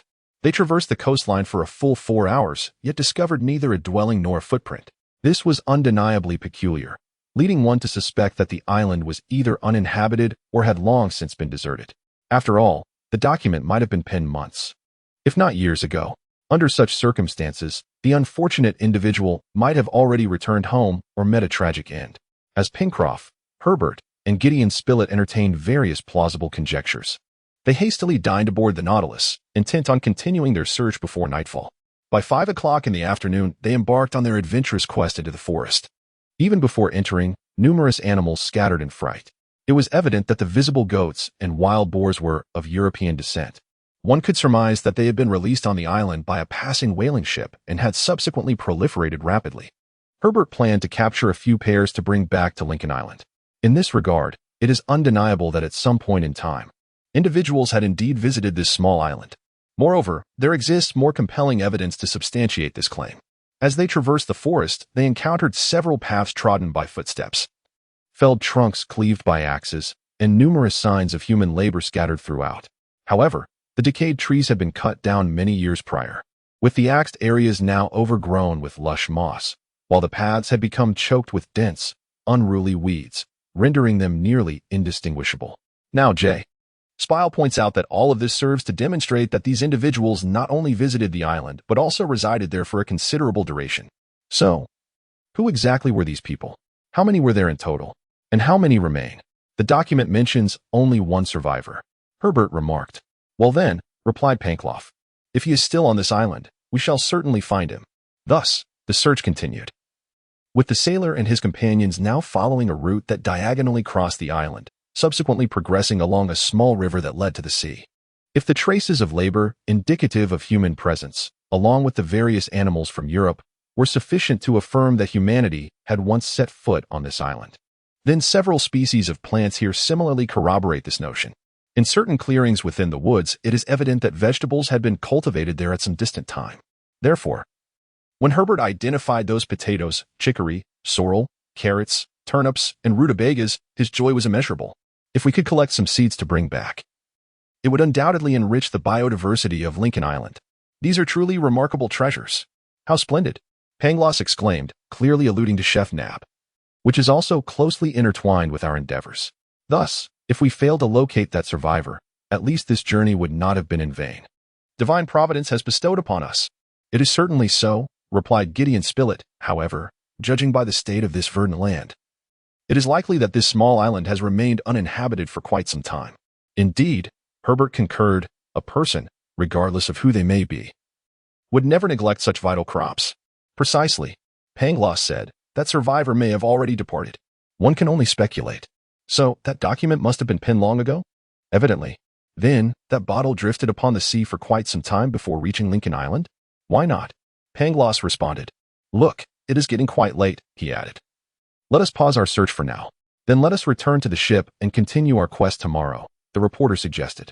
However, just as they were about to turn back, Herbert suddenly pointed towards a blurry shape in the woods and shouted, a house. The three of them immediately dashed towards the structure he indicated. In the dim twilight, they discerned that it was a wooden house covered with a thick layer of tarpaulin. The door stood ajar as Pencroff forcefully pushed it open and strode inside. The house was deserted. An inventory of items, night, scattered words, continued searching flora and fauna. Herbert faced great peril, embarked on the vessel, set sail, inclement weather, a glimmer of humanity, adrift at sea, a flicker of timely fire.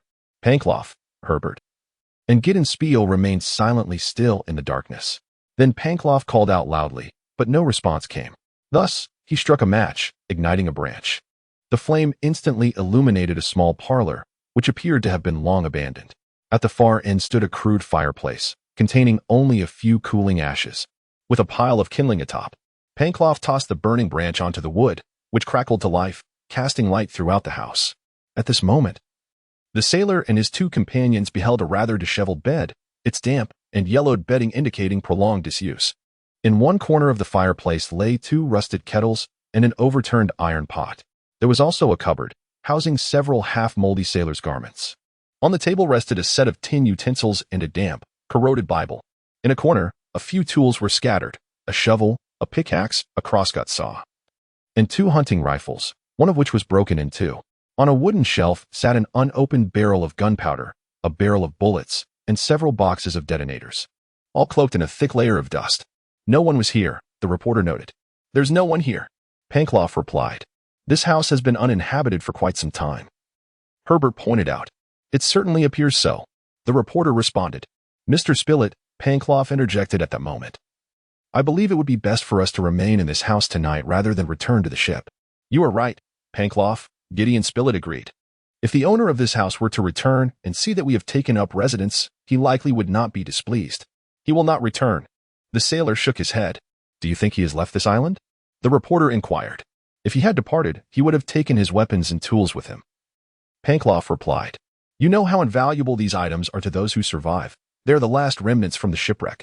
No. The sailor insisted with conviction. He has not left the island.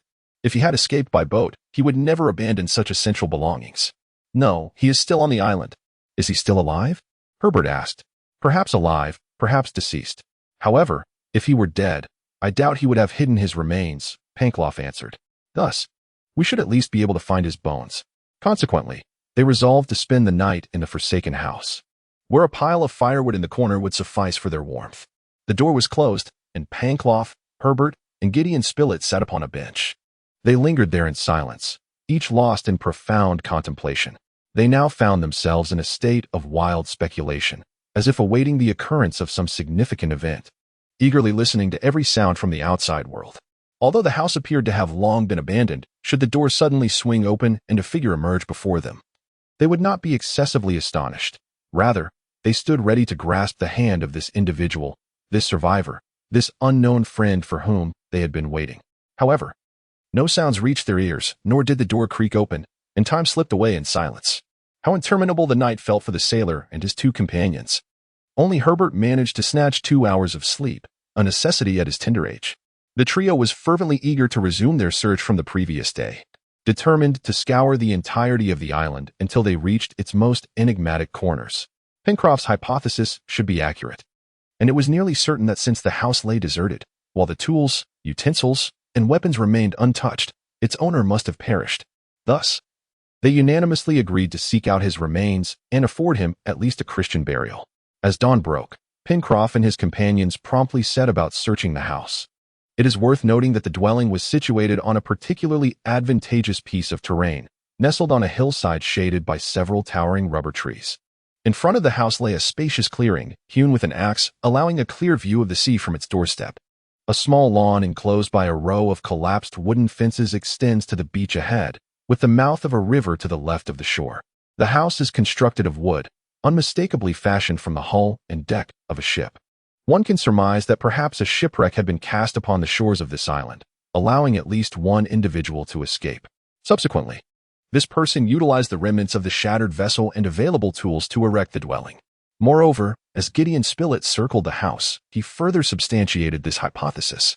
On a plank, likely a fragment from the ship's side, he discerned the weathered letters, not Britannia. Upon being summoned by the reporter, Pencroff exclaimed upon seeing it. The name was familiar to many vessels, but I cannot ascertain whether it is British or American. That is of no consequence, Pencroff, came the reply. Indeed, it matters little. As for the survivor, if he is still alive, regardless of his nationality, we must rescue him. At that moment, midday had arrived. To prepare for the continued search in the afternoon, they returned to their ship on the western coast of the island, ensuring that each had a hearty meal to sustain them until the evening repast, which would not occur until after nightfall. Once their meal was concluded, the search resumed with meticulous diligence. It appeared that the sole inhabitant of the island had likely perished long ago. Thus, it could be said that what Pencroff and his companions sought was less the trace of a living soul than that of a deceased one. Yet their efforts bore no fruit. Throughout the entire half-day, they wandered fruitlessly through the woods of the small island. It must be acknowledged that if that maritime survivor had indeed perished, his remains had vanished without a trace, perhaps consumed entirely by some ferocious beast, leaving behind nothing but the final bones. As afternoon approached 2 o'clock, Pencroff addressed his two companions, who were temporarily resting beneath a cluster of pines. Let us return tomorrow. Herbert interjected, shall we not take the equipment of the unfortunate castaway with us? I was just thinking that, replied Gideon Spilett. For those weapons and tools would significantly enrich the supplies of Granite Palace. Indeed, Pencroff responded, but let us not forget to catch a couple of wild boars to bring along. They are yet to be found on Lincoln Island.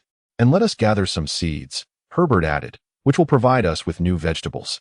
In light of this, remarked the journalist, should we not linger on the island for an additional day? No, Mr. Spilett, Pencroff replied, we shall set out at first light tomorrow. The west wind is about to blow, which will favor our return journey just as it did our arrival. Then let us not squander any more time, Herbert declared as he rose to his feet. Do not waste time, replied Pencroff. You, Herbert, are well versed in various seeds, so take charge of gathering them. Mr. Spilett and I shall venture forth to hunt wild boars.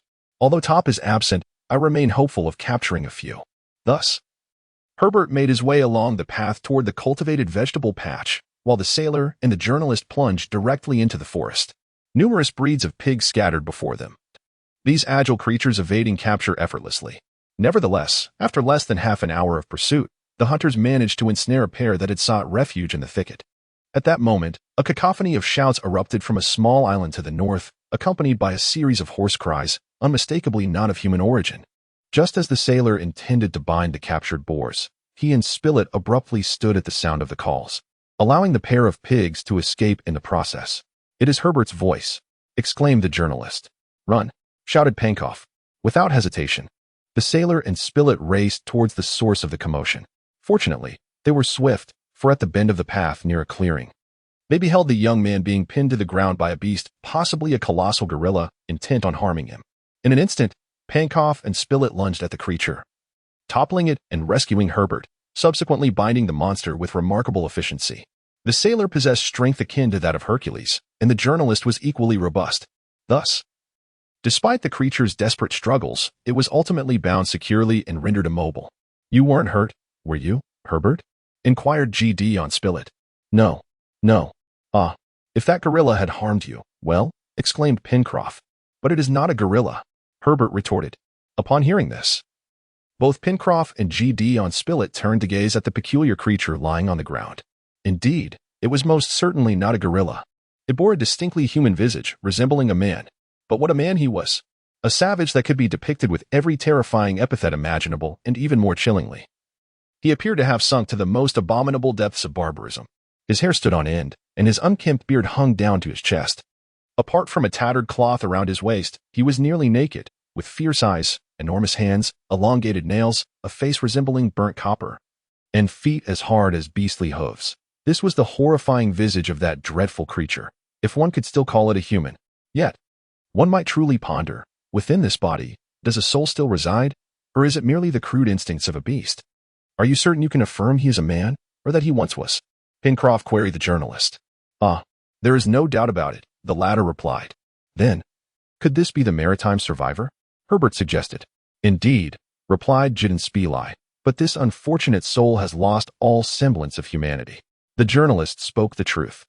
It is evident that if this maritime survivor had once been a civilized individual, the solitude and isolation had transformed him into a savage, and even more alarmingly, into a veritable beast. A series of guttural, hoarse cries emanated from his jaws, which bore sharp, carnivorous teeth designed solely for the consumption of raw flesh. Undoubtedly, his memory had long been lost, and it appeared that for quite some time, he had forgotten how to wield his tools and weapons. He no longer even knew how to kindle a fire. Externally, he appeared astute and agile, yet while his physical attributes had flourished, his intellectual faculties had significantly regressed. Gideon Spilett attempted to converse with him, but he seemed incapable of comprehension, or perhaps he simply did not wish to listen. Nevertheless, as the journalist gazed into his eyes, he believed he discerned a flicker of reason that had not entirely vanished from this unfortunate man. However, the captive did not struggle nor attempt to free himself from his bonds. Did the presence of those who were once his kind fill him with despair? Had he unearthed a fleeting memory in the recesses of his mind that might restore his humanity? If granted freedom now, would he flee or choose to remain? Gideon Spilett was uncertain and did not wish to test him. His arms remained tightly bound. At that moment, he rose to his feet as if devoid of any intention to flee.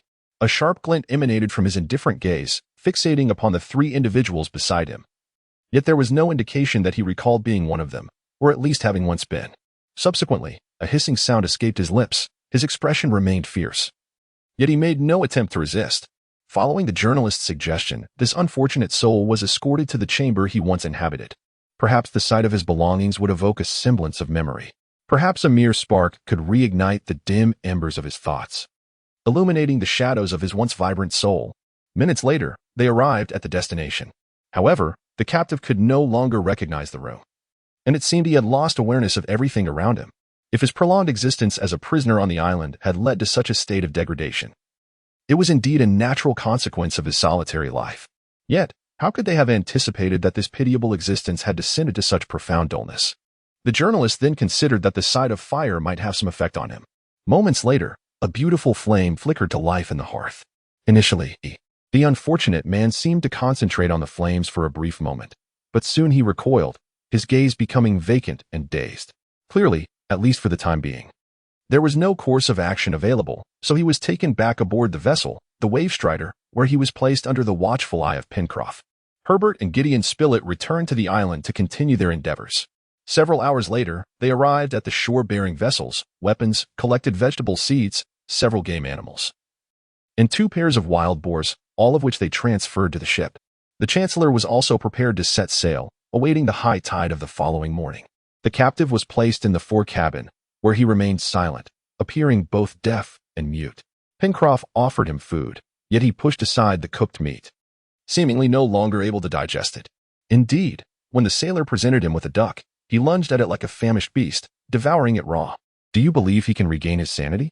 Pencroff inquired, shaking his head. "Perhaps," the reporter replied. "Our care should eventually yield some effect. This poor soul may have been in such a state for a considerable time," Herbert remarked.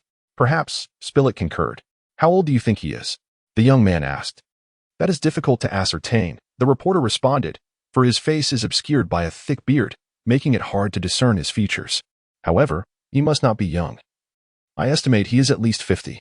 Have you not noticed, Mr. Spilett, how deeply set his eyes are beneath his brows?" the young man queried.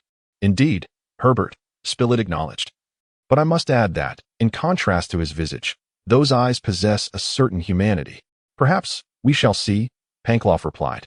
"I am now quite curious about Smith's perspective on this savage. We set out in search of a person, yet we returned with a creature. Regardless, we have done all that we could." The night passed.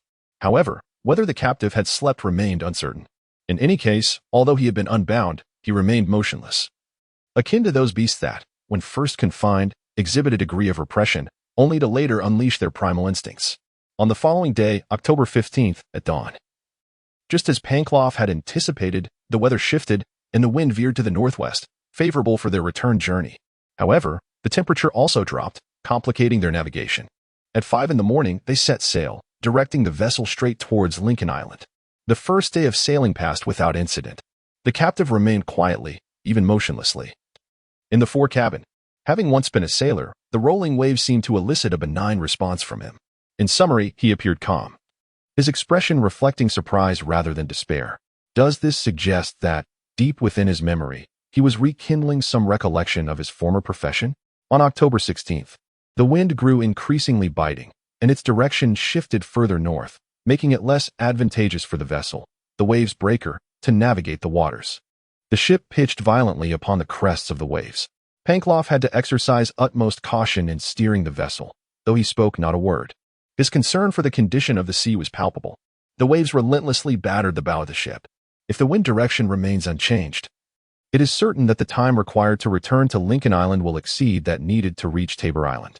Indeed, on the morning of the 17th, the ship navigating the winds had already been at sea for 48 hours since departing from Tabor Island. Yet there was no indication that it had entered the waters of Lincoln Island. Furthermore, due to the erratic course and speed, it was impossible to estimate the distance traveled. After another 24 hours, land remained elusive, and the wind was now directly opposing them. The conditions at sea were dire, whenever strong gusts of wind swept in. Swift maneuvers were required to furl the sails, and frequent changes in direction were necessary to sail against the wind. Throughout the entire day of the 18th, the ship was entirely at the mercy of the towering waves. Had the passengers not taken precautions to secure themselves to the deck, they would have surely been swept away by the tumultuous sea. In this chaotic situation, Pencroff and his companions were frantically engaged when they received an unexpected assist from the captive. He leapt from the cabin as if his instincts as a sailor had suddenly awakened. With the mast, he forcefully smashed the interior walls of the ship, allowing the water flooding the deck to drain more swiftly. Once the ship was safe, he silently returned to his quarters. Pencroff, Gideon Spilett, and Herbert could only watch in astonishment at his actions. Nevertheless, their predicament remained dire. The sailor believed they had lost their way in this vast ocean, with little hope of finding their path home again. The night of the 18th to the 19th was marked by both darkness and chill. However, as the clock approached 11, the winds calmed suddenly, and the vessel, the Nautilus, ceased its tumultuous swaying, allowing for a swifter and more stable passage. Pencroff, Gideon Spilett, and Herbert were all wide awake, vigilantly keeping watch through the night, for Lincoln Island could not be far off. They anticipated that at dawn, they would discern its presence. Otherwise, the currents might have led the Nautilus astray, making a return to their original course nearly impossible. Although Pencroff was consumed by anxiety, he remained undaunted, for his maritime background endowed him with a resolute spirit. He sat at the helm, straining to pierce the thick veil of shadows surrounding them. As the clock neared 2 in the morning, he suddenly rose to his feet. "Fire! Fire!" he exclaimed loudly. Indeed, a brilliant flame appeared 20 nautical miles to the northeast. There lay Lincoln Island, and that flame was evidently ignited by Cyrus Smith to illuminate their path. Pencroff, having navigated too far north, now adjusted the vessel's course, steering towards the flickering light that shone on the horizon like a first-rate star. Return, discussion, Cyrus Smith and the stranger, balloon port, the third harvest, windmill, the first bag of flour and the first slice of bread, the engineer's enthusiasm, a heart-wrenching experience on the morning of October 20th. At 7 o'clock, after 4 arduous days at sea, the Bond voyage finally anchored on the sandy shores of the Gratitude River's mouth. Cyrus Smith and Nab were deeply troubled by the inclement weather and the prolonged absence of their 3 companions. Early that morning, they ascended the lookout point, and at last, they spotted the long-awaited vessel returning. "Thank heavens, they have returned at last," exclaimed Cyrus Smith. As for Nab, he was beside himself with joy, dancing and clapping his hands while exclaiming, "Oh, my master!" His exuberance was more poignant than the most eloquent words. After counting the number of souls aboard the Bond voyage, the engineer's first thought was that they had not found any survivors from the maritime disaster on Tabor Island, at the very least. That unfortunate soul had refused to leave the island, unwilling to escape from one prison to another. For on the deck of the Bond voyage, there were only Pencroff, Gideon Spilett, and Herbert. As the ship docked, the engineer and Nab arrived at the shore just in time. Without waiting for the passengers to disembark onto the sandy ground, Cyrus Smith addressed them, saying, "My friends, your prolonged absence has caused us great concern. What misfortune have you encountered?" "No," replied Gideon Spilett, "on the contrary. Everything is progressing remarkably well. We shall soon recount the details to you. However," the engineer continued, "since only the 3 of you returned, does that imply your search was unsuccessful?" "I beg your pardon, Mr. Cyrus," the sailor responded, "but we are 4. Have you located the survivor?" "Indeed." "And you brought him back?" "Yes." "Is he alive?" "Yes." "Where is he?" "How is he?" "He is," the reporter replied, "to be precise. He was once a man. Mr. Cyrus, that is all we can disclose at this moment." They then proceeded to narrate to the engineer the circumstances surrounding their search, how the solitary dwelling on the island had long been abandoned, and ultimately how they managed to capture the survivor, who appeared almost animalistic in nature. Thus, the engineer quickly grasped the entirety of the voyage's ordeal. "Now the question is," added Pencroff, "I am uncertain whether bringing him here was the right decision." "You certainly did the right thing, Pencroff," the engineer swiftly replied. "However, this poor soul has completely lost his sanity." "Perhaps so at present," Cyrus Smith responded. "But merely a few months prior, this unfortunate individual was, like you and me, a human being. Furthermore, who can ascertain what the last surviving soul among us will become after enduring prolonged solitude on this island? My friends, a solitary existence is a profound affliction. Now that you have discovered this wretched life, you must acknowledge that isolation can swiftly erode a person's rationality." "Yet, Mr. Cyrus," Herbert inquired, "how can we determine that this unfortunate individual has devolved to such a state in merely a few months?" "Because that document was penned not long ago," the engineer responded, "and it could only have been authored by this ill-fated soul. However, one cannot entirely dismiss the possibility," Gideon Spilett remarked, "that the document was written by a deceased companion of this person." "That is implausible, my dear Spilett." "Why so?" the reporter asked. "Because the document makes no mention of the 2 survivors," Cyrus Smith replied. Subsequently, Herbert recounted the mishap that occurred during their return journey, particularly emphasizing the peculiar incident. At the peak of the tempest, the captive experienced a fleeting revival, momentarily regaining his former identity as a sailor. "Indeed, Herbert," the engineer concurred. "It is prudent to regard this matter with seriousness, and your perspective is valid. This unfortunate individual should not be deemed entirely irredeemable. Rather, despair has rendered him thus. Yet here, he has rediscovered his kin, and since a spark of soul still resides within him, we must strive to salvage that essence. Thus, the maritime survivor from Tabor Island, who evoked great sympathy from the engineer and profound astonishment from Nab, was brought forth from the cabin of the ship, the Sirocco, where he had sought refuge. However, the moment he touched the ground, he exhibited a distinct intention to flee. At that moment, Cyrus Smith approached him, firmly pressing his hand upon the man's shoulder with an air of authority, before gazing at him with boundless compassion.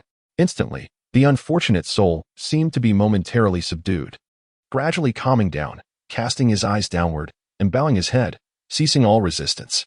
"Poor abandoned wretch," the engineer murmured. Cyrus Smith observed him with utmost seriousness. On the surface, this pitiable man appeared to have lost all semblance of humanity. Yet, as the journalist had once remarked, the engineer was equally astonished by the flicker of elusive wisdom that shone in his eyes.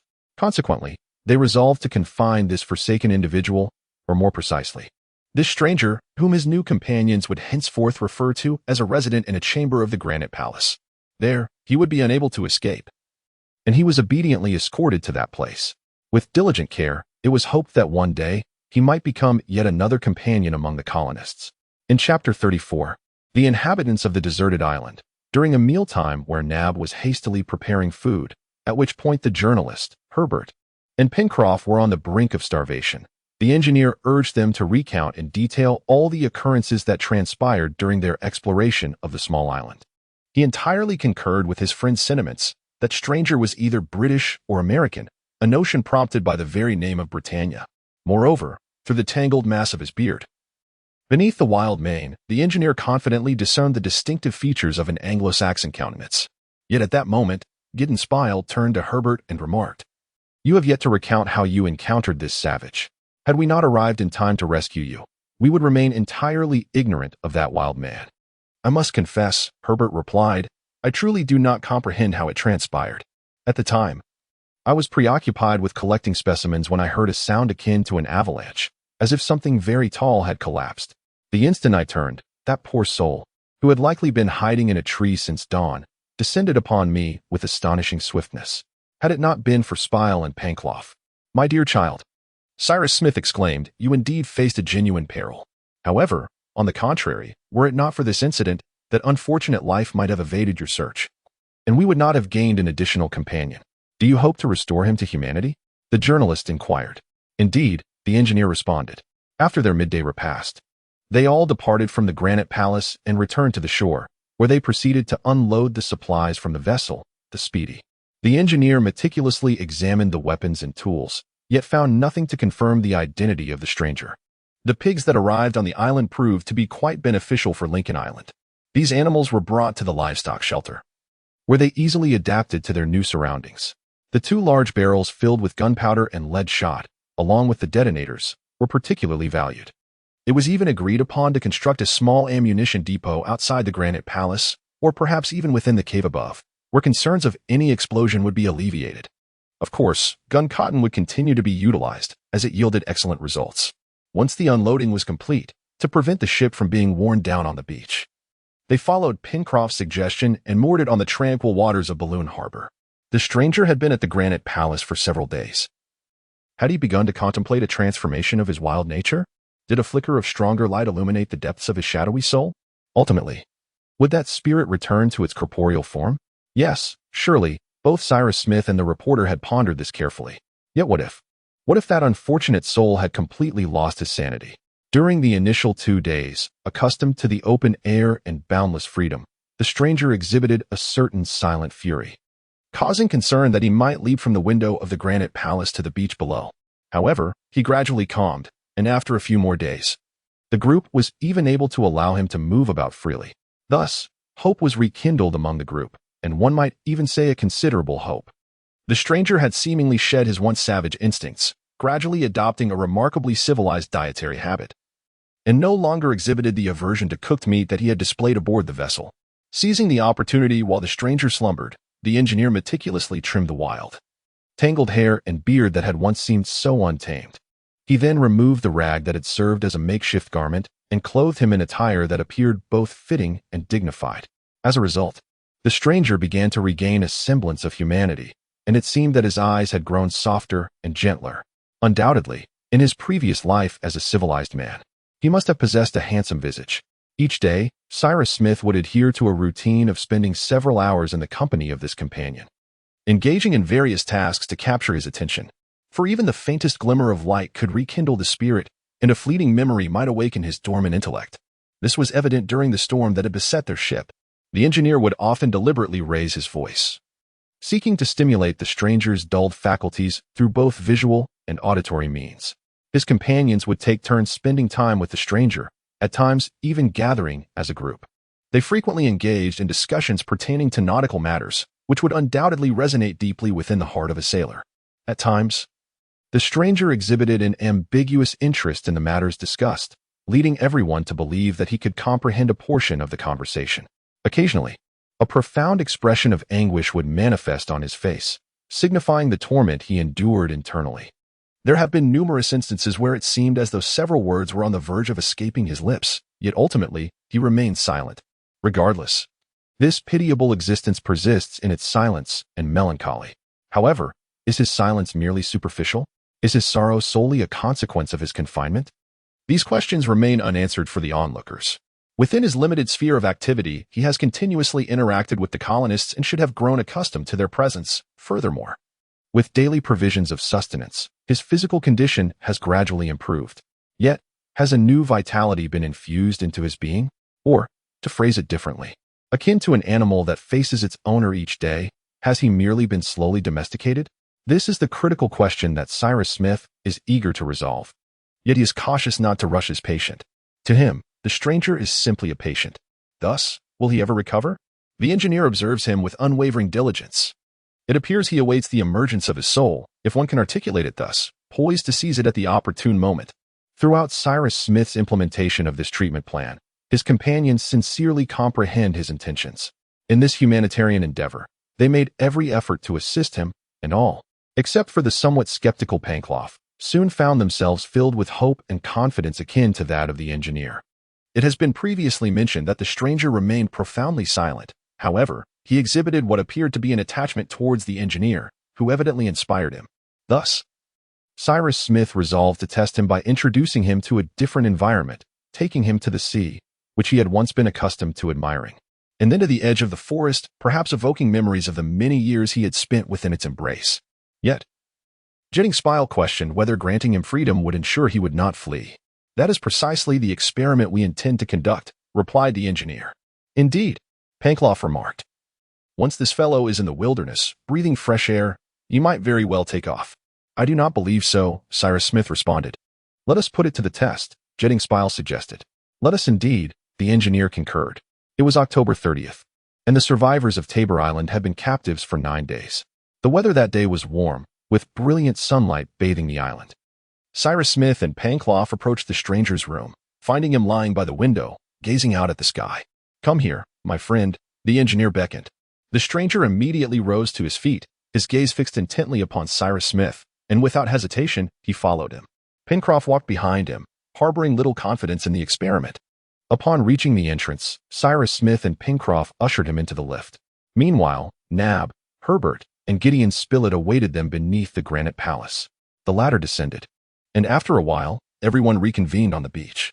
At this moment, the colonists slightly distanced themselves from the stranger, allowing him a measure of freedom.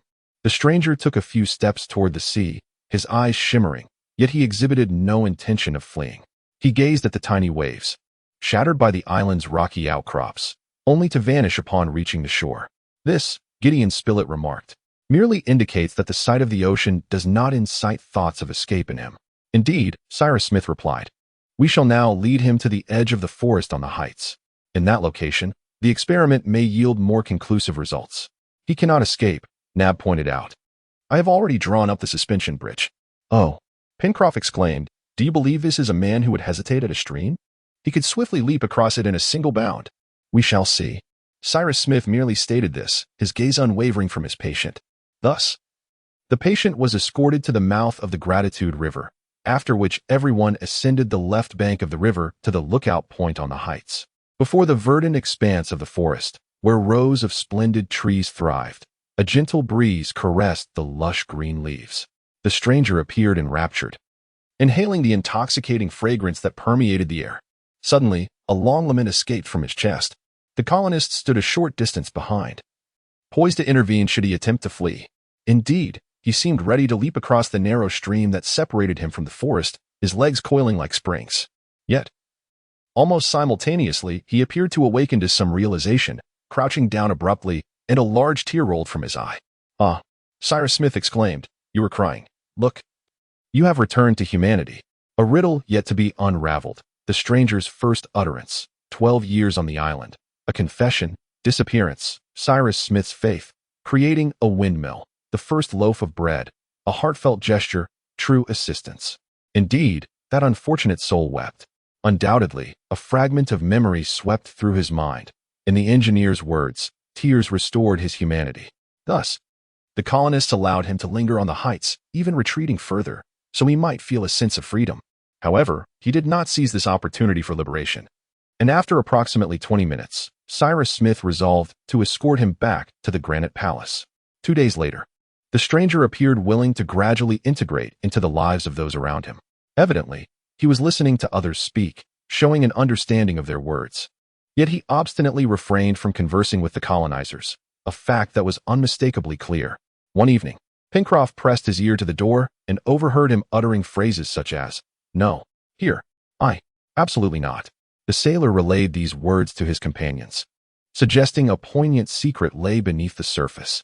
Cyrus Smith remarked, "The stranger has now begun to utilize the farming tools and toil in the garden.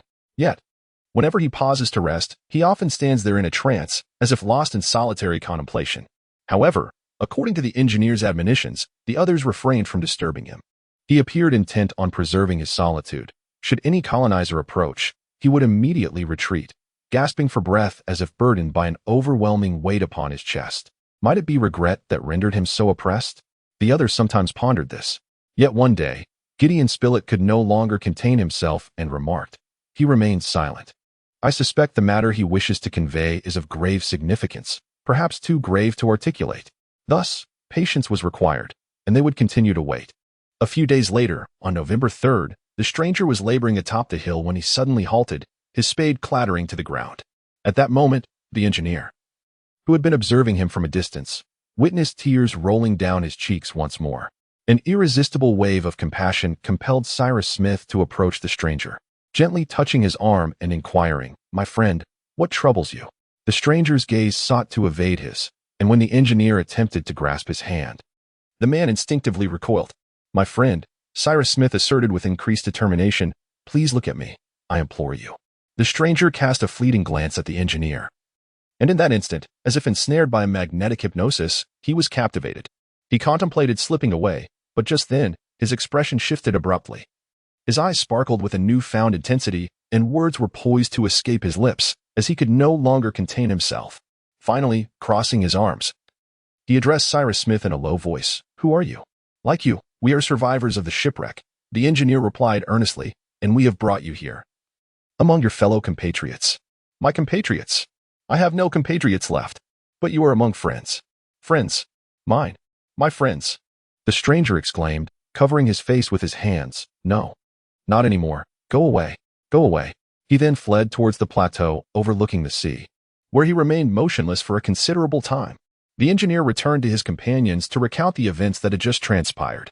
Indeed, the individual harbored certain secrets in his past, as Jedden Spile had remarked, and it appeared that only through penance could he find redemption. We were not entirely aware of the nature of the person he had become. As the sailor suggested, he might indeed possess some hidden truths. "We ought to respect him and refrain from probing," Cyrus Smith interjected, asserting that, regardless of any past transgressions, he had already endured profound suffering to atone for them. In our eyes, he had been forgiven. For a full 2 hours, the stranger lingered alone on the beach, evidently lost in contemplation of his past, a past that was undoubtedly tragic.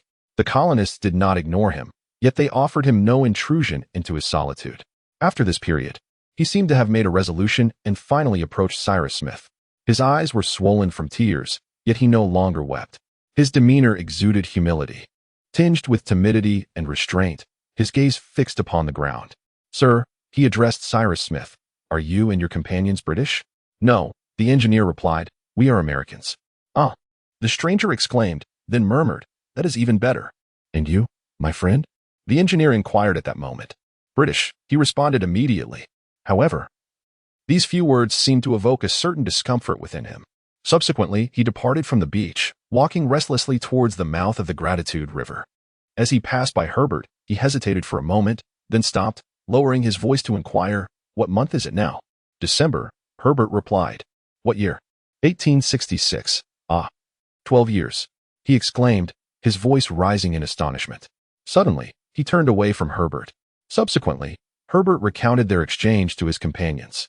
"This unfortunate man," Gideon Spilett remarked, "is utterly unaware of the year and month." "Indeed," Herbert added, "when we found him, he had already spent 12 years on that small island." 12 years, Cyrus Smith echoed. "A period that could be described as inhuman. 12 years of solitude and loneliness, sufficient to unravel one's sanity." Chapter 35. The Inhabitants of the Deserted Island, 16. "I firmly believe," Pencroff asserted at that moment, "that this man did not arrive at Tabor Island due to a maritime incident, but rather was exiled there for some crime." "You may be right, Pencroff," the reporter responded. "However, if that were the case, those who exiled him could not possibly have abandoned the search for him. Perhaps they could no longer find him," Herbert suggested. "However, upon reflection," Pencroff continued, "we should return, and furthermore—" "My friends," Cyrus Smith interjected, "let us refrain from further discussion until we have ascertained the truth of the matter. I believe this unfortunate man has endured considerable suffering. Regardless of the transgressions he may have committed, he has painfully atoned for them, and now the desire to unburden his heart weighs heavily upon him, rendering him melancholic and perhaps even in unbearable torment. Let us not urge him to recount his past to us. In due time, he may choose to share it, and then we shall determine how to proceed. Moreover, only he can reveal whether he harbors steadfast faith, not merely hope, in the prospect of one day being rescued.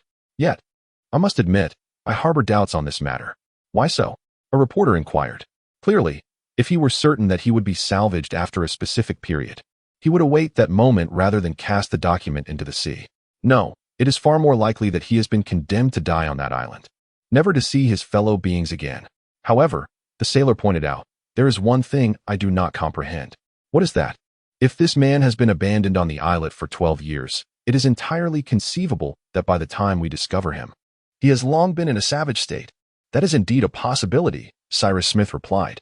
"Thus, it follows that the document must have been written many years ago." "Perhaps. Yet the document appears to have been penned quite recently. Moreover, how can we prove that the bottle containing the document drifted from Taboo Island to Lincoln Island over several years?" The reporter replied.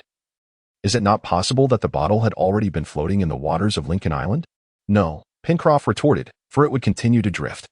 I cannot even imagine that after drifting along the coastline for a while, it would still be swept away by the sea. The southern shore is strewn with rocks, and it would have been shattered to pieces long ago." "Indeed," Cyrus Smith responded thoughtfully. The sailor continued, "Furthermore, if that document had been written several years ago and had remained in the bottle all this time, it would have become illegible due to the moisture. Yet, it remains entirely intact, even preserved in pristine condition." The sailor's perspective was indeed astute, for when the colonists discovered the document in the bottle, it appeared as if it had been penned recently. Additionally, it precisely detailed the latitude and longitude of Taboo Island, indicating that the author possessed considerable knowledge of hydrological geography, which an ordinary sailor could not have. "There is yet another inexplicable matter," the engineer interjected, "but let us not urge our new companion to speak. When he is ready to share, my friends, we shall be all ears." In the days that followed, the stranger uttered not a single word and did not leave the confines of the highland enclosure.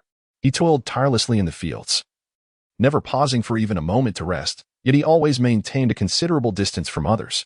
When mealtime arrived, no amount of persuasion could coax him back to the granite palace. He merely consumed some raw vegetables at the edge of the field. As nightfall approached, he refrained from returning to his room, choosing instead to linger beneath a few clumps of shrubs, curling up among the uneven rocks when inclement weather struck.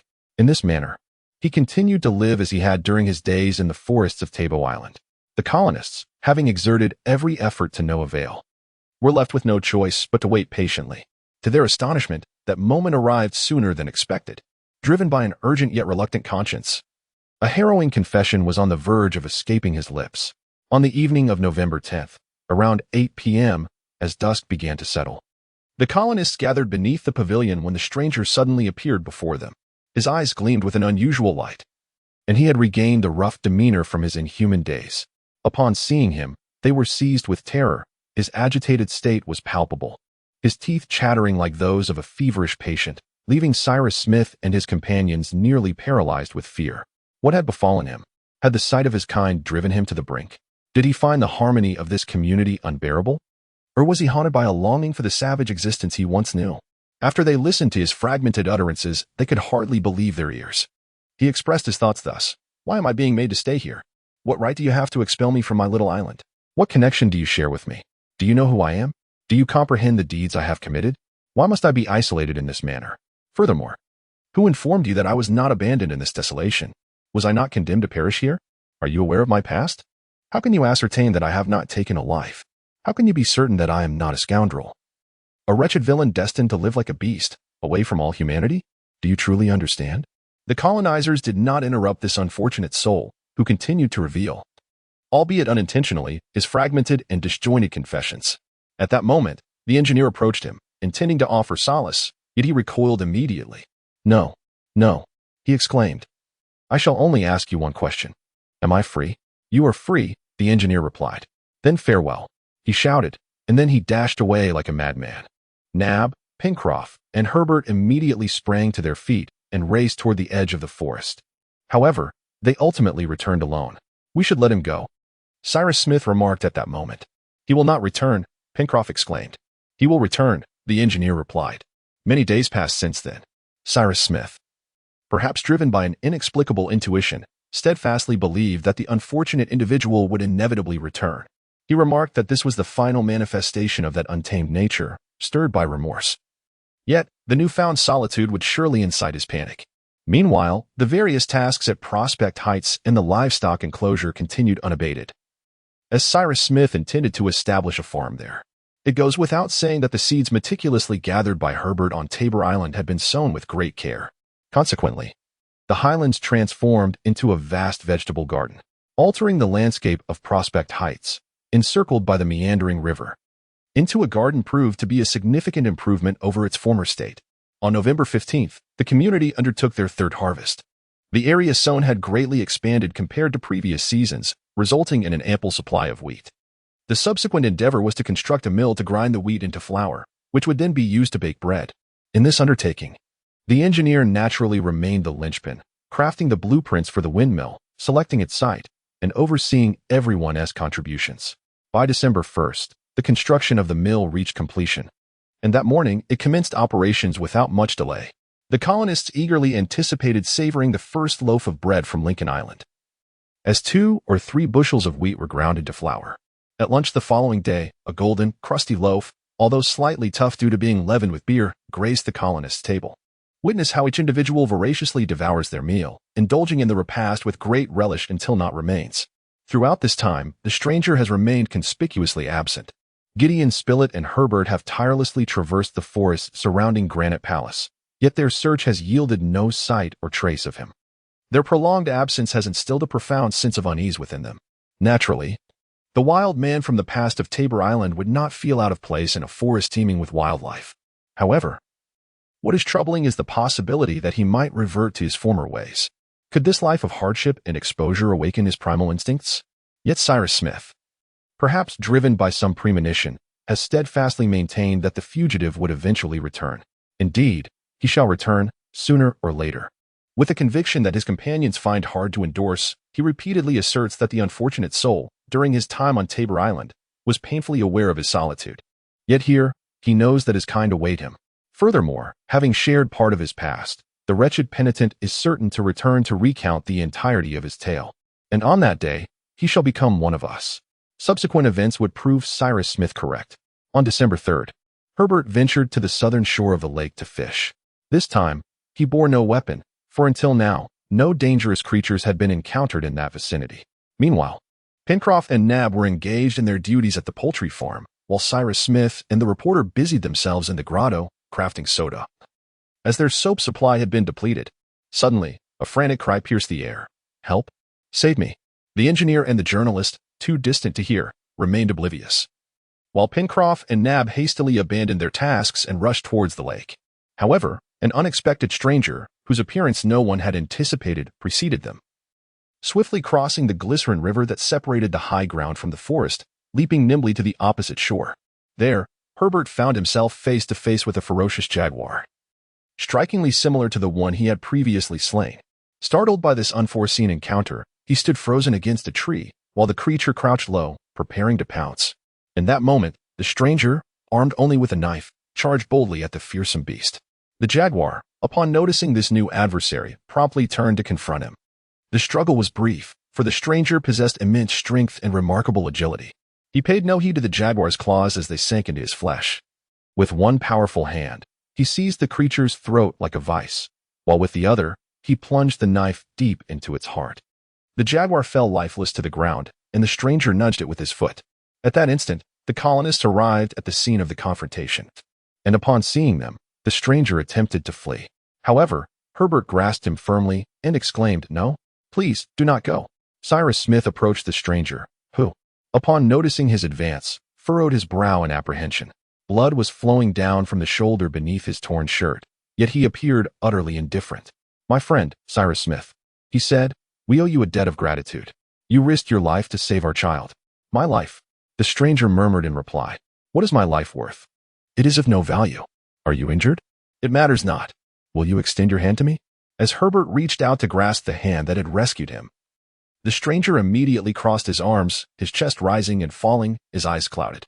He seemed on the verge of fleeing, but after a fierce internal struggle, he abruptly inquired in a brusque tone, "Who are you? What can you tell me?" This was the first time he had asked about the origins of the colonists. Perhaps once the tale was told, he would share his own? Cyrus Smith succinctly recounted all that had transpired since their departure from Richmond, detailing how they overcame adversity and the wealth they now possessed. The stranger listened intently. Then, the engineer introduced everyone, including himself. He added that since their arrival on Lincoln Island, the happiest moment had been the addition of a new companion. Upon hearing this, the stranger's face flushed suddenly. His head bowed in shame.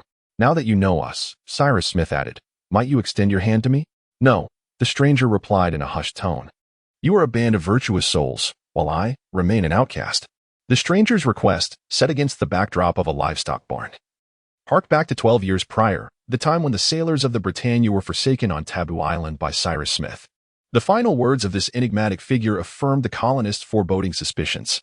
This unfortunate soul had endured a life of torment. Perhaps in the eyes of these people, he had atoned. Yet his own conscience offered no absolution for his past. Regardless, the sinner was beset by guilt and remorse. When his new companions sincerely extended their hands in friendship, he felt unworthy of joining them. Nevertheless, since that incident, he had not ventured back into the woods, nor had he crossed the threshold of the granite palace by day. What was this man's secret? Would the stranger ever unveil it? Time would reveal all. In any case, the group had agreed to respect his privacy and to coexist with him as if nothing were amiss. Thus, life resumed its former rhythm. Cyrus Smith continued to collaborate with Gideon Spilett, alternating between roles as chemists and physicists. The journalist remained by the engineer's side, venturing only to hunt with Herbert, for it would be imprudent to allow the young man to traverse the forest alone, necessitating a vigilance that could not be disregarded. As for Nab and Pencroff, they would toil in the stable or the poultry yard one day, and then in the livestock pen the next. In short, they were never at a loss for work. Meanwhile, the stranger continued to labor alone, reverting to his former habits, eschewing meals with his companions and seeking refuge in the thickets of high ground for sleep. It appeared that the very group that had rescued him was indeed a source of great discomfort for him. Yet, Pencroff pondered aloud on several occasions. Why had he asked for their help? Why had he cast that document into the sea? Surely, he would divulge this to us. Cyrus Smith replied in his usual manner. When? Perhaps sooner than you might think, Pencroff. Indeed, the day of his confession drew near. On December 10th, a week after the stranger returned to Granite Palace, Cyrus Smith observed him approaching. When he stood before him, the stranger spoke in a calm tone, his demeanor humble. "Sir, I wish to make a request. Please proceed." The engineer responded, "But before you do, allow me to pose a question." Upon hearing this, the stranger's face flushed instantly, as if he contemplated retreating. Cyrus Smith discerned his thoughts, undoubtedly filled with trepidation about discussing his past. Thus, Cyrus Smith grasped his arm and said, "Sir, you must understand that we are not merely your companions, but also your friends. I wish to emphasize this point. Now, I am ready to listen.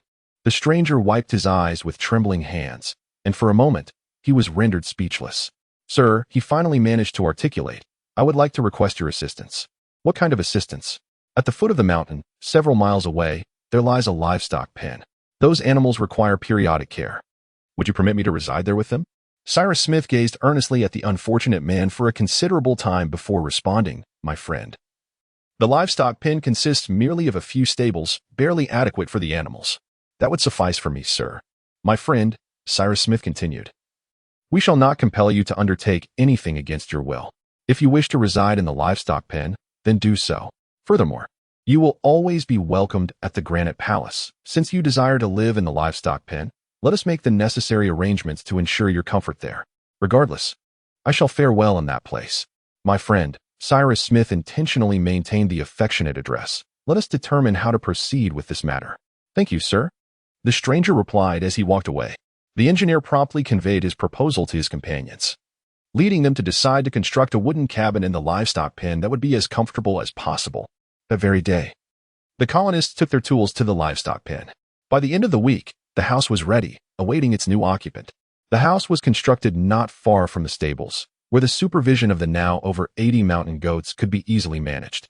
Some newly crafted furniture had already been arranged. Weapons, ammunition, and tools had also been delivered to this location. For reasons unknown, the stranger had yet to visit his new abode. He did not participate in the colonists' labor as he was preoccupied in the highlands, perhaps intent on completing his final tasks. The arrangements for his new residence were finalized on December 20th at the livestock pen. The engineer informed the stranger that his house was fully prepared, awaiting his arrival. The latter then agreed to spend the night there. That evening, at 8 o'clock, the moment when the colonists' companions were to part ways, they chose not to create any discomfort for him, as bidding farewell might induce awkwardness. Therefore, they left him alone and returned to the Granite Palace, gathering in the drawing room. However, after a brief exchange of conversation, a faint knock echoed at the door. Almost simultaneously, the stranger entered, addressing them directly. Gentlemen, before I take my leave from your company, it is only fitting that I share my origins with you. I shall disclose it to you now. These simple words struck Cyrus Smith and his companions with astonishment. The engineer immediately rose to his feet. My friend, we do not ask you to divulge anything, he said. You have the right to remain silent. I feel it is my duty to speak, the stranger interjected. Then please, take a seat. I shall remain standing. We are all ears, Cyrus Smith replied. A stranger stood in a dim corner of the hall, his head illuminated by candlelight, arms crossed over his chest. He maintained this posture as he spoke in a deep tone, reminiscent of one who exerts too much effort in his speech, captivating his audience who did not interrupt him. He recounted with gravity. On December 20th, 1854, Sir Glenarvan's steam yacht, the Duncan, anchored off the coast of Australia at latitude 37 south. Aboard the yacht were Sir Glenarvan, his wife, a British Army major, a French geographer, a young lady, and a young man. The latter two were the children of Captain Grant, whose vessel, the Britannia, had mysteriously vanished a year prior, along with its crew. The Duncan was commanded by Captain John Mungle, who was accompanied by a crew of 15. The reason for the yacht's arrival at the Australian coast was a remarkable one. 6 months earlier, a bottle had floated in the waters of the Irish Sea, later retrieved by the Duncan. Inside the bottle was a document written in English, German, and French. The essence of the document revealed that after the disaster of the Britannia, 3 survivors remained: Captain Grant and his 2 crew members, who had now found themselves cast upon a landmass. The latitude of this land was noted, yet the longitude had been eroded by seawater, rendering it illegible. The latitude recorded was 3711 foot south. Thus, despite the unknown longitude, by traversing the lands and seas along the 37th parallel, one could certainly reach the location where Captain Grant and his companions resided. Due to the hesitance of the British Admiralty regarding this search, Sir Glenarvan resolved to exert every effort to recover the captain. Previously, Mary and Robert Grant had established contact with him. Consequently, the Duncan was fully equipped and prepared for an extensive voyage, with the Glenarvan family and the captain's children participating. Upon departure, the Duncan sailed towards the Atlantic, maneuvering around the Strait of Magellan, and subsequently ascended along the Pacific to Patagonia. They inferred from the original translation of the documents that Captain Grant might have been captured by the local indigenous people in that region. The passengers of the Duncan disembarked on the western coast of Patagonia, while the vessel returned to the eastern coast at Cape Corrientes to await their return. Sir Glenarvan traversed Patagonia along the 37th parallel, yet found no trace of the captain. On November 13th, he returned to the ship, preparing to cross the Pacific in continued search. The Duncan persistently sailed past the Tristan da Cunha and Tristan da Amsterdam Islands, eventually arriving at the coast of New South Wales in Australia. Sir Glenarvan intended to cross Australia, so he disembarked there. Not far from the shore, there was a farm owned by an Irishman who warmly welcomed the travelers. Sir Glenaway elucidated the purpose of his visit and inquired whether, during the past 2 years, he had encountered a British three-masted ship named the Britannia that had sunk off the western coast of Australia. The Irishman had never heard of such a maritime incident. However, to the astonishment of all present, a servant of the Irishman interjected, saying, "Your Excellency, thank heaven. If Captain Grant is indeed alive, he must be on Australian soil." "Who are you?" Sir Glenaway inquired, perplexed. "I am a Scotsman, much like yourself, Your Excellency," the man replied. "I am a companion of Captain Grant, a survivor of the Britannia." The individual was named Alton, and his credentials confirmed that he was indeed the chief mate aboard the Britannia. However, at the moment the ship met its demise upon the rocks, he had become separated from Captain Grant. Until that moment, he had believed that the captain and the entire crew had perished, leaving him, Alton, as the sole survivor of the Britannia. He added, however, that the Britannia did not sink off the western coast of Australia, but rather on the eastern coast. If the documents were accurate and Captain Grant were still alive, he must have been taken captive by the indigenous Australians, and it would be possible to locate him on the opposite shore. The sincerity in his tone and the certainty in his gaze compelled them to believe his words. The Irishman who had employed him for over a year also vouched for his character. Consequently, Sir Glenarvan placed his trust in this individual's loyalty and, upon his counsel, resolved to traverse Australia along the 37th parallel. Thus, Sir Glenarvan, accompanied by his wife, 2 children, a major, a Frenchman, Captain Mangles, and several sailors, formed a small expedition guided by Ayrton. Meanwhile, the Duncan, under the command of First Officer Tom Austin, would set sail for Melbourne, where it would await further instructions from Sir Glenarvan. They departed on December 23, 1854. It is pertinent to note that Ayrton was a traitor. Though he had indeed served as the boatswain of the Britannia, a dispute with the captain led him to incite a mutiny among the crew in an attempt to seize the vessel. Consequently, Captain Grant dismissed him from his post on August 8, 1852, along the western coast of Australia, abandoning him, a decision that proved judicious. Thus, this scoundrel was entirely oblivious to the shipwreck of the Britannia, having only learned of it through Glenarvan's account. After being cast aside, he adopted the alias Pencroff and became the leader of a group of fugitives. His insistence that the disaster occurred on the east coast and his efforts to divert Sir Glenarvan in that direction were schemes to separate him from his ship, intending to seize the Duncan and transform the vessel into a pirate ship prowling the Pacific. At this juncture, the stranger paused momentarily. His voice trembled slightly, yet he continued. "The expedition has commenced, with the objective of traversing the Australian continent. However, this venture is undoubtedly destined for failure, as it is led by Elton, or Penjose, as he is known by various names. Throughout this journey, he alternated between racing ahead of his band of criminals and trailing behind them, informing them of their forthcoming misdeeds. Meanwhile, the vessel Duncan had sailed to the port of Melbourne for repairs, necessitating Sir Glenarvan to dispatch orders for the ship to depart from Melbourne, heading towards the eastern coast of Australia, an ideal location for piracy. As the expedition approached the eastern coast, deep within a rather desolate forest, Elton received a letter intended for the first mate of the Duncan, commanding the ship to promptly proceed to Tuffa Bay on the eastern coast, the very site where the expedition was set to conclude in a few days. This location was also the designated meeting point for Elton and his accomplices. Just as he was about to deliver the letter, the true nature of this traitor was unveiled, compelling him to flee. Nevertheless, he was determined to obtain that letter at any cost, as it was his ticket to seizing the Duncan. Ultimately, he succeeded in acquiring the letter and arrived at the port of Melbourne 2 days later. By that time, the detestable machinations of this villain had been progressing unimpeded. He would have been able to steer the Duncan to Tuffa Bay, where the criminals could easily seize the vessel and subsequently slaughter the crew, thereby establishing Penjose as the sovereign of the seas. However, just as his nefarious plot was on the verge of fruition, divine intervention thwarted him. Upon arriving at the port of Melbourne, Elton entrusted a letter to the first mate, Tom Austin. After perusing the missive, The first mate promptly prepared for departure.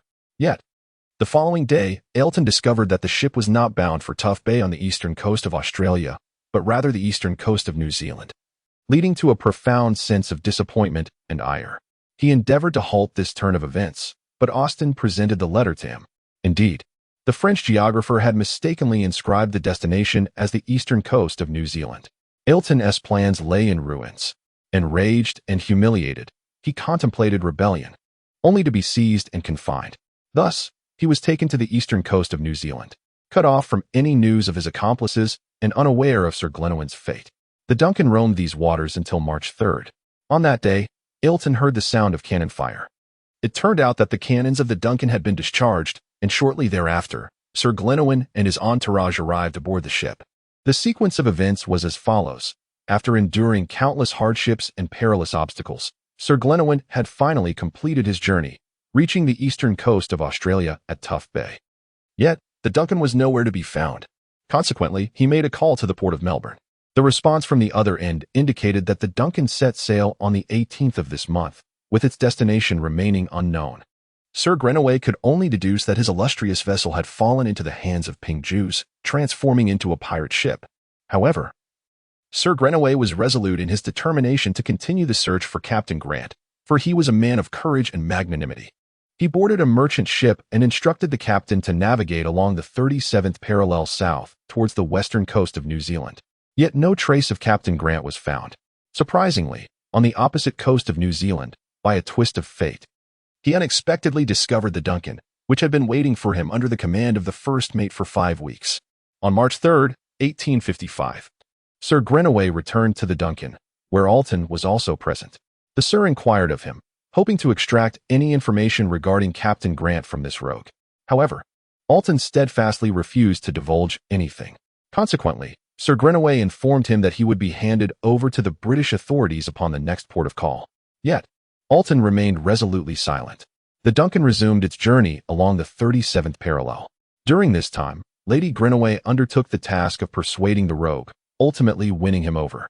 Ailton agreed to reveal what he knew, but on the condition that Sir Glenowin would cast him adrift on an island in the Pacific, rather than surrendering him to the British authorities. After careful consideration, Sir Glenowin acquiesced to his request. Thus, Ailton recounted his past experiences. Ever since the day Captain Grant was relieved of his duties on the western coast of Australia, he had indeed remained oblivious to subsequent events. However, Sir Glenowin honored the promise he had made. The Duncan continued its voyage and reached Taboo Island, where they intended to leave Ailton behind. It was precisely there that they miraculously discovered Captain Grant and his 2 sailors, right at the 37th parallel. Consequently, the criminal was to take their place on that desolate isle. Upon his departure from the yacht, Sir Glenowin uttered the following words: "Ailton, here you shall be distant from any land, devoid of any means to connect with your kind. The Duncan has left you on this island. You possess no means of escape, and you shall remain solitary, under the watchful gaze of vigilant deities. Yet, you shall neither perish nor be forgotten, much like Captain Grant. Although you are unworthy of remembrance, people will not forget you. I know where you are, Ailton, and I shall never forget this matter." Thereafter, the Duncan set sail away from the island. It was March 18, 1855. Ailton now stood alone, yet he lacked neither ammunition, weaponry, tools, nor seeds. The house constructed by the Honorable Captain Grant was now inhabited by this criminal.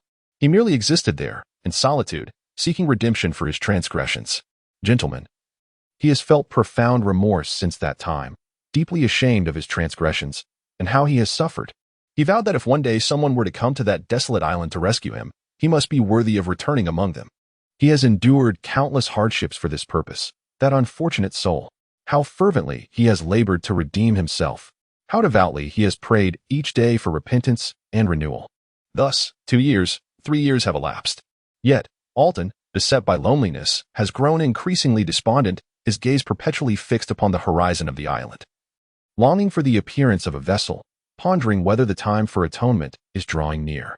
He has endured torments beyond the comprehension of ordinary men. Ah, how cruel solitude is to a heart laden with remorse. Perhaps the heavens deemed that the punishment of this unfortunate man was insufficient, for he gradually felt himself transforming into a savage. He sensed the encroachment of coarse habits upon his spirit.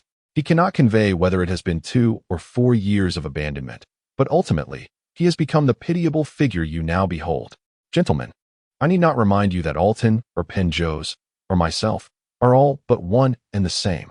Cyrus Smith and his companions rose at the conclusion of the tale. It is beyond description how deeply moved they were. Such immense suffering, such profound pain and disappointment, lay bare before them without concealment. Chapter 37. The Man on the Deserted Island, 18. At this moment, Cyrus Smith addressed Elton, saying, "You were once a man steeped in sin, yet I believe that God must feel you have atoned for your transgressions. His act of bringing you back among your kind is a testament to this. Elton, you are forgiven. Now, do you wish to join us as a companion?" Elton recoiled. "This is my hand," the engineer declared. Elton rushed forward to clasp the hand that Cyrus Smith extended, tears streaming down his cheeks. "Do you wish to live with us?" Cyrus Smith inquired. "Mr. Smith, I think I would prefer to remain alone for a while," Elton replied. "Allow me to reside in the small room of the stable." "That is your decision to make, Elton," Cyrus Smith responded. Just as Elton was about to depart, the engineer posed one final question, one last inquiry. "My friend, since you insist on living in solitude, why did you cast that document into the sea, which revealed your whereabouts to us?" "Document?" Elton responded, seemingly oblivious to what the engineer was referring to. "Indeed, that document was contained within a bottle we found, detailing the precise location of Taboo Island." Elton wiped his forehead with his hand. After a moment of contemplation, he replied, "I have never thrown any document into the sea." "Never?" Pencroff exclaimed loudly. "Never." Then, Ayrton bowed and walked towards the door, departing. They conversed about Cyrus Smith and Gideon Spilett, the engineer's notion of telegraphs, wires, batteries, the alphabet, the delightful season, the prosperity of the settlement, photography, the snowfall, and the pitiful anniversary of 2 years on Lincoln Island.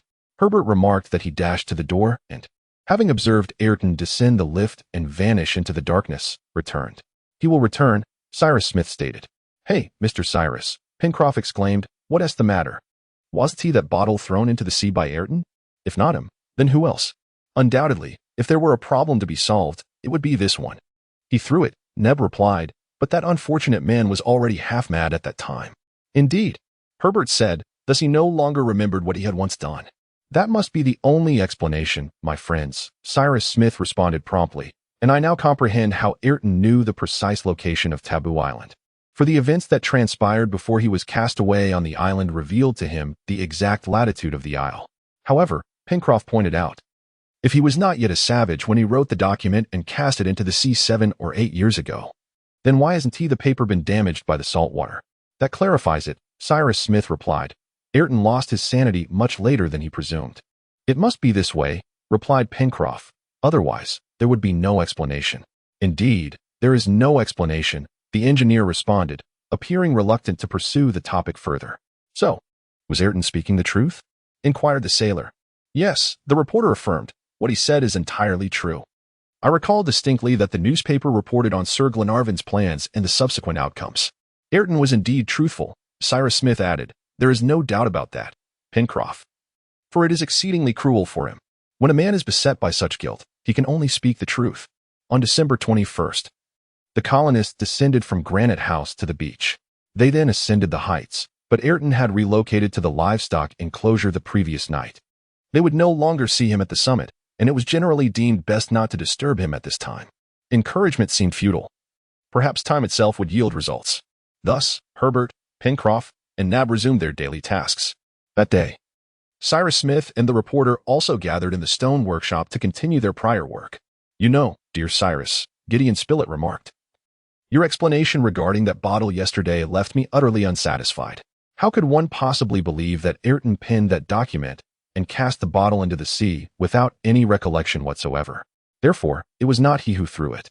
"Dear Spilett, well, I do not hold any beliefs, nor do I possess any knowledge," the engineer interrupted the reporter, responding. "I merely categorize this unexpected incident among those phenomena I have yet to comprehend." "Frankly speaking, Cyrus," Gideon Spilett remarked, "such occurrences are truly hard to fathom. Your rescue, the box washed ashore, the perilous adventure, and ultimately that bottle. Shall we remain forever in the dark regarding these enigmas?" "No," the engineer replied resolutely. "Even if I must scour this island from end to end, I shall uncover the truth. January has arrived, marking the onset of 1867. Since Alton took residence in the modest dwelling prepared for him within the livestock enclosure, he has diligently cared for the entrusted herd, sparing his companions the arduous task of frequent inspections. Nevertheless, the colonists regularly visited Alton, ensuring he did not languish in solitude for too long. The engineer and Gideon Spile, harboring certain concerns, deemed it vital to maintain a degree of surveillance over this region of the island. Moreover, should any unforeseen events arise, Alton would be able to alert the residents of Granite Palace.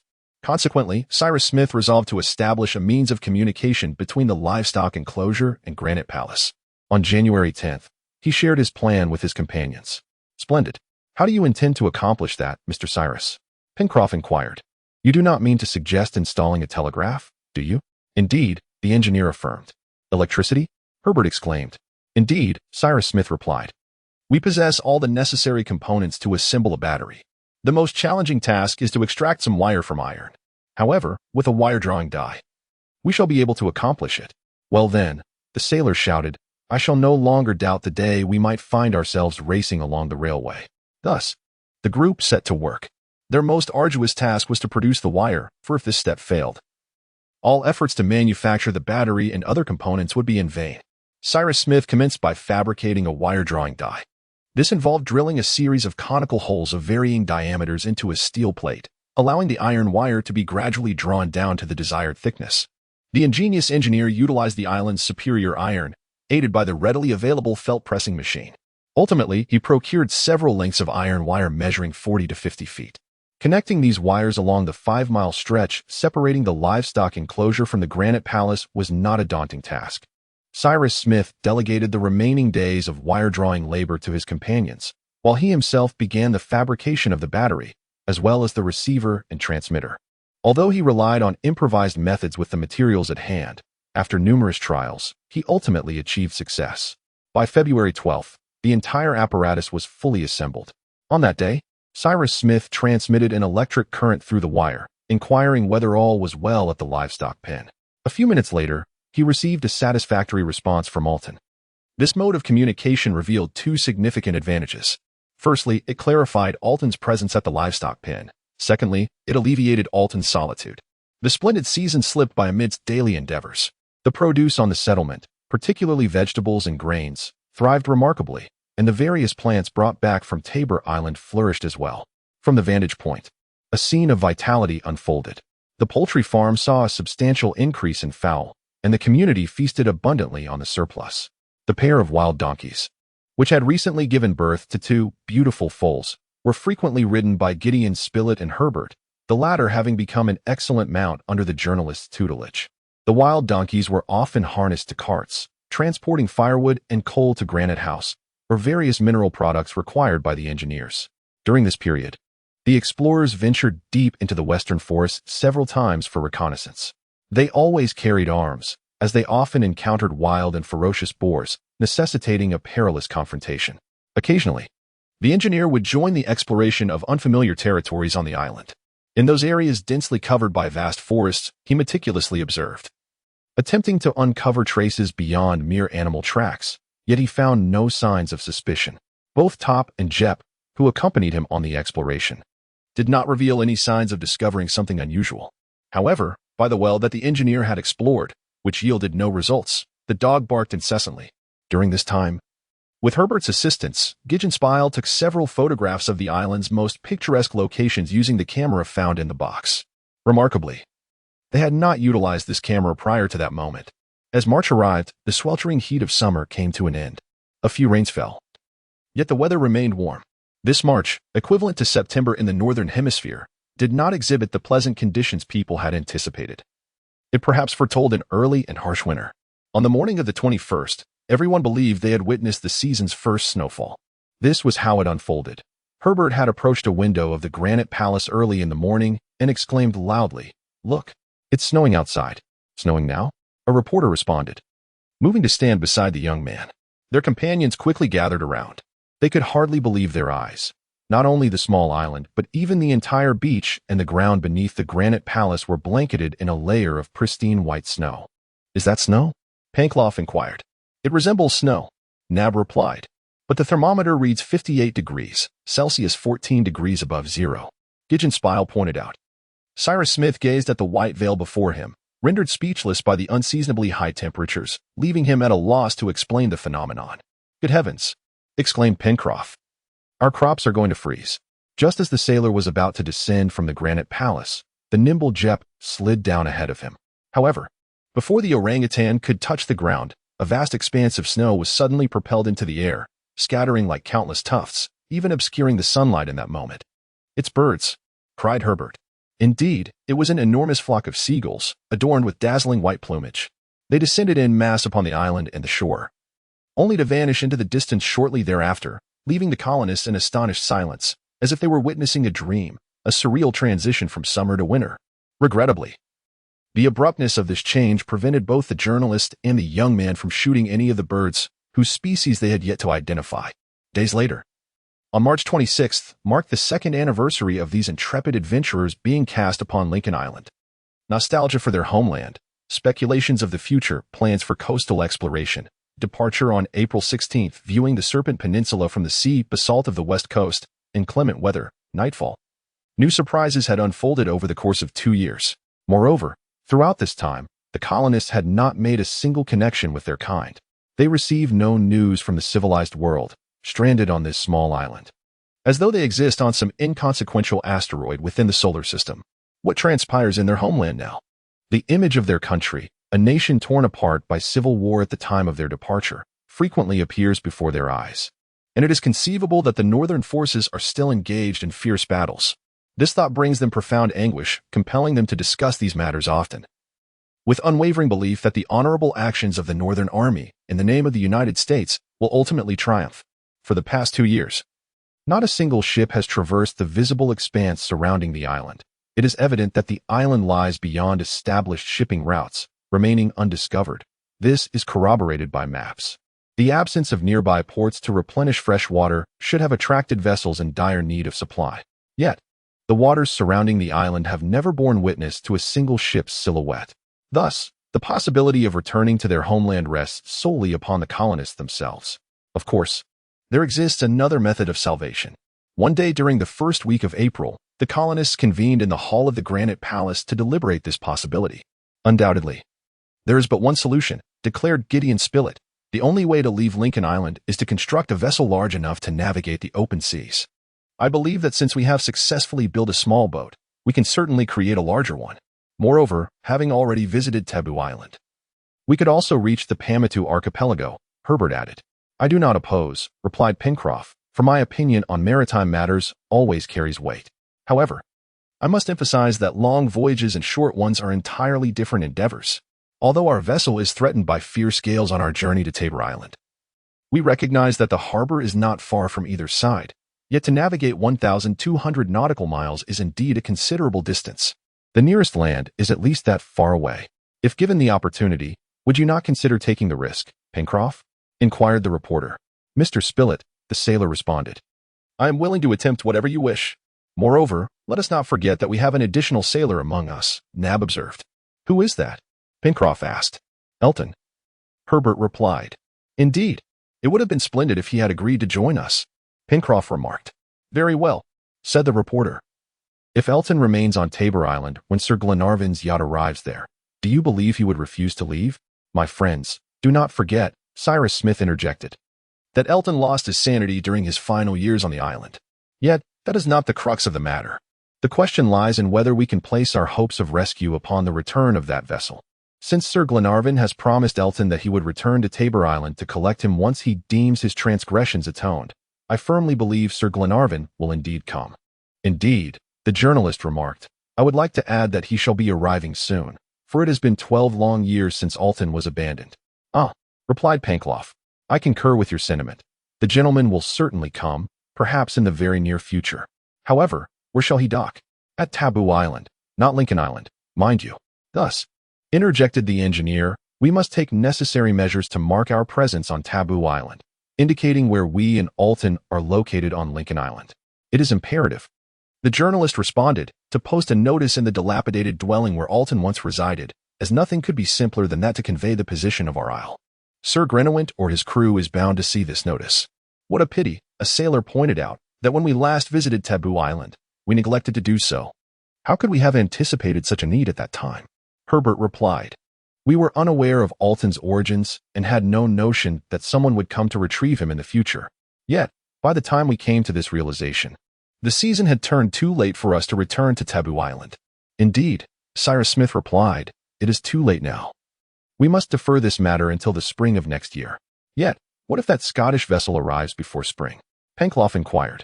This is unlikely, replied the engineer. Sir Grenouille would not venture into such a remote maritime region during the harsh winter. Either he has arrived here from Elton, or for the past 5 months. He has already visited Taboo Island and departed, or perhaps he will arrive later. Therefore, come October, when spring graces us with its brilliance, we shall make our way to Taboo Island and leave a notification there in due time. I must concede, Nab remarked, that should the Duncan have traversed these waters in recent months, it would indeed be unfortunate. I doubt it has passed through, Cyrus Smith responded. I am confident that Providence would not deprive us of this opportunity. I believe, the journalist interjected, that upon our return to Taboo Island, we shall certainly have a clearer understanding. If the Scots have been there, they must have left traces. That is assured, the engineer affirmed. Thus, my friends, since we have this chance to return home, let us wait patiently. Should we have indeed missed our opportunity, we shall then contemplate our future course of action. And so, the matter was resolved, and thereafter, they resumed their daily endeavors, preparing for a third winter in the Granite Palace. However, the comprehensive exploration of the island's coastline remained incomplete. The colonists possessed only a fragmentary understanding of the western and northern shores, from the mouth of the Waterfall River to Jawbone Point, and the area nestled between those two, shaped like a shark's jaw. Thus, they resolved to embark on a circumnavigation of the island by a small boat before the inclement weather arrived. This expedition was initially proposed by the sailor, and Cyrus Smith wholeheartedly endorsed the idea, eager to personally survey the entirety of his territory. Subsequently, Cyrus informed Elton of the plan and suggested his participation. However, Elton preferred to remain on the island, leading the group to decide that he would stay at the Granite Palace during their absence, accompanied by Old Jep. Elton raised no objections to this arrangement.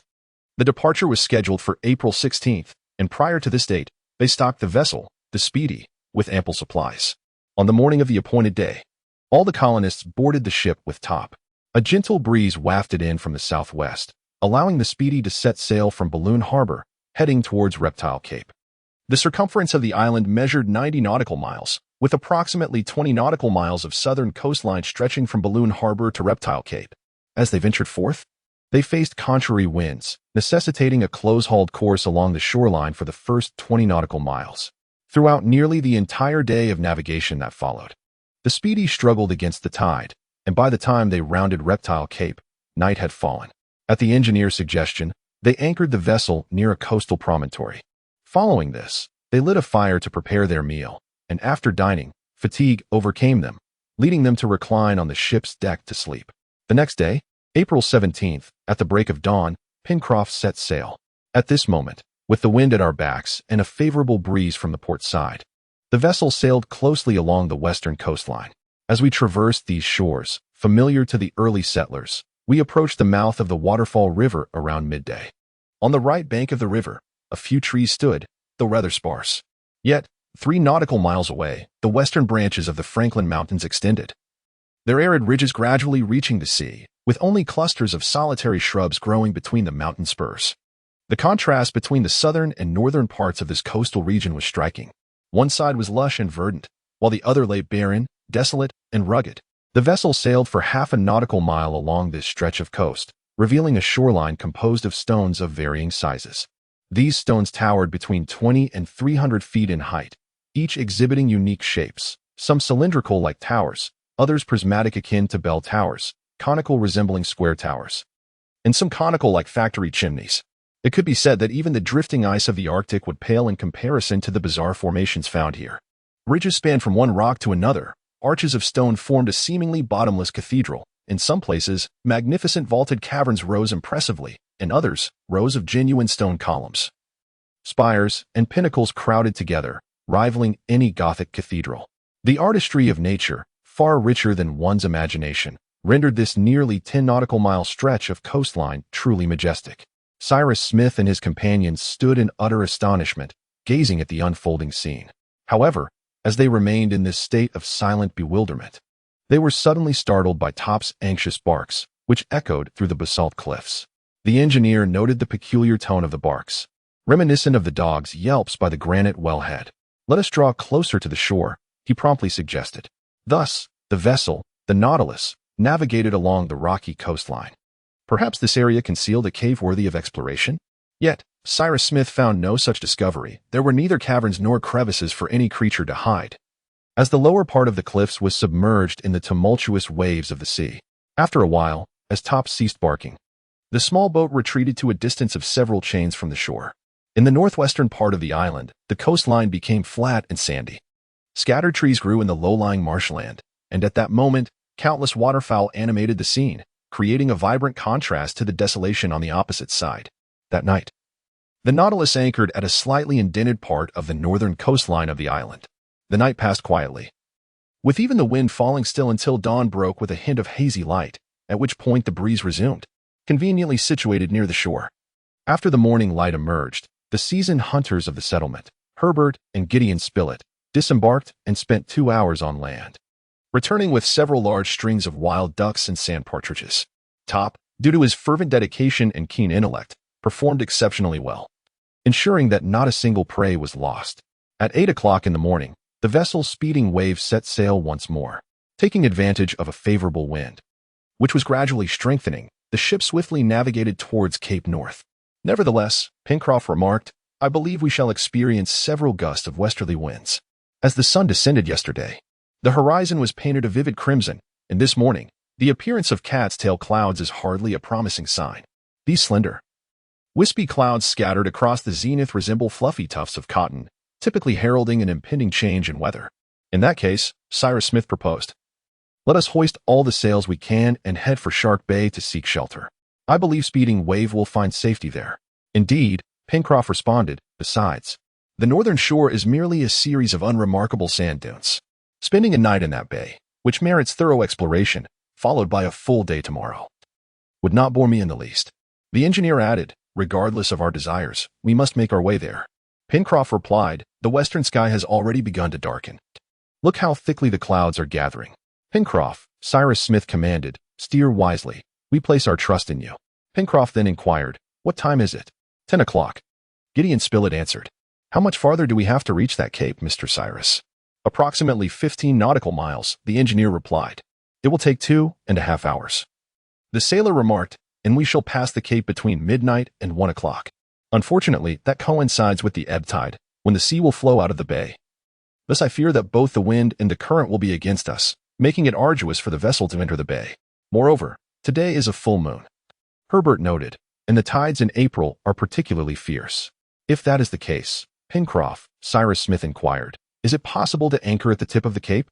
The weather is about to worsen. Can we truly anchor close to the shore?" Pencroff exclaimed, "Mr. Cyrus, what are you thinking? Wouldn't that mean stranding ourselves on the shore? What do you intend to do then?" "Simply remain at sea until the tide rises, which will be at 7 o'clock this evening. If there is still a bit of light, I shall endeavor to steer the vessel into the bay. Otherwise, we shall remain on the water all night and enter at sunrise tomorrow." "I have already conveyed my trust in you, Pencroff," Cyrus Smith replied. "Alas," Pencroff lamented, "how I wish there were a lighthouse on this shore." "Indeed," Herbert responded, "this time, there is no benevolent engineer to guide us with a signal fire." "Look, dear Cyrus," Gideon Spilett interjected, "we have yet to express our gratitude. However, to be honest, without that flicker of light, we would never have reached." "A flicker of light?"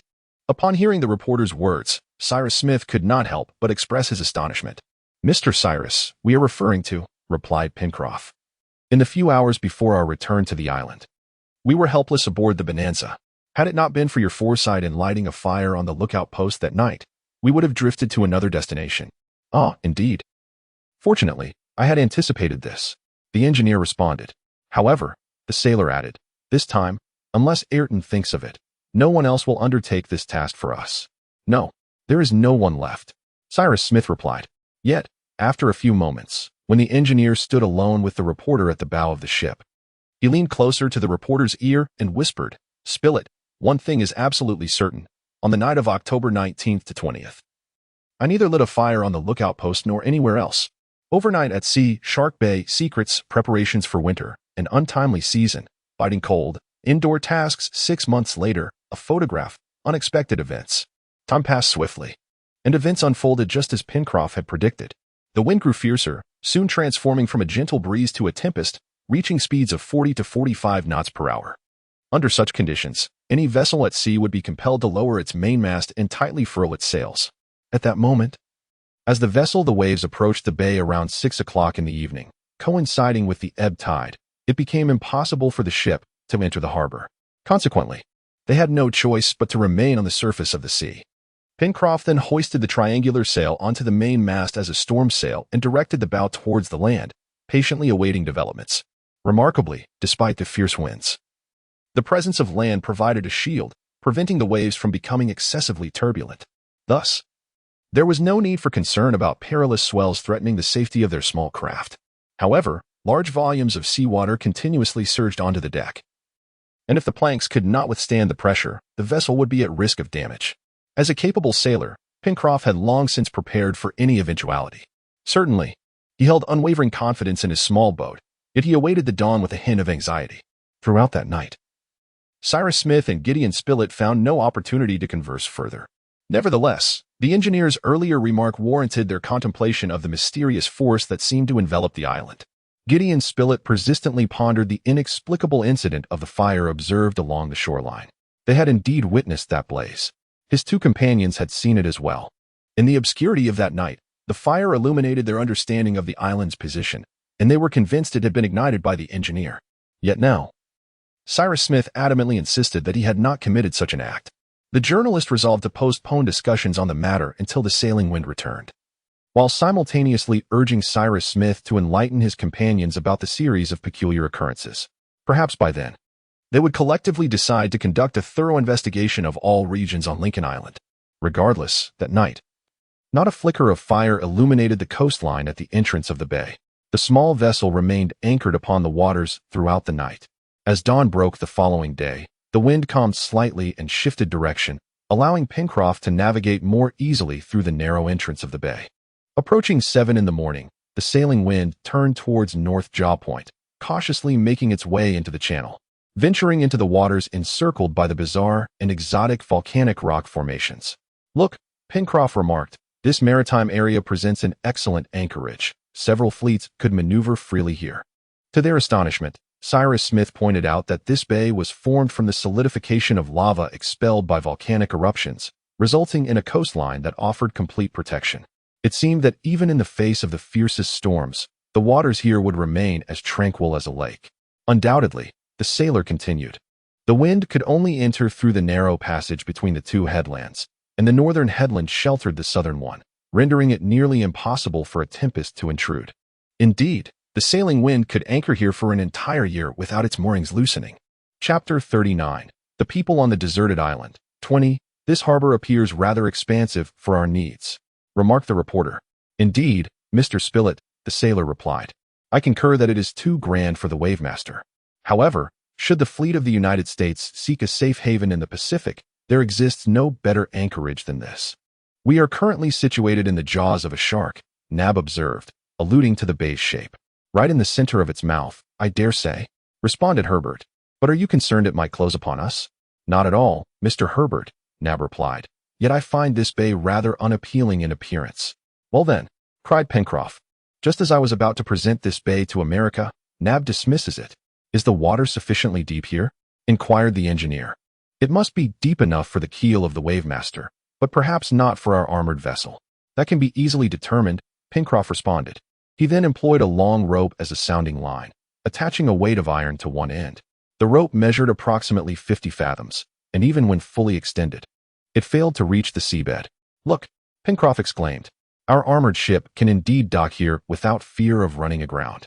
Indeed, Cyrus Smith affirmed. This bay can undoubtedly be described as a true abyss. However, this island was formed as a result of a volcanic eruption, making the existence of such deep ravines beneath the sea unsurprising.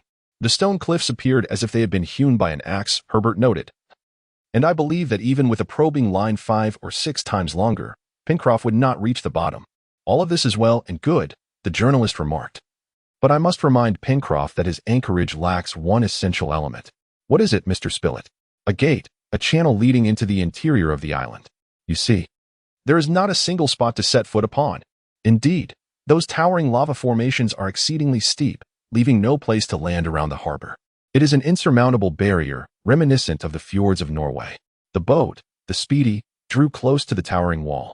Yet the cliff offered no protrusion for passengers to step ashore. Pencroft consoled himself by suggesting that, if necessary, they could blast a gap in the stone wall with explosives. As he spoke to his companions, he steered the boat towards the narrow passage. By nearly 2 o'clock in the afternoon, the vessel successfully exited the bay. Oh dear! Nab let out a sigh of relief at this moment. It seemed that this honest black man indeed felt uncomfortable within that enormous maw. From the angle of the jaw to the mouth of the Gratitude River, the distance was roughly less than 8 nautical miles. Thus, the bow of the Speedy was directed towards the granite palace, the sails billowed in the wind, and the ship sailed along the coast, 1 nautical mile from the shore. After traversing the immense lava boulders, it was not long before they arrived at the peculiar dune region, where the engineer had been inexplicably discovered, and seabirds frequently visited in flocks. Approaching 4 o'clock, Pencroft navigated the vessel into the waterway between the isle and the coast. By 5 o'clock, the anchor of the Speedy had securely embedded itself in the sandy mouth of the Gratitude River. At this juncture, the colonists had been absent for 3 days. Ayrton awaited them on the beach, while Mr. Jup cheerfully approached to greet them, humming in delight. Thus, all exploratory endeavors along the island's coast were successfully completed. Yet no suspicious signs were unearthed. If indeed a mysterious being inhabited this isle, it could only be concealed within the dense, towering forests of Snake Peninsula, a locale yet to be thoroughly investigated by the colonists. Gideon Spilett and the engineer exchanged insights on these matters and agreed to draw attention to certain peculiar occurrences on the island, one of which had transpired not long ago and remained utterly inexplicable.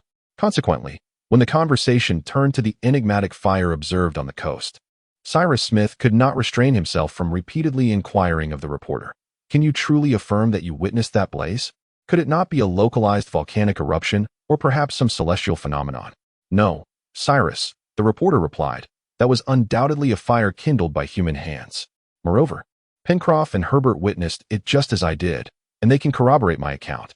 A few days later, on the evening of April 25th, as the colonists gathered at the lookout point, Cyrus Smith addressed them. "Friends, I feel compelled to draw your attention to certain occurrences on the island, and I am eager to hear your insights. These events are simply astonishing, utterly astonishing." The sailor exhaled a puff of smoke and exclaimed, "Could our island truly be astonishing?" "No, Pencroft," the engineer replied, "but it can certainly be deemed mysterious. Unless you can provide an explanation for those matters that perplex us to this day, then do share, Mr. Cyrus," the sailor urged. "Very well," the engineer continued. "How is it possible that after I fell into the sea, I could have been transported 1/4 of a mile from the island, completely unaware of it? Unless, of course, you were unconscious at the time," Pencroft suggested. "That does not hold water," the engineer responded, "but let us not dwell on that matter. Now, how is it that Top was able to locate your hiding place in the cave 5 miles away?" "It is the instinct of a dog," Herbert replied. "A remarkable instinct," the reporter interjected, for despite the torrential downpour that night, Top arrived at the cavern completely dry, without a trace of mud. Continuing, the engineer inquired whether they comprehended how their dog was inexplicably hurled out of the lake during its struggle with the manatee. "I do not understand," replied Pencroft, "and the injury sustained by the manatee appeared to have been inflicted by a sharp instrument, which perplexes me even further." Cyrus Smith then added, "My friends, do you grasp how that little tabby cat came to possess a lead pellet? Given the absence of any signs of a shipwreck, how could that box fortuitously wash ashore? When we first ventured out to sea, why did that bottle containing documents appear so serendipitously, at a moment when we needed the boat? How did the distant skiff manage to sever its mooring and drift to our side, after the monkeys invaded our dwelling? How did the rope ladder from the granite palace fall so opportunely? Lastly, how did that document, which Alton had confidently asserted was not penned by him, come into our possession?" Thus, Cyrus Smith enumerated the peculiar occurrences on the island. Herbert, Pencroft, and Neb exchanged bewildered glances, unable to respond, as this series of events had converged for the first time, leaving them astounded. Indeed, after a brief moment of contemplation, Pencroft finally remarked, "You are quite right, Mr. Cyrus. These matters are truly difficult to explain. Moreover, dear friends, The engineer continued. This final matter is equally perplexing, and indeed more challenging to comprehend than the others. Which matter, Mr. Cyrus? Herbert inquired immediately. When you returned from Tabor Island, Pangloss, the engineer proceeded, did you not mention the presence of a fire on Lincoln Island? Certainly, the sailor replied. Can you be certain that you saw that fire? Just as clearly as I see you now. And you, Herbert? Ah, Mr. Cyrus, Herbert exclaimed. That fire shone as brilliantly as a first-rate star. But it was certainly not a star, was it? The engineer insisted. No, Pangloss replied. At that time the sky was heavily overcast. Besides, how could a star possibly be so close to the horizon? Mr. Spilett witnessed it as well, and can corroborate our statements. I would like to add, the reporter interjected, that the fire was quite luminous, glowing like a cluster of lightning. Indeed, that is entirely accurate. Herbert responded, and it was undoubtedly on the heights of the Granite Palace. Very well, my friends, Cyrus Smith then replied. I can assure you that on the night of October 19th to 20th, Nab and I did not kindle any fire along the coast. You did not? Pangloss exclaimed loudly, utterly astonished, struggling to articulate his thoughts. We have not departed from the Granite Palace, Cyrus Smith continued, and if there are flames along the coast, they are not of our making, but rather ignited by others. Pencroff, Herbert, and Nab stood as if turned to stone. It could not be an illusion. During the night of October 19th to 20th, a veritable fire had indeed intruded upon their sight. Yes, they had to concede that an enigma existed here, a mysterious force, evidently beneficial to the colonists, which manifested itself at critical moments upon this island, stirring immense curiosity among them. Was there perhaps a living being concealed in the island's hidden recesses? This was a matter they were determined to unravel at any cost. The engineer also urged his companions to take note of the peculiar expressions displayed by Top and Jep as they lingered near the well leading from the Granite Palace to the sea. He informed them that he had explored the well, yet found no signs of suspicion. Ultimately, this discussion culminated in a unanimous decision. As soon as the seasons turned favorable, a comprehensive search of the island would commence. From that day forth, Pencroff appeared burdened with thought. The island he had once deemed entirely his now seemed to belong not solely to him, but to another master, an entity, whether he wished it or not, to which he felt himself subordinated. He and Nab often conversed about these inexplicable occurrences, both steeped in the superstitions of nature's own mysteries. Thus, they were inclined to believe that Lincoln Island was under the dominion of some supernatural force. However, as May arrived, equivalent to November in the northern hemisphere, the weather turned for the worse. Winter seemed to descend earlier than usual, accompanied by an intense chill. Consequently, preparations for the winter season demanded immediate attention. Notwithstanding this, the colonists were imbued with confidence, for they possessed a substantial number of mountain goats, which generously provided the wool necessary for crafting warm garments, ensuring that they lacked for nothing in terms of woolen attire. It goes without saying that Ailton also donned such comfortable and warm clothing. Under the persistent encouragement of Cyrus Smith, he returned to the Granite Palace in mid-April to join everyone for the winter after completing his final tasks at the livestock enclosure. Yet, he remained as self-effacing and melancholic as ever, refraining from sharing joyful moments with his companions. During the majority of their third winter on Lincoln Island, the colonists, as before, secluded themselves within the Granite Palace. However, they were far from idle, as there were countless tasks awaiting their attention within those walls. In the depths of winter, Gideon Spilett and Herbert, with the assistance of Top and Jep, ventured into the expansive Crown Duck Marsh to partake in a series of splendid hunts. Amidst thousands of ducks, pheasants, wild ducks, pintails, and moorhen flocks, they struck true every time, returning with spoils too plentiful to carry in a single trip. Thus, for months, June, July, August, and September, of winter passed. The winter of that year was undeniably frigid. However, overall, the Granite Palace remained largely unaffected by the harsh cold. Throughout this season, no new inexplicable occurrences transpired. Top and Jep no longer hovered around the well, betraying any signs of unease. It appeared that the series of astonishing events had abruptly ceased. Although the inhabitants frequently discussed them within the Granite Palace during the evenings, even agreeing to thoroughly explore the island, delving into its most elusive regions. Yet, at this juncture, an exceedingly significant and potentially catastrophic event transpired, compelling the engineer and his companions to alter their original plans. In October, the beautiful season arrived in haste. Under the sun's warm embrace, the earth awakened, rejuvenating the landscape. It was recalled that Jeting, Spilett, and Herbert had frequently captured numerous photographs of Lincoln Island. On the afternoon of October 17th, at nearly 3 o'clock, the clear sky captivated Herbert, who suddenly envisioned capturing the entirety of the United States Bay, stretching from Jawbone Point to Claw Point. At that moment, the horizon was distinctly visible. The sea, stirred by a gentle breeze, shimmered with ripples, creating a tranquil backdrop reminiscent of a lake adorned with flecks of silver. The camera was positioned on a window in the hall of the Granite Palace, allowing a panoramic view of the beach and bay. Herbert proceeded as usual, capturing the negatives, and subsequently developed them using the fixing solution in the darkroom of the Granite Palace. Herbert subsequently returned to the illuminated area, meticulously examining the negative. He discerned a minuscule dot on the horizon, nearly indistinguishable. Despite several attempts to wash it away, the blemish remained obstinately intact. Perhaps it was merely a speck on the lens, he pondered. Driven by curiosity, he detached a powerful lens from the telescope to scrutinize the dot closely. However, upon taking a fleeting glance, he gasped, nearly dropping the negative from his grasp. Without delay, he dashed to Cyrus Smith's quarters, presenting both the negative and magnifying glass. Directing the engineer's attention to the small black mark, Cyrus Smith inspected it intently, then swiftly seized the telescope, rushing to the window ledge. The telescope gradually swept across the distant sea, ultimately pausing at the suspicious point. Lowering the telescope, Cyrus uttered a single word, ship. Indeed, a vessel was visible from Lincoln Island. Chapter 40. The Island's Secret. 1. Disaster or Rescue, a call to Alton. Crucial discussions. It is not the Duncan. Suspicious vessels. Defensive measures to be taken. The ship approaches. A gunshot. The two-masted schooner anchors near the island. Night falls. The survivors of these ballooning adventures had been cast upon Lincoln Island for 2.5 years, yet to this day, they have failed to establish any contact with their fellow beings.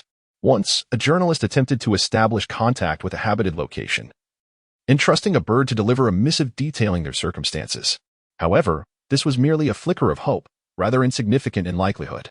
Until now, only Ayrton had joined the ranks of the colonists.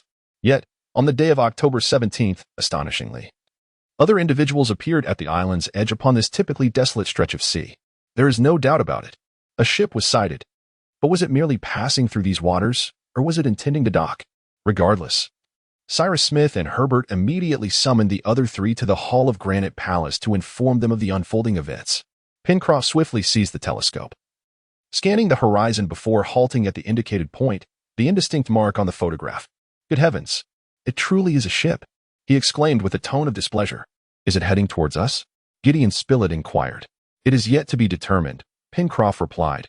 At present, only the mast is visible above the surface. The hull remains obscured. What shall we do?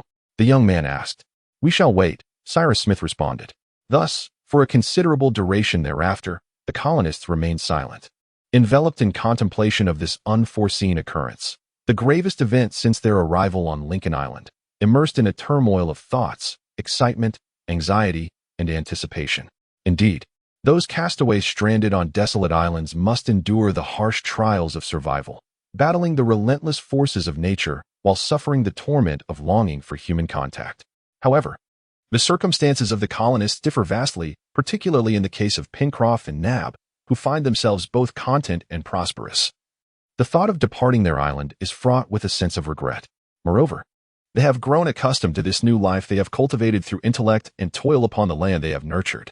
Nevertheless, the arrival of the ship signifies the potential for news from the continent, perhaps even tidings concerning their homeland. The vessel may also bring fellow compatriots, and one can only imagine the fervor that would ignite in their hearts upon sighting it. Pencroff stood by the window sill, occasionally raising his telescope, diligently scrutinizing the ship situated 20 miles to the east. Yet, the colonists had no means to signal their presence. At such a distance, waving flags would go unnoticed, gunfire unheard, and flames invisible. It is certain that the island, dominated by the towering Franklin Peak, could not escape the gaze of the ship's lookout. But why had the vessel chosen to anchor here? Was it mere coincidence that it ventured into this expanse of the Pacific? For, on the map, aside from Tabor Island, no other land is marked in this region. Furthermore, Tabor Island itself lies outside the usual maritime routes from Polynesia, New Zealand, and the coasts of the Americas. In response to the question that occupied everyone's thoughts, Herbert suddenly offered this reply. It cannot be the Duncan, can it? he exclaimed.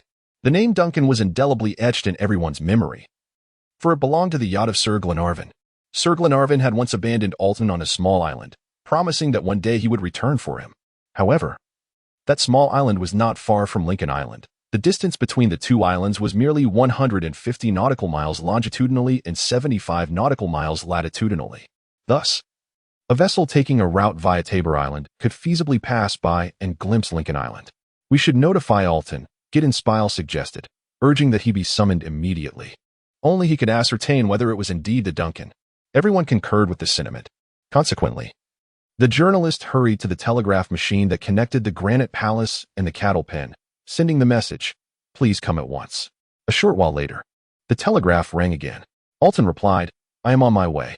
Then, the colonists continued their vigilant observation of the vessel. "If it is the Duncan," Herbert remarked, "Alton will recognize it at a glance, having commanded her for a considerable duration. And if he does recognize it," Pencroff interjected, "he will undoubtedly be overwhelmed with emotion." "Indeed," Cyrus Smith replied, "Alton is most deserving of a place aboard the Duncan. Thus, may God grant that it truly is Sir Glenarvan's yacht. For I deem all other vessels to be suspect. The waters in this region are frequently plagued by pirates, and I have consistently harbored concerns that certain Malay marauders might pay a visit to our island. If that were to occur, we would resolutely defend our territory," Herbert proclaimed. "Indeed, my child," the engineer replied with a smile, "yet it would be preferable to avoid such a confrontation." Additionally, Gideon Spile pointed out that since Lincoln Island is not marked on the latest maps, it remains unfamiliar to navigators. Thus, Cyrus, do you not believe that for a ship that unexpectedly sights this new land, its intention would be to explore rather than to seek refuge? That seems to be the case, Pencroff responded. I share your sentiment, the engineer added.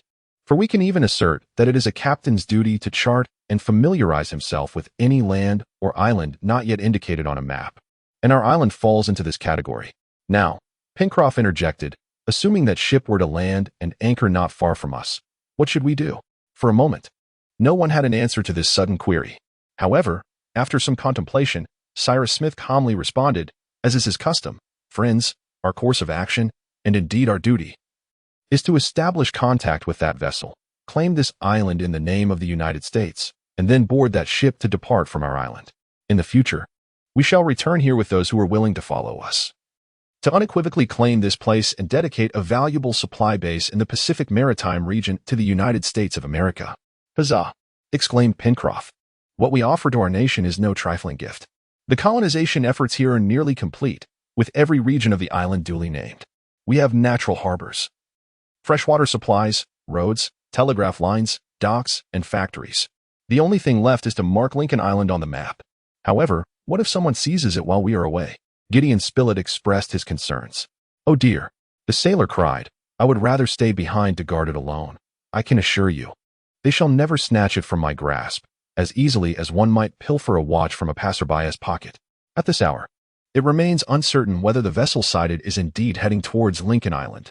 Nevertheless, it is approaching our direction, yet where does it intend to go? In any case, with the northeast wind blowing, the ship appears to be navigating with the wind on its starboard side. Furthermore, the gentle breeze is propelling the vessel towards the island's shore. And on this tranquil sea, even though the shallows are not marked on the map, the ship can safely approach." Approaching 4 o'clock, an hour after the telegram was sent, Aitken arrived at the Granite Palace. As he entered the hall, he inquired, "Gentlemen, what are your orders?" Cyrus Smith extended his hand to him as usual, leading him to the window. "Alton," the engineer said, "we have summoned you for a matter of great significance. A vessel has been sighted from the island." Upon hearing this, Alton's complexion paled slightly, and his eyes momentarily clouded. He then leaned out to examine the horizon, but saw nothing. With his telescope, Gideon Spile urged, "Take a closer look, Alton. Perhaps that ship is the Duncan, come to ferry you back home." "The Duncan?" Alton murmured in disbelief. How could it have arrived? This last statement seemed to escape his lips involuntarily, as he bowed his head and buried it in his hands.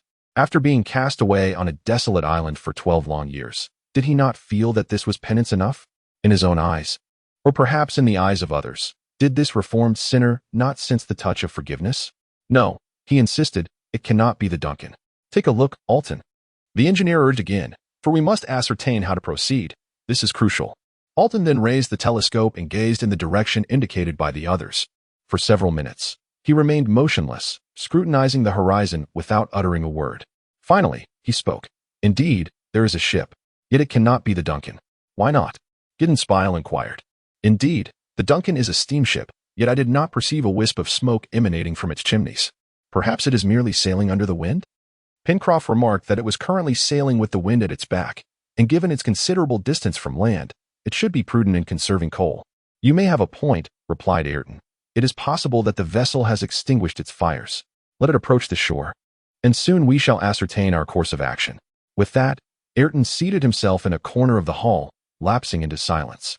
The colonists continued their discourse regarding the unidentified ship, while Ayrton refrained from participating in the conversation. At that moment, the vessel drew closer to the island. Through the telescope, it became discernible that it was an ocean-going ship, rather than a Malay skiff typically favored by pirates. Thus, it was now certain that the engineers' initial concerns were unfounded.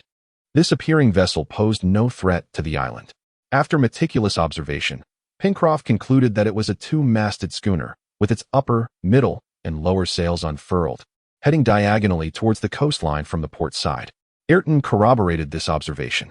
However, should it maintain its current course, it would soon vanish behind the craggy promontory, as a southwesterly wind was presently blowing. To observe it again, one would need to ascend the heights of Washington Bay. Unfortunately, it was already 5:30 in the afternoon, and dusk was rapidly encroaching, making it increasingly difficult to discern any objects. As darkness fell, we pondered our next steps. At this moment, Gideon Spilett inquired whether lighting a fire would signify our presence along this coastline. It was indeed a grave matter. However, despite the engineers' lingering reservations, the proposal was ultimately approved. For in the night, that vessel might vanish, departing forever, and would there be another ship to grace the waters of Lincoln Island thereafter? Who could foresee the fate of the colonists? Indeed, the reporter asserted that regardless of the type of ship, we must signal our existence on the island.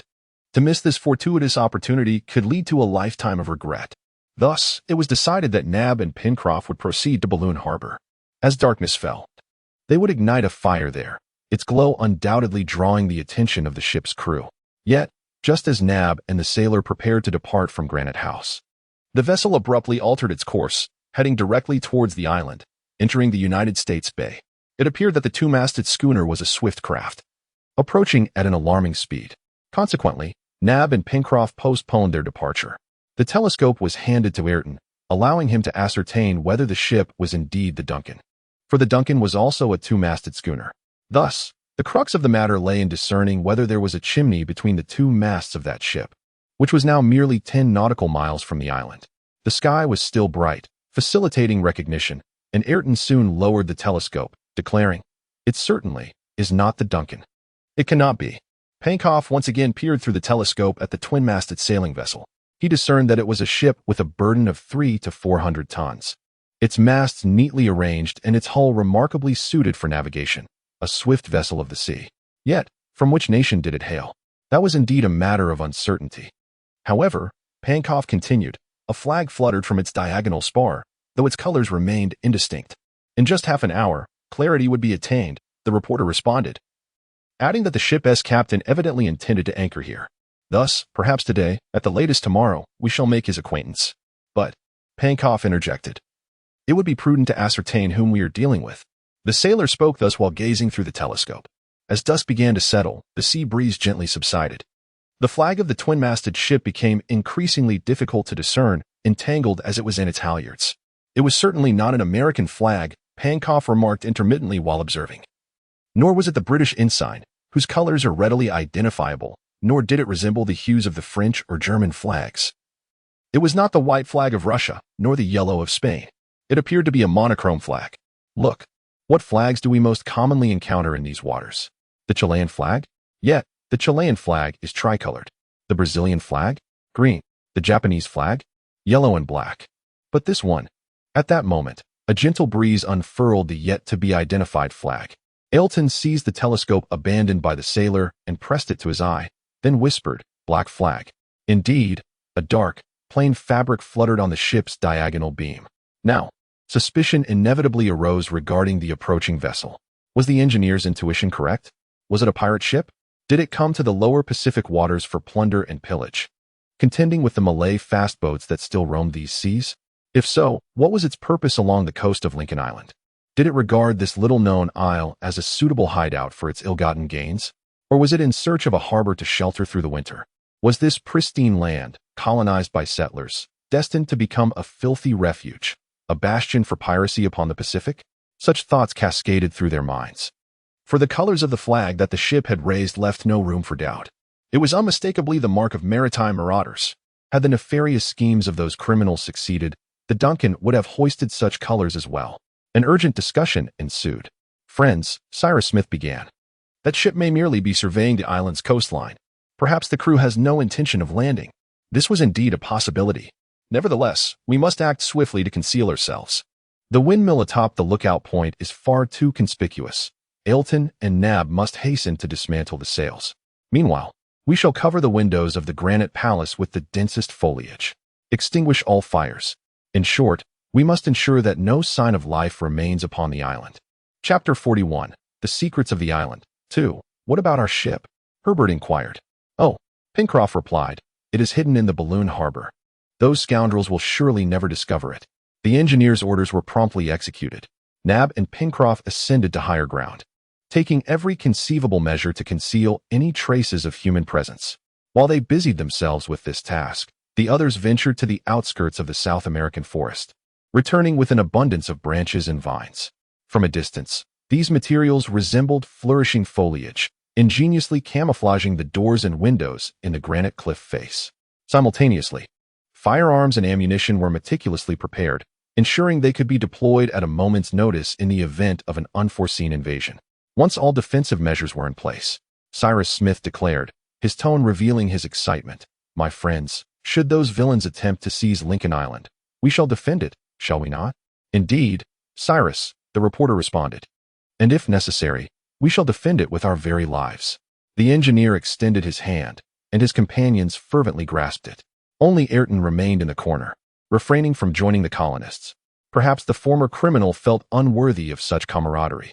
The engineer, well aware of Ayrton's thoughts, approached him and asked, "And you, Ayrton, what do you intend to do?" "To do what I must," Ayrton replied, standing by the window and gazing out through the sparse leaves. It was 7:30 in the evening, and the sun had long since vanished, casting a gradual darkness over the eastern sky. Nevertheless, that two-masted schooner continued its course towards the Bay of the United States. At this juncture, it was no more than 8 nautical miles away, precisely nearing the lookout point.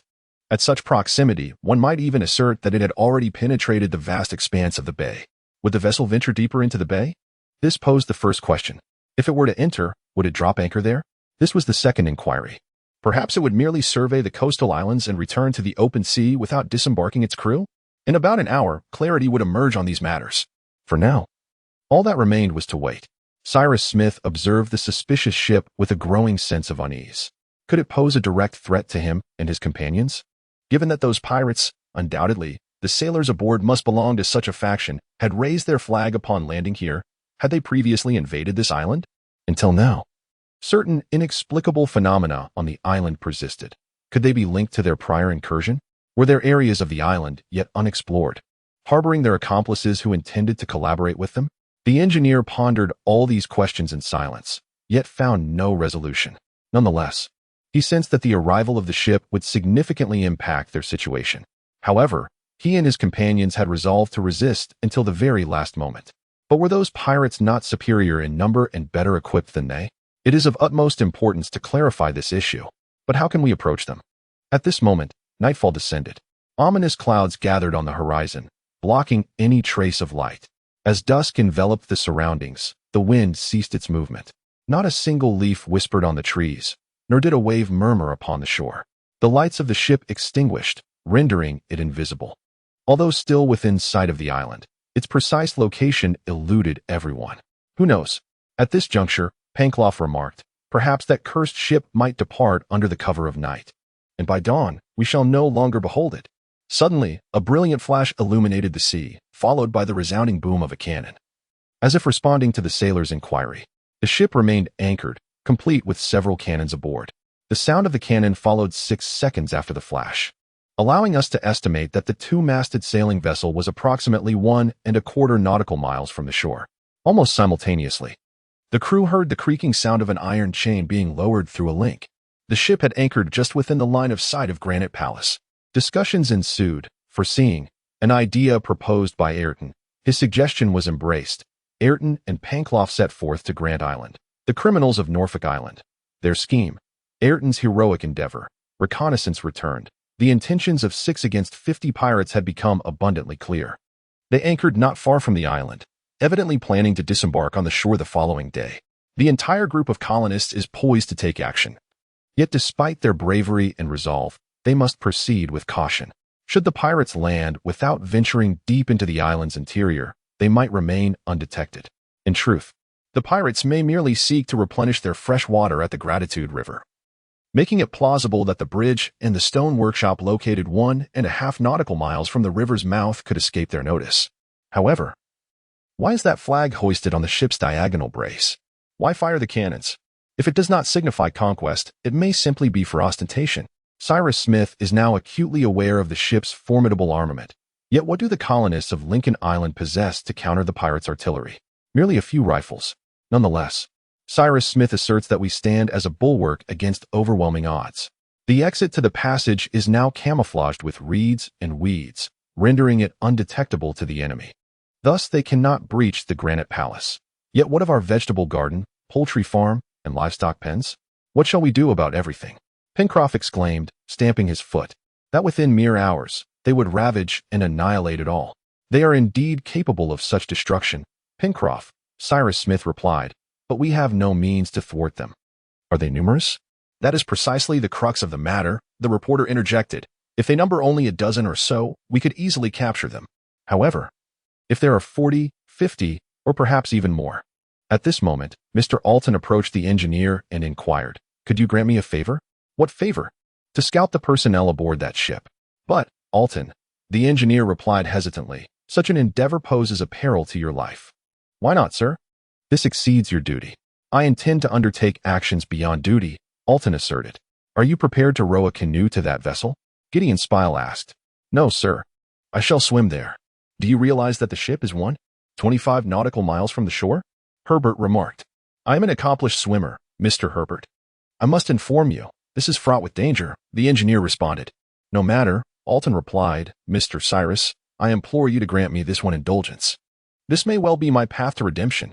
Very well, go ahead, Alton, the engineer conceded, feeling that a refusal would only wound the reformed sinner's heart. Then I shall accompany you, Pencroff declared. You do not trust me, Alton immediately retorted. Then, with a more subdued sigh, he lamented, alas. No, no, the engineer passionately continued. No, Alton, Pencroff does not distrust you.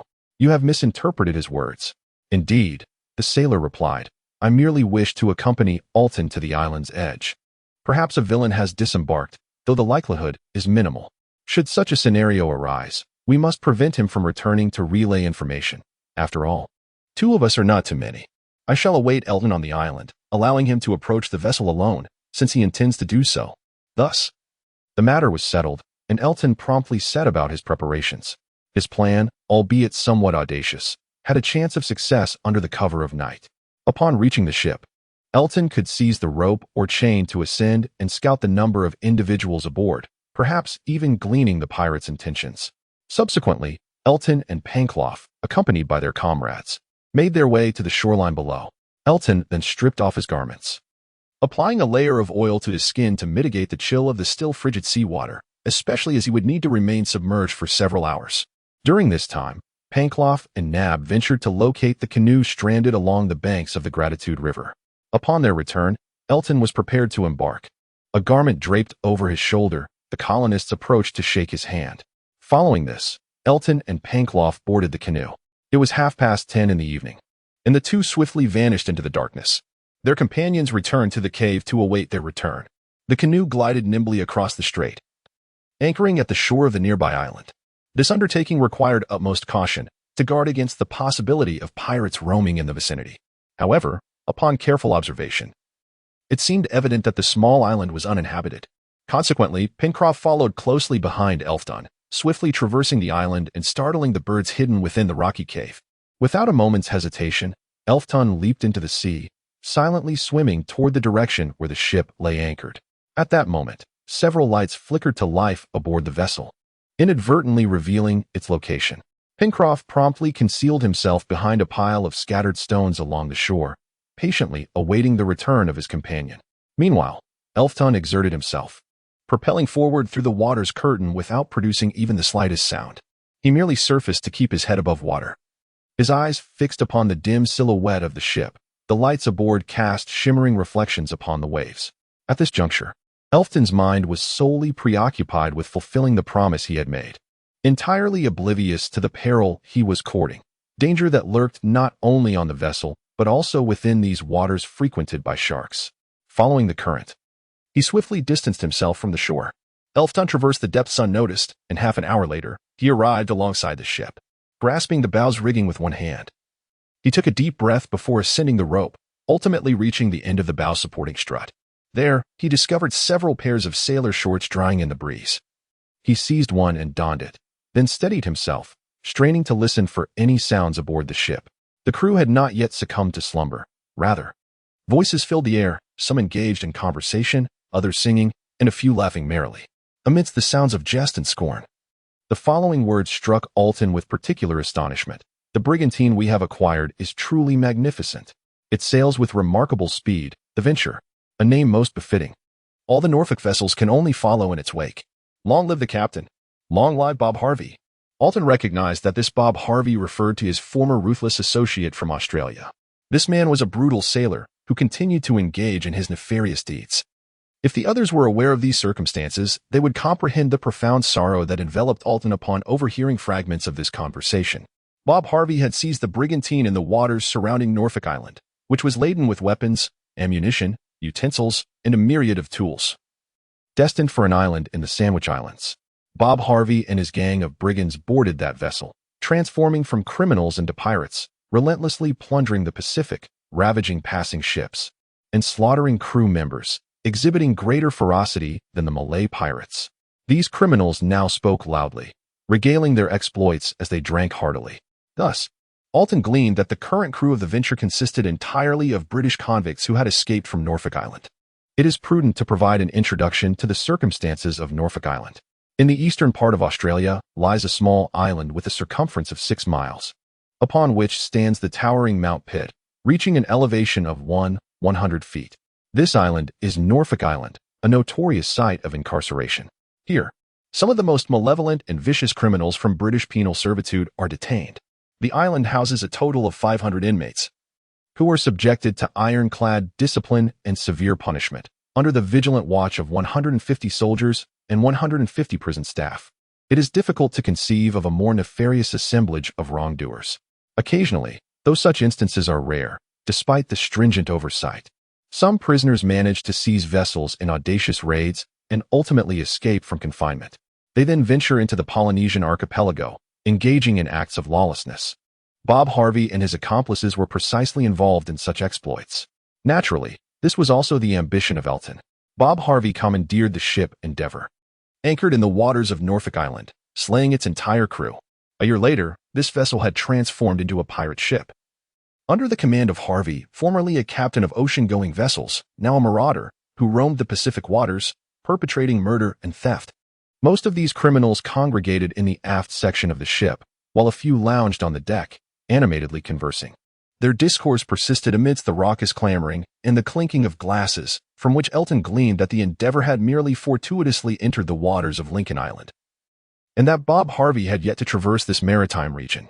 As Cyrus Smith had anticipated, upon discovering an uncharted land that was not marked on any map, he was seized by the desire to explore it. Should the circumstances permit, he contemplated the possibility of establishing it as a haven for their pirate endeavors. The black flag hoisted on the ship, the forward, and the ceremonial cannon fire imitating the naval tradition of lowering the flag were mere displays of pirate bravado, devoid of any genuine signaling. Thus, there existed no connection between these pirates and Lincoln Island. Consequently, the settlers' territory faced a grave threat. It was evident that the island's abundant freshwater supply, small harbor, and the various resources that the colonists had been utilizing, alongside the hidden granite palace, made it an ideal refuge for the criminals. Should the island fall into the hands of the pirates, it would transform into an excellent stronghold. and its obscurity would likely ensure their safety and impunity for an extended period. Moreover, it was abundantly clear that the lives of the settlers would be held in no regard. Bob Harvey and his accomplices were primarily concerned with exterminating them. Given that the criminals were poised to establish a base on the island, the settlers had no opportunity to escape or conceal themselves within its confines. However, if the forward were to venture out for plunder, leaving a few individuals behind to guard the island, then a struggle would be inevitable, employing all means necessary to eradicate these nefarious scoundrels to the last man. This was Alton's current line of thought, and he firmly believed that Cyrus Smith would concur with his perspective. However, is there a guarantee of resistance and eventual victory? This hinges upon the armament of the brigantine and the number of crew members aboard. This was precisely the matter that Alton was determined to clarify at any cost. An hour after he boarded, the tumult on the vessel gradually subsided, as many of the criminals had succumbed to inebriation. Without hesitation, Alton took the risk of climbing onto the deck of the forward. At that moment, the ship was shrouded in darkness, every light extinguished. Thus, he ascended the foremast platform and then made his way to the forecastle of the brigantine. He navigated through the sprawled bodies of the criminals. Taking stock of the situation on board, he observed that the forward was equipped with 4 cannons, capable of firing projectiles weighing between 8 to 10 pounds. These were modern rifled cannons, simple to operate yet immensely powerful. As for those sprawled on the deck, there were perhaps a dozen, but certainly many more were asleep in the cabins below. From his earlier eavesdropping, Alton estimated that approximately 50 individuals occupied the ship, for the 6 colonists of Lincoln Island. This disparity in strength was indeed overwhelming. Nevertheless, thanks to Alton's unwavering loyalty, Cyrus Smith would not be caught off guard. He would ascertain the enemy's strength and make the necessary preparations. Therefore, Alton now intended to return and report to his companions that he had accomplished his mission. He planned to make his way back to the bow and slip into the sea. At that moment, within the mind of the man who yearned to transcend his obligations, just as he had previously declared, an audacious thought emerged: to sacrifice his own life in order to save the island and its settlers. Clearly, Cyrus Smith and his few companions stood little chance against the 50 well-armed brigands, whether they mounted an assault or attempted to besiege the Granite Palace. The odds were decidedly against them. At this juncture, Alton recalled his saviors, those individuals who had transformed him and reshaped him into an upright man. These were the people whose kindness weighed heavily upon him, destined to suffer merciless slaughter, their hard-won labors destined for utter destruction, and their island poised to become a haven for pirates. Alton pondered deeply, realizing that he himself was the architect of so much calamity, for his old associate, Bob Harvey, was merely enacting the nefarious plot he had once conceived. The thought sent a chill down Alton's spine. Thus, an uncontrollable notion took root within him, to obliterate the ship and its crew in a cataclysmic explosion. He too would perish in the blast. Yet he would have fulfilled his duty. Without hesitation, Alton set about his task. Locating the powder magazine proved not to be particularly challenging, as it was typically situated at the rear of the vessel. For a ship engaged in heinous acts of murder and plunder, gunpowder was indispensable, and a single spark could render the ship into oblivion in an instant. Alton stealthily crept into the hold, where slumbering forms lay strewn about. Yet, rather than being merely fatigued, these individuals were more accurately described as drunkenly incapacitated.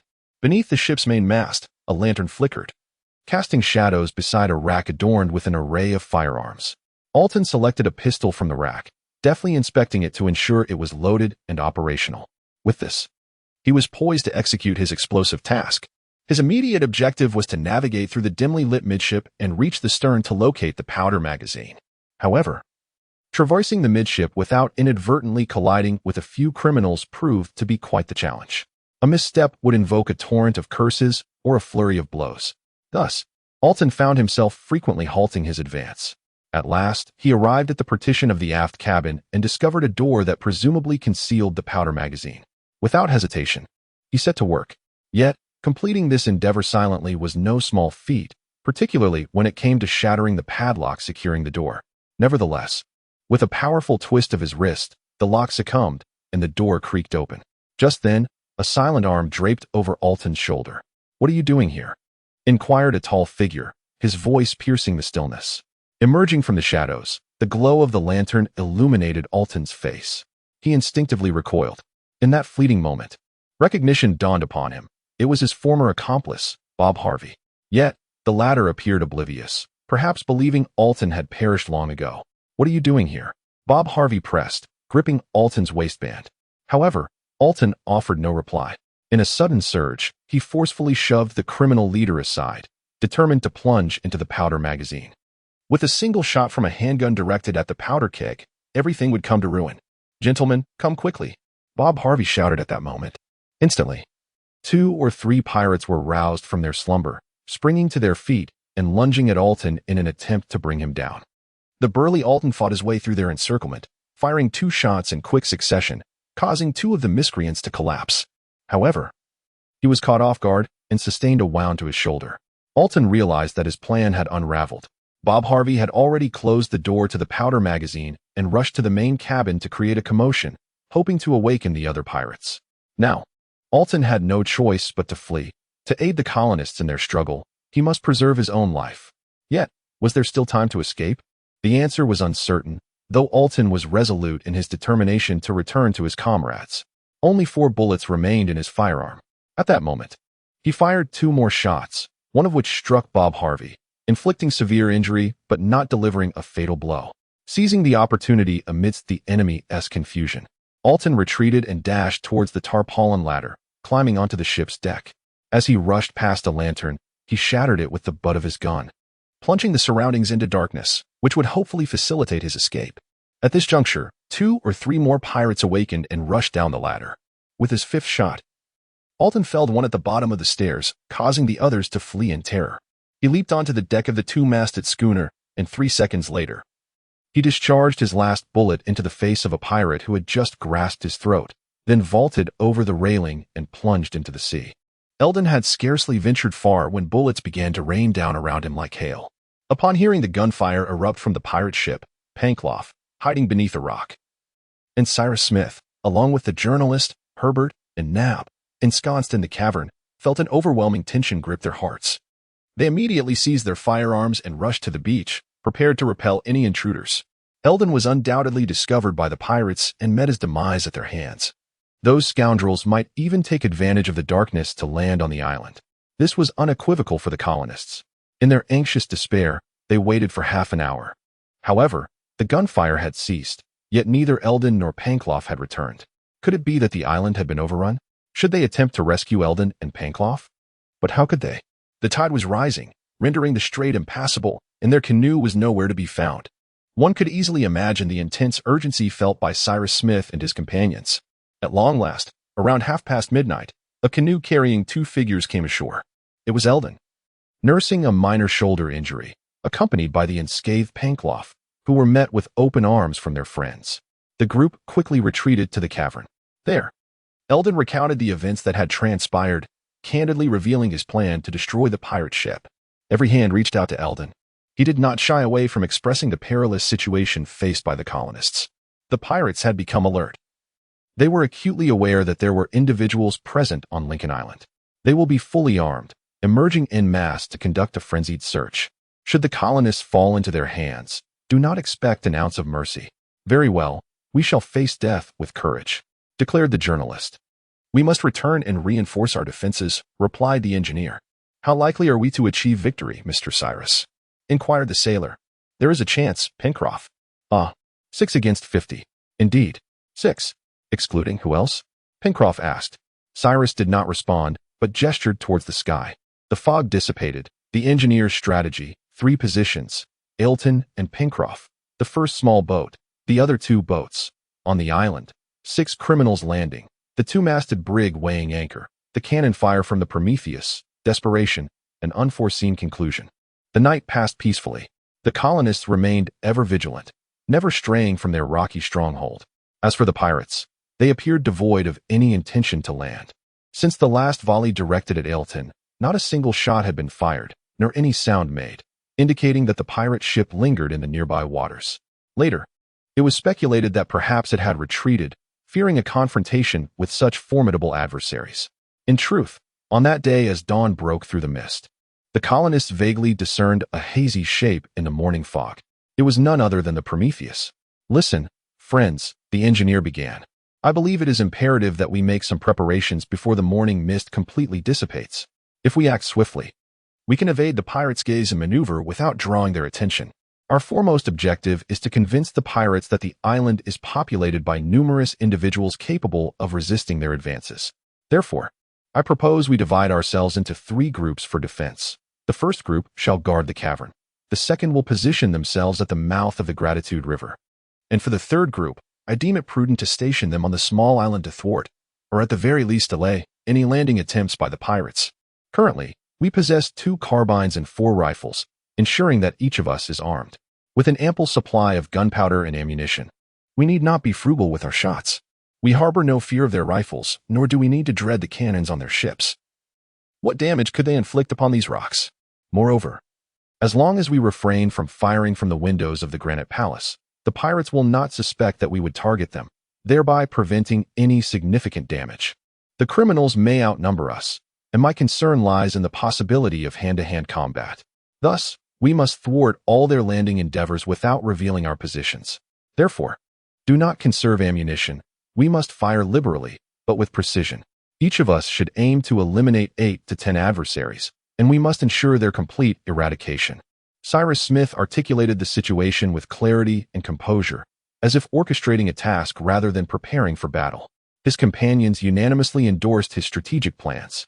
Before the mist completely dissipated, it was imperative for everyone to take their positions. Nab and Pencroff immediately ascended the Granite Palace to retrieve an ample supply of ammunition. The sharpshooters, Gideon Spilett and L. Ton, wielded carbines renowned for their exceptional accuracy and impressive range of nearly a mile. Cyrus Smith, Nab, Pencroff, and Herbert each utilized rifles. Below is the composition of each position. Cyrus Smith and Herbert lay in ambush near the cavern, enabling them to dominate a substantial area of the beach beneath the Granite Palace. Gideon Spilett and Nab concealed themselves among the rocky outcroppings at the mouth of the Gratitude River, where the bridges and culverts had long been raised, in order to thwart the pirates' attempts to cross the river and prevent any landing operations on the opposite shore. As for Elton and Pencroff, they launched their canoe into the water and crossed the strait to occupy separate strongholds on the small island. Thus, gunfire would erupt from 4 distinct directions, creating the illusion for the pirates that the island was fortified by a substantial and vigilant force. Should Elton and Pencroff prove unable to repel the pirates' landing, and if a small boat from the pirate ship were to sever their retreat, the 2 men would be compelled to return to shore in their canoe while simultaneously securing the most threatening position on the island. Prior to rushing to their battle stations, the colonists exchanged final handshakes. When Pencroff embraced Herbert, he could scarcely contain his emotions. "Herbert, my child." And then they set forth to carry out their actions. In the blink of an eye, the engineer and Herbert vanished behind the rocky outcroppings, while the journalist and Nab disappeared from the opposite side.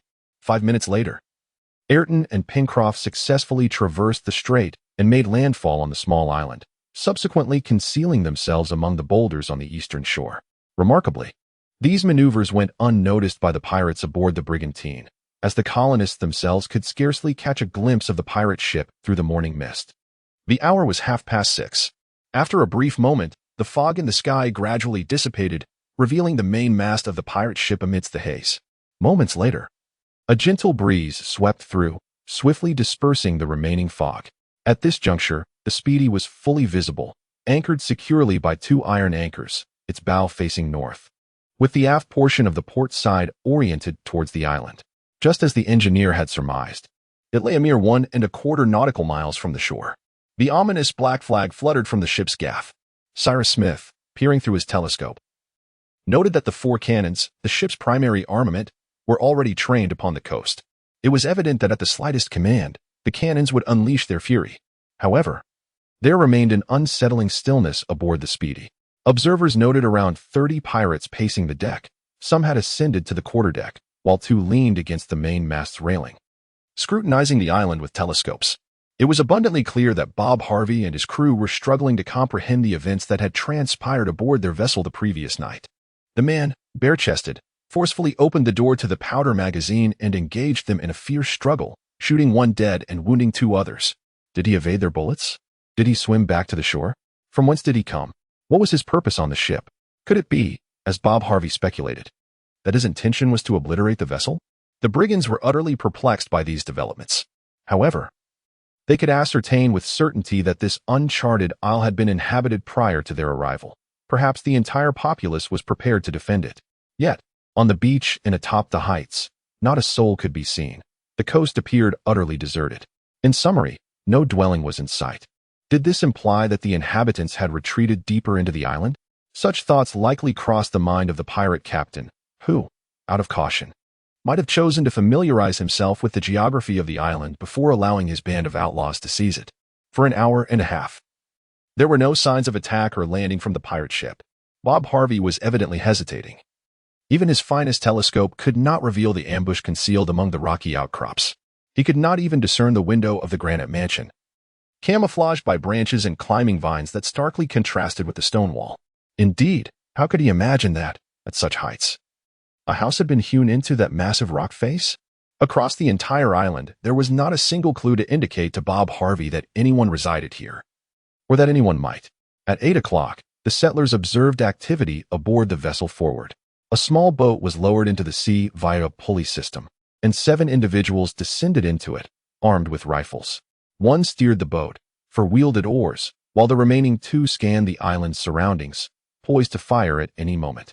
Undoubtedly, their intention was to conduct initial reconnaissance rather than to land, as a full-scale landing would entail a complete disembarkation. At that moment, the pirate aboard the 2-masted schooner could discern a small isle at the forefront of the island's coast, separated by a narrow strait.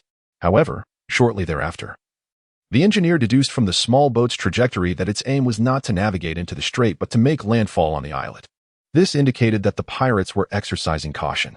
Pencroff and Harbert, concealed within the narrow crevices of the rocky terrain, watched as the small boat approached them, patiently awaiting its entry into firing range.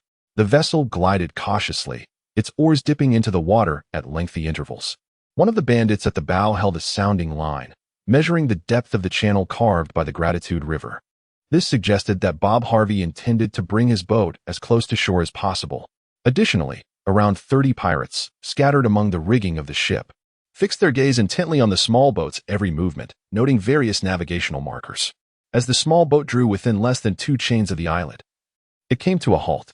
The helmsman rose to his feet, beginning the search for the most suitable landing spot.